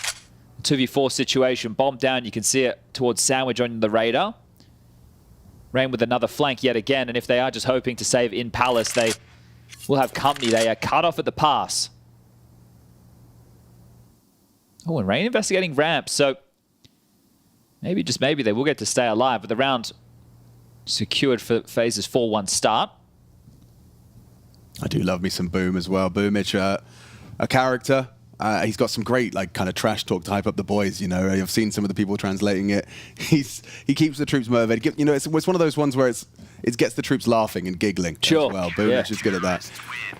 Rain actually does go looking, and so Inters is rewarded with survival.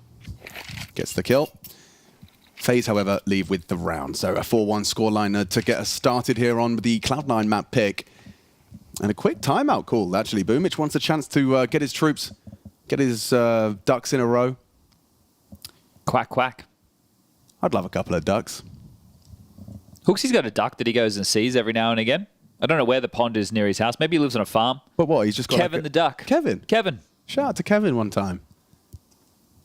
Shout out to Hooksy as well. I'm sure he's grinding away in the pug sphere. Yeah. He's a fan of Train. Things feels like everyone's kind of universal opinion is it's feels good. Wow. No? Wow, Well, universals. Universal's a big word, sorry. But I mean... They're known for their studios. Yeah. It's probably still more popular than Vertigo is currently. Oh, that's fair. All right. When you frame it like that. Universally less hated than Vertigo. Okay, well, 2 saved AKs, met with a third and some light pistols to work with, but this will be the essential all-in. Icy saving a little bit of something, but it's tough to get into a round like this. You have to hope for a timing if you are just going to go for a pop. Heavy God searching towards B will be stalled out now by a deep smoke, and Carrigan, well, you mentioned him winning that head-to-head previously. Let's see if he can do it again. If he goes 2-0 versus Heavy God, I am already enamored with Carrigan's major form. Yeah, well, both of these teams, if you are just tuning in, you don't know the context of this, have qualified for the major. It's just about opening stage or elimination. And those names have changed over the years. Which is also where the dialogue has been started, that it means a lot more to Cloud9, just getting a whole skip of that first stage. Is a big one. Brokey does catch Inters. Boom onto Frozen. This is the head-to-head we were talking about, but Carrigan, he's going to peace out. And Boomich just moonwalks into Rops. Thank you very much. Unprepared for that? Yeah, well, when he's the connector player and he's in ladder room and you've already taken down Frozen, you're thinking, what the hell is this guy doing? He's kind of got a custom hot rod howl. Yeah, that's wild. Look at the designs we've seen in stickers lately. Drops for another. Did he fake like a drop? I can't explain that. No, I'm going to lie. He's faked the drop there. Icy falls for the bait. Brilliant play from Robs. Icy just couldn't get his... Oh, he's actually couldn't get a frag yet. Oh, no. You can't have... Just go from so hot to so cold. I'm sure this is just a temporary lapse. But apparently they feel the same. Yeah, I know which I'd prefer, though. I'd much rather be too cold than too hot. Yeah, I wouldn't like to be burnt alive. Oh, yeah, we're going to those extremes. I was just thinking, you know, like a really brutal desert heat. Okay. Or like an icy Antarctica. I'd rather just have to put more layers on. Because otherwise, I mean, I can't, once I've taken off That's true. You can't take off your skin. Well, you could... that would result in, I think it's called death. Yeah, no, it's not the one, is it? Well, pistols again. Cloud9. Surely you bring out Icy's AWP into the next round. We're 7 deep, about to be 8 after this one's cleaned up. Okay. Thought Brokey had a chance to block that stairs smoke. Still, Bloom's fine. Inters drops in, and okay, that's another person not looking at the person killing them. That's my analysis. Nothing could be as funny as that blogger peak in middle yesterday. So. That was comedy gold. Hey, yo, Rob's down. Nice shot. Axel's D connect. Oh, I've just realized it's Axel versus FaZe. Oh. And it's actually Cloud9 hitting some shots. Boomich another. Getting a messy one. Getting a little messy. Frozen and Carrigan here have just landed one hell of a nade. 150 damage. Onto the 3 of them. Carrigan quick to tend to Axel. Oh, that's the bomb. Out. That's the bomb in mid. So now Heavy God and Boom have got a lot of work cut out for them. And not too much time to make it work. Boom is going round the world. I don't know if Frozen's going to catch wind of that. He's too far away.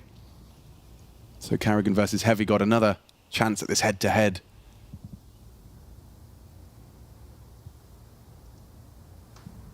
Frozen's not considered this at all. He is hidden. Oh, there it is, Barrel. Barrel spotted, so Boom could very well take this into a 2 versus 1. Oh, good restraint. Make sure he has the headshot locked in. Now the jump scare still, though, comes into 14 seconds. Has he got time? I don't even know if Boom can get that bomb down with Carrigan in this position. You've got to get past him. Boom, it's 7, 6, 5. Has to plant. No time. And Carrigan wins the round, just like that. Lovely restraint, lovely control. Carrigan comes up clutch, and Boom, condemned to just 2,900 coming into the next gun round. Yeah, there is something about Axel versus FaZe. So let's see. Maybe you can have another one of these before. He just likes playing against FaZe, apparently. Okay. Playing against FaZe at home, sipping on his Coca-Cola. Cherry. Not this time. Costly, but yeah, unfortunately, after all this hard work, Boom does go down after time, which does result in just another deagle. But we see an icy AWP, Alex. Okay, finally. Can he get on the board with the frag? An opener would be very tight. He flashes the line Brokey. Does he step back into the lion's den? Well, apparently so. Warning shot fired off. Position given up. But things better off the triple repeat. It's Rob's underpass almost for the double. Axel trades one back, 4v4.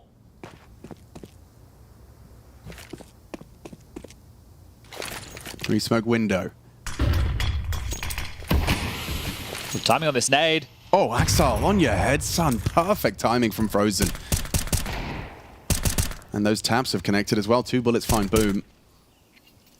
This is where you'd hope that Inters would take you some space over towards A ramp, but I think one of Inters' biggest issues when he was part of the roster once upon a time was lack of initiative. He's a great support player. He'll anchor down your sights. He'll do what you need him to do, but when you need a play, you're not turning to Inters. In this instance, he's maintained the ramp control for Icy to join him. Looks like Boom's on his way as well, just as Rain actually sweeps through middle, so they're going to have a really informed stack. They retake at the moment, just having Brokey spot for info. So Rain heard Boomich in T-spawn, so look at the full rotation right now on the radar. Everybody will be addressing this.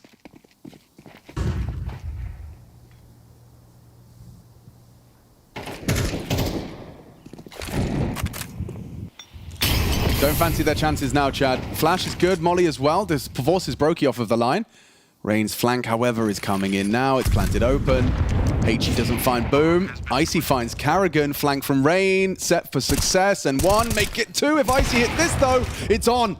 2v2. Frozen onto Icy. Up to Inters to close. Hoping Brokey overlooks this close angle, but Brokey too wise to his tricks. He's ready for it. Hits into a nice clear. And another round for FaZe. Already looking much better than they did against Vitality on this very map. Icy got 2 frags. He did. AWP comes out, finds some impact. Good job. Still a little bit touchy for FaZe. Gonna have to be some drops for a few of the members. Here's the initial trade and a beautiful little nade. Look at that on the highlight package. This does get wonky for Rain, but Frozen finds the trade quite quickly, and Brokey. Oh, I see. All right, well, not happy with that one. As will be the second tactical timeout called from Cloud9 in this first half of play. I've learned that one recently. Cutter. Is that what I mean? CT. Oh. Yeah. Makes sense. Yeah. Yeah. Been hearing that one a lot. I've put 2 and 2 together. I've got 4. And look, there's representation for everybody out there. Next time it's on the screen, take a look. Axel, long pad gamer. Under the key. Look, I hate it. Yeah. I don't know why. Everyone has their own opinion. You know, everyone's personal preference. It's a big thing. But for me, that's a weird shaped pad. Wait till you go to a LAN where you don't have enough room.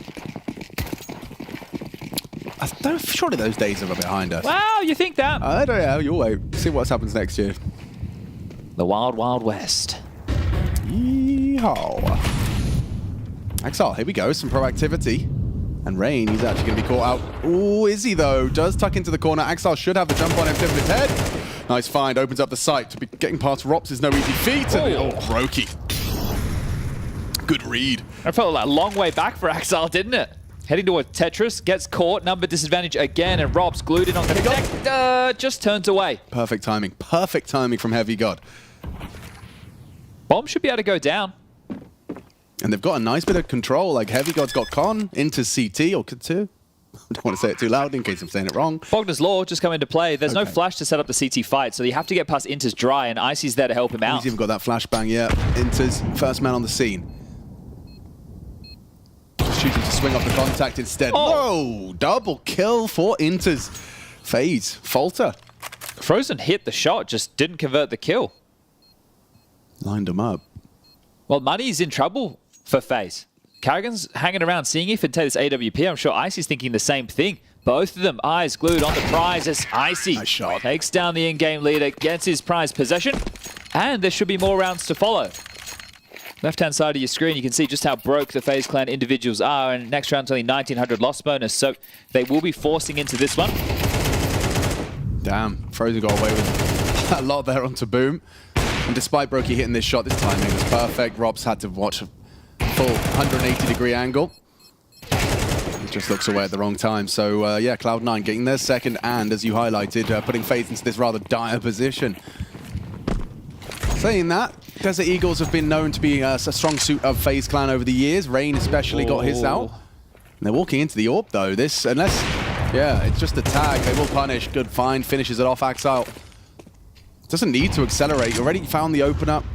Wait for an overextension, perhaps, as a smoke could be played in front of. Axel playing and flirting with that idea, but backs away. And Rob's not going to overstep the mark. In fact, he's actually considering a slow and methodical retreat here. If this doesn't go wrong, that last round that Cloud9 won is essentially worth 3. So it feels like 4 rounds, as long as they win this one, should be guaranteed. The force from FaZe now, the eco into the next. Then the final buy to see if they can grab 8. Well, there's some info. Rain knows that where Inters is at. Oh, cleared it this time, though. Yep. But Rain just had so many sound cues. Perfect placement of the crosshair. Brokey eats that flashbang. Too comfortable now. Cloud9 into B. Rob's not got the perfect weapon for this kind of fight up short. And is it just going to be the 3-man save? Some retrieved AK-47 for Rain? Yeah, it's probably the better of the options. As mentioned, next round was going to have to be the eco. So the fact that they hold on to something gives them another opportunity to try and steal one away from Cloud9, who are now in the driver's seat at the tail end of this first half. Yeah, and Rain's got a real nice package. He's got a T-side molly. He's got the defuse kit. He's got a Desert Eagle for the boys. What? Rain's got a real nice package of items that he's going to share with his boys. In the next round, yeah. Yeah. Yeah. Yeah.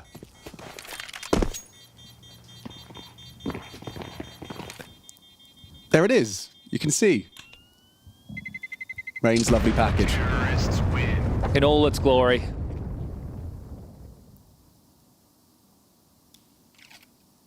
So is it going to be worth 3? We'll find out if Cloud9 can get past the saved MP9 rifle, and we will see that Deagle get thrown over as well. It wasn't a bad idea. 2 players boosted up to B apartments, going aggressive, get lagged, get chased down, and then Cloud9 take control.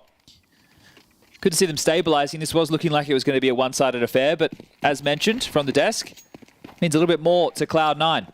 Actually, a whole lot more. Icy going for an AWP's opening. Spots that cross. No one's going to give him anything, so just Robs and Frozen a setup to start. Rain works his way towards ladder. No flash to enable. Boom was looking. He just went dry? Just peeks in, owns him. Okay. Well, at least Boomage gets to be the puppet master now. The in-game leader from the grave, getting to call them in a 4v5 number disadvantage. But weapons, that's one thing they've got over FaZe for now. Bomb still down in T-spawn. Will need to be picked up. Stepping out. Good work from Icy. Good shot.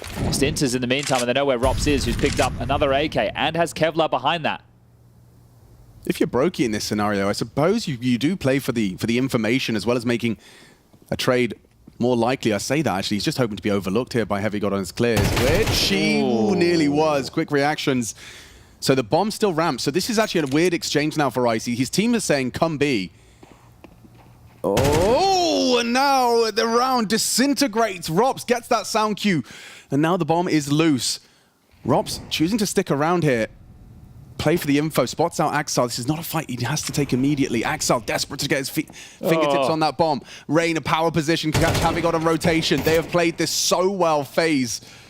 Recovering the 8th round, Axel in such a horrible position. Stalemate. What's he meant to do? There's nothing he can do. Sure, you kill Robs, you save the AWP, I suppose. If that's allowed, they're already trying to cut him off at the pass.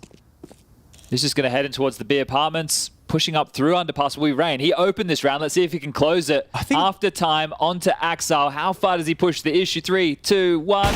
Oh, no!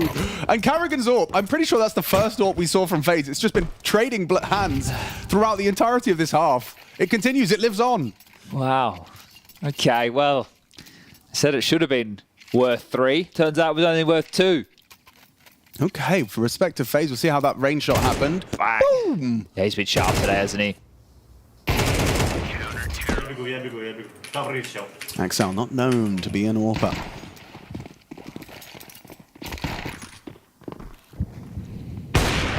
Brokey, on the other hand, and Icy getting boosted in to try and find Brokey here. Slips off his teammate's head, needs a wider angle. Try again. Follow me, please.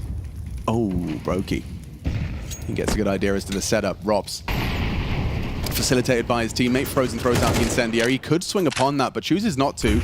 Waits for the flash and has a go. Spots the leg of Boom. Slips away, well aware of the vulnerabilities top mid.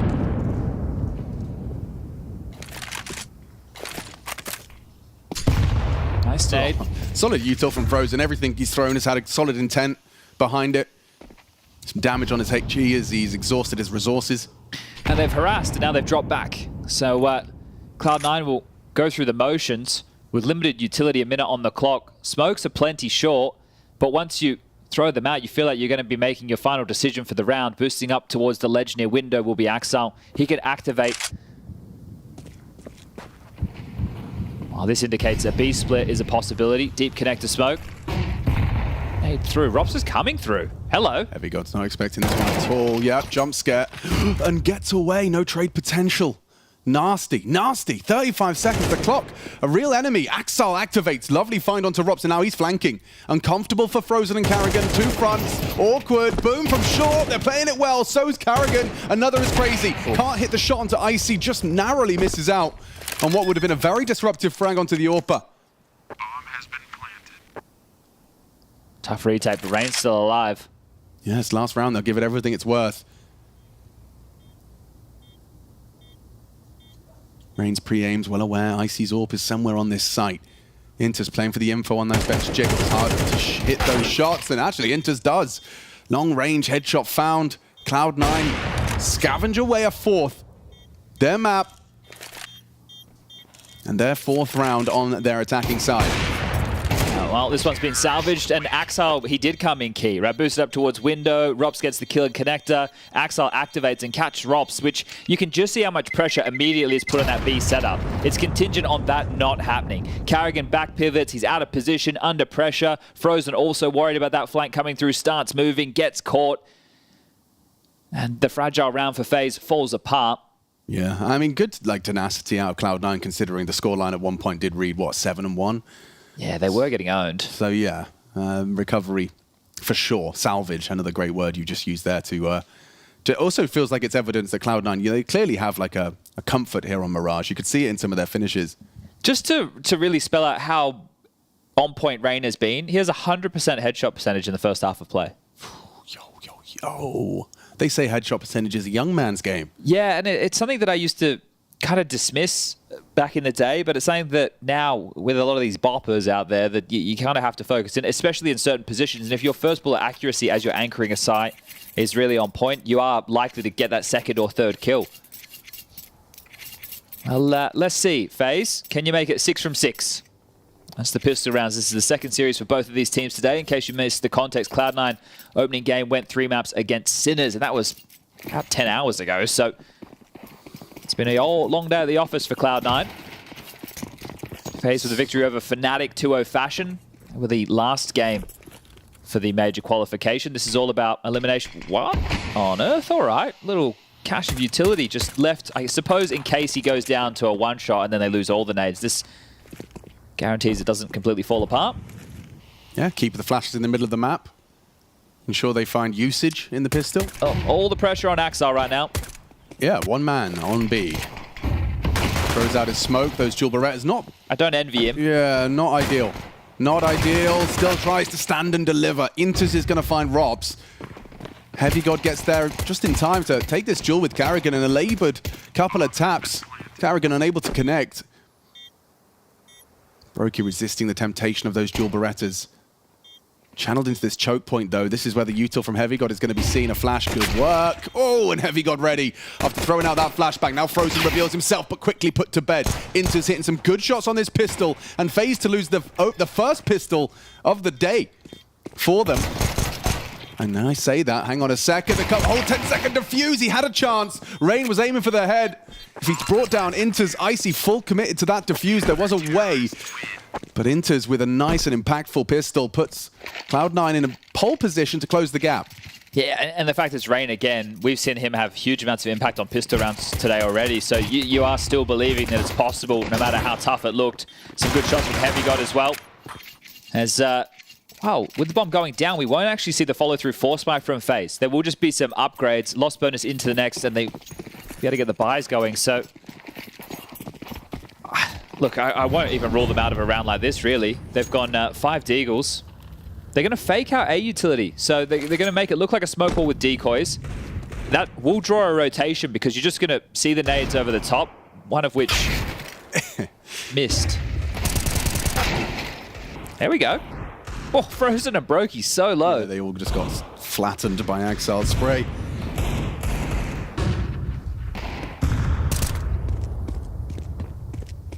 Oh, you gotta be careful, don't you? Don't want to give an opportunity. You can really see it in FaZe's gameplay as well. Like these are the rounds where it's just kind of like a free day, you know, on a jailbreak server. Go do what you want today. Run around, hit some shots. This is great positioning from Boomich against the Deagles, though, isn't it? Yeah, shouldn't have any issues here. I mean, you're not even going to jiggle it. Oh, Frozen is good awareness. Feels like you can't really go now. Oh, he's blocked it, so the door does... Ooh. Little sound cue given. No! Oh, he's a demon, is Rain. Nails the shot. He still has to hit another banger. Yeah, ooh, crouching in. Thank God Icy saves him. Now Boom in a vulnerable position and doesn't hit his first shot, neither does his opponent. This Brokey coming out Palace. Heavy God will make quick work of it. But yeah, threatening. That's a couple of times where Intus has given Rain just enough info just to have the perfect pre-aim. And that crosshair placed on the money. Frozen, you'd love a plant, but you're not going to get one. Boom positioned to ensure that doesn't happen. Will get cleared and misses his chance. Heavy God covers. Crossfire solid. And they won't be recovering one of their M4s. So, yeah, it's costly considering the investments. And now they get the AKs out. Is that uncommon to go for, you know, after the... Well, at the moment in the meta, yeah. I think you're traditionally seeing teams going for the forces, knowing they could get out the Galils, right? But now I suppose you actually have enough util and AKs to do everything you desire. It is obviously risky to go for that type of a force spike because if you lose it, right... Your rifle round your first rifle round is extended down the track. This way, FaZe can get their standard game plan going a little bit earlier. Icy's walking on this molly. Who's holding? It's Frozen. It's gonna be Frozen. Oh, perfect flashbang. Rops is there. I was gonna say good trade, necessary trade. Oh, so it's a fantastic wallbang. Puts Rops on notice. I love the way they just used Icy in that round, right? It was an MP9, he's the AWPer, and they've used him still as a point man, but in a different facet. So, FaZe, how do you function with this knowledge?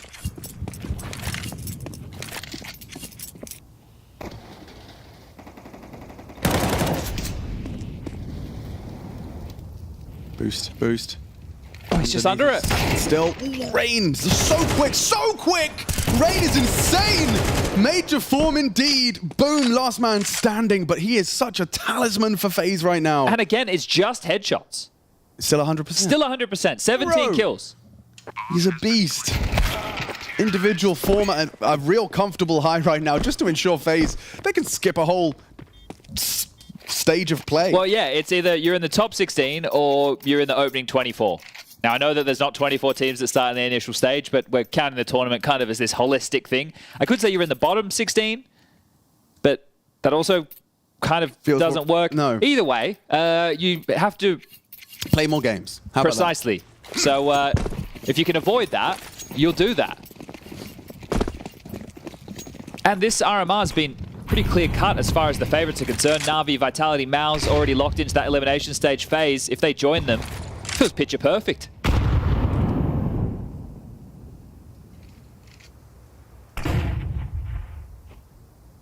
Cool game plan. Flash for the mantle up, and is Rain going to find another headshot? Some tagging onto the scout of Axile.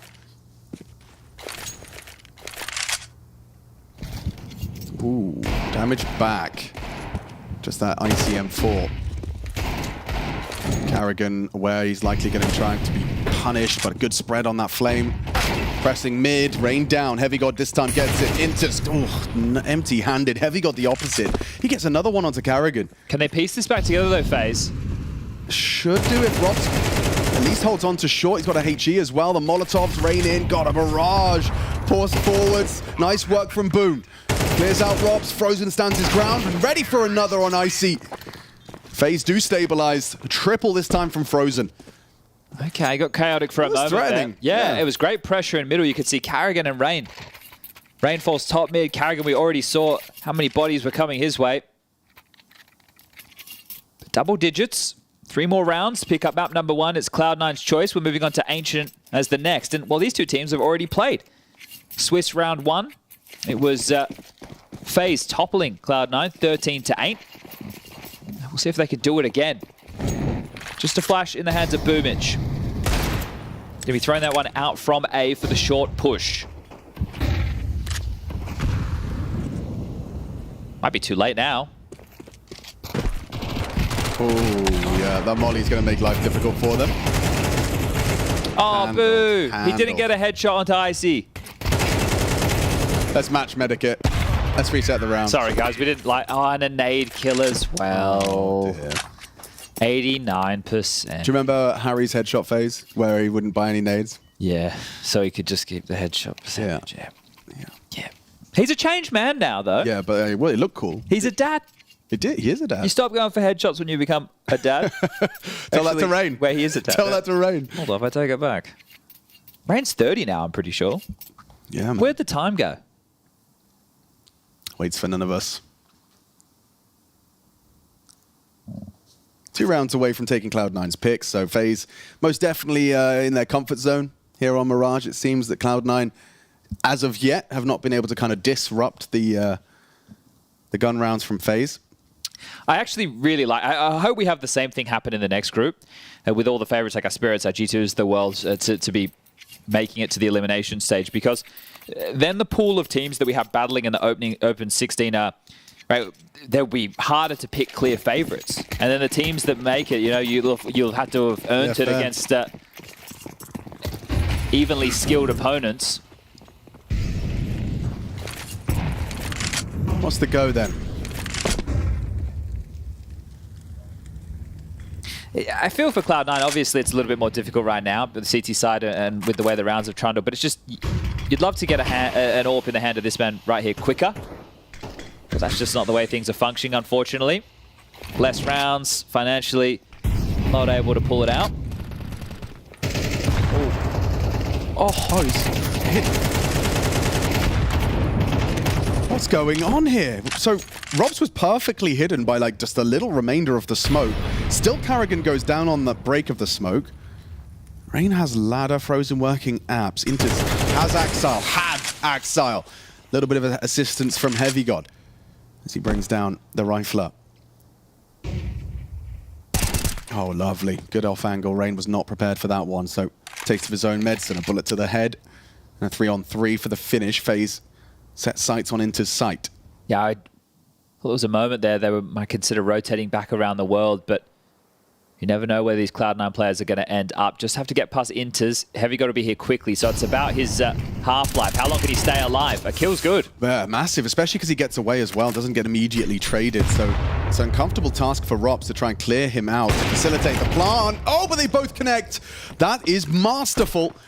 Rob's providing the support, audible steps as well from Boom in the 1v2. Brokey to clear him, he'd have to miss his shot, and wow, doesn't even get a chance to pull the trigger. Instant headshot from Boom.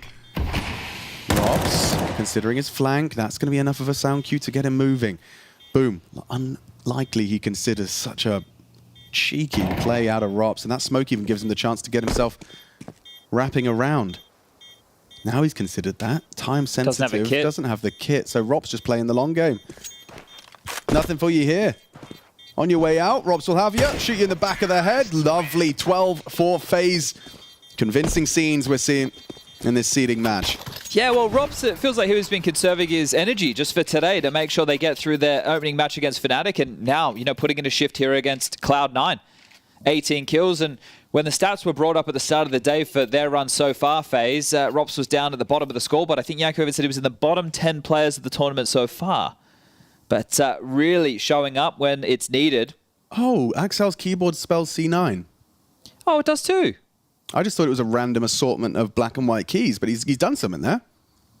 Wow. Isn't that nice? He's gone for the full, like, not 10 keyless as well. 2024. What a time to be alive.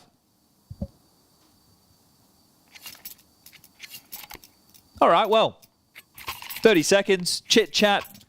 The Famai come out, an MP9, and the Scout. This is looking like it should be the last round of play. FaZe just have to putt it in. Which can sometimes be the hardest part. Yeah, I've never really mastered my short game.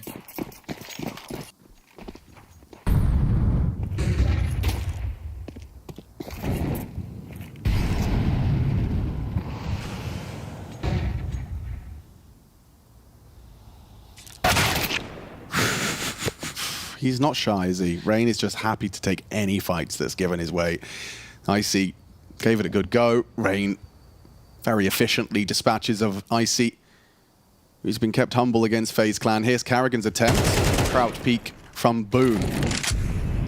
Someone will have to go and get the bomb, right? Eventually. Or are we going to go for elimination as the key to winning? Yeah, well, it's more fun that way. True.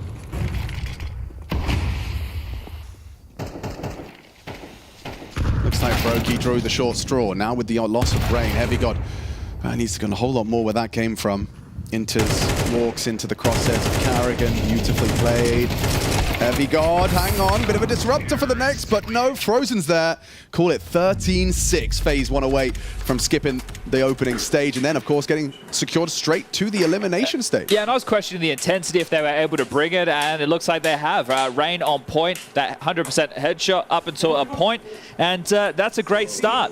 I think that it's also going to build a bit of confidence, because yesterday their Mirage, not so good, and I know it was against Vitality, but I think still just to get some reps in on the map in this type of match, hey, take care of business. Put yourself in the top 16. Oh, someone spilled a drink. Yeah, but I think it was after the fact. You know, if I was choosing a time to spill a drink, I'd do it after I won the first map. All right, well, we know a couple of guys who love to spill a drink. Let's head over to the panel. I'll be spilling a few down my I don't know what he's throat talking after about. today. Allowed to have a drink.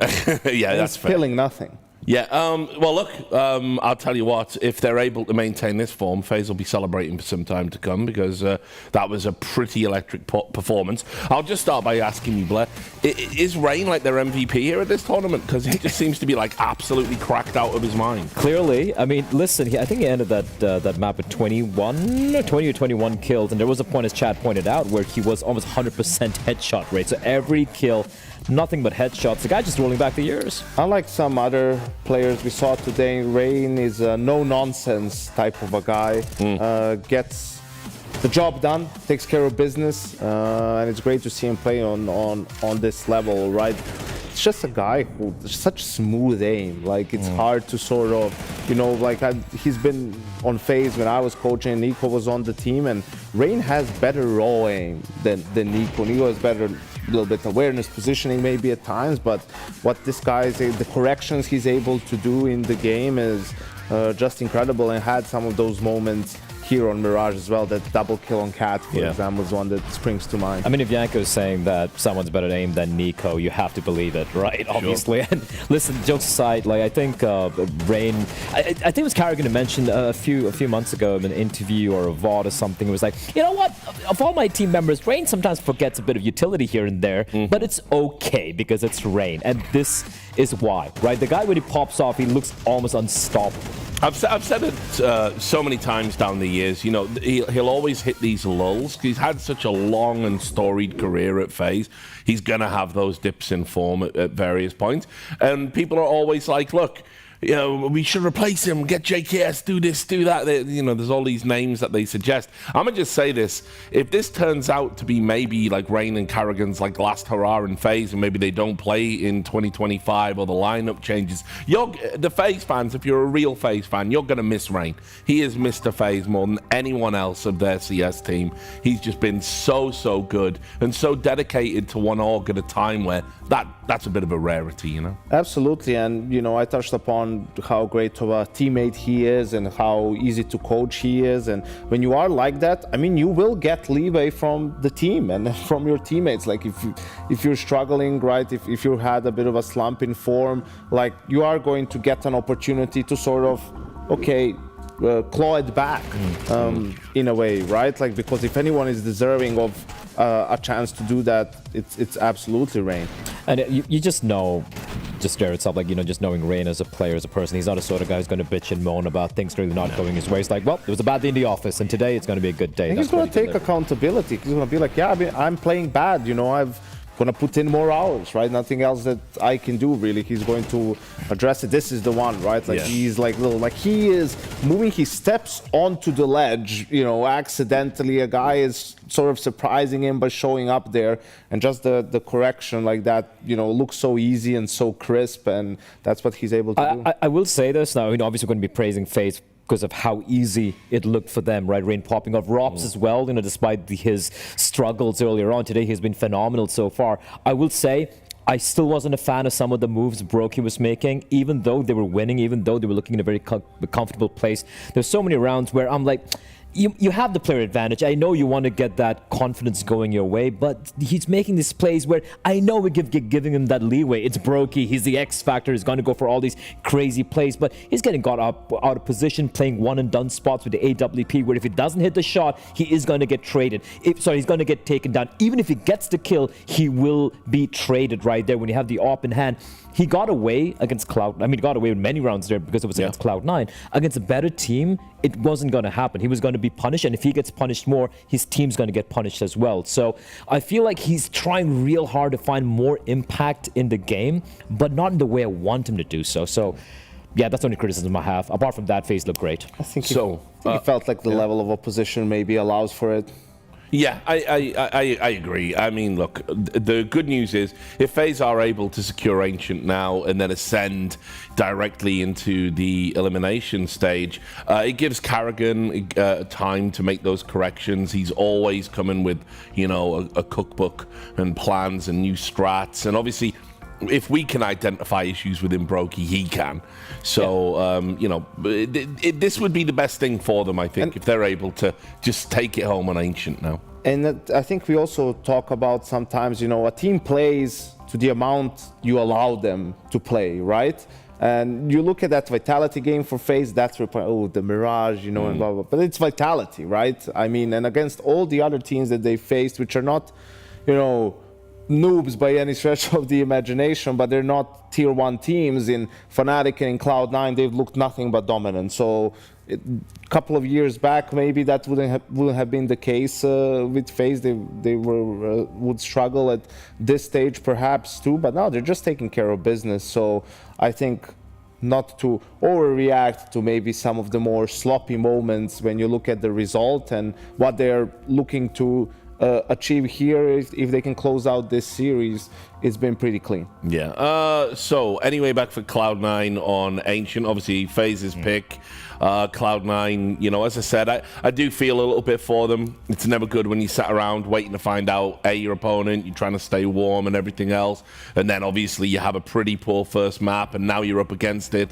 Is there any win condition, anybody you can see that can pull them through to a third map? I mean, easy and the obvious answer has to be IC. You know, I think it got off to an 0-7 start right there, and he's the player who has been the highest rated player for this team alongside Heavy God, right? And Heavy God, even though it was a losing effort, we saw him finding a lot of impact, still managing to win and rest a couple of rounds away from FaZe. We didn't really see that from IC. So hopefully in this one he gets up to a faster start. I think he has been, as just a pure opping start, I mean, opping wise, the better opper in the server as opposed to what we've seen for Brokey so far. So if he at least wakes up here, again, it's a map they've had a lot of reps on, despite the fact that results have not looked good recently. He also lost to FaZe in the opening matchup as well. But if IC wakes up, maybe there's a chance. I don't believe in it, but maybe there's a chance. Anything from you?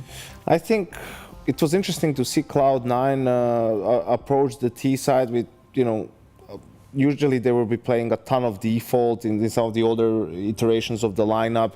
Now it's a bit more pacey at times, and unfortunately they couldn't like break through the first layer of the defense to get things going for them. So we'll see what the approach for Ancient is. It's also a map that allows for it to some extent. The Riflers have been doing pretty good, so if they can find some of those openings, will go a long way to help them convert some rounds. All right, gentlemen, we're going to go to a break now. Things are looking overcast for Cloud9 as their opponents may well enter the elimination phase of the Major. We'll find out if they do it after the break. She said she loves you. But she can't love me. But I love you.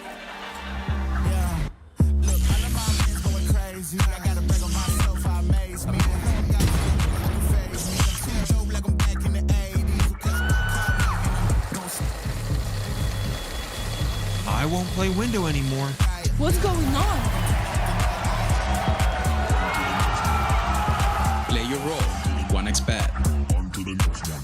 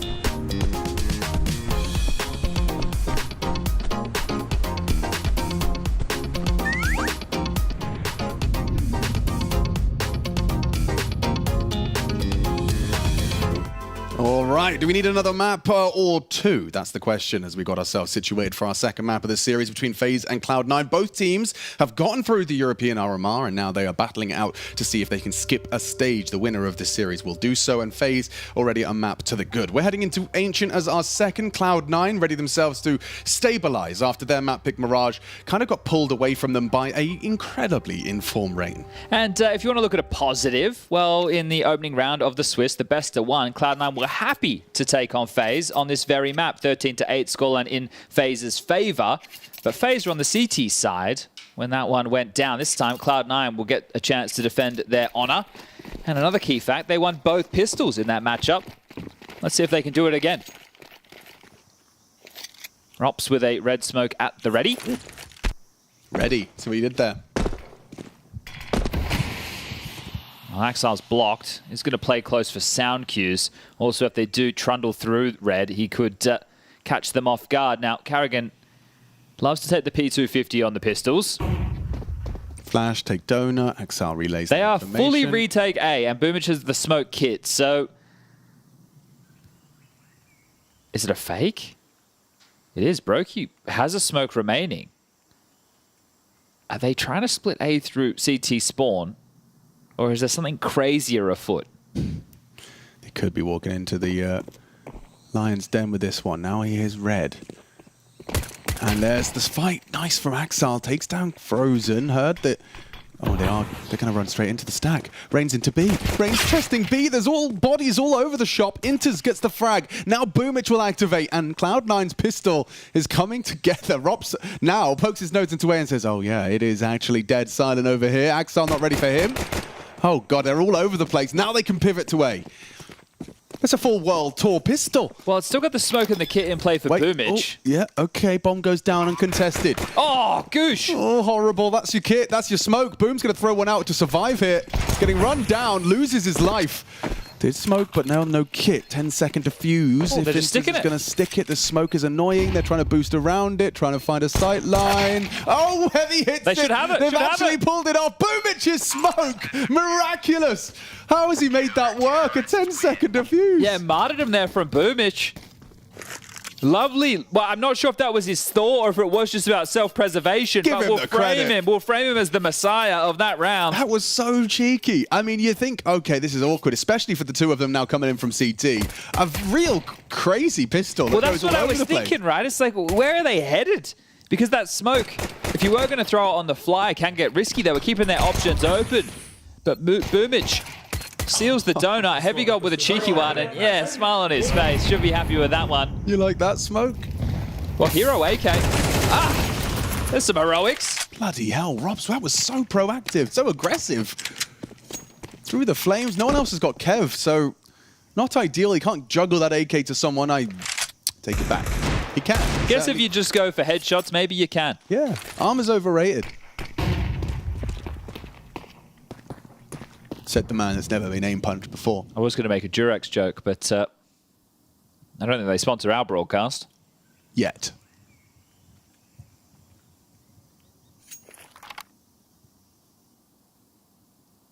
Two to three players walking down the ramp, and Rain just turned his tail. Has no longer got the information towards that side. Will just contain the B side of the map. Now the AK spotted. Axile gonna give it up, play retake. It's a longer sight line, spotted out, spots the bomb, and here they come. Nice to get a bomb plant out of this one. This will be a tough clear for Heavy God. I know we're still moments away from that, but Rain tucked in towards the cutout in middle. Nice control of the MP9. Rain one, Brokey dig, nearly another one to Axile. This still looks very tough for Cloud9. Gets worse. Frozen puts the AK to good work. And Axile doesn't have the health or a head. Rain takes it. FaZe steal away the second round of the second map. Oh, Rain looking for something better than MP9, but it's not really going to matter with the loss bonus of 1,400 for poor Cloud9. And that one, you didn't really think it was going to get so out of control. They push A main. They go 1-for-1 after Rops gets the kill in mid. But Rain tucking in and making sure that there was no chance for that A side to get pincered upon. Beautiful work. As this is where it can start to spiral for Cloud9. hold on tight.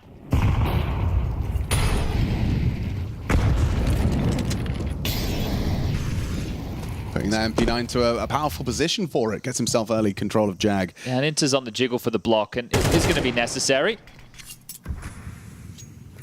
I want everybody to take note of what happens.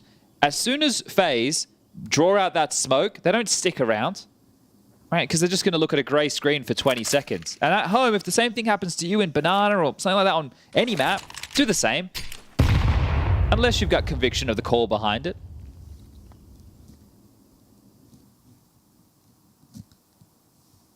So you can see the second smoke highlighted underneath Rock. They leave him with a fake util set. Donut and CT thrown out. It's got Icy moving.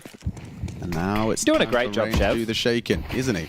Oh, blocked the Donut smoke, but either way, still going to have 3 players tending to that. Now Icy second guessing it. Instead, concerns himself with Red Room. Carrigan to throw out the long side smoke.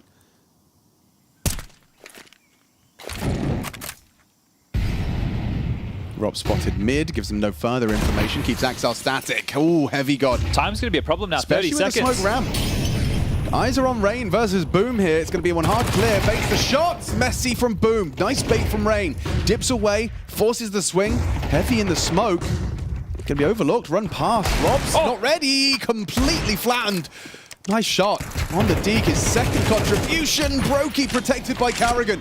Down to just 8 HP. This is still up for debate. Cloud9 wrestling for control of the economy in this third round force bite in response to FaZe's victory in the second.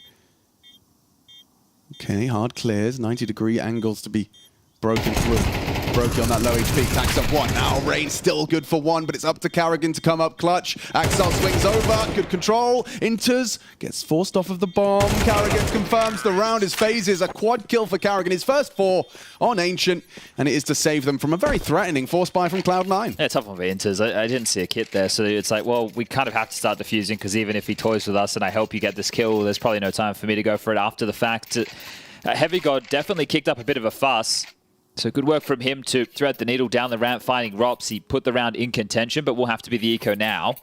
Yeah, I suppose if there was criticism to be levied, it would be Axel taking that fight without taking just a moment, perhaps, to catch the cross to the bomb defusal. It was planted for Cave, though, to be fair, so Carrigan could have been taking him off the defuse quite quickly. You got a full 5-man A main push, so I expect this isn't going to go too well. That might just be about the exits as well. They're going to come through elbow of middle, so 1 and 2. Okay, decent damage. Boomich and Icy in combination. Get those frags. At AK-47, gets his hands on it.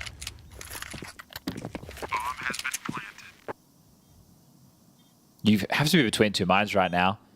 You have the number advantage, but these AKs would be nice into the next. Where is that second AK? They'll find it. Might have got blown away by the nade. Yeah. And that's the worst case scenario. You give it a go, and you just get blended up. Rops and Brokey in combination. More added to Rops' tally. 5 kills for him, 3 in that round. Okay. Well, one of the concerns that I had on Mirage was how long it took to get the AWP into the hands of Icy. It's going to be the same problem in the early stages of the CT half here on Ancient. Now, we saw Fnatic have successful full presses B lane as well as mid, the combination of BlameF and Natus to a few rounds of success. So let's see if Cloud9 can manifest a bit of the same. Oh, FaZe, this is fast A. Donut and CT Smokes, nice No one and can quick. hear them. No one can hear them. No one Donut. They'll hear the nades though, but it's too late. The site is taken, the smokes have landed, and soon the bomb will too. Icy from Donut will try his luck at some spams. Push from Axile. That was a bit of a Hail Mary, wasn't it? Trying to disrupt. Icy does manage to connect onto Brokey. Yeah, and that right there, I think it's pretty... Oh, okay, well the bomb hasn't gone down. Hold on a second. Oh, Rain! 1 bullet would have done it. Gets it down. Selfless maneuver. Look at all the smokes though for the retake. Yeah, this isn't by no means done. Well, that's a buffer for Rain to work with. They've smoked off Donut, so he can just sit behind this and focus fire. Still found by Boom. Starting to flood into the site now. Carrigan, this flank is good. Very nice onto Heavy God. Ooh, just misses his opportunity. Still Frozen gets him off the mark. Now they're not ready for Carrigan. It's just the one. 1v2. Frozen, what have you got for us? They need to get on that defuse, but Heavy God, the covering fire, he saves them. Cloud9 steal it. And Heavy God, more impact from him.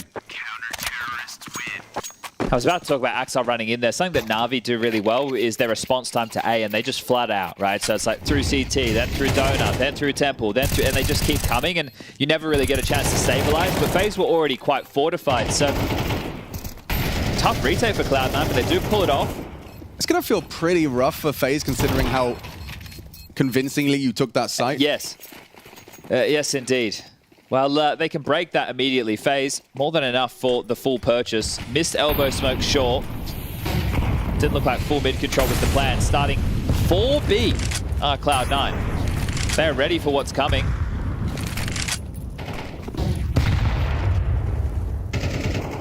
Will there be some proactivity? Yeah, you can see Flash lined up. Robs could be getting a very blind, very wide swing. Boost over. Nice one. Rain gets it. Down it goes. Misread that, excuse me. Rob's in mid, actually, alongside with Frozen and Brokey. Icy hears them coming. Perfect re-aim, but Frozen somehow gets the better of him. CT smoke ahead of it is Inters. Okay. Oh, don't. Incendiary reveals his position.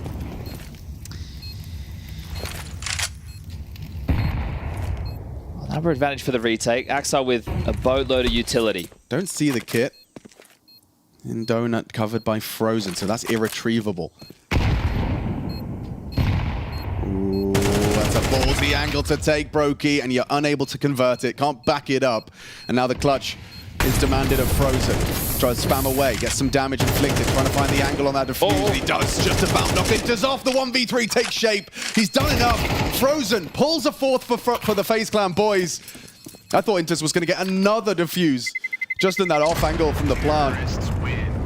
But Frozen spray, last bullet finds the head. Heavy God leaves with the AK and the kit. This was that boost. It's a nice aggressive maneuver. Very well, hasn't he, to get two in that situation. But massive stuff from Frozen. Fortunate that the bullet connects there, and then just having to run on into the Lion's Den. You don't really have another choice if you're Cloud9. Nice! Good fucking shit, David. Holy shit. Yeah, it got scary out there. Very threatening from Cloud9, and yet still FaZe, they will get past into what is essentially the eco with the save rifle. A couple of smokes. It's out of position at the moment. Heavy God is responding to the early A utility, but this one is all a ruse. It's to keep him moving. Axel edging is, Frozen. He's aware of Boomich's aggression, and back and forth they go. So Heavy God, if it is going to be a B play, is in the right place currently.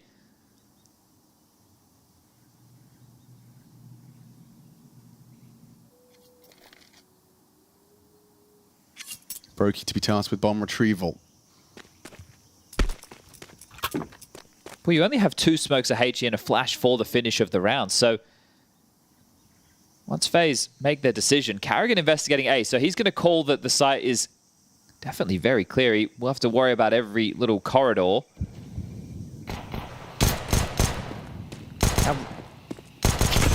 That nade could not have been better placed.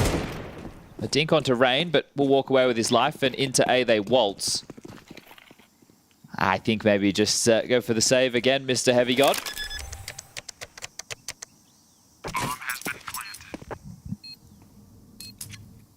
Certainly in his best interests. What are the USPs and Deagle P250 going to get up to? Just some exits, I suppose.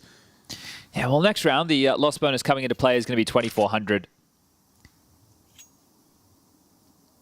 See if you can bodyguard that AK. If there was a hunt on its way. FaZe not really in a position to do so. They'll happily just leave with a 5th. Yeah, and I think FaZe will be happy to just keep everybody alive. Accrue a bit more of the finances, because for them it's been rocky. Even though they've only lost 2 rounds, a bunch of these have come down to the wire. Bomb goes off, 5 on the board. Saves for Cloud9. I wonder if we see Axel drop the AW. No, Isaac get a 4-1, never mind. 6.4k, definitely a 4-1. There you go. Into the 8th round, we'll see him get his weapon of choice. Now, you wonder if those quick A smokes come into play again, because we've seen FaZe use them a few times, right? And one was with conviction, one was to force some boots on the ground, and well, now you get to toy with that if you're Carrigan.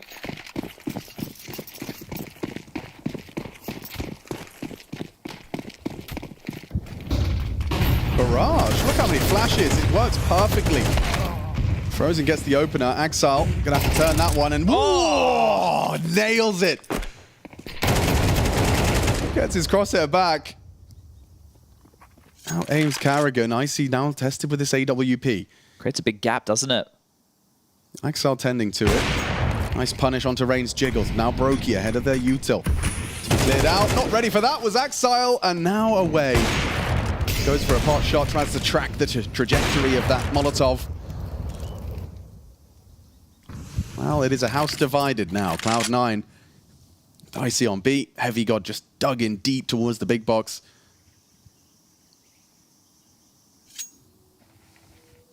Yeah, Rob's hyper aware of the potential for the pushers. Scoops up the bomb and hustles on over towards the B bomb site to join Brokey. Icy playing much more passively, understandably so. You're worried about a little bit of everything. Cave, ramp, could be coming through middle. Because Heavy God is just full hunkering down on this A site and hoping. So a coin toss for Cloud9. They're not going to group up. They're going to try and divide and conquer. A 1v1, still going to be tough for Heavy God to get into. So Icy might just have to do it all on his lonesome. Ooh, dangerous game being played here by Icy. Nails it. Brokey does a lick of damage. No immediate trade. Rops, he's going to search this one out, surely. He can't really just justify going for the plant. That's going to take a lot of time off the clock.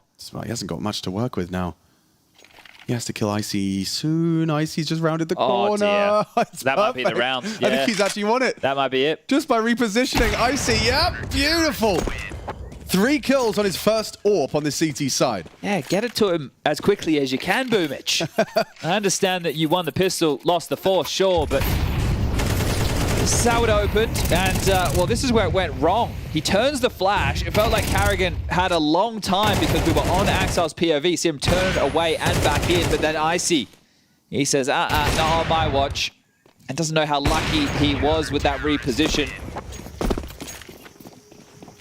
We're going to test middle again, at least to harass. Axile. 4B. That's a nice nade. Oh, no.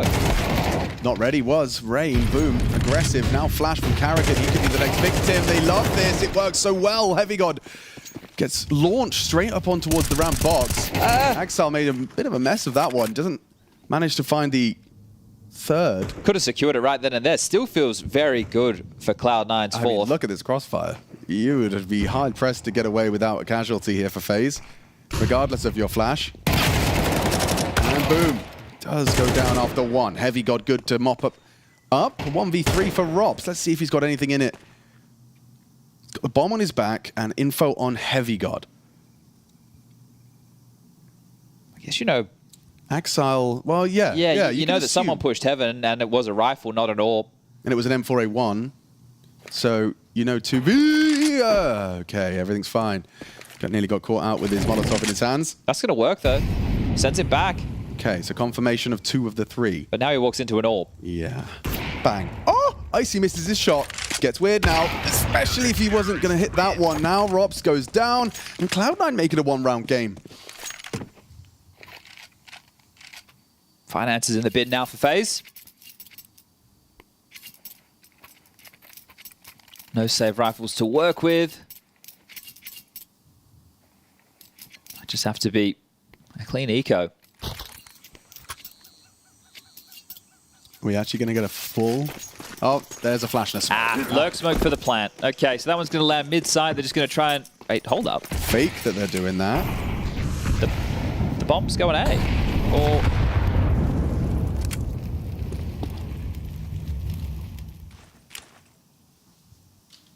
Where'd that smoke go? I guess it was the cave smoke. Yeah, never mind. I thought he was going for the mid-side smoke. So, look, I was wrong. I'm sorry, everybody. I apologize. Get that in writing. As they are going to be running in towards Inters and Axile. He's ready, as is Axile. Ready to mop him up. Deny FaZe access. And And just like that, it's going to fall down to Frozen. Unable to finish the job. Axel was susceptible, but covered nicely. Gets himself a couple of nice anti-eeks.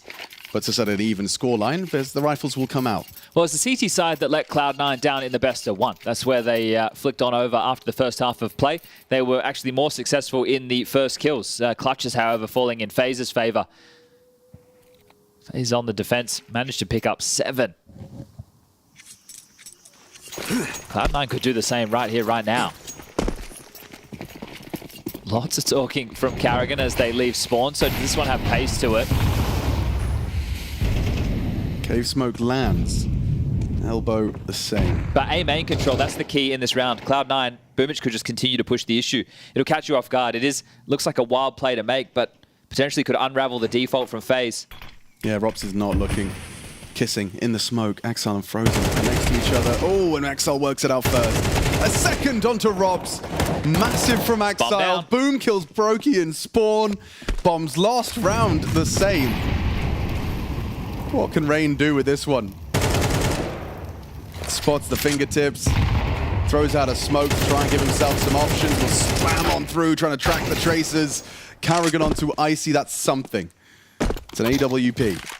And it's no longer accessible. Going. Well, Icy will be able to buy one in the next round, but Carrigan, let's see. You've got 50 seconds. It's a 1v4. It would be for the 1v5. And, well, now you've been spotted. A huge spot on Inters. Well, Heavy God's low.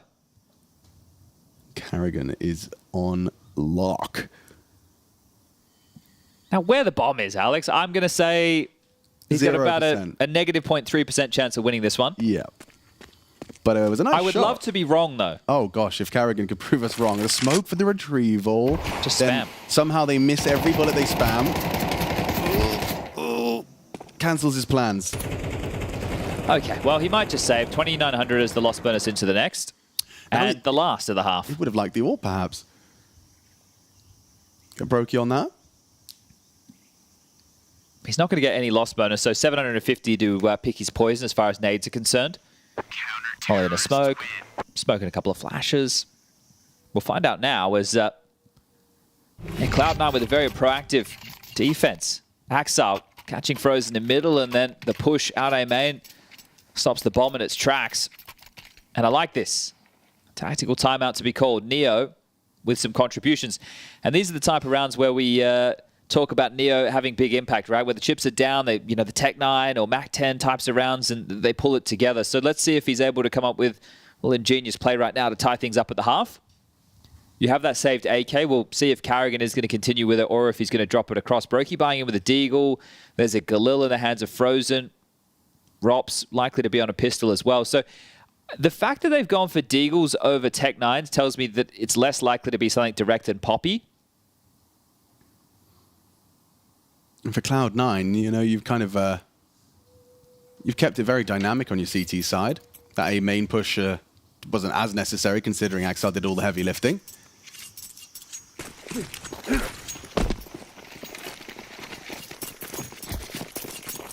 A is the go. Cave smoke. Rob's likely going to be responsible for this 2-smoke exec. Yeah, well, Boomich is a bit of the talisman, right? Where he seems to find himself is what Cloud9 tend to be ready for, but he's currently on an island. The rotation point is miles away. Absolutely miles. And Boomich has to time this perfectly. When does he choose to engage? Here comes FaZe. Cloud9 looking for a 7-5 half, and boom, he can take him there. Lovely spray. Oh, I say it a little too much, actually. Carrigan doesn't go down. Inters gets nothing. Now finished off by Icy. Bomb to be planted. Good shot onto Brokey as well. Finished off by the HE, so bowling from Robs, trying to get away, trying to set up a post plant of some description, but the pressure just keeps on coming, and Heavy got an Axel hit their shots. Cloud9 will take 7 on the half. Well defended, important from Icy. Very important indeed. See, Inter's just swinging out the smoke, thinking, I can't just let my in-game leader go down like this, but they'd already established a lot of territory and were ready for that type of a maneuver. All in all, they do get the job done. 5 consecutive into the half-time. Yeah, and solid contributions from these This Haxal Heavy God duo, both of them, top fragging for the boys of Cloud9. And then Boomich and IC just below them on 8 each. Inter's a tough half. More of a supportive element as we do swap sides. And it was a run of, what, 5, was it? Yeah, 5 at the tail end there. And I think that is the biggest key is the finances did get broken for FaZe, sure. But with that comes some confidence for Cloud9 going into the second half. Now they get to run and gun on the attack. FaZe need to put up a bit of a statement now that they're going to be on the CT side and just shut things down before it gets too out of control. Damn. Carrigan's got his... He's got